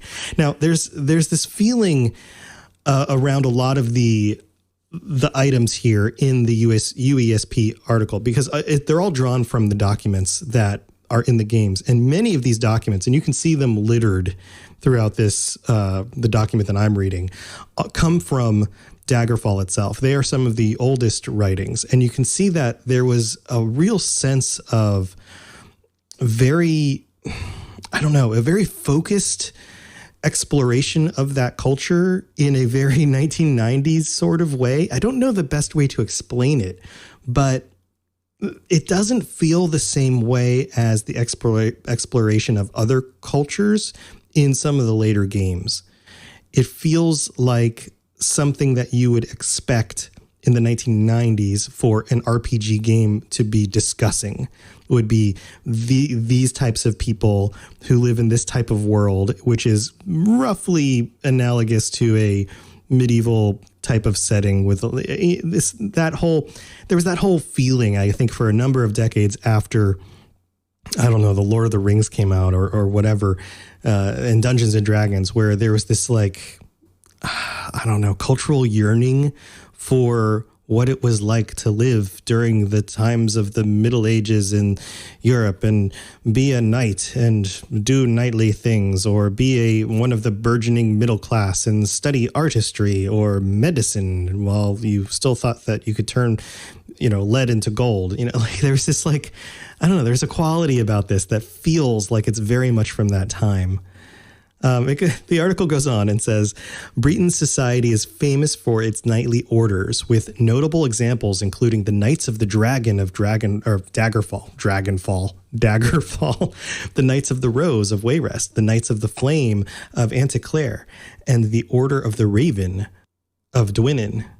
Breton knights espouse the traditional chivalric principles of Breton society and are among the most prominent practitioners of High Rock's culture of questing.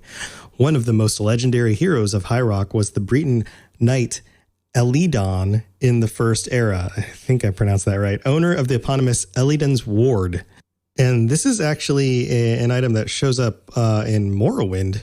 It's a enchanted shield. It's from the legendary Holy Knight Elidon. It's spelled Eleidon. Elidon? I don't know. Anyway. All right. So what about their religious views? They're the most magical of the mannish races and have a lot in common with what we like to fantasize about, say, Middle European history. It says here that Bretons are not disposed to excessive religion, but most accept the Aldmeri pantheon of gods while under elven rule.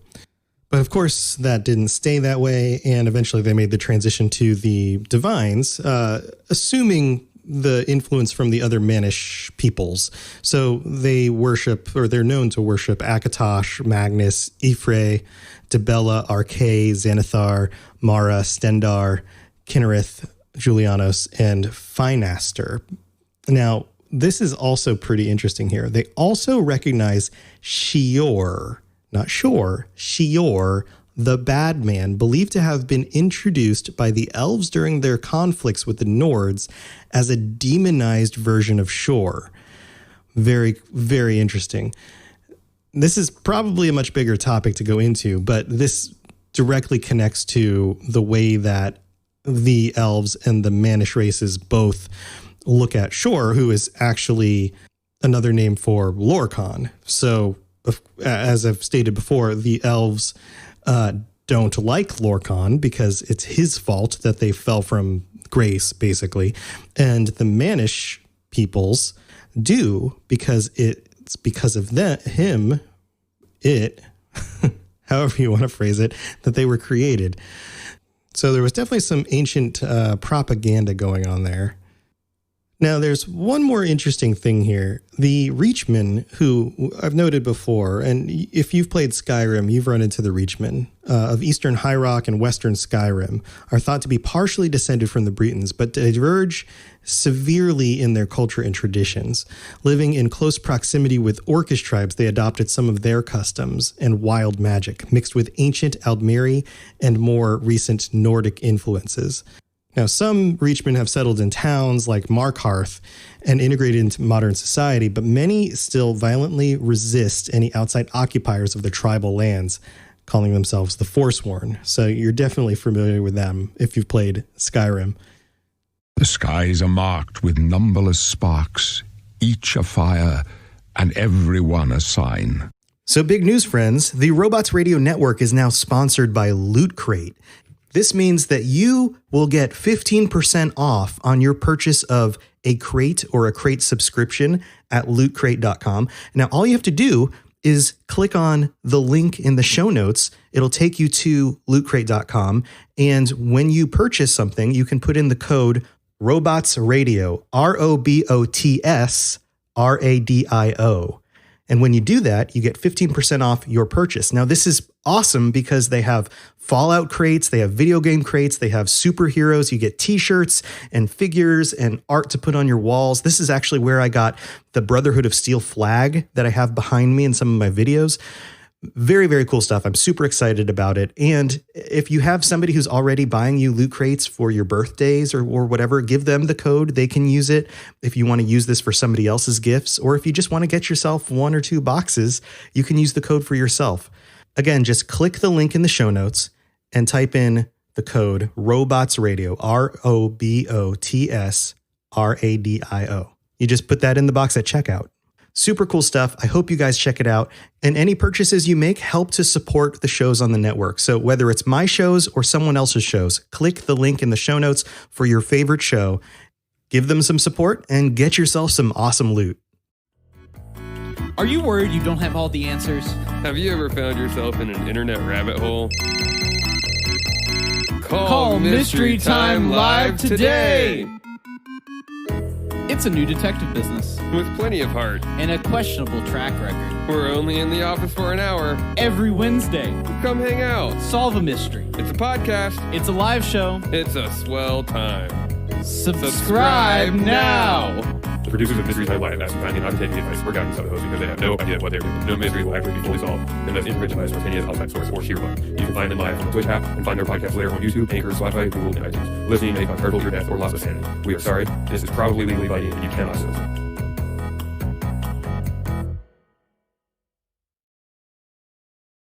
So did you know that you could listen to podcasts on Spotify for free without a subscription? That's a whole thing. That's the whole thing. I know some of you guys know this because I know that about 30 to 40% of our listeners are already listening on Spotify. But tell you what, if you haven't given it a shot yet, you can totally scoot on over to Spotify, listen to my podcasts, listen to any of the shows on Robots Radio Network, anything at all that's out there, basically. That's all you have to do is just download the app, and you can always check out the shows that you want to listen to. And if you're a premium user, you can download the episodes to listen to them offline as well. You can also share them easily to your friends on Instagram. It's super easy to do, just like all the other things I advertise, and highly recommended. So go check it out. Spotify. Yes, you're entirely brilliant. Conquering madness and all that. Blah, blah, blah, blah, blah.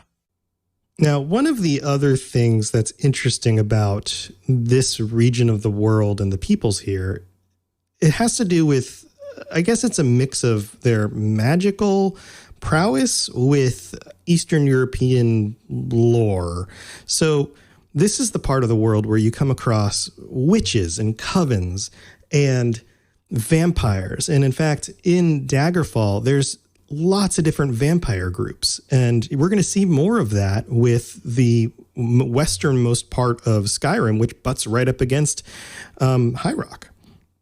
So this part of the world has a lot of these magical, kind of mysterious things going on in a very similar way to our own Western European lore. And this wasn't something I realized when I played Oblivion for the first time, because I hadn't played these previous games. In fact, I dabbled in Morrowind a little bit, but I can't say that I actually played it long enough to consider having played the game.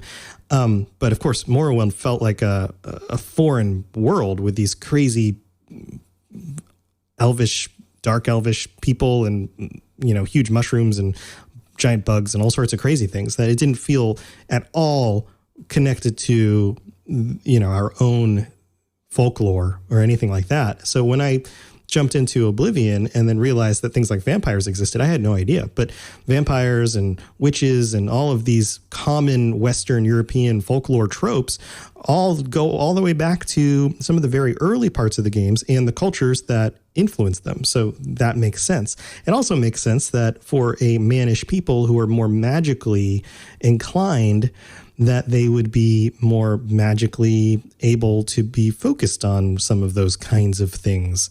So it's an interesting mix of stuff. Now, before we get to the end of the episode, I found a really interesting conversation. And of course, Reddit is one of the, most crazy places to go for anything. This is from a number of years back where somebody brought up the question about the Britons and why is it that we only have so much history and there's not a whole lot of lore? And this was before Elder Scrolls Online, so we've gotten more of it since then. But all the way through Skyrim, we didn't really have a whole lot past what we got in Daggerfall. Now, there's a Reddit user who responded 5 years ago, so this is an old post. Bandito Walrus, I think. It's either Bandit2 Walrus or Bandito Walrus, which is probably more accurate. And they note here that because there's a certain lack of specific detail outside of Daggerfall, that because they played Daggerfall, they came up with a bunch of headcanon. And I love this kind of stuff. Like, I haven't had a chance to play through Daggerfall. It seems like a very difficult game to get into at this point. Not even just to play, but to even get running on your PC. But there are some really interesting points that he has in here that make me understand a little bit more about what it was like to play that game and the kind of representation the Breton culture had. So he writes here, other random observations on Breton culture. Cultural semi-acceptance of necromancy as a valid school of magic, even having a holiday devoted to it. Religious acceptance with dealing with Daedra is not evil by default. Almost every temple has a Daedra summoner who can call forth Daedra at the behest of high-ranking clergymen. Now, of course, these things aren't necessarily incorporated in Elder Scrolls Online, but back when Daggerfall came out, they were part of the game. Henotheism, that is the practice of worshiping one god but accepting the existence of others. The Bretons have no united pantheon and faith, but have separate temples and religious orders for each of the 8 divines. So they're not represented in the same temple the way that we see them in other Elder Scrolls games. Witchcraft is more common in High Rock than other provinces, most covens worshiping Hircine and many covens bold enough to operate inside cities. Bretons are one of the few people in all of Tamriel to wear capes, Daggerfall being the only game featuring capes, apart from a few outfits in Skyrim, but even those are nothing like the long flowing capes in Daggerfall. Bretons have elaborate and diverse clothing, wearing what other races might consider normal, as well as things like thongs, probably meaning the shoes, although they might be walking around in some skimpy underwear, elaborate dresses, togas, loincloths, well, there you go, and more. I'm not even sure how to describe many possible clothes you are able to find in Daggerfall. In High Rock, public nudity is completely acceptable. Many prostitutes advertise themselves by going nude. Hell, random priestesses inside temples often forego clothing, and not just Dibella clergy either. Many, many, many nightly orders exist within Breton society. Like I listed off just like 4 of them in the UESP article. It goes on and says, Bretons would laugh at the idea that Skyrim only has one group, the Companions, guarding their province. Most minor kingdoms or duchies within High Rock have their very own knightly order. Bretons have access to the same sorts of advanced magic as the Dunmer, spells of levitation and teleportation that the Imperials and Nords seem to lack because they got removed from those games. Bretons are especially skilled at enchanting items. Even simple gemstones can be enchanted to launch fireballs or heal the wielder or do anything. Even casual adventurers will end up finding enough enchanted trinkets to make extreme use of. And, of course, everything in High Rock revolves around the extreme Game of Thrones-esque political schemes and maneuverings launched by noblemen against their rival noblemen.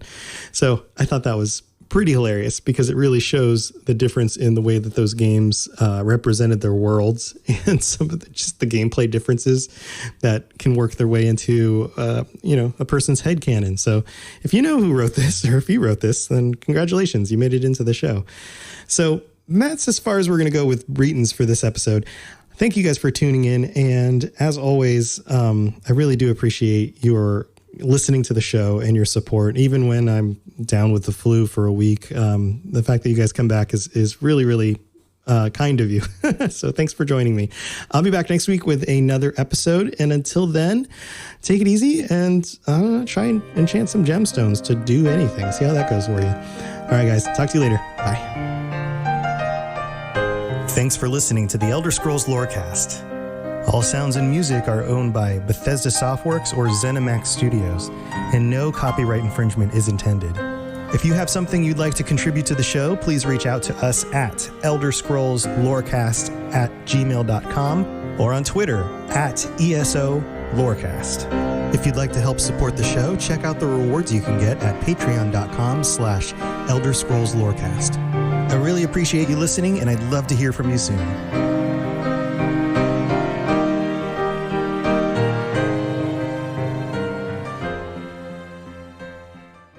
You've been listening to a Robots Radio podcast. Smart shows for interesting people. Check out all the shows at robotsradio.net. Are you an avid player of the Elder Scrolls Online and looking to take your game to that next level? Well, the Red Diamond Courier podcast is here to help. I'm Bob Chachinsky. And I'm Dogbark24. We are two experienced players aiming to help others learn and improve through in-game knowledge and references. From PvE to PvP and everything in between. There's sure to be something for you in the Red Diamond Courier. We hope you check us out. Thanks. This podcast is brought to you by Anchor.fm, the absolute best and easiest way to host your podcast and get paid for it by running ads just like these. And take it from me, I've hosted at least 7 of my podcasts on Anchor.fm. I recommend it to every show on our network, and other hosts are going to charge you upwards of $100 every year just to run your podcast on their host. Anchor.fm does it for free. So go check out Anchor.fm for more information. This show is brought to you by our patrons at patreon.com/ElderScrollsLorecast. Robots Radio presents The Elder Scrolls Lorecast. Welcome to the Elder Scrolls Lorecast, a place where the Elder Scrolls community can come together to discuss the boundaries of our knowledge about the universe of the Elder Scrolls. Hey there, adventurers. Welcome back to the podcast, to the Elder Scrolls Lorecast specifically, and to this month's patron episode where we have a whopping 5 Tier 4 patrons joining me this month to discuss the Elder Scrolls 6, the little bit of information we know about it, but some speculation based on lore and gameplay and some of the other things that we've experienced in the other Elder Scrolls mainline games, where we think the series might go. I think you guys are going to really enjoy this conversation, and we'll be back to the normal schedule next week with some regular episodes. And like I promised in some of the previous ones, we've done a lot of ESO stuff recently, so I'll get back to the regular lore content coming up. So look forward to that. Also, because this is the end of the month episode, I need to call out our new and upgraded patrons this month. So let's go through the list. Thank you to Brad S. for upgrading from a tier 1 to a tier 4 patron this month so he could join us on the episode this week. Also, Isaac R., welcome. Ardius, our new tier 4 patron, welcome as well. And Neo1, thank you for upgrading from a tier 1 to a tier 2. And welcome to Dustin F., a new tier 1 patron. And Isaac R. is a tier 3 patron. I forgot to mention that. Man, words are just not working at the beginning of this episode. Also, at the end of last month, we had some patrons who signed up after the episode already came out. So Rodney H., tier 1 patron, Brad S., that's when you signed up as a tier 1 before you upgraded this last month.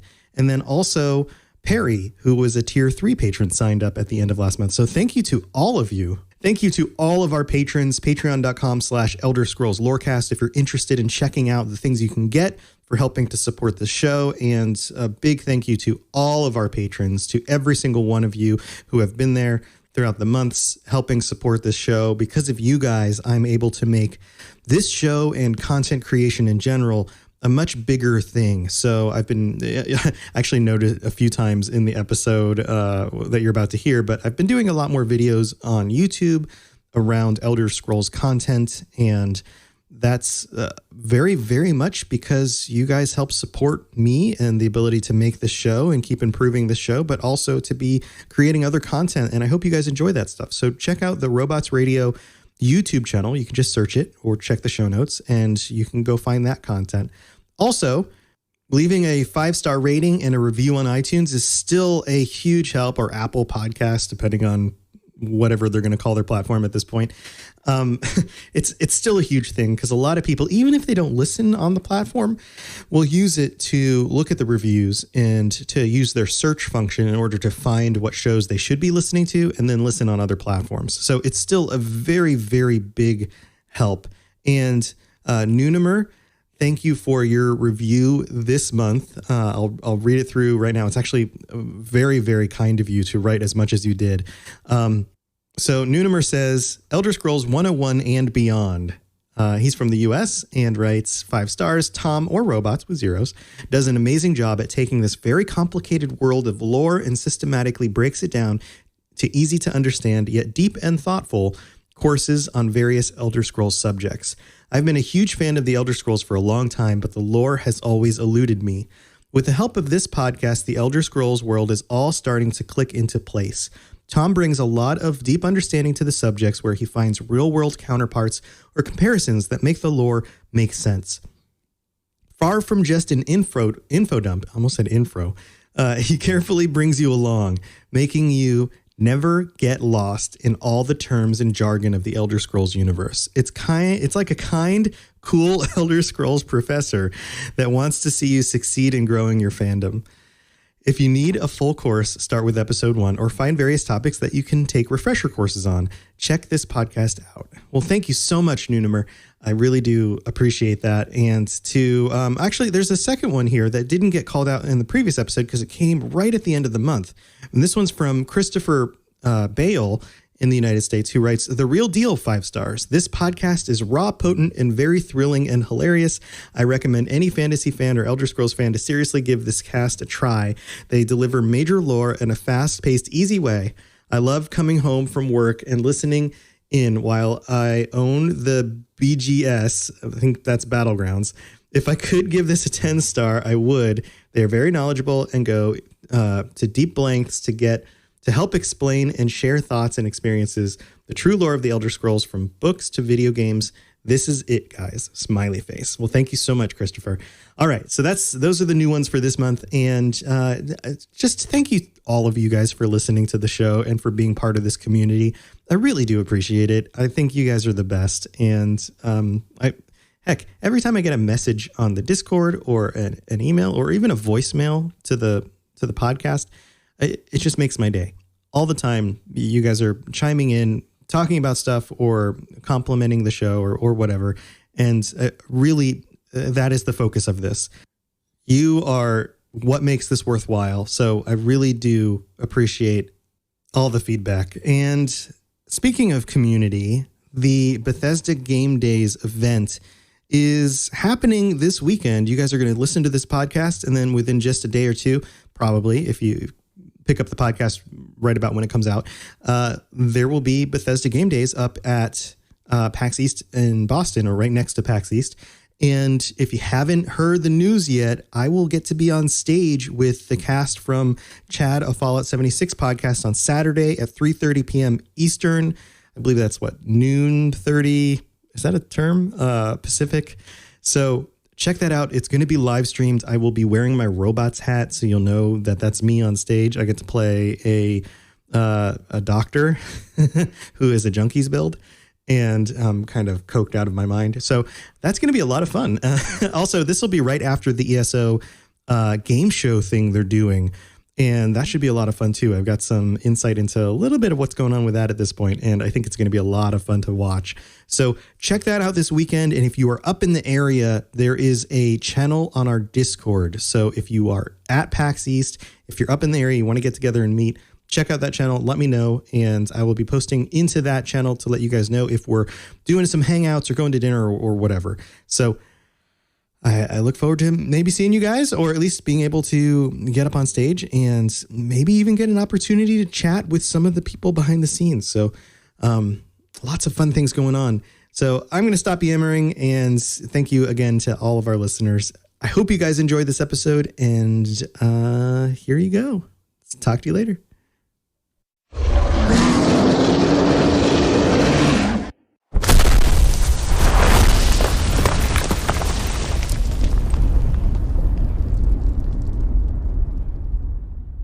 This is where you get off. Come with me. Hey there, adventurers. Welcome back to the Elder Scrolls Lorecast. I'm your host, Tom, or Robots, and I am here with you again for our end of the month patron episode. And we have more patrons, tier 4 patrons, than we've ever had before. Five total tier 5 patrons to talk about, and I guess I'm the 6th person to talk about the Elder Scrolls 6 and the things that we are predicting, speculating, hoping for to be included in the Elder Scrolls 6. There is obviously an announcement that they are working on it, and it will be coming down the pipeline sometime in the next few years, hopefully. And we've got some thoughts on that. So each of us is going to get a chance to share a little bit about what's going on. And why don't I just go ahead and start introducing? We have back with us again for, I don't know how many months now, a million months. We have Lincoln. Lincoln, welcome back. Hey, thank you for having me once again. It's getting kind of repetitive here. No, I'm kidding. I only have so much to say, and I'm almost done. No, it's great to be here. Yeah, it's always good to have you hanging out and chatting, and even, adminning on the server. You're now an admin on the server and helping with ESO guild stuff. You've been a big help on all sorts of things, so I really do appreciate it. Yeah, well, thank you for trusting me with that power. So much, all the power. Also, we have Mr. Gummy Boy. Welcome, Mr. Gummy Boy. Hey, thanks for having me. Yeah, thanks for being on the show. It's really good to have you on. I'm looking forward to hear what you are bringing with us. Just a bunch of random thoughts on whatever could possibly happen. Well, that's cool. Yeah, we'll take those and we'll talk through them. And then we also have Bribwin. Did I say that? I said that wrong, didn't I? Nope, that's right. And Bribwin. Thanks for having us on. This is a fun new community that I've found in the past few months. So I'm appreciative of your work. Oh, well, thanks. I'm glad you are helping support it too. This is something that I don't talk about a whole lot, but it really does help now that I'm focusing mostly on content creation. Your support really does help me keep doing this. So it is very, very much appreciated. Then we have Bob Chichinsky, our newest host of a podcast on the network also, who is still a patron. So thank you, Bob, for your support. How's it going? Yeah, totally. It's going good. Thanks for having me back, man. Always excited to be on the Elder Scrolls Lorecast. Yeah, man. This is like, we just did an episode, just you and me, the last episode that came out, and now all of a sudden you're back for this episode. This is turning into Bob's other podcast. Hey man, don't give me crazy ideas. One day when I'm too tired and I've run out of lore, I'm going to have to pass the baton, pass the torch to someone. Oh man. Well, thank you for joining me again. I can guarantee audience that as of right now, he's not planning to be on the next episode. So unless something crazy happens. As of now. And then we also have Artius. Artius, thank you for joining us. Hey, it's great to be here. Yeah, it's good to have you on the show. All right, so this week we're talking the Elder Scrolls 6, which hasn't released much information. There's been some speculation out there. There's been a screenshot and just very, very little to go on. So I have a feeling each of us is going to take this in some different directions. Things that we want for the gameplay or expect to have in the gameplay, things that maybe the lore or the sequence of events in the previous games are going to lead us to expect for the next iteration in the series. And definitely some things that they're not going to be hitting in the Elder Scrolls Online, because the Elder Scrolls Online takes place in the Second Age, and expectations are that this would continue the trend of moving forward in time. So let's just dive right into it. Lincoln, I know you have like a whole page of like notes about what you're expecting for the game. Why don't you take us through some of your expectations here? Yeah, do you want me to do the guild announcement? Oh yeah. Oh, you're right. I'm sorry. I got all. I mean, I don't know if you hung wanted- up in the regular stuff. Yes, go ahead and talk guild stuff too. Right at the beginning of this. All right, so hey guys, it's Lincoln. First off, you guys might recognize me as the guy that adds everybody to the guild on the PC. But us here at the Robots Radio Network, we've run into a little bit of an issue. Whereas me and Tom and Toon, the guys that all run the guild, we all play on PC. And we know that there's a big amount of people that play on PS4 and Xbox. We don't want to exclude you. So we are currently looking for people to run an EU guild on the PC, as well as both America and EU on the PS4, EU on the Xbox, and we're still working on the NA one for Xbox. So, but if you guys, in fact, Bob's here too, so we can chime in. One of the things that we've been discussing is the potential to merge our guild, the Lorecasters, with the guild that Bob currently runs. Bob, what's the name of your guild? The Heirs of the Red Diamond. Heirs of the Red Diamond. So, the main point of us having guilds and things in general is so that people can have a fun place, a safe place to join, and fun people to play the game with and really connect. So that's more important than a specific name. So what we might be doing for North America Xbox is, if you do jump on the Robots Radio Discord and apply and you do play on Xbox, we might just end up passing you off to Bob's guild, which already has a substantial group of people, and they're already doing some really awesome things over there, and very much fits in line with a lot of the things that we believe. So does that make sense, Bob? Does it sound about right? Yeah, totally. And we'd be glad to have anyone who checks out your show has definitely got to be into Elder Scrolls. So we'd love to have you. And we game all the time. So yeah. Yeah. So if you are interested in joining a guild that people from our community play in, then come on over to the Robots Radio Discord. There's a section in there where you can apply, and you can say, hey, I'm in North America and I'm on Xbox. And then we would just pass you off to Bob, who would be able to get you introduced to that side of, like, our sister guild, we'll call it. And if you are my like Lincoln, sister, like enemy brother guild, our sibling guild, guild. There you go. Non-gender specific. The family guild. Family guild. Right. And then, like Lincoln said, if you are interested in helping us run or expand out into some of these other areas, EU or platforms like PlayStation, we'd love to have you on board. So if you have some experience and you're, a kind-hearted person who just wants to help people out, then jump on the Discord, let us know, and we can kind of take it from there. We'll talk with you about our expectations and things. Does that sound good, Lincoln? Yeah, it sounds good. All right, so let's just get right into my thoughts about, or my hopes for Elder Scrolls 6. So I have 4 main things written down here. So while this is a Lorecast, my ideas are more game mechanics focused, because I figured everybody else was going to be more on the lore side.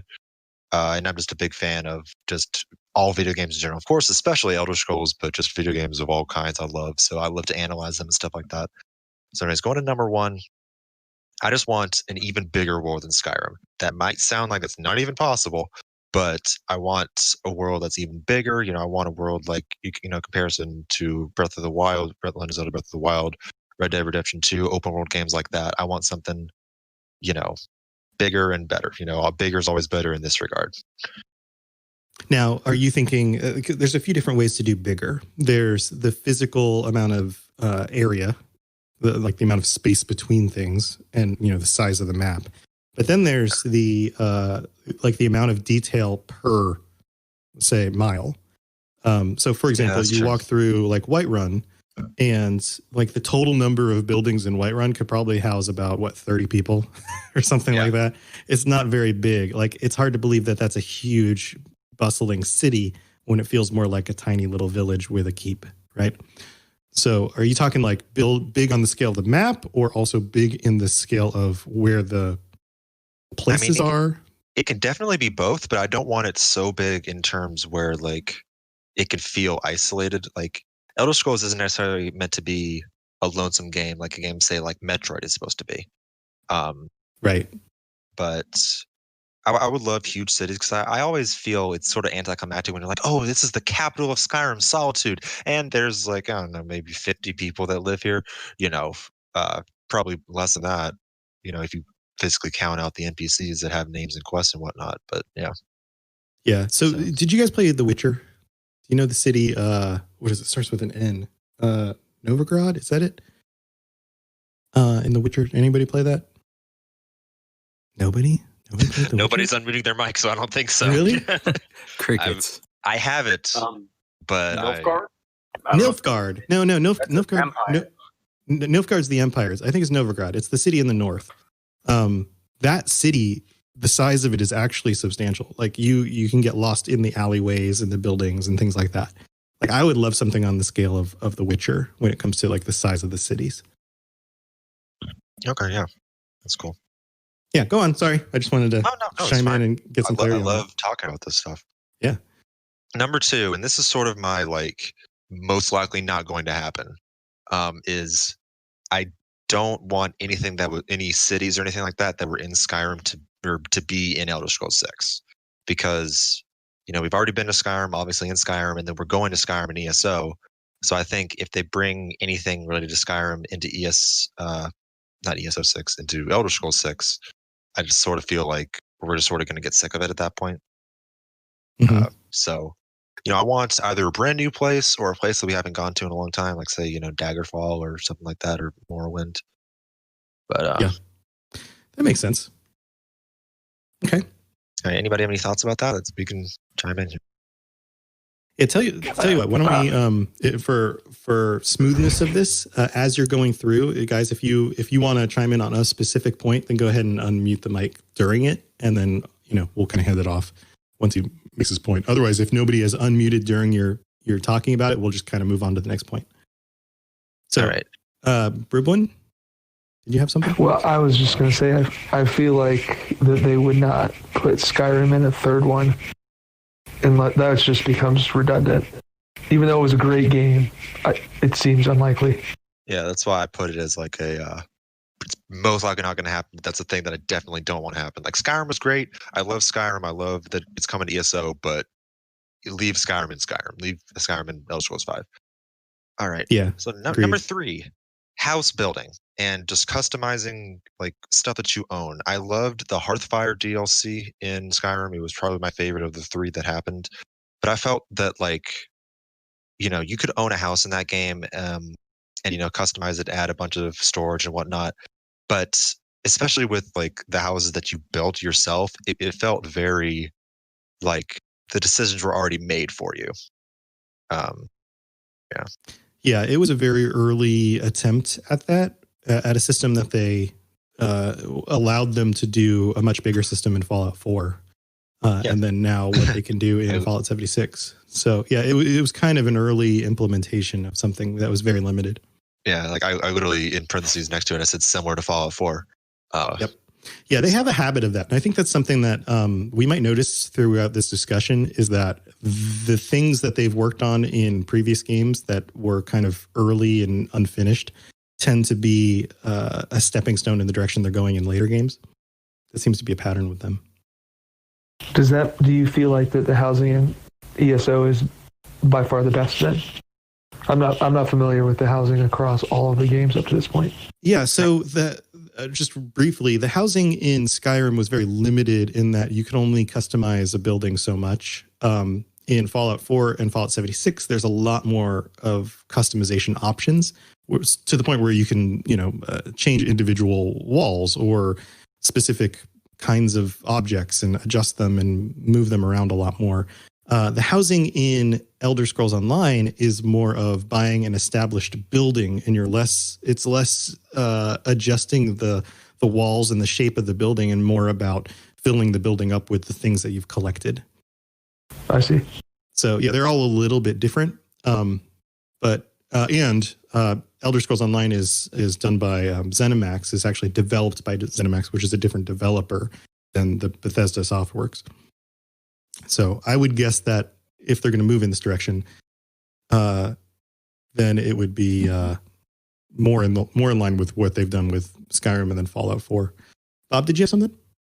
Yeah, I'm just honestly so excited to see what they do with the housing, because even though it's kind of like you get a base house in Skyrim, they still had like where you could customize the kind of mannequins and put all your gear on them, and you could have the little display cases for your weapons, and that is stuff that I would even love to see in ESO.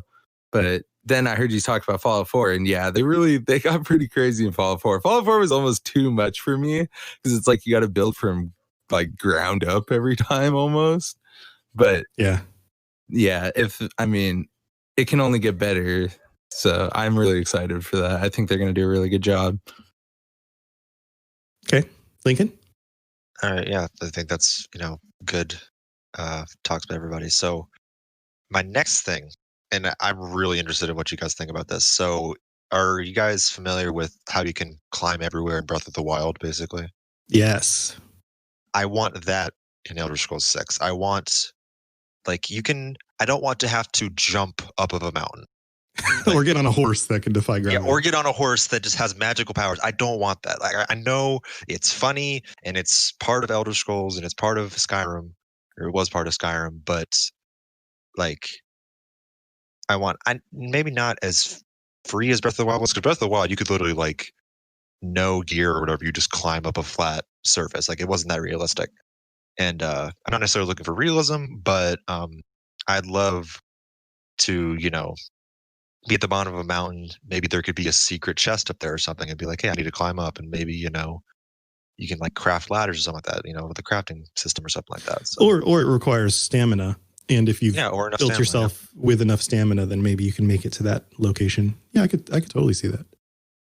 And if you have magicka, then maybe you get a spell that eventually makes you float up there, or something like that. Or maybe bring back the acrobatic skill from Oblivion and just jump up. You just jump everywhere all the time until you can jump, 3, heights of building. Yeah. So that's basically the 4 things I had written down, or those main things. They're all game mechanic focus, and I'm looking forward to seeing what everybody else has to say. Yeah. Anybody else have anything else to add to any of the stuff Lincoln brought up? Just an observation, Lincoln, is that because I think the other two of the Patreons that you've been on, you've mentioned loving the throat of the world and just loving the mountains. So do you actually live in a mountainous area, or are you just... Not at all. I mean, I'm technically I'm part of the Appalachian Mountain region. But Okay. I'm very close to sea level. That's funny. I live in Florida, so I'm basically at sea level at all times because it's so flat here.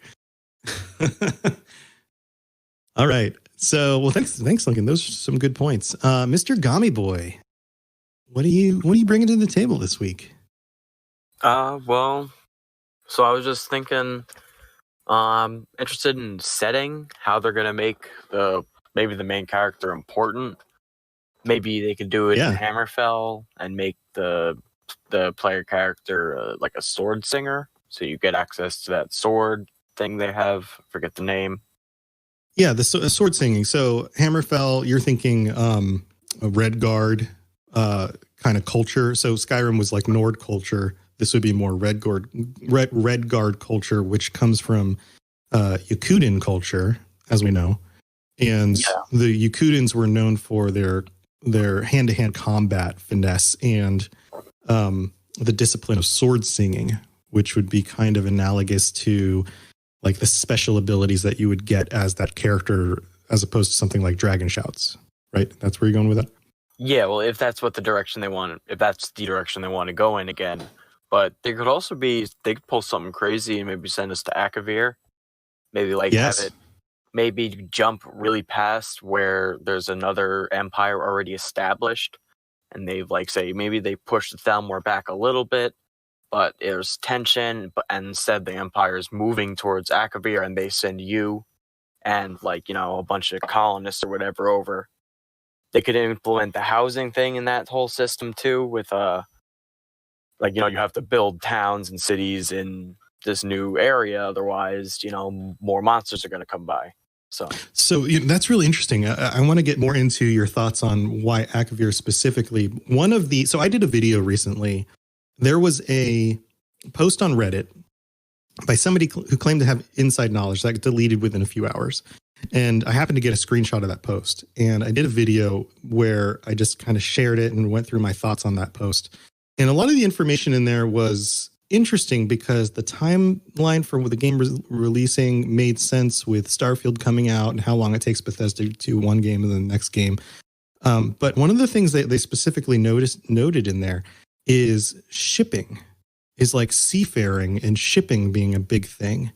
And if that is a big thing, like you're saying, if there's some sort of connection to going beyond just Tamriel to another continent like Akavir, then shipping and settling and sending, I don't know, supplies in order to build a town and like those kinds of things could very well be part of that. Yeah, well, I was thinking also maybe not as involved building as Fallout 4. If I was building up towns, I would not want to have to build literally every building, I'd want to put X amount of work into resources or something into it and say, okay, now, more people move here. They build their own things like that. Yeah, that makes sense. Bob, did you have something you wanted to add? Yeah, I had actually been thinking a bit about Akavir myself too. Even if you kind of look at that, kind of original teaser video they put out at E3, I mean, it's kind of a rocky place.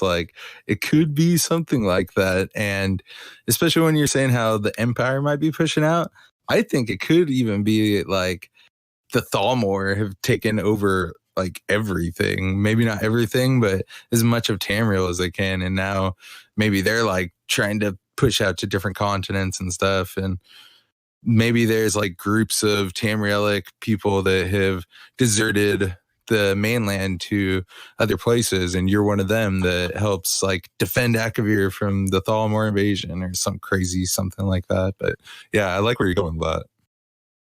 Yeah. So, Mr. Gami, are you familiar with the Akaviri invasions of what is it? The beginning of the Second Era, I think. Sometimes I get the times wrong. Are you familiar with that stuff?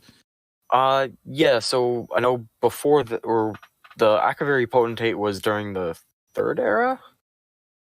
I'm trying to remember. I know that they expelled the Akaviri forces before the events of Elder Scrolls Online.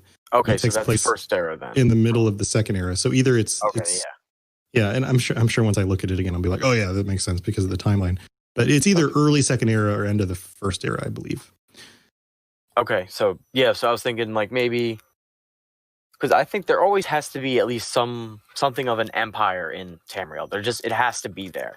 So I'm thinking maybe the game can start based in the city Cyrodiil, and then it sends you on the expedition or whatever, and you can go back and forth if you need to, or if you need to I don't know, redevelop some stuff and get the resources, maybe try to make some allies with the snake vampire people, whoever they were. The Sayesi, yeah. Clarity on them. Yeah. Yeah, I would love to see more more explored about other locations and, I don't know, the kinds of races and creatures and things that made these games feel foreign the first time you jumped into them because you weren't really familiar with the world yet. I would love some more of that. That would be really cool. Since, like, ESO covers so much of Tamriel now, there's not too much that we haven't really seen. So I think maybe this is their chance to say, like, no, there's still new stuff they haven't done yet. Don't worry. Yeah. Yeah, I could totally see that. All right. Anybody else have any thoughts on moving away from Tamriel into other continents? It was one of my theories. So, yes. Okay. All right. Well, we'll hold on to that. You can expand on that when we get to you. All right, Mr. Gummy Boy. Any other thoughts? Yeah. So mechanically, I'd like to see more exploration with magic. I think Skyrim cut back a lot, even compared to Oblivion, just from what I've read and what I've seen, and especially compared to Morrowind. They just cut whole schools of magic from the game. So I'm hoping that there's more spell crafting, like where you make your own and all that, but I don't know how much they'll actually bring back of that. Yeah. Yeah, it was classically one of the things that you could really do to break Morrowind and then also Oblivion was to get really, really powerful in magic. The skies are marked with numberless sparks, each a fire, and every one a sign. Are you an avid player of the Elder Scrolls Online and looking to take your game to that next level? Well, the Red Diamond Courier podcast is here to help. I'm Bob Chichinski. And I'm Dogbark24. We are two experienced players aiming to help others learn and improve through in-game knowledge and references. From PvE to PvP and everything in between. There's sure to be something for you in the Red Diamond Courier. We hope you check us out. Thanks. So did you know that you could listen to podcasts on Spotify for free without a subscription? That's a whole thing. That's the whole thing. I know some of you guys know this because I know that about 30 to 40% of our listeners are already listening on Spotify.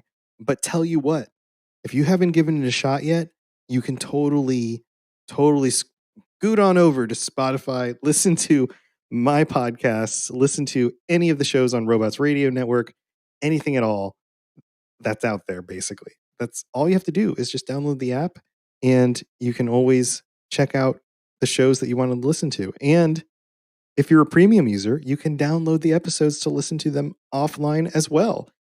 You can also share them easily to your friends on Instagram. It's super easy to do, just like all the other things I advertise, and highly recommended. So go check it out. Spotify. Yes, you're entirely brilliant. Conquering madness and all that. Blah, blah, blah, blah, blah. Okay. Any other thoughts? Not at the moment, really. Okay, cool. Yeah, those are some cool ideas. Now you got me thinking about Akavir and heck, even if what is magic like over there? Is it different? You know, do they have different schools of magic from different cultures? You know, if they could introduce like a wild magic system, that'd be so funny. Yeah, I mean, if you think about it, magic, at least the formulation of the way the races in Tamriel use magic is mostly from an elven perspective and was kind of like handed down to the humans and the other races. Yeah, and especially since there's also theories that Akavir is technically in the future. Right. So, you know, who knows how that would deal with magic? Yeah, that could be a whole other thing. I mean, heck, you could even have the ending of a cycle of the world and the movement into Akavir through the ending of something in the beginning of the next cycle somehow. Like that would change a lot of people's headcanons. Yeah, that would really mix it up if you're talking about like really mixing stuff up. So who knows? But yeah, some cool ideas. All right. Well, thanks for those. Bridwin, it's your turn, buddy.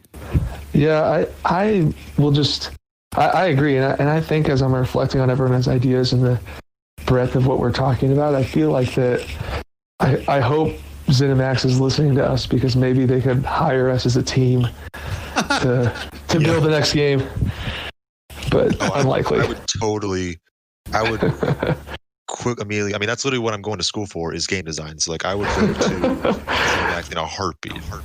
Yeah. What if Todd gives you looks you up on Twitter at the end of the episode? He's like, "Oh, this is how you get a hold of this Lincoln." Oh, I need to. He sends you a little note. He's like, "Hey, we've got a internship opening up. What do you think?" Yeah, you need to move to Maryland. Yeah, right. Lincoln, if it happens, please hire us as your little minions. If I have that power, I'm totally hiring you guys.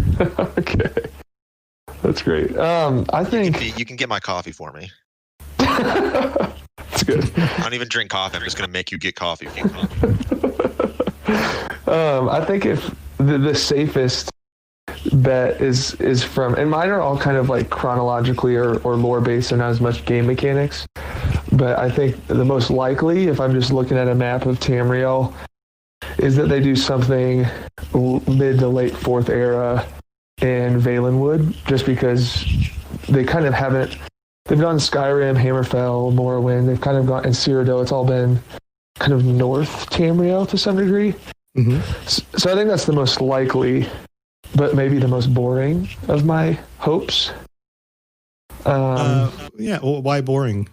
I mean, it would be interesting. Like you'd be going back to a more elvish focused game, like something like Morrowind is very elven in that it's the dark elves and it feels alien to the human races. But then like, Oblivion and Skyrim were very human, so they felt very like, a little bit more common. Yeah, I guess boring is a relative term because boring in terms of what my ideas are, but let's be honest, like all of these games are anything but boring, so it would still be great. Yeah, okay.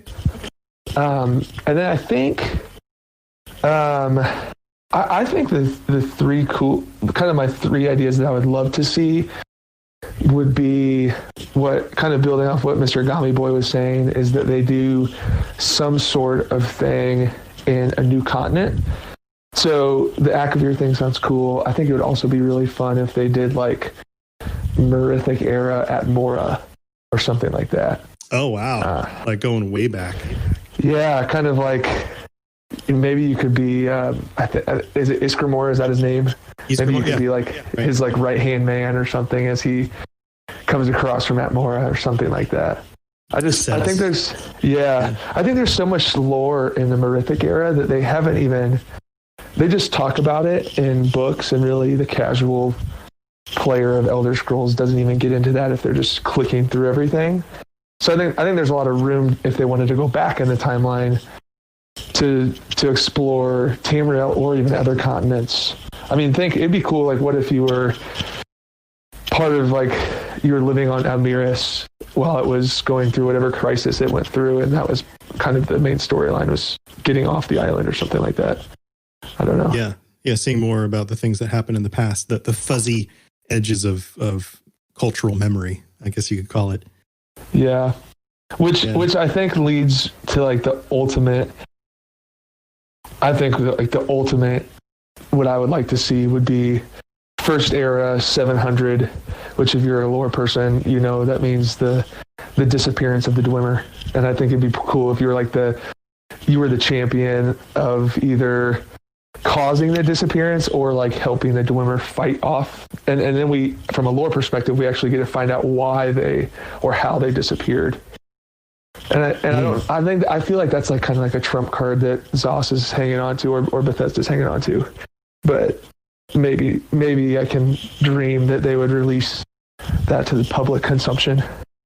Yeah, that stuff's always tricky to do because when there's so much buildup around the unknown details of a fictional work, usually when that stuff actually gets fleshed out in detail, it tends to be disappointing to a lot of people because their own headcanon was way out there compared to what actually happens in the story. And then people are like, all right, that now we know that's what happened. So it's a tricky, it would be cool if it was done really, really well. It's just really tricky to do it well, Yeah. But so going back to if we're making predictions, I think a prediction for me would be, the most likely prediction would be middle 4th era Valenwood.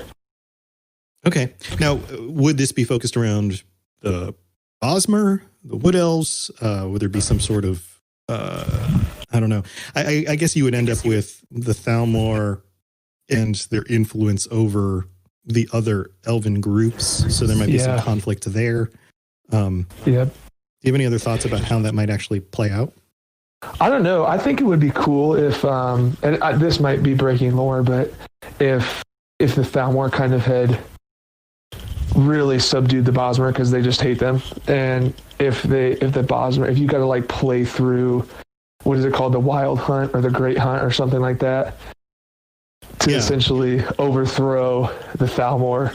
I think that would be pretty cool. We would get to see the lore, but that just event sounds pretty gnarly in the scope of what Things it come is. to a head with a I think it's called a Wild Hunt, which is another Witcher thing, but I think it's called a Wild Hunt. But that's like where everything comes to a head in the storyline, and then all of a sudden, like, things go nuts. Yeah, exactly. So we'll see. I mean, I don't know. That's the one. And then I was actually gonna start my second ult as a Bosmer, because I haven't ever really dove into a Bosmer character before, but their lore is so interesting. And then that's when all of the ESO stuff happened, Bethesda and GeForce Now stuff happened. So that's on pause for now. Oh, well, I hope that gets ironed out, and then you'll be able to play some more. Yeah. I've never done a Bosmer character build up to like for any real amount of time. I've got like I think I got a character like level 12 in ESO as a Bosmer. Thinking maybe I would do like a PvP stamina build type character, but I never really fleshed it out. Yeah, they seem really fascinating. Robots, how dare you not have made a Bosmer? You need to go. You need to make a Bosmer Stamwarden, and you need to take it into PvP and be awesome with it. I think he was a Stamward. I should boot it up right now. There you go. I hope I didn't delete him. Oh, there's an update, another update to download. I can't do it. Good try. Well, but yeah, that's what my thoughts were. Cool. Yeah, some cool ideas there. Anybody else have any other things to add to that? To those? To thas? I was saying these and those all at the same time. Came out thas. No? All right. Cool. Well, we'll move on to Bob. All right, cool. So, yeah, everyone has had some really good ideas so far. I didn't really know like what to think myself when I thought Elder Scrolls 6, because I'm just like, I don't know, maybe I just get too excited when I think about the next game, and I'm like, man, I can't even predict anything. But I took this to some of my close friends and guildies and my co-host Dogged, and we came up with some good stuff. We looked at the map that is like the end of Skyrim, the end of the Fourth Era, and it's pretty interesting. You've got the Red Guards, who are all like, I guess, on their own. They've seceded from the Empire. The Argonians have taken from the Black Marsh up to parts of Morrowind. And then you have this large chunk of All-Mary territory. And like Bribble was saying, that is where we haven't been to in any of the like single player games so far. So although everyone I talked to was like, no, there's no way that screenshot and teaser trailer can be Valenwood, I was like, nah, I'm pretty sure that it can be Valenwood. It's a coast with rocks, okay? Like, it can be anywhere. Yeah, it's not like these aren't like Star Wars planets where the entire planet is just one biome. right, exactly. And to top all that off, my hopes are it could be centered in Valenwood. But as Lincoln was also saying, like, how big can this game get, right? Can it be bigger than Skyrim? Well, I think a main reason they waited so long to do it is because they want this game to be huge. Like, they want it to be playable clearly for another decade, if not longer, than what they got out of Skyrim. So we now have a game that, you know, Elder Scrolls Online, that has the entirety of Tamriel. Like, I think Lincoln was saying earlier, someone was saying it, but That's huge. And if you guys haven't played Elder Scrolls Online yet, let me tell you, these zones are not small. My girlfriend, when she first started, didn't even know there was an outside of Aradon. She thought that was the game. That was the whole game? Completed it. And I was like, no. Look, like you go outside that map. And she was like, oh my God. There's so much more. And then you see all of Tamriel, but then there's all those individual other places you can go, like Artium and the Clockwork City and parts of Oblivion. Like, yes, it just keeps going. It keeps going, and they keep adding more. So I think that the size of this next game could be insane. Like, we could see, like, maybe it was Gami was saying that we could be going back and forth between continents. Like, we could be fighting in Akavir and parts of Tamriel or parts of Somerset, and I don't know, man. It's crazy. Like, there could be so much. I'm really excited for it. Yeah, to add on that, I believe one of the things that was noted, and I don't remember when this was or who said it, I think it was Todd, was answering a question at, I don't know, E3 or something, is that the advancements that they've made in Starfield will help them design the worlds faster. And add more complexity faster to the worlds. And that's part of the difficulty in designing a game like this. Is the reason why it takes 5 or 6 years to make is because there's just so much stuff to do. Yeah. But if you had software that made that development easier, then yeah, you could clearly have a bigger map. Yeah. And I mean, like it was said earlier, Skyrim is pretty crazily huge. So even if they double that size, that would be insane. And especially I was thinking, if we go to a new continent, think of all the lore, man. There will be so much lore that is written, not only for everything to catch us up what's happened in Tamriel, but all this crazy lore for this new continent too. So, oh my gosh. Yeah, that gets me thinking about questions about, like, how do the Daedra affect things going on in other continents? Oh, wow. What gods do they worship? You know, like that kind of stuff. Ribwin, you had something? Well, just to expand on that, and maybe, I don't know in the lore if this is feasible, but would they even consider like other planets possibly? Well, let's talk about that in, I don't know. I don't want to give spoilers, but there are moments in games where you visit other planes of existence and or planets, which could potentially be planets. So in Skyrim, you spend some time in Sovngarde, right? That's where you fight that one dragon, I believe. And then in Elder Scrolls Online, you end up on the moons, or at least one of the moons, for a moment in one of the storylines, but I'm not going to note which one. Because I don't want to spoil anything. So, and theoretically, the Aedra all coincide with different planets. At least. Oh, really? I didn't know that. According to some understanding and speculation around how those actually work. They either are planets, or they are represented by planets, or they, something like that. So, maybe. This connects to another video I did. I'm just going to pitch my YouTube channel again, where I threw out this really crazy what if question of, like, what if Starfield is the Elder Scrolls 6? And I've had like 1,000 people watch it and tell me, like, no, that's a terrible idea. And I was like, but what if they go to space? What if they go to space? Starfield. Yeah, I don't think they would make Starfield and then make Elder Scrolls 6 in space. Like, I think that would just be too much space. But what if Starfield is in the Elder Scrolls universe, but it's characters who are in space, but still part of that universe?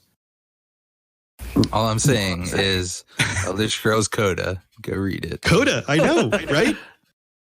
Totally. That my pea brain cannot put together like space and laser technology with Elder Scrolls. Maybe magic is a tie there, but the Dwemer were very technologically advanced. And I don't know where I heard this. Maybe it was from one of your episodes, Robots, but wasn't the Battlespire in space? Yeah, Battlespire goes, well, Zones of Oblivion are technically in space. Okay, yeah. Battlespire had some connection to transporting through space, through like space stations or spaceships or some sort of weird combination of those things. that were sort of like that. And then there's like reference to souls communicating, which could sort of like be an internet kind of thing. Like there's a whole lot of, and then you've got the Coda stuff with Michael Kirkbride. And then like, there's a lot of weird space fantasy kind of details that creep into the Elder Scrolls. And, Dwemer and their technology, where did they go? They went. I've solved it. They went to the moon. There's a bunch of dwarves on the moon. How to say it? We need to go to the moon. Moon dwarves. All of the moons, both of them, all three moons. Like imagine like in Starfield, there's like Joan and Jode, where you find like a little thing of Dwemer technology, like buried somewhere. Yeah. What if you find a spaceship? What if the Numidium was a flying saucer and not a giant? I'm just making crap up. Oh my god! What if the aliens from Fallout show up? Yes. What if the aliens from Fallout are actually the Dwemer? None of this makes any sense. You know what's funny though? When I was prepping for this, I looked on UESP and they had like their featured lore, and it was a Grummite. If you guys remember those from the Shivering Isles expansion of Oblivion, and I looked at that, and then the Grummites evolve into Scalons, and the Scalons look exactly like the lake people in Fallout New Vegas, and I was like, oh, this could be something. Yep. Yeah, there's all the speculation. There are definitely posts on the internet about like, are Fallout and the Elder Scrolls in the same universe? Yeah. Is Fallout the future of the Elder Scrolls?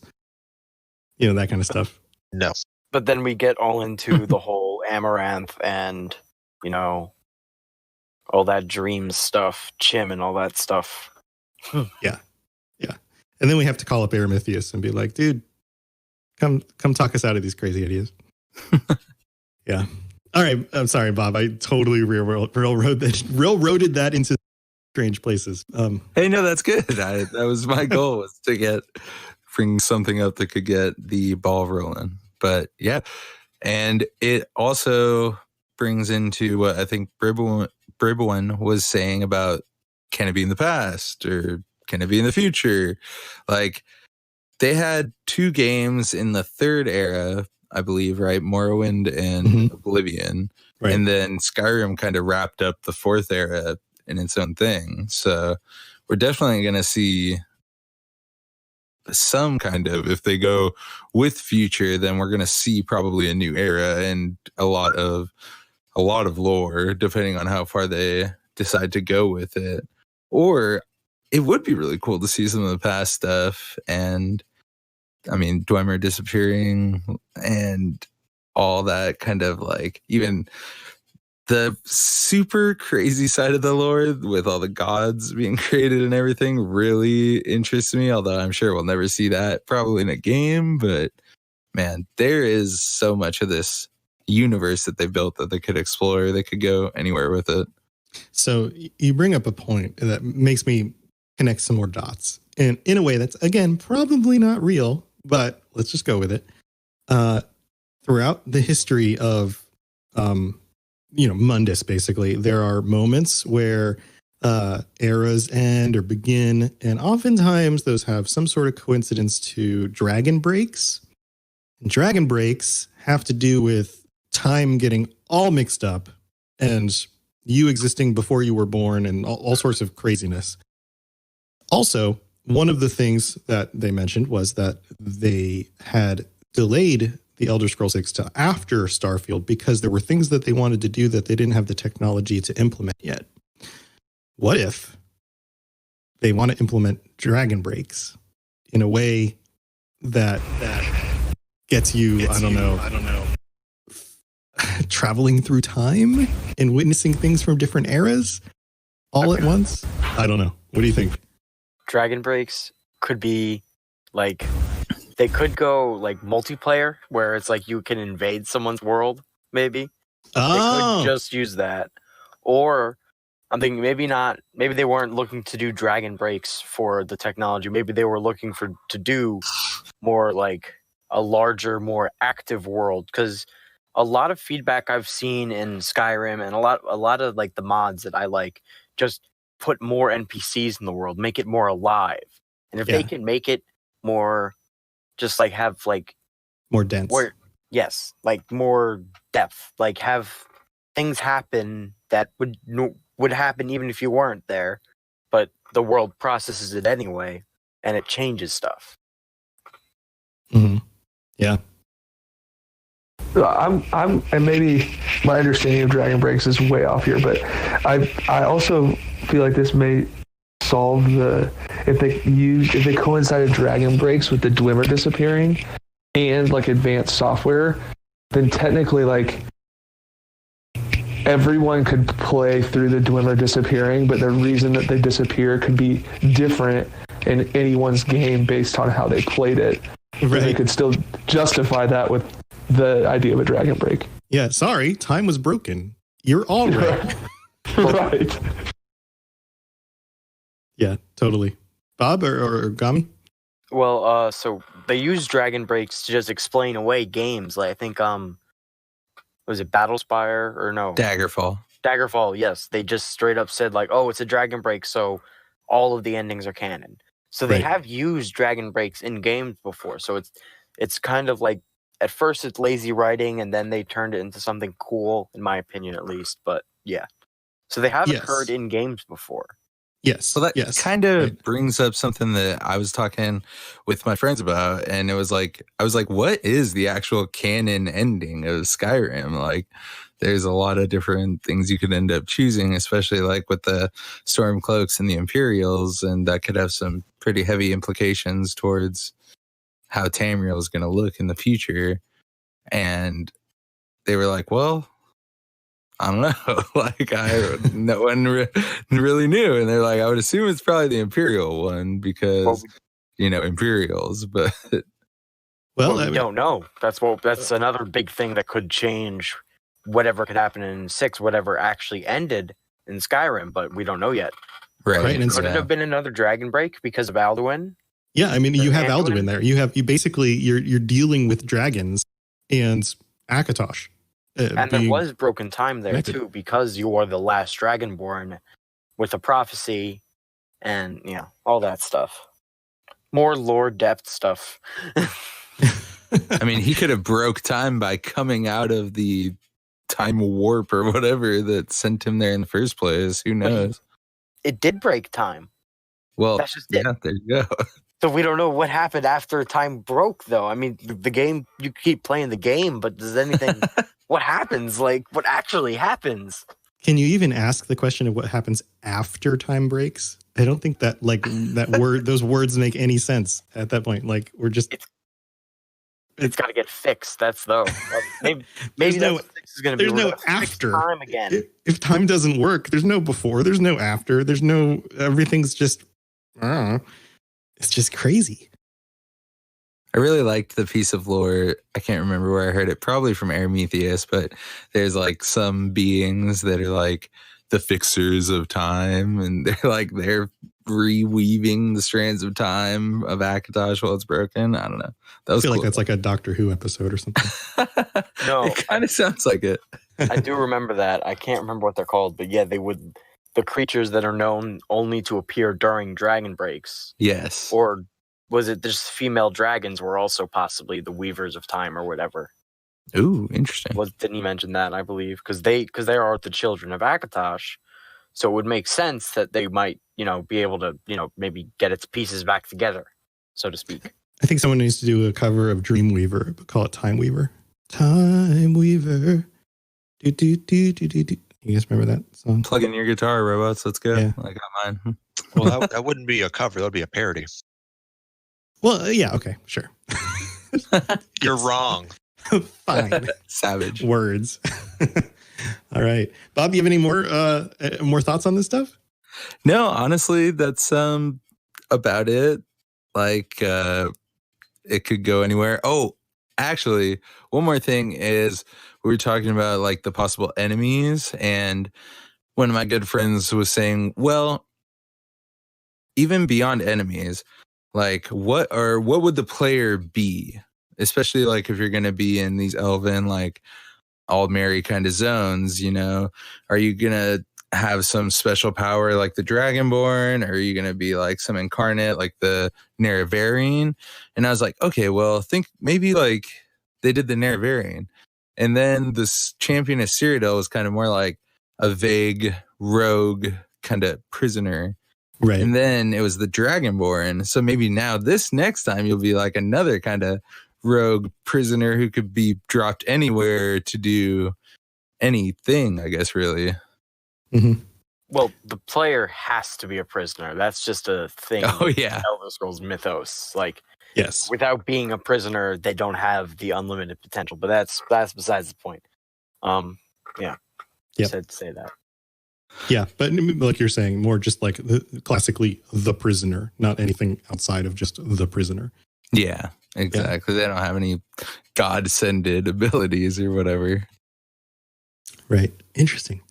And then as far as like the main enemies, I just really want to kick some Thalmor, but like honestly, like let's take care of them. Let's wipe them out of there.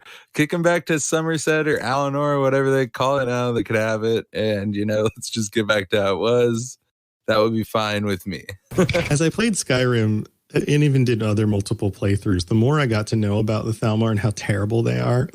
You know how you would just come across like groups of them on the road and stuff, and they just look at you all snooty and like, get out of the way. Like, right.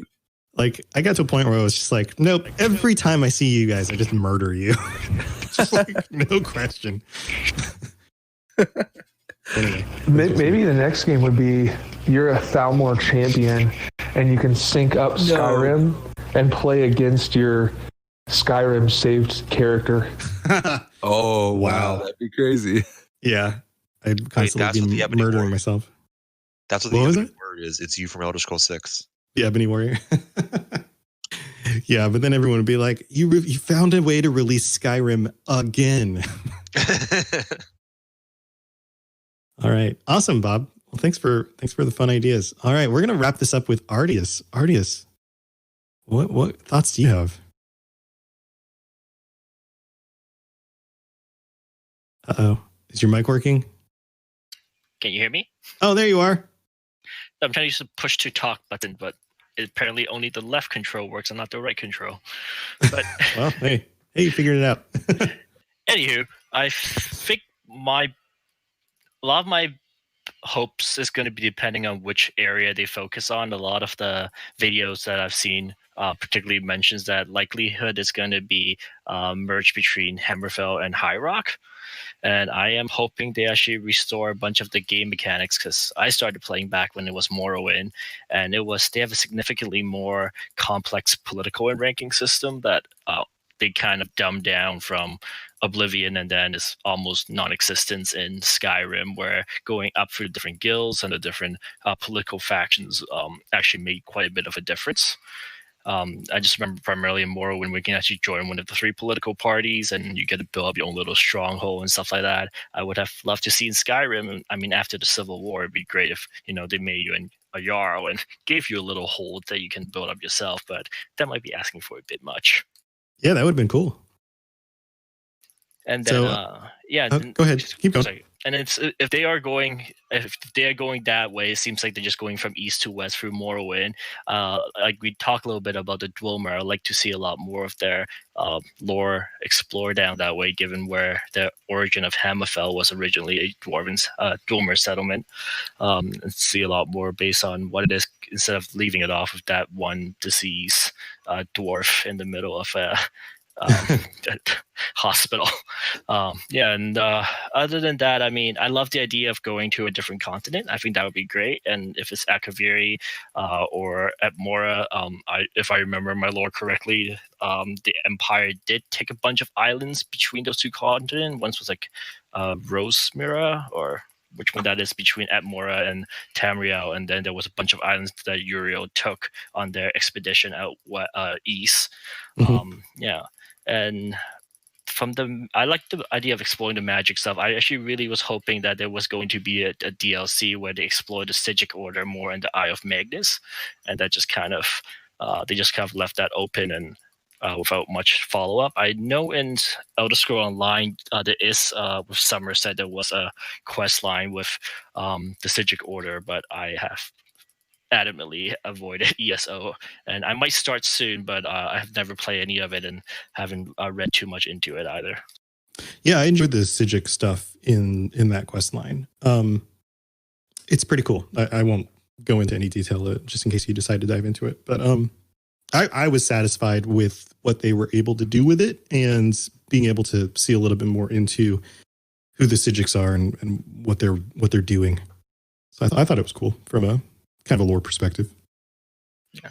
And then I guess lastly, if they do the western side of the continent, and there's a lot of oceans in the area, I've seen, like, I guess if you guys play through the Assassin's Creeds, they eventually start doing a lot of seafaring, and where you get a ship and you get to explore.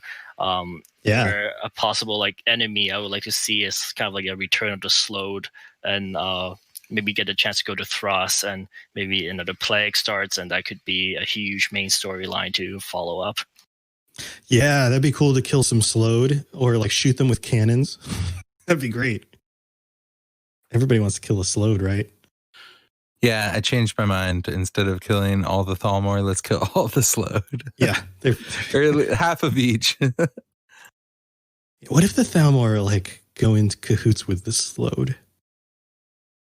I wouldn't be surprised. You could totally, like, that's a good way to get rid of everybody that they don't like. Just, work with them to create a new disease or something.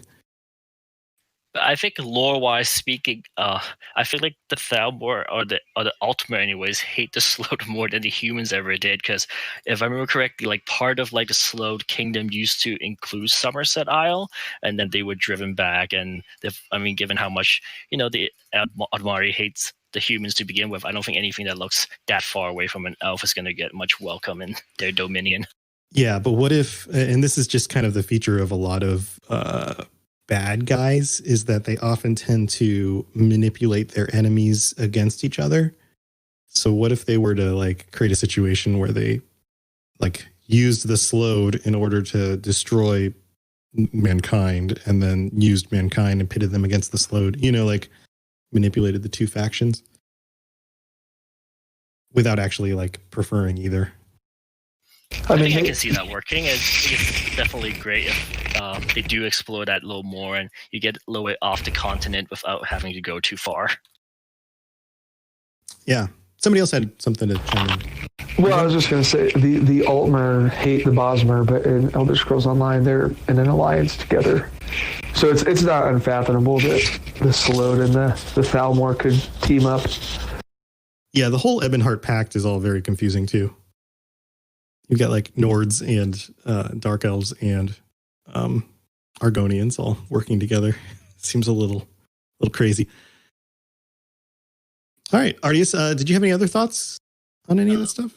I think the only last part is I don't know how they're going to work it in unless they go back towards the Morrowind side, but I really do want to know whatever happened to Vivek. Yeah. Yeah. Oh, so that's a total other thing here is the Tribune and like that side of things, the power that existed among them, and I don't know. If they were to do a bigger game, you could probably end up working in zones from each of these areas. Also, if they were able to do a game that, and this is just one of my theories, or not my theories, but one of the theories that's out there that I think has some credit, is this idea of tearing down the towers or breaking the stones, in order to reduce the solidity, like how firm Mundus is in the cosmos, that kind of thing. And if Elder Scrolls 6 is focused around something like the Adamantine Tower being the most important and original of the towers, if I'm getting the name right, then maybe it would be some sort of coming together of all sorts of different events over the last however many years. So then you have like things from Morrowind and the events of Morrowind, and what happens with Vivek and the Dwemer, and then the things that happened with the dragons, things that happened with the events of Oblivion and Daggerfall, like all of these things kind of coming to head together into some sort of like grand cacophonous, I don't know, climax. I'm just making up words at this point, but hey, who knows? Totally be a thing. All right, guys. Do you guys have any other thoughts on any of the stuff Artie's brought up? No more thoughts. So, Gami? Yeah, well, also, like, as what Artius was saying before, too, with at Mora, that would be interesting because that's a half-drowned continent, and that's also in the past. So, what would that mean? But also on towers, how many other towers need to fall before going to the Adamantine Tower would be the final one? That's a good question, because the speculation around the towers isn't specifically clear which ones actually function as working towers and which ones don't, which ones count as real and necessary and which ones don't, or which ones are contribute to the I don't have the right word, stability. The reality staying stable. Yeah, the spikes of unassailable reality. Yeah, that's a good way to phrase it. So, like, who knows? Maybe there were only 3 that actually contributed to reality's stability, and the rest of them had something to do with, like, there's speculation that the Black Gold Tower had more to do with, or no, it was the one in Valenwood, had more to do with like the surrounding area and maintaining and controlling the zone around forest, the tower, the tree, the forest and the trees, right? And maybe that had more to do with manipulating reality than stabilizing it. Maybe each tower has a different focus, and maybe the Adamantine Tower is the only one that really matters for the stability. Who knows? Like, they could take that in all sorts of different ways because they haven't specifically told us. It's all just kind of been in the background of the lore and the things that different events and different cultures have thought or said. Yeah, and in each game, a tower has been deactivated, supposedly. Yes. If that theory works, yes, then that is true. So that's why maybe the next one would be the Adamantine Tower. That could spell an end to Tamriel and then a move to Akavir, maybe, if that's how they're going, or maybe if they're going full Kelpic switch. Who knows? Yep. Yeah. Or the defense of the tower and the maintaining of Mundus as it is. Maybe it plays out where that is like reality is threatened and yet somehow we come out of it unscathed.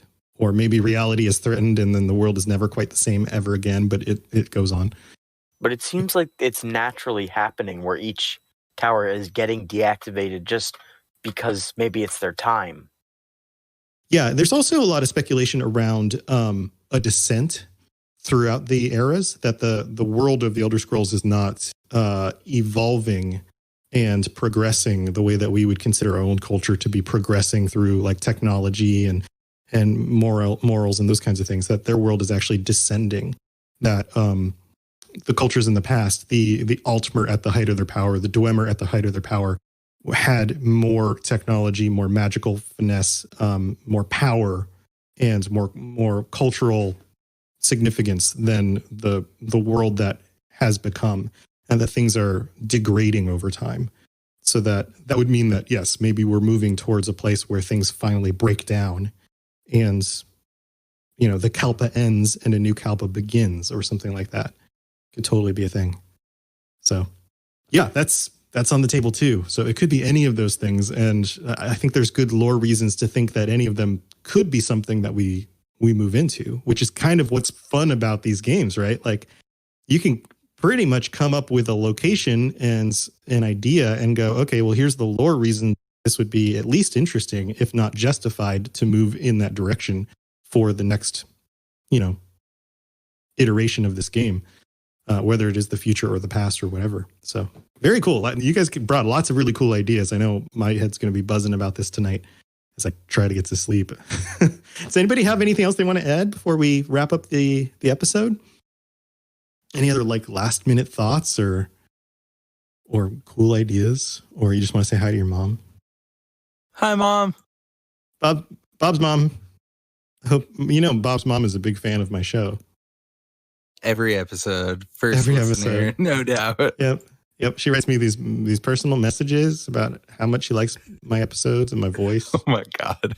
Yeah, she's like, can I come visit maybe? And I'm like, no, that's cool. Bob's mom. That's the whole reason that she wanted to go to Vegas so bad, robots. Honestly.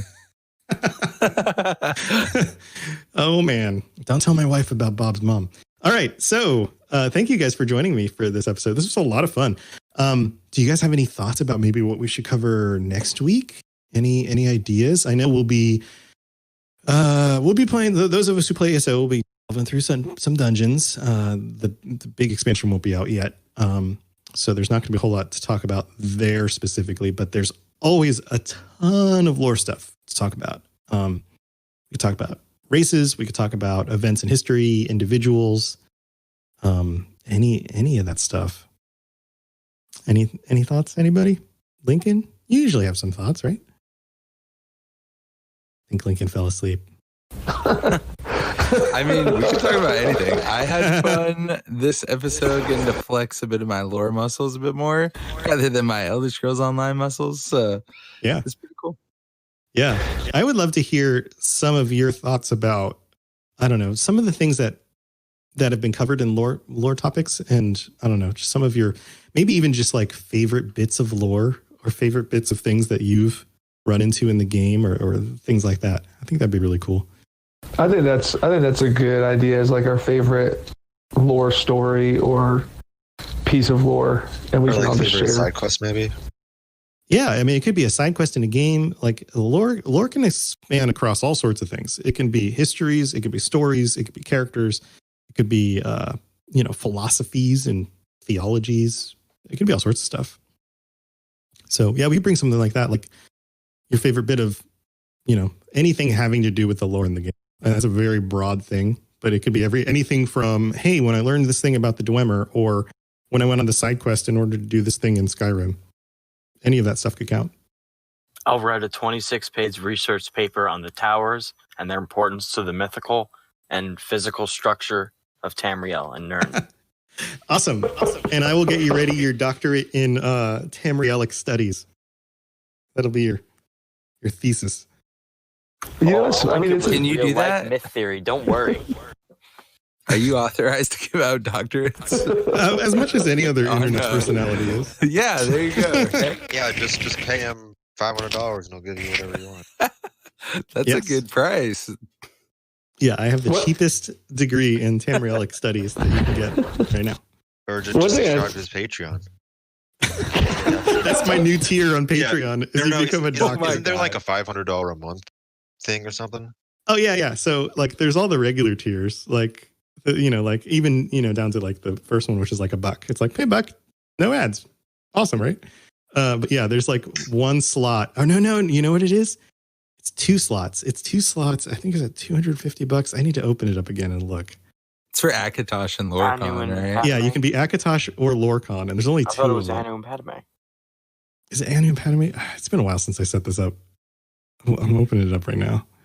I remember listening to your podcast way back, a year ago, and hearing you talk about this and being like, oh man, I really hope someone signs up at that just so I could hear him like really be ridiculously praising them every episode. I think it would be hilarious. Oh, dude, yeah, it's Akatosh and Lorcon. Yep, $250.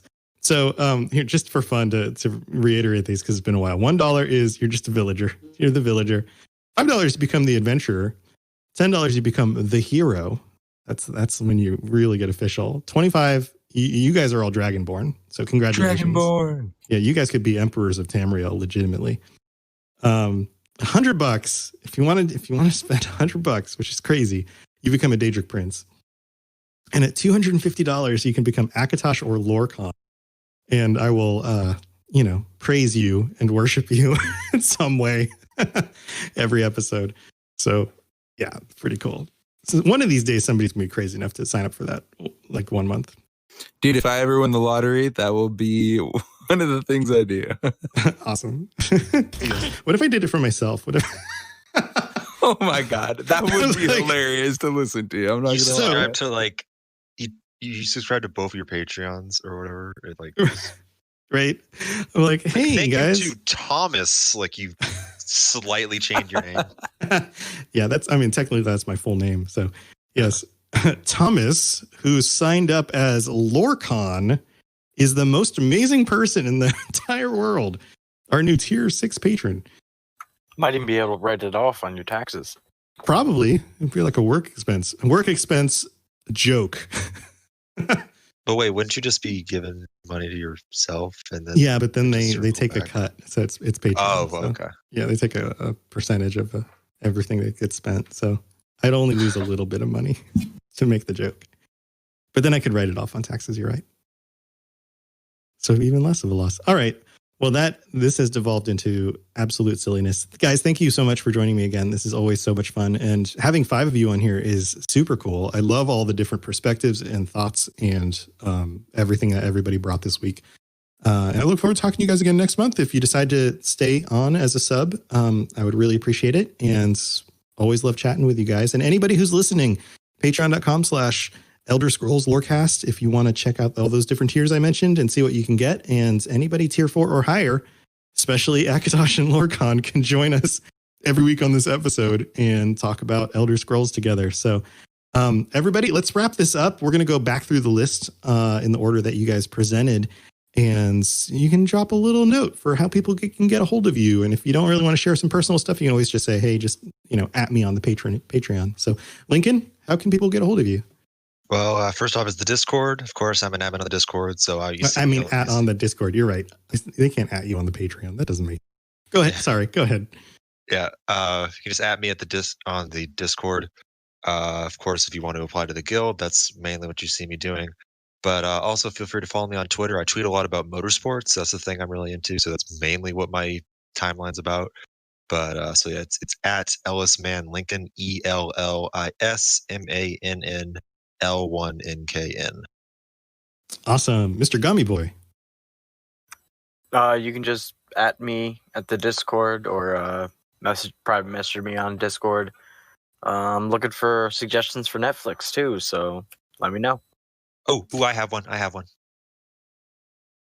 Okay. Can I say it?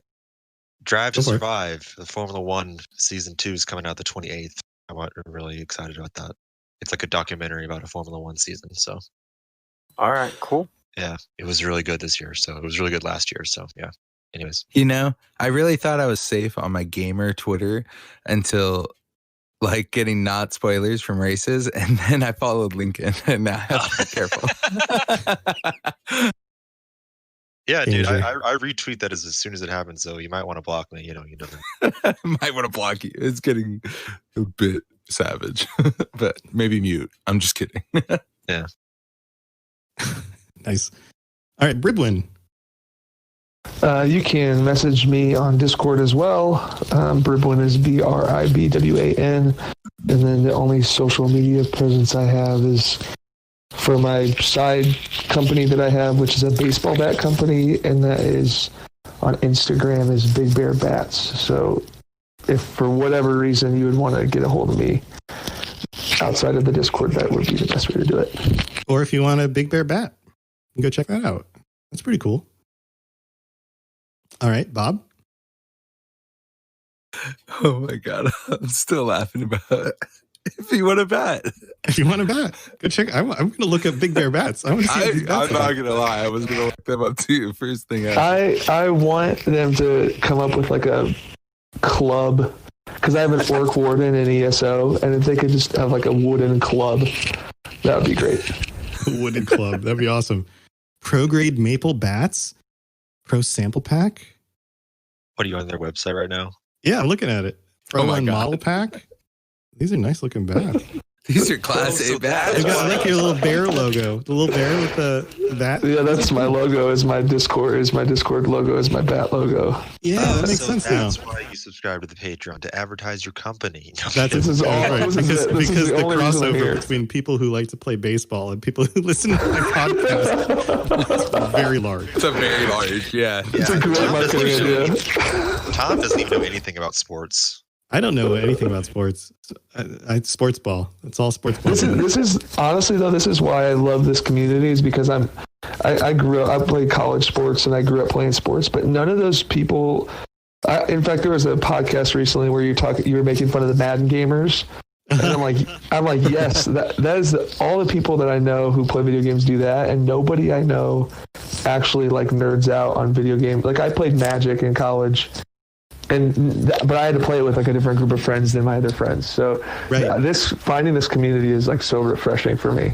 That's good. That's awesome. Yeah, I mean that is a real thing. There are people out there who just have a game or two, and then they just do that. And the like definitive crowd of that are people who play Madden and or Modern Warfare, like Call of Duty. Yes.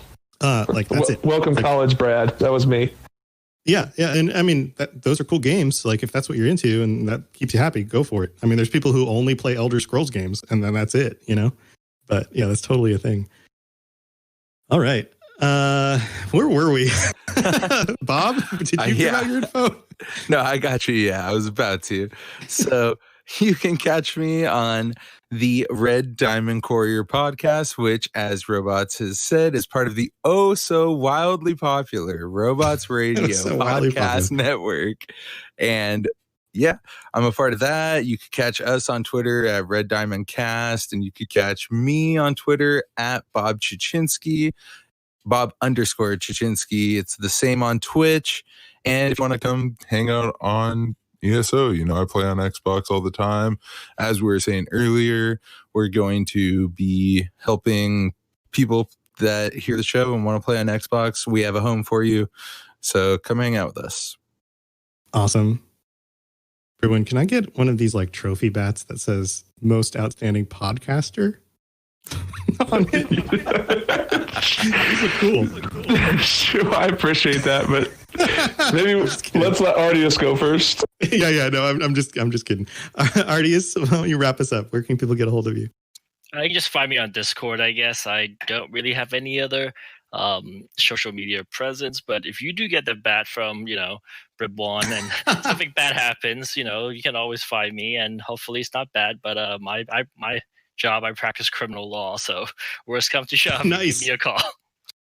If somebody grabs my bat and hits me over the head with it, I can sue them, and you'll be there to help me out. Very cool. All right, yeah, and these guys are all on the Discord. So if you jump on the Discord, Robots Radio Discord's in the show notes. You can just search it online. You'll find it. You can always post stuff in the Elder Scrolls section to chat and to maybe even explore some of the ideas that they pitched on this episode. I'm sure they'd love to chime in and maybe explore those ideas some more. Thank you, everybody, for joining me this week. As always, it's been super fun. I will expect to see that bat in the mail. I'm just kidding. Only half kidding. No, really, totally. I'm just kidding. All right. I'll see you guys next week. Talk to you guys later. Bye. Thanks for listening to the Elder Scrolls Lorecast. All sounds and music are owned by Bethesda Softworks or ZeniMax Studios, and no copyright infringement is intended. If you have something you'd like to contribute to the show, please reach out to us at elderscrollslorecast@gmail.com or on Twitter at ESO Lorecast. If you'd like to help support the show, check out the rewards you can get at patreon.com/Elder Scrolls Lorecast. I really appreciate you listening, and I'd love to hear from you soon.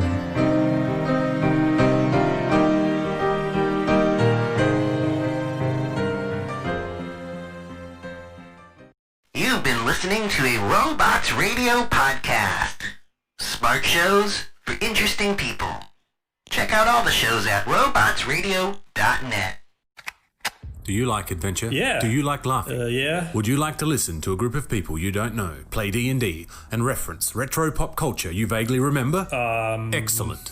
You're going to love Committee Quest. We play D&D in the world of Amarin. We use adventure modules and supplements made by people in the community. We also have a sweet synthwave backing track. Come and join us on our adventure. Volume 1 has been completed. Volume 2 coming the end of January. You can find us on iTunes, Podbean, or wherever you get your podcasts from. This podcast is brought to you by Anchor.fm, the absolute best and easiest way to host your podcast and get paid for it by running ads just like these. And take it from me, I've hosted at least 7 of my podcasts on Anchor.fm. I recommend it to every show on our network, and other hosts are going to charge you upwards of $100 every year just to run your podcast on their host. Anchor.fm does it for free. So go check out Anchor.fm for more information. This show is brought to you by our patrons at patreon.com/Elder Scrolls Lorecast. Robots Radio presents The Elder Scrolls Lorecast. Welcome to the Elder Scrolls Lorecast, a place where the Elder Scrolls community can come together to discuss the boundaries of our knowledge about the universe of the Elder Scrolls.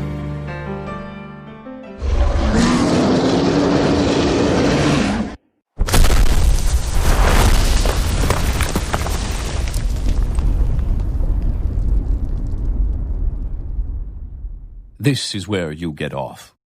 Come with me. Hey, adventurers. Welcome back to the Elder Scrolls Lorecast. I'm your host, Tom, or Robots, as usual. And this episode, we have a very special guest, somebody who has joined us before on our patron episodes, who is also the host of the Red Diamond Courier podcast, another Elder Scrolls Online podcast, and a good buddy of mine who I've been getting to know a little bit better over the last few weeks and got to hang out in Vegas with. Welcome, Bob Jaczynski. Bob, how's it going? It is going great, Tom. Thank you so much for having me, man. Very excited to be here. Yeah, I'm glad to have you too. So the reason why I'm having you on a show that is kind of in between our regular chats for the patron episodes is because your show, your new show, the Red Diamond Courier, is our newest show on the network, on the Robots Radio Podcast Network. So congratulations. Welcome to the network. Thank you so much, man. It's honestly a dream come true. It's very exciting for us as a new starting out podcast that you reached out to us and we get to be a part of something so awesome. Yeah, I'm glad to have you guys too, because as I've been digging into Elder Scrolls Online and more into the lore and some of the things that I've been having conversations with the community about, there's always a lot of buzz around Elder Scrolls Online because that is the current game in the series. You know, it's not one of the mainline games, but it's the current game, right? It's the thing everyone is constantly playing. I'm sure some people still dive back into Skyrim or Oblivion or whatever, but the conversation is around Elder Scrolls Online. So I was thinking, okay, well, how do I give people more content around that, and specifically gameplay mechanics and tactics for PvE and PvP and those kinds of things? And I was thinking, well, you know what? I'm not an expert at those things. You know, I play the game some, but there's definitely things that I don't know a whole lot about. And then you guys started your show, and I've been listening to the show, and I'm like, well, you guys are doing exactly what I wanted to be able to give people. So tell you what, why don't you join the network? And then now we've got, some synergy, and I can recommend your show to people who are looking to get more into Elder Scrolls Online. So it just kind of worked out perfectly. So congratulations. And I think you guys are doing a really good job. Oh, thank you, man. I appreciate it so much.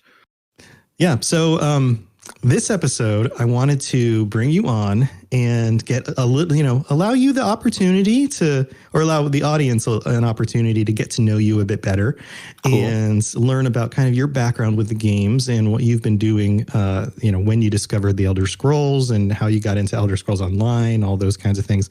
And then you're bringing, at the end of the episode, you're going to be bringing a treat for our listeners, some of your wisdom passed down to our listeners. And recently I had an episode with Hack the Minotaur who came on. Yeah, that was a good episode. Yeah, so that'll be 2 weeks ago from now. And we talked about just kind of general getting into ESO beginner type strategies and things. So the perspective that I wanted to talk about with you is tips for people who are in the game, but haven't really delved into the PvP aspect before. And maybe they're brand new to the game, or maybe they've been playing for a long time, but it really hasn't been their thing, but they're thinking about dabbling in it. And where would you start them off and that kind of stuff? So we'll get to that at the end of the episode. But to start you off, why don't you give us some background on how you discovered the Elder Scrolls games at all? When did you find the series and what got you into it? Sure. So for me, the first Elder Scrolls game I ever got to experience was Oblivion. And I remember being in high school, going over to one of my best friend's house and seeing him play. And I immediately was in love with it. And it was kind of a different thing for me because I didn't really play big open RPG games like that. I mean, the closest comparison I guess I could bring up that I had been playing was RuneScape. So yeah, okay, right. So, what yeah, other this games was were a you huge playing experience. that were I different played- than?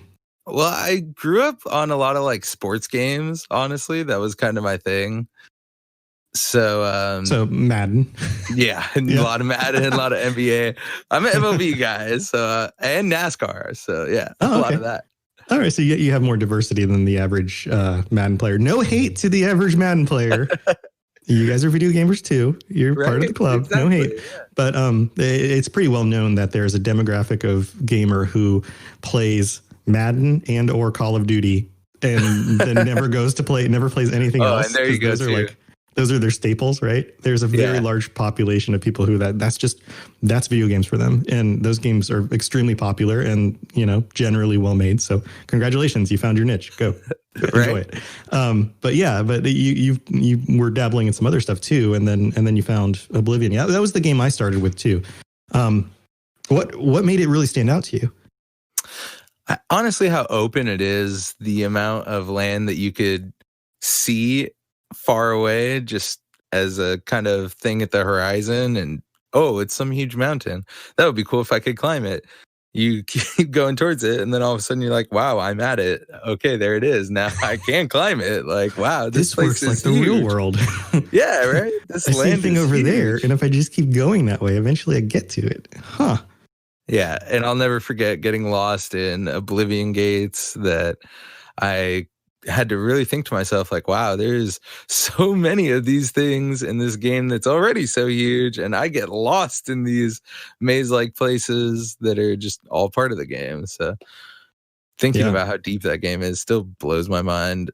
And then you think that they've made like 5 of them. It's like, wow. Right. And you're talking kind of more the geography and the layout of the games themselves. What about how did you feel about the characters and the storylines and those kinds of things? Man. Yeah, those are all awesome. I have to really think about Oblivions to remember a lot of it because I was young and just plowing through it. But I do remember going to like the Cloud Ruler Temple for the first time and getting to do all that. I remember specifically when you get the Amulet of Kings at the start from the Emperor when watching him get taken out. That was like a crazy moment. They start you off right Patrick off the rip. Patrick Stewart's like, oh, you seem like an important person that I can trust, and so I'm giving you this thing, and I'm dead now. Yeah, spoilers. Yeah, right. I know, for Oblivion. Like a 14, 15-year-old game, sure. The Thieves Guild, too, in that game is amazing. The Gray Fox story. Yes. Yeah. The Gray Fox, and then, of course, the Dark Brotherhood. Yeah. And the Mages Guild, where you fight Manmarco, who never would I have guessed back then I would be fighting in Elder Scrolls Online later, too. Yeah, that guy just doesn't seem to go away, does he? No, he's just always coming back. He's always, every game, and he's got something going on. I'm a crazy elf guy with necromantic powers, and I'm going to be a god. Oh, guess I lost again. Oh, but now I'm back. But I'm still trying. I never give up. Yeah. Awesome. I'm just remembering all these things from the game. Also, how did you feel about the mechanics of it? Because I have a feeling where we're going to end up going with this is one of the things that you enjoy about playing Elder Scrolls Online, and correct me if I'm wrong, are the mechanics when it comes to equipping the right sets and using the right skills and then being able to use them in the right context in order to beat the enemy, who might be environmental, but it might also be another player. So I have a feeling you're probably a mechanics guy. Does that sound right? As far as like the earlier games, well, especially with like Skyrim, because that's where I really got into like mastering it and becoming the ultimate dragonborn that could craft everything. And I would honestly just make the coolest looking gear and enchant it. So it was super powerful. And I'd be like, okay, cool. I don't really have to go look for anything. I was pretty didn't have to go crazy. I remember getting like Dawnbreaker and the crossbow from the Dawn Guard, and You know, So there you go. a little bit of fashion scrolls with some there you go. powerful enchantments. But Elder Scrolls Online, that takes it to a whole new level. That's for sure. Oh yeah, yeah, and the balance is way different. Way different. Yeah, Morrowind was notorious for being able to break it with magic spells and basically make yourself this invincible, magical being of, I don't know, God power, whatever, through potion creating and magic combinations and stuff. Take on none of the Vivek games himself. are particularly balanced. There's always a way to kind of min-max your way past a certain point and then just everything's easy. Yeah, and that's that would be me in Oblivion and Skyrim, especially Oblivion, because that thing was so broken. You could just be like, here's a bug for this, here's a bug for that, and now I'm super OP. Yeah. But when it comes to something like PvP in Elder Scrolls Online, there's a meta, but it's not as simple as, well, I'm just going to put this gear on and now I'm just going to dominate everybody. No, it's really not. And I get reminded of myself myself constantly.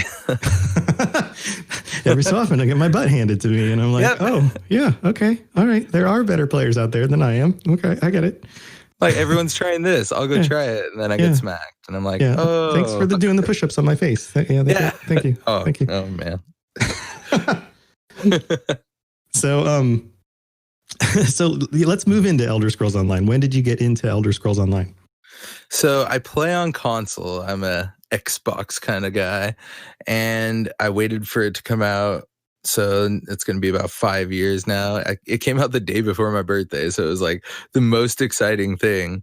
And like I said, waiting for it. You were just like, yeah, oh, yes, right? it's coming and it's going to be for my birthday and this is going to be great. I told my girlfriend I want the Imperial Collector's Edition Elder Scrolls Online, and all of those words meant absolutely nothing to her. And if you don't deliver on this, we are no longer together. Right? Exactly. This will break our relationship. This is going to be the straw that breaks the camel's back. But no. I don't care about what you did with Rodney. It doesn't matter unless you just no. Right. I can overlook that as long as you come through. Yeah, that Rodney. What a jerk. That darn Rodney. I know. I can't forget about Rodney. But so I've been playing since then, and even though it was kind of, it was a little bit hard to get into at the start because it was a lot more MMO feel than a Elder Scrolls feel.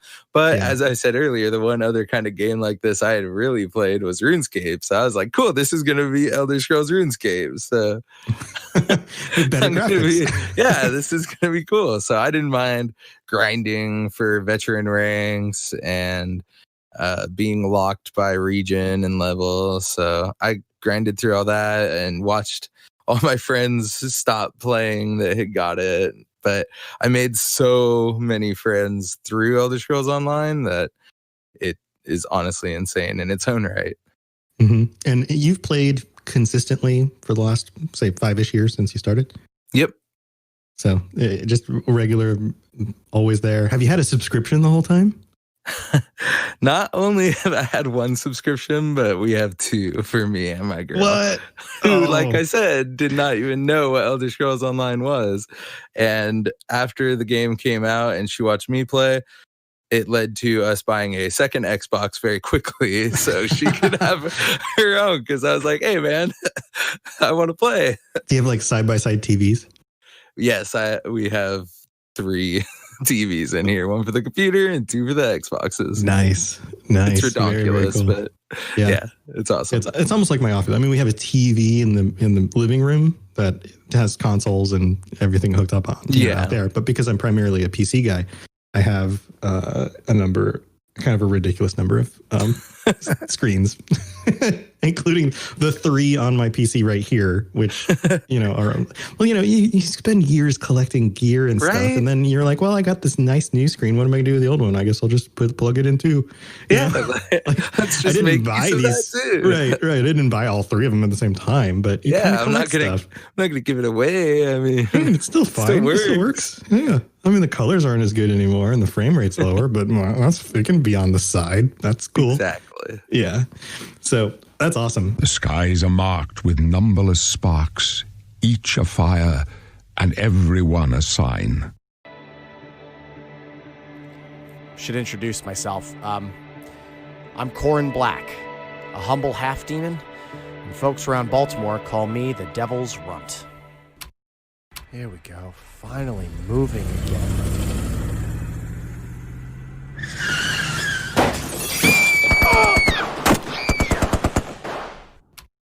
How do you feel about methamphetamines? You know, devil's blood don't make you a devil.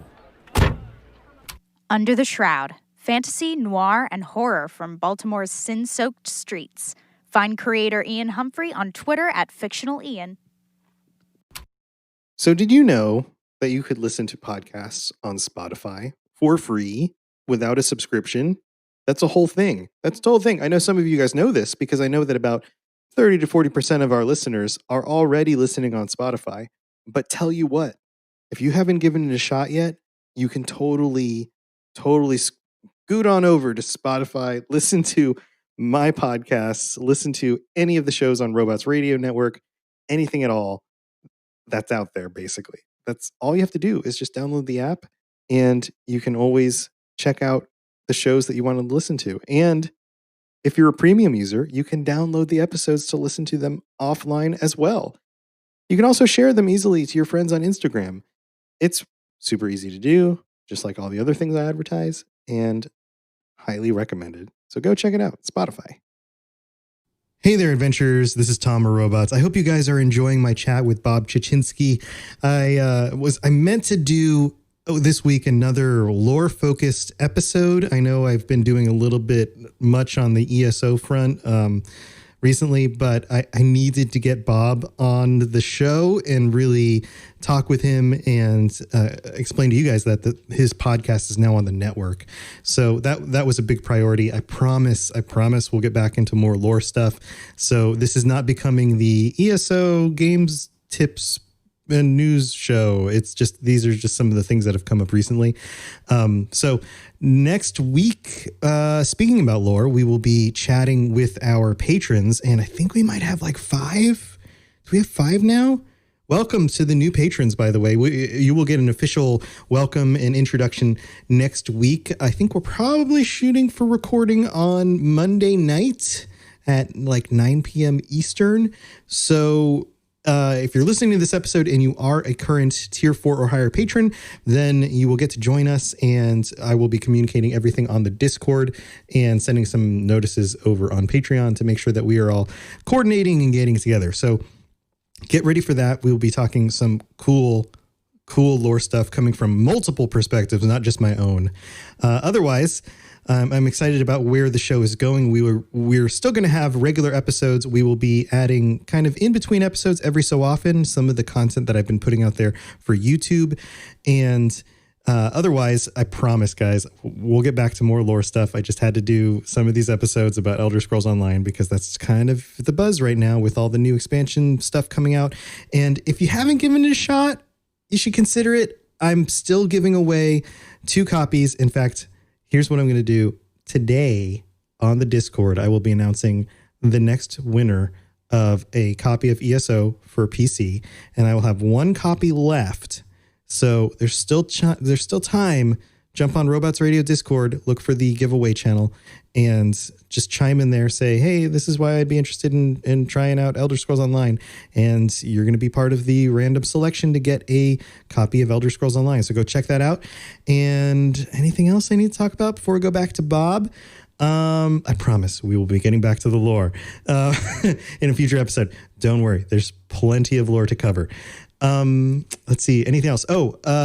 Patreon and also iTunes or Apple Podcasts. So we will be listing out any of the reviews that we got from Apple or on Apple Podcasts next week during the end of the month episode.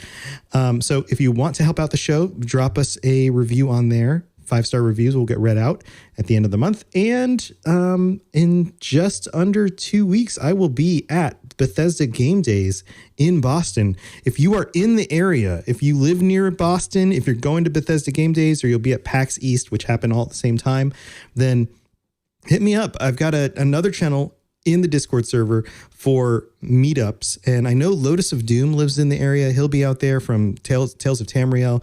I know they're doing an ESO thing on Saturday where they're having some sort of game show, and Rich Lambert and Mike Finnegan are going to be there. So it'll be nice to see those guys again. I got to meet them when I was in Vegas a few weeks ago. And I'm also going to be part of the Chad of Fallout 76 show episode that is recording live at the event on Saturday. I believe it's like 3:30 p.m. Eastern. It's going to be streamed, so you'll get to watch me. I get to play a character on the show. And if you're not familiar with that show because you're just not into Fallout or you're just not into Fallout 76, you don't have to be into Fallout 76 specifically.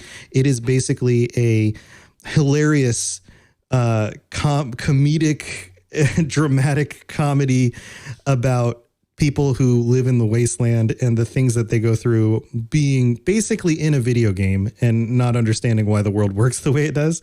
And it's voice acted. It's not a regular podcast where people just chat about things. It is like a radio play, and it is phenomenal. Ken is a genius when it comes to putting this stuff together. And it's one of those shows that you listen to and you go, how is this a quote unquote amateur show? This feels like something that would be professionally produced. But nope, it's just a guy like you or me spending a lot of time and talent and getting people together and really working his butt off in order to make a really awesome show. So it's amazing that I've been able to join him. So I thank you so much to Ken and the rest of the cast for letting me play a character. I get to be a doctor who it's going to be funny. So you guys will enjoy it, I'm sure. But go check that out. And if you're in the area, let me know that you'll be there. And I will see you guys in just a few weeks, either on your streaming device, PC, phone, or whatever, or maybe in person. And if you were into the stuff I released before this episode, the kind of in-between stuff where I pulled out the audio from some of the videos I've been doing about Elder Scrolls Online updates, and you want to get that stuff or you want to see the visuals that go along with them, go check out Robots Radio YouTube. If you just search Robots Radio YouTube, it'll come up. I've been doing videos on Fallout stuff and Elder Scrolls stuff, so both on that channel. And we'll regularly put out updates about some of the new things coming to Elder Scrolls Online, and also some really cool episodes about just wondering and predicting things that are coming for future games and that kind of stuff. I've got a bunch of crazy ideas, so go check that out. I think you guys will enjoy those. And all right, I'm done pitching stuff. So here we go. Back to my conversation with Bob Tuchinski. Yes, you're entirely brilliant. Conquering madness and all that. Blah, blah, blah, blah, blah. In the game now, playing, would you say PvP is kind of your main focus, or is just one of a number of main focuses and you kind of split your time? How do you view it? Well, PvP was kind of what actually really hooked me into Elder Scrolls Online. That's where I started meeting a lot of people and getting in huge groups and guilds and everything. But there is definitely a whole world of Tamriel, and I love all of it. I've been through all kinds of endgame dungeons and stuff like that. It took me a while to actually get into stuff like that. I used to just love going and questing and doing sky shards. I have one character that has the Tamriel Hero title for doing like all the region's quests. Wow. So, yeah, I'm still working on that for my main. I find that I've been going through like Cadwell's Gold now. That's a good way to start. Yeah, I find that I keep going through areas that I've already been through in like alts, but I just didn't do them on the same character, you know? And I'm like, why don't I just do this with the same character? And I was like, well, I was leveling another character and I just wanted to do a zone that I hadn't been in. Yeah, but so I'm redoing a lot of content in order to try to get that done. Yeah, I know the struggle with alts. I've made far too many characters in the 5 years of playing. Do you have any idea about the number? No, I don't. But I used to spend a lot of time in under 50 PvP. I love that campaign. It's a whole different feel of and you're talking combat. Cyrodiil. Yeah, Cyrodiil. Yeah. So I would just re-roll characters. I would get them up to 50, delete them, and make a new one. So oh gosh, it could be by the hundreds as far as I'm concerned. Wow. So for those of our listeners who are Elder Scrolls fans but haven't dug into Elder Scrolls Online, can you describe the different kinds of PvP for them? Yeah, sure. So what we mean when we say PvP, clearly, you're going to be going out and fighting against other players, which can be intimidating, but it is also really fun. There's right now 2 different versions. You could either queue into a more traditional kind of combat, kind of like a first-person shooter style team-based, except it's going to be like a 4-on-4-on-4. These are called battlegrounds, and they're a lot of fun. You could queue into them really easily. They're part of the base game now, which they were special when they came out, but everyone has access to them. You could play them if you're level 10 all the way up to champion 810. And there's different ones for sub 50 and over 50. And champion is like champion points. So you hit level 50, which is your max level, and then you continue to get champion points, which are kind of like if you've played Diablo 3, you get extra points once you've hit max level, and those points are distributed across all of your characters. Thank God. Give you extra bonuses and stuff. Yeah. So this is like a zone that you teleport into, and it groups you up with 3 other people. So there's 4 of you, and then against 4, and then there's different modes. So there's like deathmatch where you just try to get the most kills, or there's like capture the flag, or other variations of capture the flag, and then King of the Hill and Crazy King, and the list goes on. And they have, like you were saying, mechanics around. They're similar to like a first-person shooters, variations of different multiplayer modes. Yeah, it was one of the most highly requested things when it came out with Morrowind, because before then, if you wanted to PvP, you had to go into Cyrodiil, which is much more open, and it's not directly putting you into combat with people, where you also have teammates always as well. So Right. And Cyrodiil is kind of this mix of like PvE and PvP. You can just go and run around and collect sky shards and do some delves and some quests and things, but you could run into other people who are hardcore looking to kill people and take over some of the forts and keeps and stuff. So you kind of want, I guess you have to just be prepared when you go in there, because it's different than the regular zones, which they don't really have PvP in. You're not going to get ganked. It's not like playing old school World of Warcraft PvP server, where if you're, in a contested area, some, max level Tauren can come out, stomp your head in, and then you die. The base game areas don't really work like that. So yeah, that's a good way to look at it. So now that we've kind of transitioned into the PvP stuff, if there are people who are new to the game or have been playing a while who haven't really delved into PvP, I was thinking it'd be really cool to give them some tips and some ideas that they can use to start and kind of get their feet wet, kind of, instead of just diving into the deep end and just loading into a campaign and being like, well, I don't know what I'm doing. Where would you start? Yeah, if you were somebody who had never done PvP before, and you have, let's say you have a new character, you're hitting like level 10, level 12, you've just got whatever gear you've been collecting by doing some quests. What would you go do? So if you were just starting out and you just want to see how it feels to fight other players, Battlegrounds might be the best place for you to start. Even if you're the low level, like Tom said, just trying to get into it, or if you're a CP player, champion points, that hasn't ever tried it, there's no champion points in any Battlegrounds. So you don't have to worry about someone who has grinded to max level being more powerful than you. And it's also going to give a nice little buff to low level players to help bring them up a little bit. The higher level you go, the lower the buff gets until you hit CP 160, and then then you're an adult, so you have to fight for yourself, I guess. But it's nice that it could put you in there, and that boom, there's other players. You get to go fight them. It's really good to try out builds. If you have a couple different sets in mind that you want to quickly swap one out, try a new battleground, swap in some other ones, you get an immediate feel for how that is. But that isn't to say that you can go into Cyrodiil at a low level too, because as I was saying earlier, there is a whole campaign for all players that are under level 50. So it's a lot of fun in there too. Right. And you're hitting on some terms that people may not be familiar with. So when you're talking sets, you're talking like item sets, like armor, weapons. Gear sets. It could be armor, weapons, jewelry. Mm-hmm.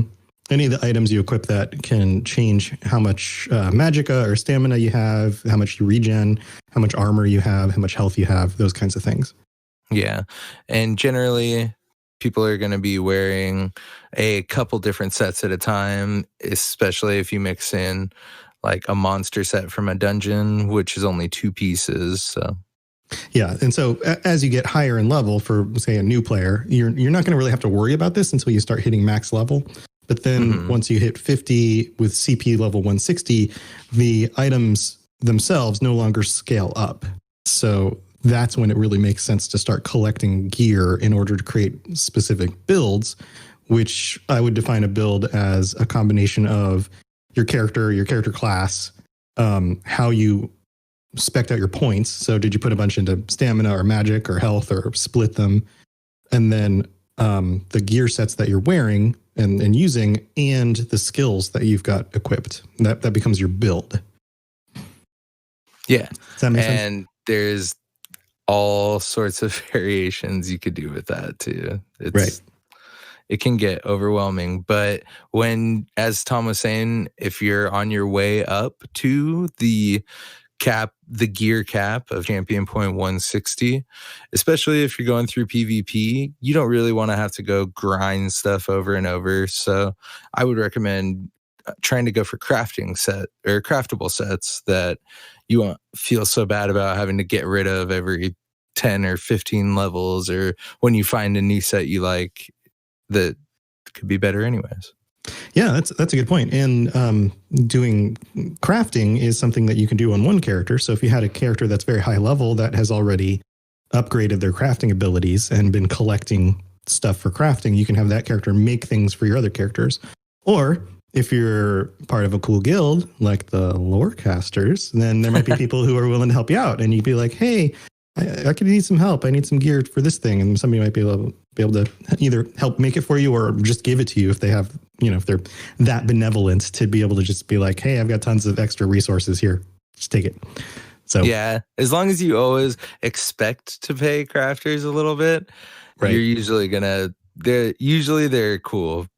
The hardest part for them is going to get the resources. Exactly. I mean, you got to do your writs. Your writs give you the ability to go collect more resources by finding those, what are they called, nodes or whatever they are.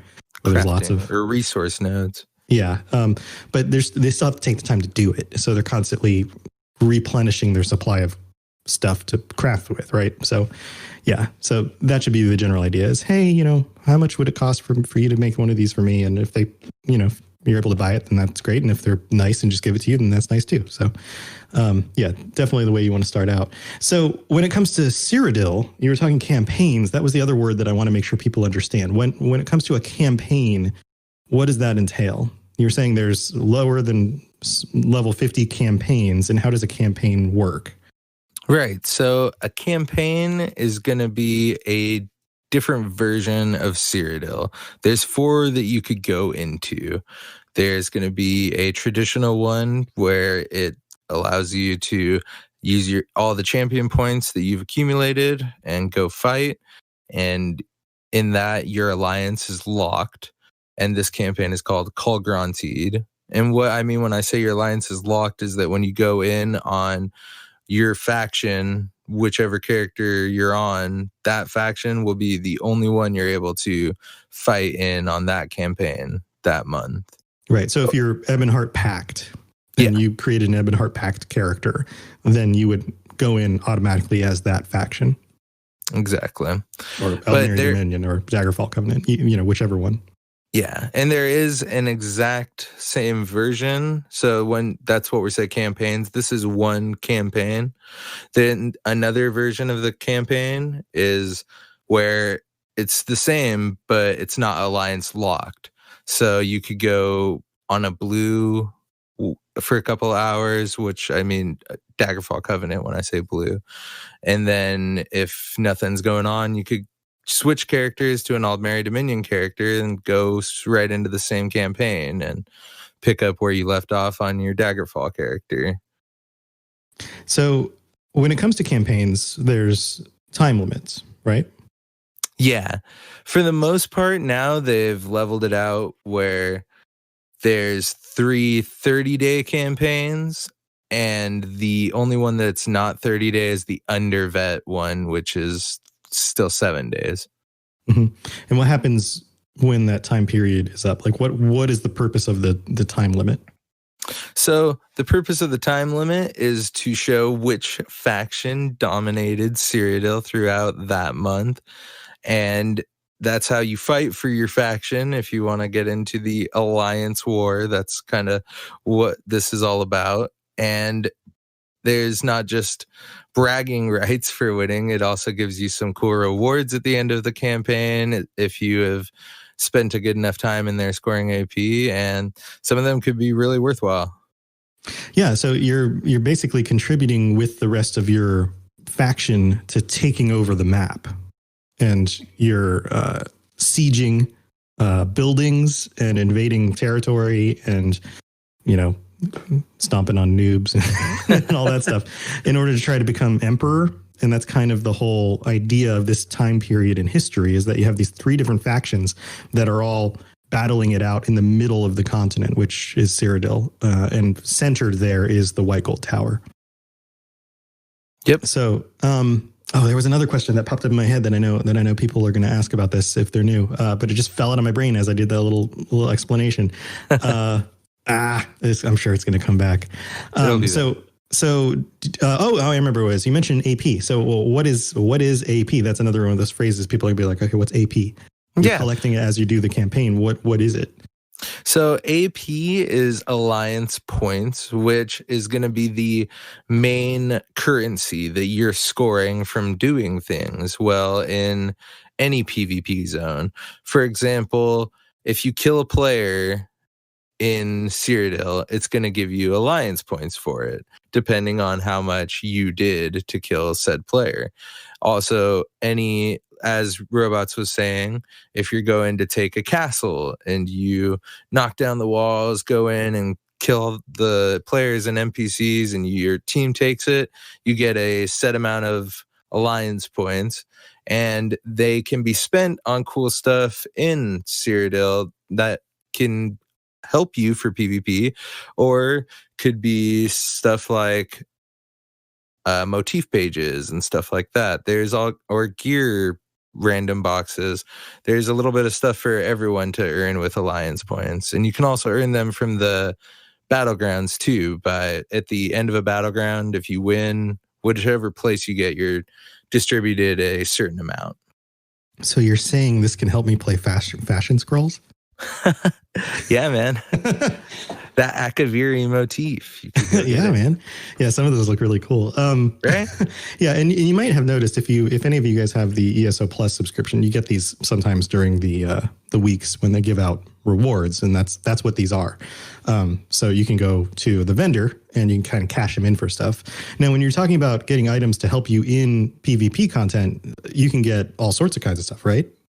Yeah, there is siege vendors in each castle that you own and at your gates when you're in Cyrodiil, and they sell certain weapons that will help you not only rip down the walls of these castles that we're talking about. So you could rip down walls and doors. And we're not talking like hammers. We're talking like catapults. We're talking like trebuchets. Trebuchets and battering rams. Stones and yeah. And it's pretty cool. Like, if you haven't been in there to see 20 huge catapults chucking things to rip a wall down, then it's... Yeah, and a bunch of wizards up shooting fireballs back at you from the towers. Yeah, exactly. But there's also siege weapons that help you to attack the people that are trying to rip down your wall. You have fire ballistas that can shoot down and burn them and all kinds of cool stuff. It's a lot of fun. Yeah, oil from the walls. They're like pots. The oils, man. People will Yeah. set up 10 oils to drop them all down on you. Yep. Hey, we're gonna knock the gate in. Go. Oil, back up. Back up. Heal. Shield. Yeah. So very cool. That's a lot of good information for people. Is there anything else you would add to somebody who like? What about somebody who has like a max level character? Somebody who's already level 50, at least 160 CP, and they've got like a PvE character that they've been adventuring with and maybe taking into some dungeons, maybe even some trials, and they've got like it all set up for that. Would you recommend that they take that character into PvP, or is there something they need to do in order to prep for that? So it is totally a viable thing to have a character that could go do a DLC hard mode and come out of it and go into Cyrodiil. There is a little bit that is involved if you want to be that effective in both PvE and PvP. You're probably going to be man of sorts, right? You're definitely going to have some swapping of gear sets from PvE to PvP, as well as most likely you're going to be swapping your champion points depending whether you're going to be using them or not. If you're in Battlegrounds or Cyrodiil, pretty much. And then you're also going to be wanting to, well, I mean, actually, you could get away with just switching that. Well, your skills. Sometimes some of the skills will be different. Yeah. Yeah. You don't always have to change a bunch of your skills. Sometimes certain morphs will help you a little bit more. But if you're not trying to be the absolute min-maxer, you're just trying to go in and have a good time, you could usually get away with not switching every morph, just kind of using the skill the way you'd like. But it's totally a possibility. That's something I actually worked towards when the Necromancer came out, was making it able to be viable for endgame PvE content and then able to go survive and kill stuff in PvP too. So it's not that it's not possible, but if you really want to go for it, then you're going to want to probably go for it. However, you can just straight up go into PvP with your PvE gear, and it's not always going to be a bad thing. Especially like if you're a tank, you could go in there and have a good time messing with people and pulling them into your team and everything. Yeah, that's the thing I noticed the most when I take like my main, who I generally don't swap stuff out. Like if an event comes like Mid-Year Mayhem, which was just these last few weeks, I'll sometimes just bring that character in order to knock out some of the things I needed to knock out in order to get my event tickets or whatever, right?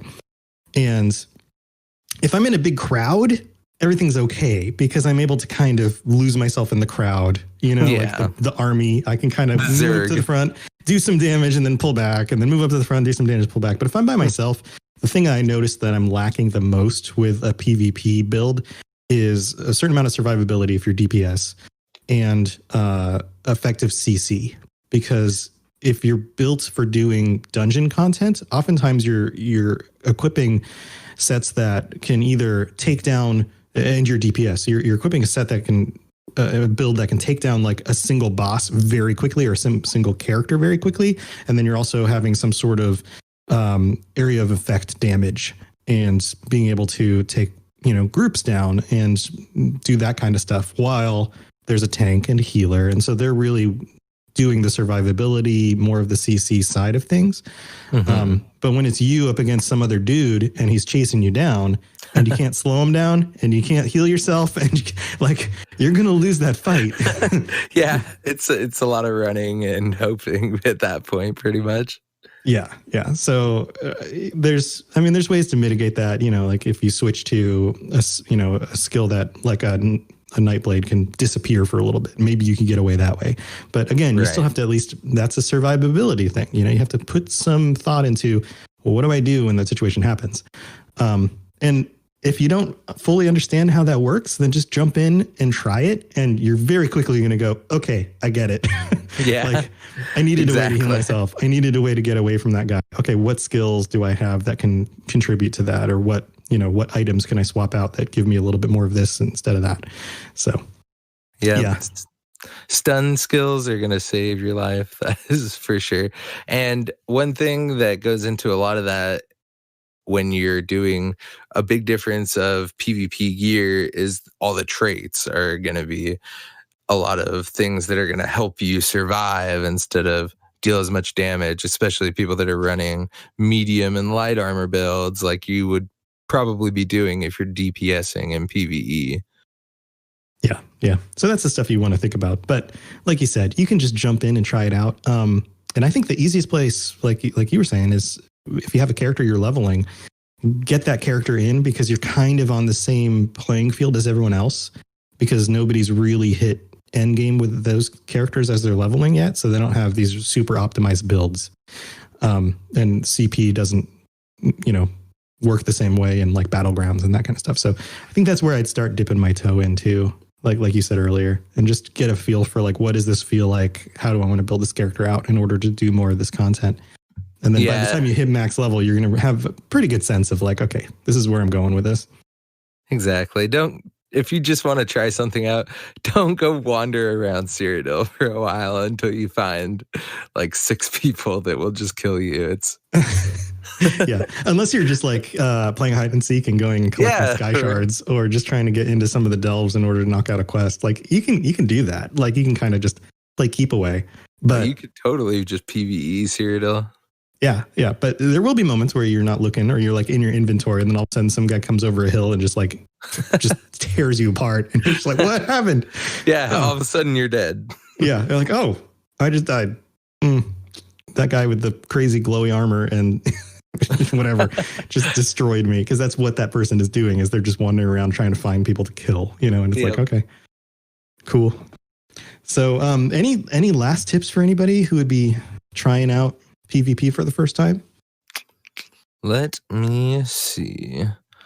Honestly, it's a lot of fun. I would say that if you're kind of intimidated by it, put on maybe some heavy armor and some shields and go in there and just try and ruin people's days by surviving and getting away from them and stunning them, like Robot said.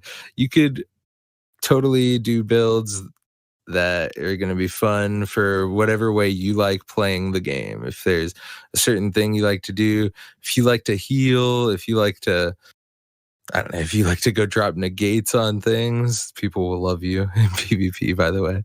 Yeah, supports are always undervalued, or overvalued, underrepresented, just like, in dungeons and things. Exactly. So don't let the intensity of it all put you off. You could get in there and have a lot of fun. Yeah, earlier when you said heavy, I thought you were going to say metal. Just put on some heavy metal. Just put on some heavy metal and go into Cyrodiil. Yeah, turn up some 90s metal rock and, wear a black t-shirt and yes, that's a requirement. Yeah, black t-shirt, torn jeans. The other thing that I would recommend is find a guild. Find a guild that's doing some PvP, or if you're part of our guild, jump in and just say, hey guys, I'm going to go do some of this. I want to do some battlegrounds, or eventually they're going to change battlegrounds so it's single queue. But hey, I'm going to jump into Cyrodiil. Anyone want to come with me? Let's get a little group together. You're infinitely more survivable if there's like 4 or 5 of you roaming around together than if it's just one at a time. And then eventually you're going to find like the front of the army, and then it's just going to be chaos, and that part's a lot of fun. Yeah, and when you go into Cyrodiil, you can put in the zone chat like a looking for group. There are people that will pick you up. It's not, sometimes you'll get, random size groups. Sometimes you'll get a huge zerg of people. I mean, as long as you stick with whoever's leading the group, then they're usually not going to get mad at you. Yeah, just go with the blob. Just follow the blob. Exactly. Well, very, very cool. We call it cool. riding the wave in the Covenant. Riding the wave. Follow the blob. That's my own version. There you go. I like it. So awesome. Well, thanks for joining me and bringing all these tips and things. I hope those of you who have been considering doing some PvP and have been playing Elder Scrolls Online and haven't really dug into it too much, that this was helpful. as always, the Discord is an absolutely wonderful place to go if you have some questions about these things. And tune into the Red Diamond Courier podcast, because you guys are going to be giving basically tips about all sorts of stuff in the game pretty regularly, right? Yep, that is exactly right, man. We look to give stuff straight from in-game, from mechanics and builds and how to earn alliance points and all this kind of fun stuff that people could get some information and go find a cool, fun, new way maybe to play the game. Cool. And what was the most recent episode about? I forget. Our most recent episode, we started our dungeon guide segment where we went into some of the earlier dungeons and talked about not really the ways you could get through them because they're kind of easier, but we talked about the just sets. Keep following the dungeons, just keep going straight. Right. But we will talk about them when they're a little harder. But I mean, we talked about the sets that you could get out of them and why you might want to avoid some and ways that you can use some that you maybe weren't thinking about. Very cool. Very cool. Now, if any of the audience wanted to get a hold of you or check out your show or ask some questions, what's the best way for them to do that? So you can check out our show on robotsradio.net or any major podcast platform. And you can also find our show's Twitter at Red Diamond Cast. And if you wanted to talk to me specifically, you can find me in the Robots Radio Discord or on Twitter at Bob_Chachinsky. And it's the same on Twitch too. I stream every now and again. Stop by and say hi. Yeah, and you're like on Twitter all the time. Yeah. Hey man, you got to get those followers, right? Yeah. No, I mean you're good. You're very responsive. Like if somebody were to send you a message on Twitter and be like, "Hey Bob, I heard you on the show. I had a question about, my character currently has this ability set. Do you think that's good for PvP?" You'd be like, "Oh yeah." Yeah, hit me up. Let's talk Elder Scrolls. Cool, man. Awesome. Well, thanks for joining me. And I'm sure we're going to chat again soon as we get closer to the end of the month. And yeah, very, very cool. Well, I guess that's it for us this week, guys. Next week is, we're getting close to the end of the month. I believe we have another regular episode coming up. And then the end of the episode. Yep. And also, I'll be in at the Bethesda Game Days event coming up in Boston next to PAX East at the end of the month as well. And I announced that on the last week's podcast. But up on stage, man. Up on stage. Cool. Yeah, with Chad, the Fallout 76 show, which is absolutely hilarious. Somebody on Discord the other day asked, like, "Hey, I haven't checked out the show yet. People say it's really good." Meaning the Chad Fallout 76 show. But I don't play Fallout 76. Do you need to play in order to understand what's going on? And it's like a comedy stage, not stage, but like radio theater type thing with like sound effects and voice acting and stuff. And I was like, no, you just have to understand how video games work. That's the only, like the jokes are things like he dies and then he comes back and he's like, why am I still alive? Well, it's because you're in a video game, but he doesn't know that he's in a video game, that kind of thing. So yeah, it's good. It's an awesome show. That's so cool for them. And the fact that you get to go be a part of it, man. Yes, it's going to be so much fun getting to meet people at Bethesda. The ESO game show is going to be right before we're on stage. And I know that's with going to Rich and Mike Finnegan. Rich and Mike are going to be there.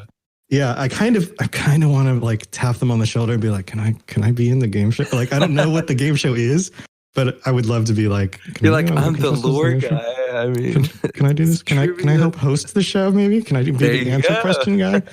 Yeah, like something that would be awesome. But yeah, no, I have a feeling that they are paid to do things like work for the company and run their stuff. Right. So, but I volunteer to do it for free. Just maybe they could get paid while you do it for free, right? There you go. That works too. You guys go, just sit at the bar, have a drink. I'll run the show for you. It'll be great.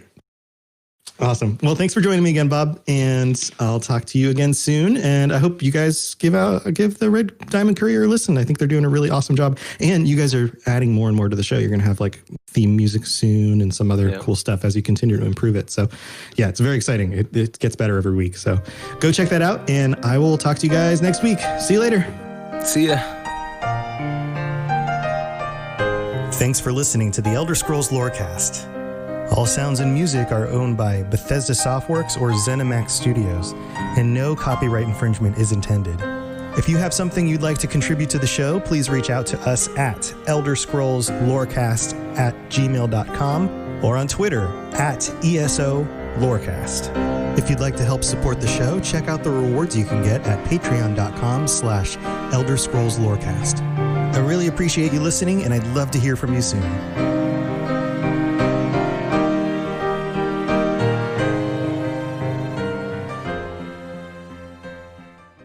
You've been listening to a Robots Radio podcast.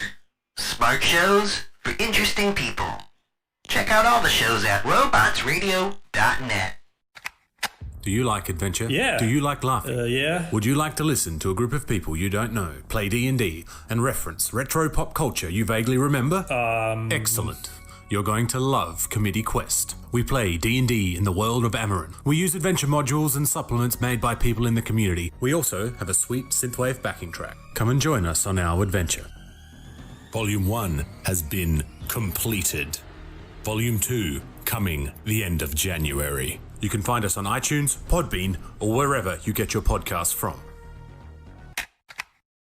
This podcast is brought to you by Anchor.fm, the absolute best and easiest way to host your podcast and get paid for it by running ads just like these. And take it from me, I've hosted at least 7 of my podcasts on Anchor.fm. I recommend it to every show on our network, and other hosts are going to charge you upwards of $100 every year just to run your podcast on their host.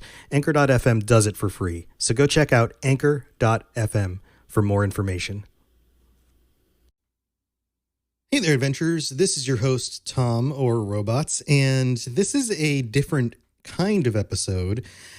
You notice that this episode didn't have the same intro and music and that kind of stuff. I'm trying to keep these short and sweet. You see, I've been creating some videos on YouTube that are going over some of the updates in Elder Scrolls Online and some of the things that it just might be easier for you guys to, become aware of by listening or watching a video rather than having to go read a post. And I kind of go into a little bit more detail than what is in those posts. So, of course, you're welcome to go check out the videos and see the whole thing with the visuals on the Robots Radio YouTube page. But I put out a poll, and the vast majority of people said yes to the idea of taking the audio from those updates and putting them into the feed. So that's what I'm doing here. I'm just going to drop in this quick little intro to let you know that that's what this episode is about.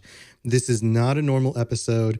You're not going to have any lore and any regular conversational type stuff between me and you guys asking some interesting questions about the lore. It's just the audio taken from those videos so you guys can get the updates as easily as possible. This is something that will occasionally show up between regular lore episodes. I'm always going to make a point to clearly label these, and you'll know the difference immediately because it won't have the same intro. So if you're not into Elder Scrolls Online and you're not looking for this kind of content on the feed, then you can easily just skip these episodes. But you're still going to get the regular main episodes every week. This isn't going to take away from any of the other content, and you can still enjoy everything as it was before if you're not interested. But if you are interested, these will show up and you're welcome to listen and engage. And if you want more than just the audio, feel free to check out the YouTube video. I've got all sorts of fun stuff on there as well. So with that being said, here are 2 of the most recent updates about things going on in Elder Scrolls Online this month. Today, we have some new news, I guess that's a little redundant, about the Harrow Storm DLC and the new dungeon coming to Elder Scrolls Online later this month. All right, let's go into the details that have just been released about Harrow Storm and the supernatural storm in Ice Reach Dungeon. The official release date of the Harrow Storm DLC game pack is February 24th for PC and Mac and March 10th for Xbox One and PlayStation 4. This new DLC includes access to both Ice Reach, which we're going to discuss today, and Unhallowed Grave, 2 of the new dungeons coming for Dark Heart of Skyrim. So what's going on with Ice Reach Island? Well, it is an island north of the continent, north of Skyrim, across the Sea of Ghosts. And it is the home of some witches who are potentially causing some problems and some harrow storms. What those are, we don't exactly know yet. But I think we're going to find out more when we dive into this dungeon. You can tell from the screenshots that this is a nice, cold, and icy environment, as you would expect north of Skyrim.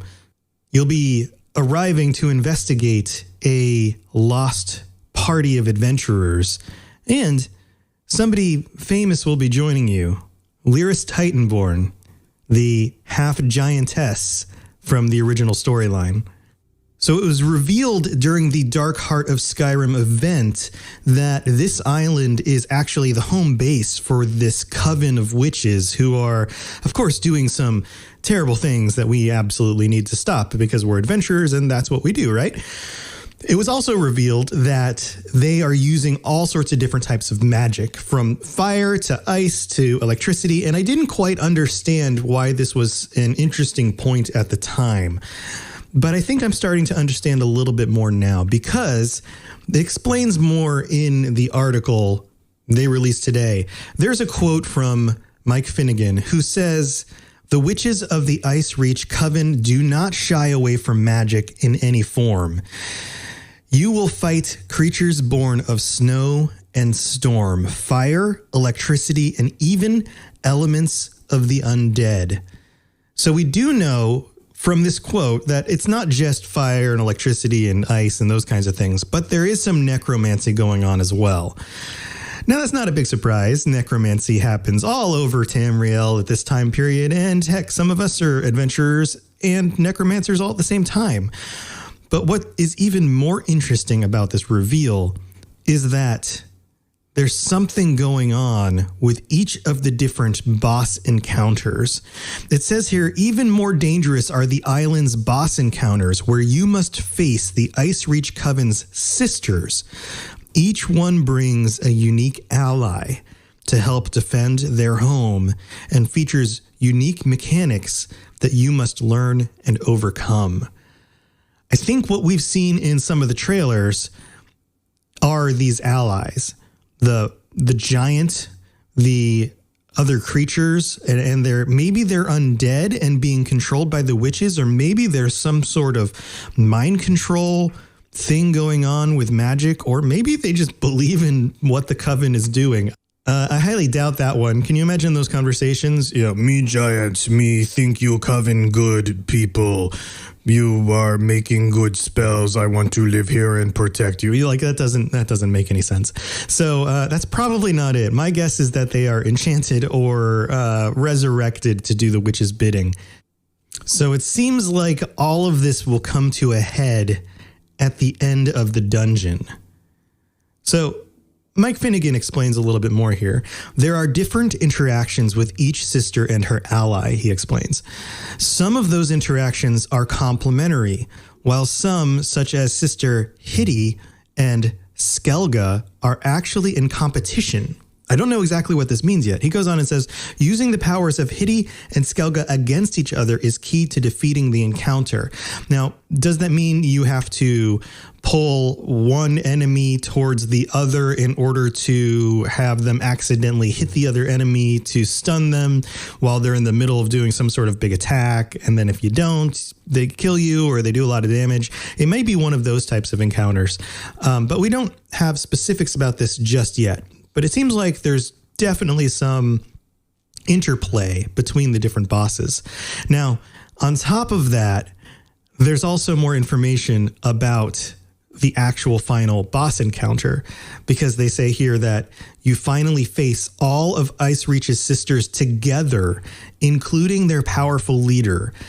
And I'm going to get this name wrong. Mother Cyanite. It's spelled Ciannait herself.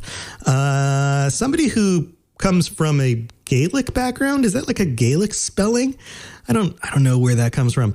somebody who's a little bit more culturally aware than I am, if you know how this is actually pronounced, then please comment under the video and let me know.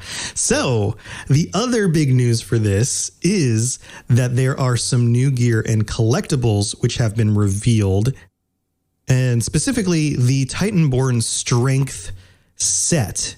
There's an image here which looks absolutely awesome. I mean, basically, you're turning yourself into one of the Witch Coven when you put on all of this gear. But check this out.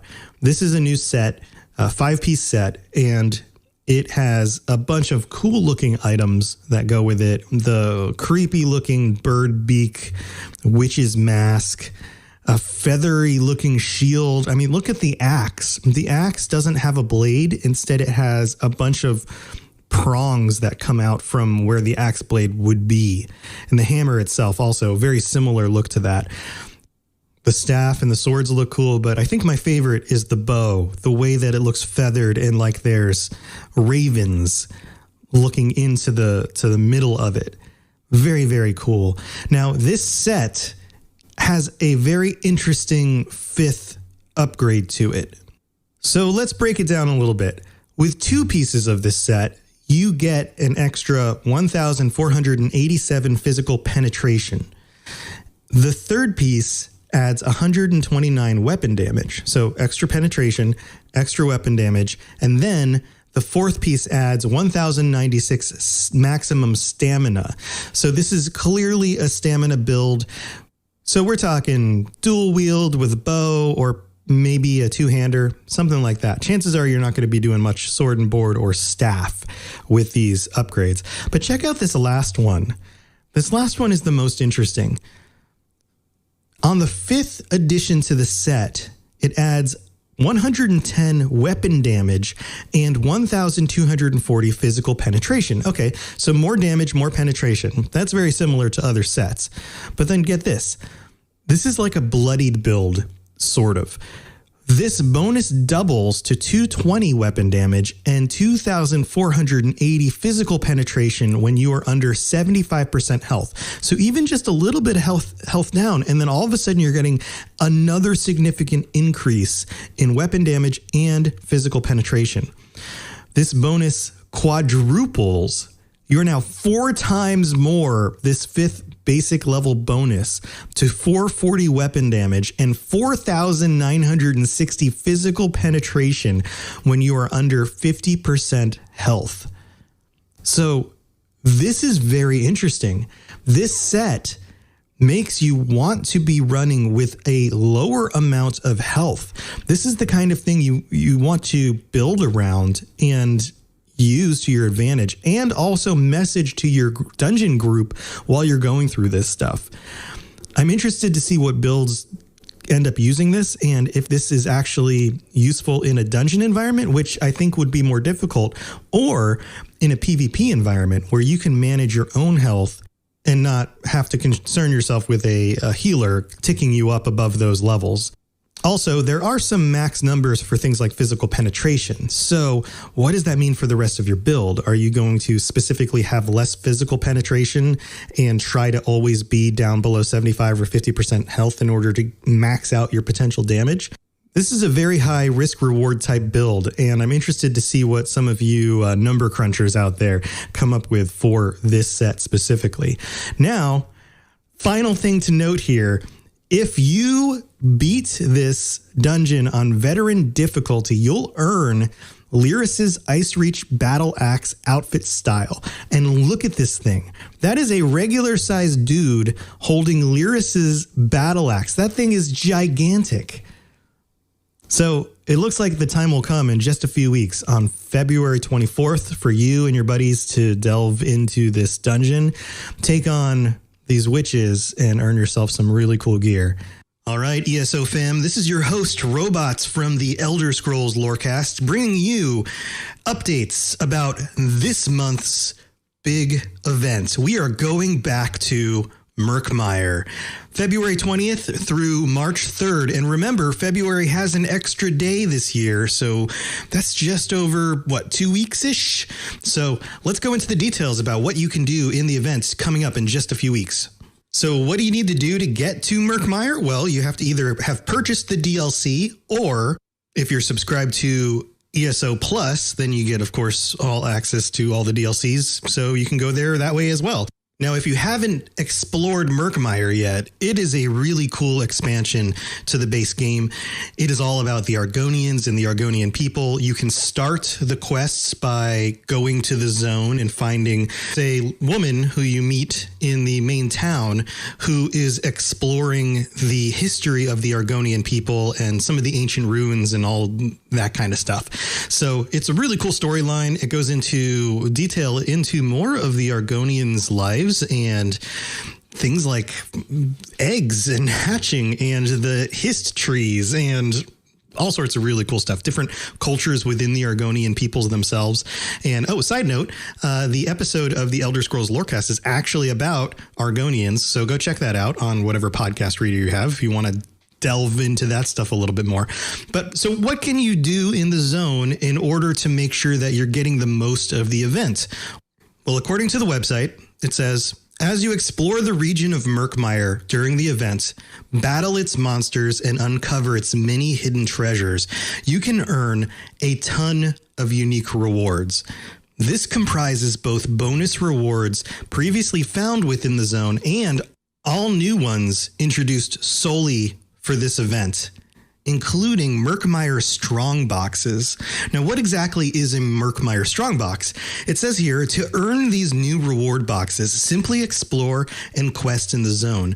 Strongboxes will drop after completing activities such as defeating monsters or boss monsters, looting treasure chests, safe boxes, thieves' troves, Psijic portals or other containers, or even by harvesting crafting resource nodes. No matter how you play, you can earn these new boxes. So the strategy here is make sure that you explore the zone. It looks like if you make time to run around the zone and collect all the items that you can possibly collect, find all the treasure troves, find all the resource nodes, and collect stuff, then you have more and more opportunities and more chances to win these strong boxes. Now, you also get double the crafting materials from the resource nodes. So it's a great time to run around, collect a bunch of the things that you will need for crafting anyway, and get an extra bonus opportunity to get these strong boxes. So what kinds of things are in the strong boxes? Well, we've got crafting materials, so you can find extra crafting materials, style items, which are cool, item sets from the Murkmire Zone overland sets. And let's go into this a little bit. That includes the sets, the Bright Throat's Boast, the Dead Water's Guile, and the Champion of the Hist.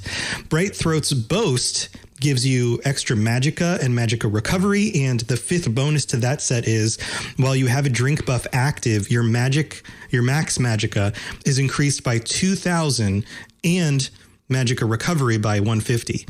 The Dead Water's Guile gives you extra weapon damage, extra health, extra maximum stamina, and the fifth item gives you an extra bonus that when an enemy dies within 2 seconds of being damaged by you, you gain 5 ultimates. So this is a set that will proc your ultimate more often. Then the Champion of the Hist set gives you 129 extra weapon damage, 2 boosts to maximum stamina, and the fifth upgrade gives you an increase in minor heroism. You gain minor heroism at all times while you are in combat, and it generates 1 ultimate every 1.5 seconds. So not too bad. Might be worth picking up these sets, and there's a chance to get them out of the strong boxes anyway. So shoot for that. The strong boxes also have trinkets you can sell for gold, so you're going to be gaining more gold by finding these as well. Motif chapters, wooden gravestake memento fragments, and Vorpasm pet fragments. Now, what do these fragments do? Well, you collect all of the fragments and then you unlock the thing that they go to. So the wooden gravestake memento fragments open up the wooden gravestake item that you can put in your house. And the description here says, what a wonderfully decorated stake you've recovered from Murkmire. But oh dear, do you realize you took that from a grave? Perhaps you should return it now before the grave's inhabitants seek you out. Or is it too late? You can put this in your house. It's a collectible. And what I think is actually the real hit here is the Vorplasm. If you collect all the individual components for the Vorplasm, you actually get a Vorplasm pet. Now, what is a Vorplasm? Well, this is the description. This one's called Gibblegog. A mage from Lomoth found a way to tame these green slimes. Yes, it's a slimy green dude. Yes, it will follow you around, leaving a disgusting trail of slime, but it's hardly docile. My apprentice's so-called pet woke me by trying to engulf my face. So you got to get one of those. Definitely get that while you're adventuring in Murkmire. Now, there are some bonus rewards also with the event. Black Rose Prison Arena bosses have an additional chance to receive bonus items as drops. All Murkmire daily quests give you double daily quest reward crates, and the resource nodes, as I mentioned before, drop double. So this is the plan. Here's what you do when you're doing this. If you haven't gone through the main quest, go through the main quest. If you enjoy some of the storylines and those kinds of things, knock that out. And along the way, pick up all the extra items you find, all the resource nodes, all the hidden treasure chests. Look for that stuff. And if you don't have an add-on yet that shows you where things like treasure chests spawn in the environment or where the resource nodes are, then get that as well. And as you're moving from one place to another place, make sure that you stop by each section and pick everything up. And then once you've knocked out the main quests, go ahead and knock out the side quests and also pick up the daily quests and maximize the bonus you get while you're in the zone. Now, that's not all you get for the events. Of course, there are event tickets. And if your head has been stuck in the bog, then you wouldn't know that the event tickets get you Indrik feathers, which they've been doing for like the last year plus now. And also spectral berries, including bloom, budding, and growth. They also give you the ability to buy Vorplasm pet fragments and wooden gravestake memento fragments. So if you haven't completed a set of those, you can always use your event tickets to do that.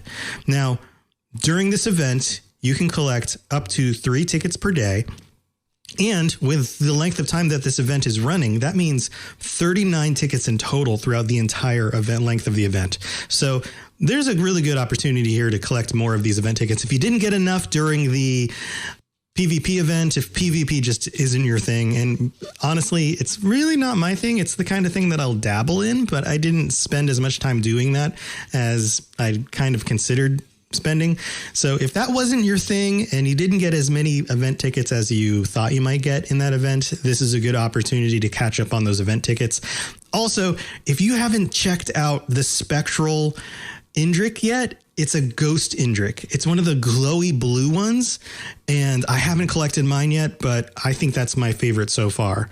So that's what's coming for the event. Thank you for tuning in. And in the comments, if you guys have any thoughts on this event, I would love to hear your thoughts on this event and if you've collected some of these things before. And specifically, what are your thoughts on the new inclusion of the Murkmire Strong boxes? Are you going to be collecting these? Do these events work for you guys? Do you actually make a point to go do this stuff more often?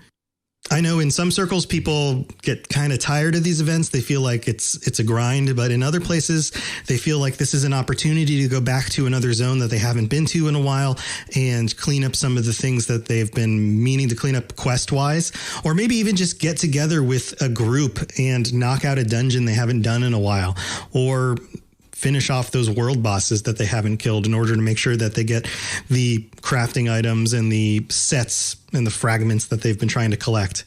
So let me know what you think. And if this video was helpful or entertaining in any way, then please consider subscribing to the channel. And I will be back in the future with more videos like this, giving you updates about what's going on in Elder Scrolls Online. All right. Talk to you later. Do you like adventure? Yeah. Do you like laughing? Yeah. Would you like to listen to a group of people you don't know play D&D and reference retro pop culture you vaguely remember? Excellent. You're going to love Committee Quest. We play D&D in the world of Amarin. We use adventure modules and supplements made by people in the community. We also have a sweet synthwave backing track. Come and join us on our adventure. Volume 1 has been completed. Volume 2 coming the end of January. You can find us on iTunes, Podbean, or wherever you get your podcasts from. So did you know that you could listen to podcasts on Spotify for free without a subscription? That's a whole thing. That's the whole thing. I know some of you guys know this because I know that about 30 to 40% of our listeners are already listening on Spotify. But tell you what, if you haven't given it a shot yet, you can totally scoot on over to Spotify, listen to my podcasts, listen to any of the shows on Robots Radio Network, anything at all that's out there, basically. That's all you have to do is just download the app, and you can always check out the shows that you want to listen to. And if you're a premium user, you can download the episodes to listen to them offline as well. You can also share them easily to your friends on Instagram. It's super easy to do, just like all the other things I advertise, and highly recommended. So go check it out, Spotify. Hey there, adventurers. This is the breakdown of the Crown Store Showcase for Elder Scrolls Online in February 2020. This breakdown is a little bit different because we are doing it by date of availability. This video is designed to give you quick access to all of the things available in the Crown Store for this month without having to go through the whole big long post and read about it. It's also useful because if it is already past some of these dates, you can skip ahead to check out what is coming to you at the end of the month. And stay tuned to the end of the video for my absolute must-buy picks. So let's get started. At the beginning of the month, starting on the 3rd, we have 2 items that will become available. The Fork of Horripilation and the Frost Atronach Kaguti Calf. The Frost Atronach Calf is one of a number of different Frost Atronach pets that will become available each week throughout the month. The Fork of Horripilation is designed after the famous weapon from the Daedric Prince, Sheogorath, and is a weapon outfit style. Both of these will be available only from the 3rd to the 6th. So if you are interested in these, get on it as quick as you can once they're available. Starting on the 6th, once those are out of the store, we have 4 items which will become available. The first is the Sothasil Tinkerer statuette. This is a free statuette for those people who are subscribers to ESO Plus. If you've been collecting these free statuettes, then this is the next one to add to your collection. And then we have a few different items for you dragon hunters out there. The Legendary Dragon Armor Style Pack, the Legendary Dragon Arms Pack, and the Dragon Hunter Emote Pack.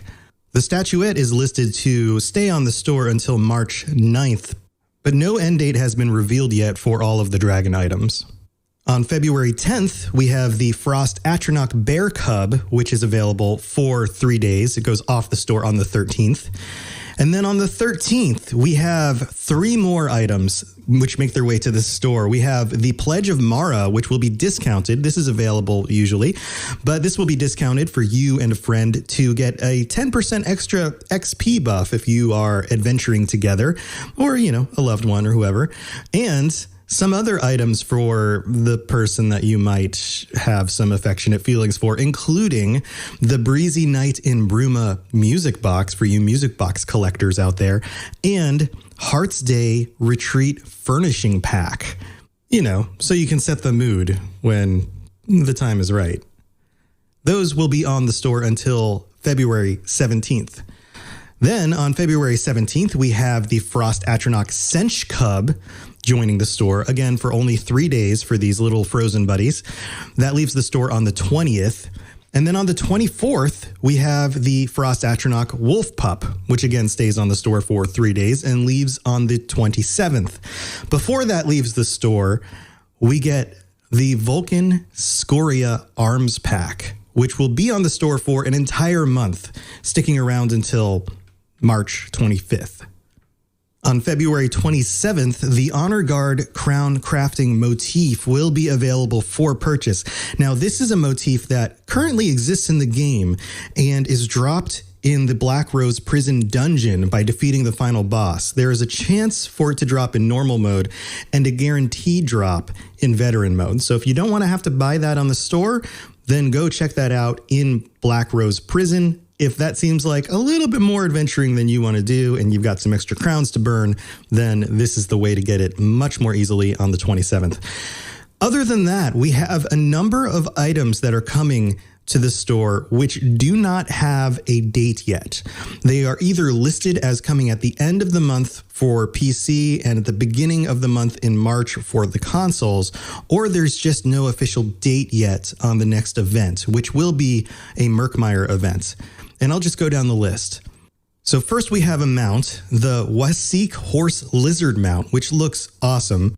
And then the Zanmir crown crates will be returning to the store at some point. So if you missed out on these or didn't quite get the item that you wanted in those crates the first time around, you will have another opportunity for that. And then we have some Harrowstorm stuff coming to the store. The DLC game pack and the collector's bundle will appear at some point this month. Also, single event tickets will be on sale again with the Murkmire event. Deepmire Expedition Furnishing Pack will be available, along with the Shadow and Stone Furnishing Pack, and the Lakemire Zanmir Manor will return to the store. So if you're looking for some Argonian decorations or locations, then those three are exactly what you're looking for. And at the end of this list, we have one more mount and two more pets. The Pyre Watch Jackal, which is a cute little guy, and the Halland's Jackal pet to match. And then we also have the Plump Swamp Jelly pet to float around with you. Now, these are supposedly very rare. If you missed out on getting one of these the first time, then they are now back in the store. So let's wrap it up. What are my absolute must-buys this month? So here are my top 3 picks. Number 3, the legendary Dragon Armor Style Pack, because this just looks amazing. I can't imagine not having this.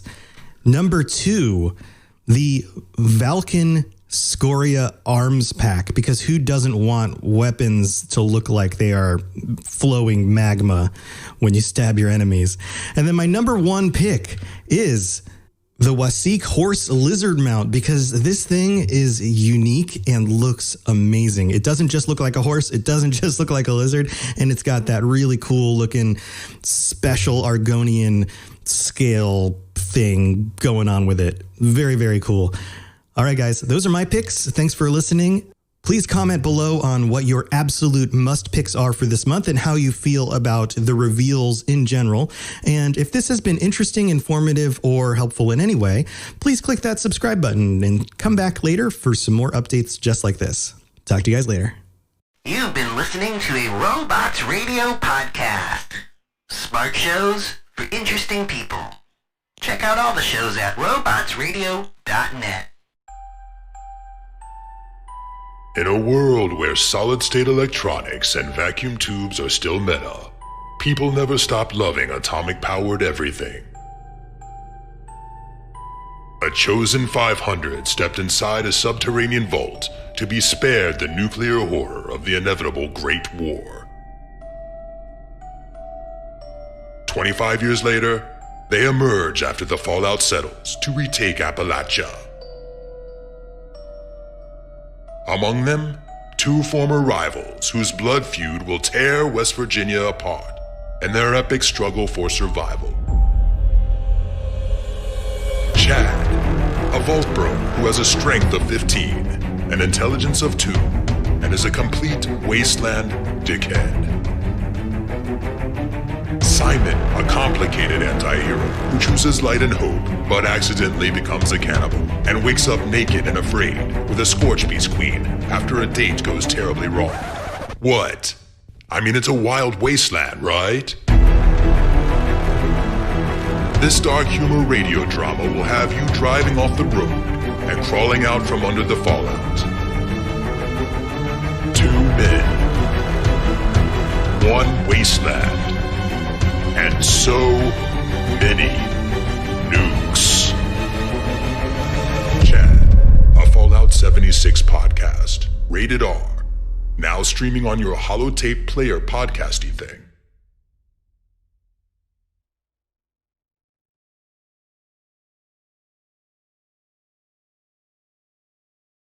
This podcast is brought to you by Anchor.fm, the absolute best and easiest way to host your podcast and get paid for it by running ads just like these. And take it from me, I've hosted at least 7 of my podcasts on Anchor.fm. I recommend it to every show on our network. And other hosts are going to charge you upwards of $100 every year just to run your podcast on their host. Anchor.fm does it for free. So go check out Anchor.fm for more information. This show is brought to you by our patrons at patreon.com/Elder Scrolls Lorecast. Robots Radio presents The Elder Scrolls Lorecast. Welcome to the Elder Scrolls Lorecast, a place where the Elder Scrolls community can come together to discuss the boundaries of our knowledge about the universe of the Elder Scrolls. The Pocket Guide to the Empire, 3rd edition. The War with the Trees, Argonia, and the Black Marsh by the Imperial Geographic Society. It has been called the garbage heap of Tamriel, to where everything rotten and despoiled eventually flows. Its borderlands and coasts have been ravaged by civilization after civilization, but its heart is inviolate.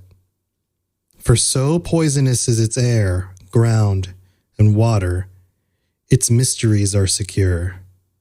Detractors long ago called the southeastern swampland of Tamriel Black Marsh. But to its admirers, of whom there are few, it is Argonia.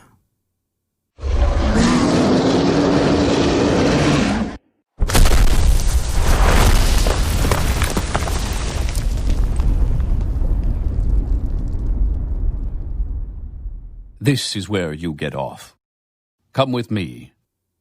So this is a really interesting document, the Pocket Guide to the Empire. It goes on and says, and I'm not going to read the whole thing, it's actually very long, but I'm going to go on at least into the next paragraph. It says here, every province in Tamriel has its secret histories, but no land in the Empire is as undocumented and unexplored as Black Marsh. We know that Topol the Pilot, who we talked about before, the elven explorer of much of the lands of Tamriel, early in the histories, and other early Aldmeri explorers passed through the, quote, fetid, evil swamplands and their human lizards, suggesting an early primitive species that might be related to the modern-day Argonians. By the phrasing of the poet's words, it is also clear that Black Marsh had begun its long tradition of being a place no one wanted to live in, man or mer, which it maintains into the present day. Now, this document is very, very focused on a perspective that comes from man and mer. This idea that this is a very unpleasant land that men and mer would not be interested in living in. The idea that it's poisoned, that it's marshy, that it's just, there's a lot better places to live than in Black Marsh. But to the Argonian people, the lizard-like beast folk of the Black Marsh area, this is home. Their bodies are perfect for this environment. They, of course, look like lizard people, and we've played them in the games. They're one of the playable races, and probably the most extreme looking of the playable races. The Khajiit are cat people, but at least they're mammalian. The people of Black Marsh, the Argonians, look extremely foreign compared to the other races in Tamriel. In our own human world perspective, I remember seeing at a museum when I was a child an area about dinosaurs. There were dinosaurs and models of dinosaurs and bones of dinosaurs, but then there was this one statue of a artistic scientific rendition of what a dinosaur humanoid would look like, as if dinosaurs had evolved into a bipedal creature who looked like a human. And I don't remember how old I was, 9. 9-year-old me could not walk by the thing. It was too scary. because it was human looking, but it was not human looking. And there's something about the Argonians that have that quality to them. They are obviously not of the same stock as the other races.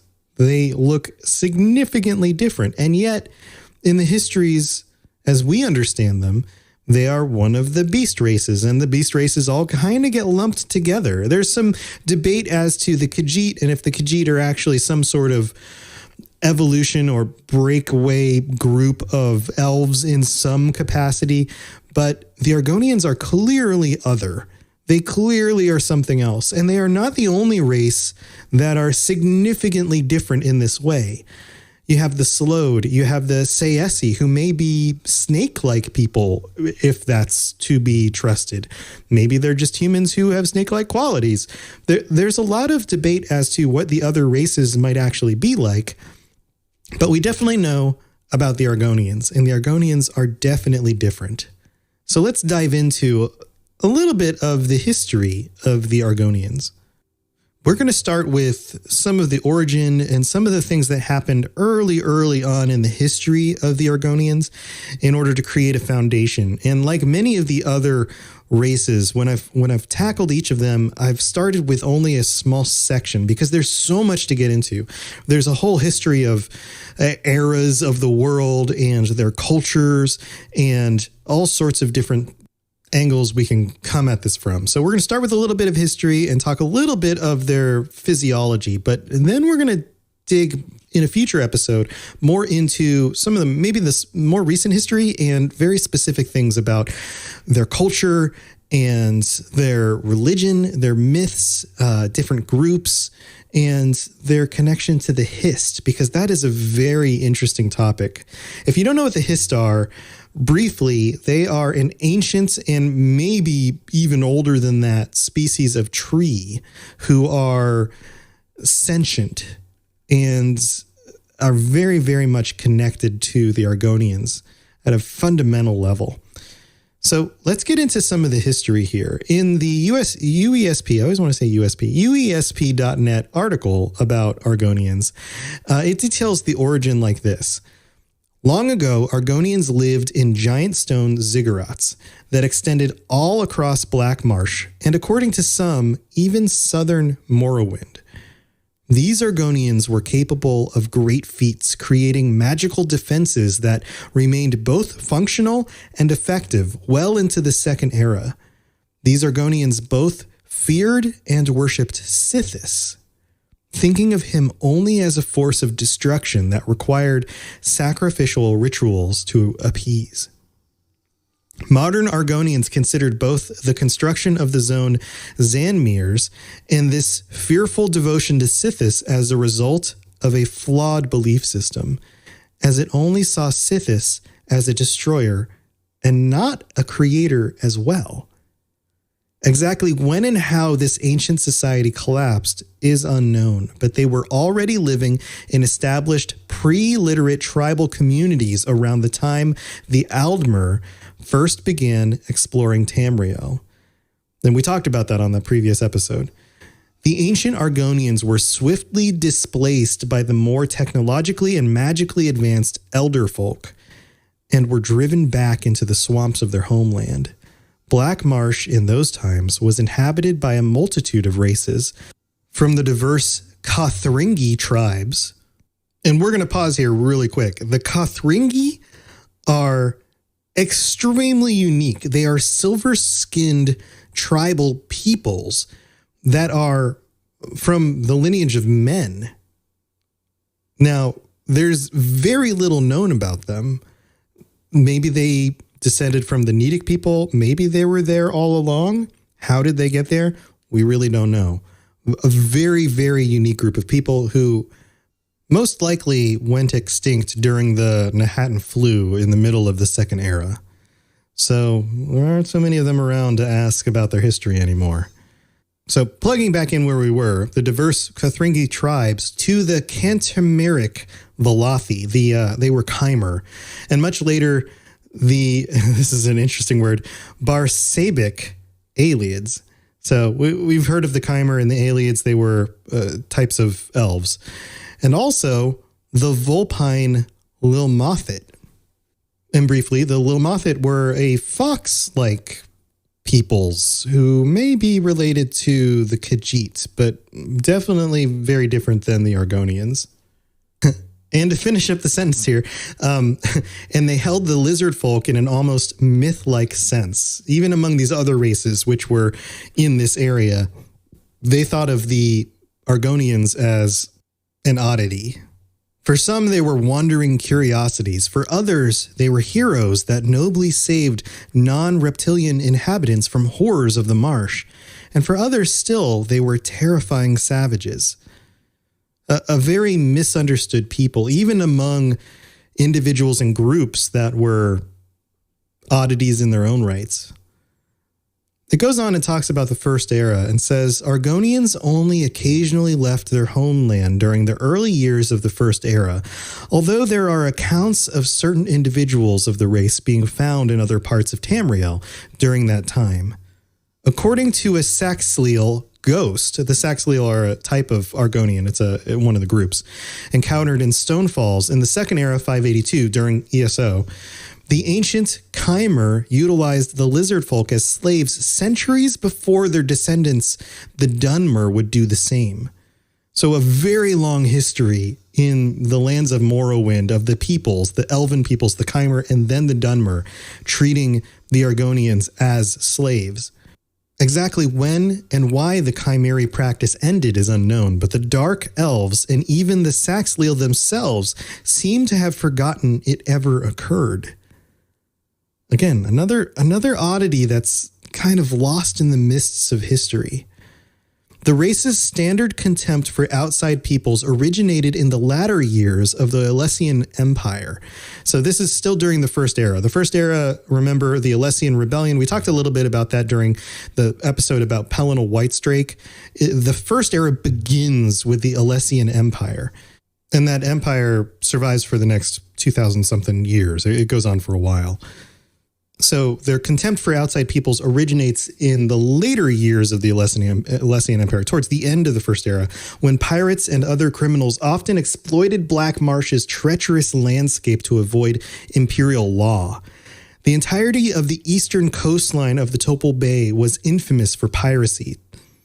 And basically, there was a call from Empress Hestra in the First Era 133 for the head of a notorious pirate and criminal, Red Brahmin.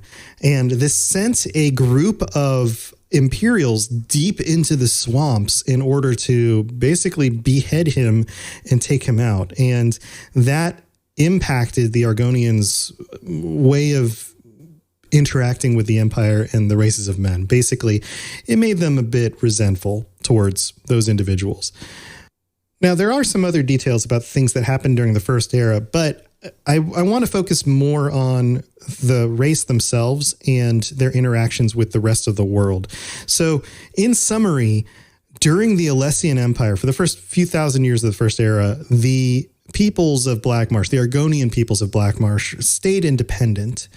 And it wasn't until the time of the Riemann dynasty, the Second Empire, that the Argonians in the area of Black Marsh was incorporated into the empire. But they didn't stay that way for very long. After the assassination of Riemann III and his only heir, Juliek, the Akaviri potentate, declared the beginning of the Second Era.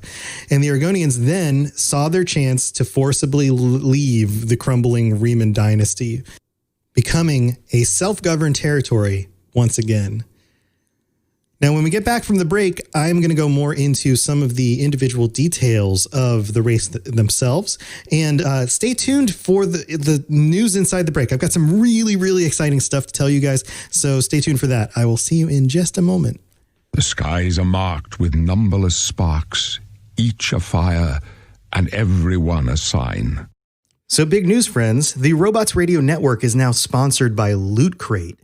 This means that you will get 15% off on your purchase of a crate or a crate subscription at lootcrate.com. Now, all you have to do is click on the link in the show notes. It'll take you to lootcrate.com. And when you purchase something, you can put in the code Robots Radio, ROBOTS RADIO. And when you do that, you get 15% off your purchase. Now, this is awesome because they have Fallout crates, they have video game crates, they have superheroes. You get t-shirts and figures and art to put on your walls. This is actually where I got the Brotherhood of Steel flag that I have behind me in some of my videos. Very, very cool stuff. I'm super excited about it. And if you have somebody who's already buying you loot crates for your birthdays or whatever, give them the code. They can use it if you want to use this for somebody else's gifts, or if you just want to get yourself 1 or 2 boxes, you can use the code for yourself. Again, just click the link in the show notes and type in the code Robots Radio, ROBOTS RADIO. You just put that in the box at checkout. Super cool stuff. I hope you guys check it out. And any purchases you make help to support the shows on the network. So whether it's my shows or someone else's shows, click the link in the show notes for your favorite show. Give them some support and get yourself some awesome loot.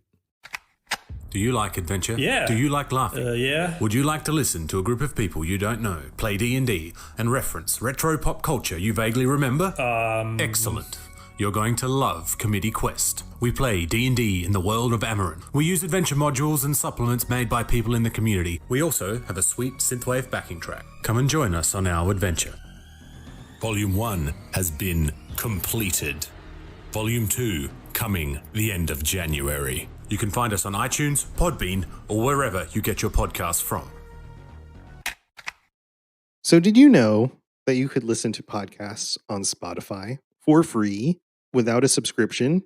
That's a whole thing. That's the whole thing. I know some of you guys know this because I know that about 30 to 40% of our listeners are already listening on Spotify. But tell you what, if you haven't given it a shot yet, you can totally scoot on over to Spotify, listen to my podcasts, listen to any of the shows on Robots Radio Network, anything at all that's out there, basically. That's all you have to do is just download the app, and you can always check out the shows that you want to listen to. And if you're a premium user, you can download the episodes to listen to them offline as well. You can also share them easily to your friends on Instagram. It's super easy to do, just like all the other things I advertise, and highly recommended. So go check it out, Spotify. All right, adventurers. My name is Tom, or Robots. I am your host, as usual, for this wonderful show. Thank you all for tuning in. I have some really, really cool news to tell you guys. So it was just released this week, and hopefully is released this week because I'm recording this ahead of time, but it should be released by Tuesday, the 11th. The news that not only is there going to be a Bethesda Game Days next to PAX East in Boston at the end of the month. So February 28th, I believe, 28th, 29th. But I'm going to be there because one of the other shows on the network, Chad, a Fallout 76 story, has been invited to perform live. They're doing an episode of the podcast live from Bethesda Game Days at the end of this month. I'm going to get to be a part of it because I will be playing one of the characters on the show. And if you are not familiar with the show, it is a hilarious story show where it is voice acted and there are sound effects, and it's all about an individual named Simon and his adventures in the wasteland of West Virginia and all the ridiculous things that happen as if the game world was a real place. And of course, a douchebag named Chad who does all sorts of annoying, terrible things and is actually a very interesting character in his own right. But the whole cast is going to be involved. Many of them are going to be there live to do the performance. Some of them will have to record and send in some voice lines and things. But we're going to get to perform on stage at the event. It's going to be super, super cool. Bethesda's bringing us all in. We're going to get to meet and talk with the developers and the people behind this stuff. I don't know if you can tell, I'm a little bit excited about this because it's kind of a big deal. So super fun times. If you're going to be in or near Boston, if you're going to PAX East, if you're going to be in the area and you want to get together, get on the Discord. We are going to set up a channel on the Discord so that we can all communicate. We can talk about where we're going to be and when we're going to be there. If you aren't going to PAX East, but you're in the area, you can still get into Bethesda Game Days. Traditionally, it's been a free event. So just get there early, get in line so you make sure that you can definitely get in because it packs out. And you can come see the show. You can check out all the announcements and things that Bethesda is going to be doing. I don't know what else is in store, but I know it's going to be a lot of fun. And definitely get in the Discord because we're going to be communicating about where we are and when we're doing things. If we're going out in the evening to go get drinks at a bar and we just want to hang out with everyone, whatever, we'll put together kind of a get together for everyone to hang out and meet. And it's just going to be a super awesome time. So go check that out. If you haven't listened to the Chad Fallout 76 story show yet, go listen to it. It is super, super good. It's on the Robots Radio Network. So you can, expect that it's going to be awesome quality, just like all the other shows. But it is really, really good. Even if you don't like Fallout 76, even if you haven't really played Fallout, you're still going to get a kick out of it because you understand video games and you know how these games work. So I can't recommend it enough. I know I always recommend something, but go check that out. And I will see you guys at the event at the end of the month. So stay tuned for some more details about that. I'm sure we're going to have some more reveals and things as it gets closer and closer.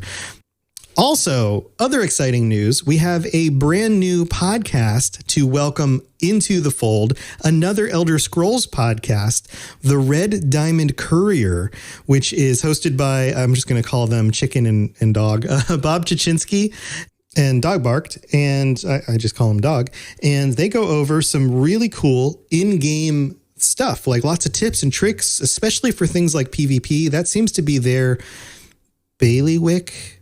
Is that a word we still use? Bailiwick? But yeah, they're super into the game. They know a lot about character builds and how to get the most out of the different aspects of kind of the deeper parts of the game, and a lot of info for new players as well. I will have Bob on my show as a guest. Actually, he's been on the show because he's one of our patrons, but I will have him as a very specific guest coming up to talk about PvP stuff and what you should know if you want to get into it and you've been playing the game and haven't really checked out the PvP stuff before. So that's some of the new extra content I'll be adding to the show on future episodes. But I hope you guys are enjoying the lore as usual and some of the extra content. And as always, the guild is growing. I think we're over like 90 people now. The Lorecasters Guild in North America on PC, and also we're trying to expand onto Xbox and PS4. So if you want to get into that stuff, check out the Discord. That's where you can apply, and there's stuff going on every week. So go check that out. All right, I've taken enough of your time. We're going to go back to the rest of this episode. Yes, you're entirely brilliant. Conquering madness and all that. Blah, blah, blah, blah, blah. All right, so we've established that the Argonians are kind of the weirdos of Tamriel. We've got that so far. Now, their origin is equally as weird.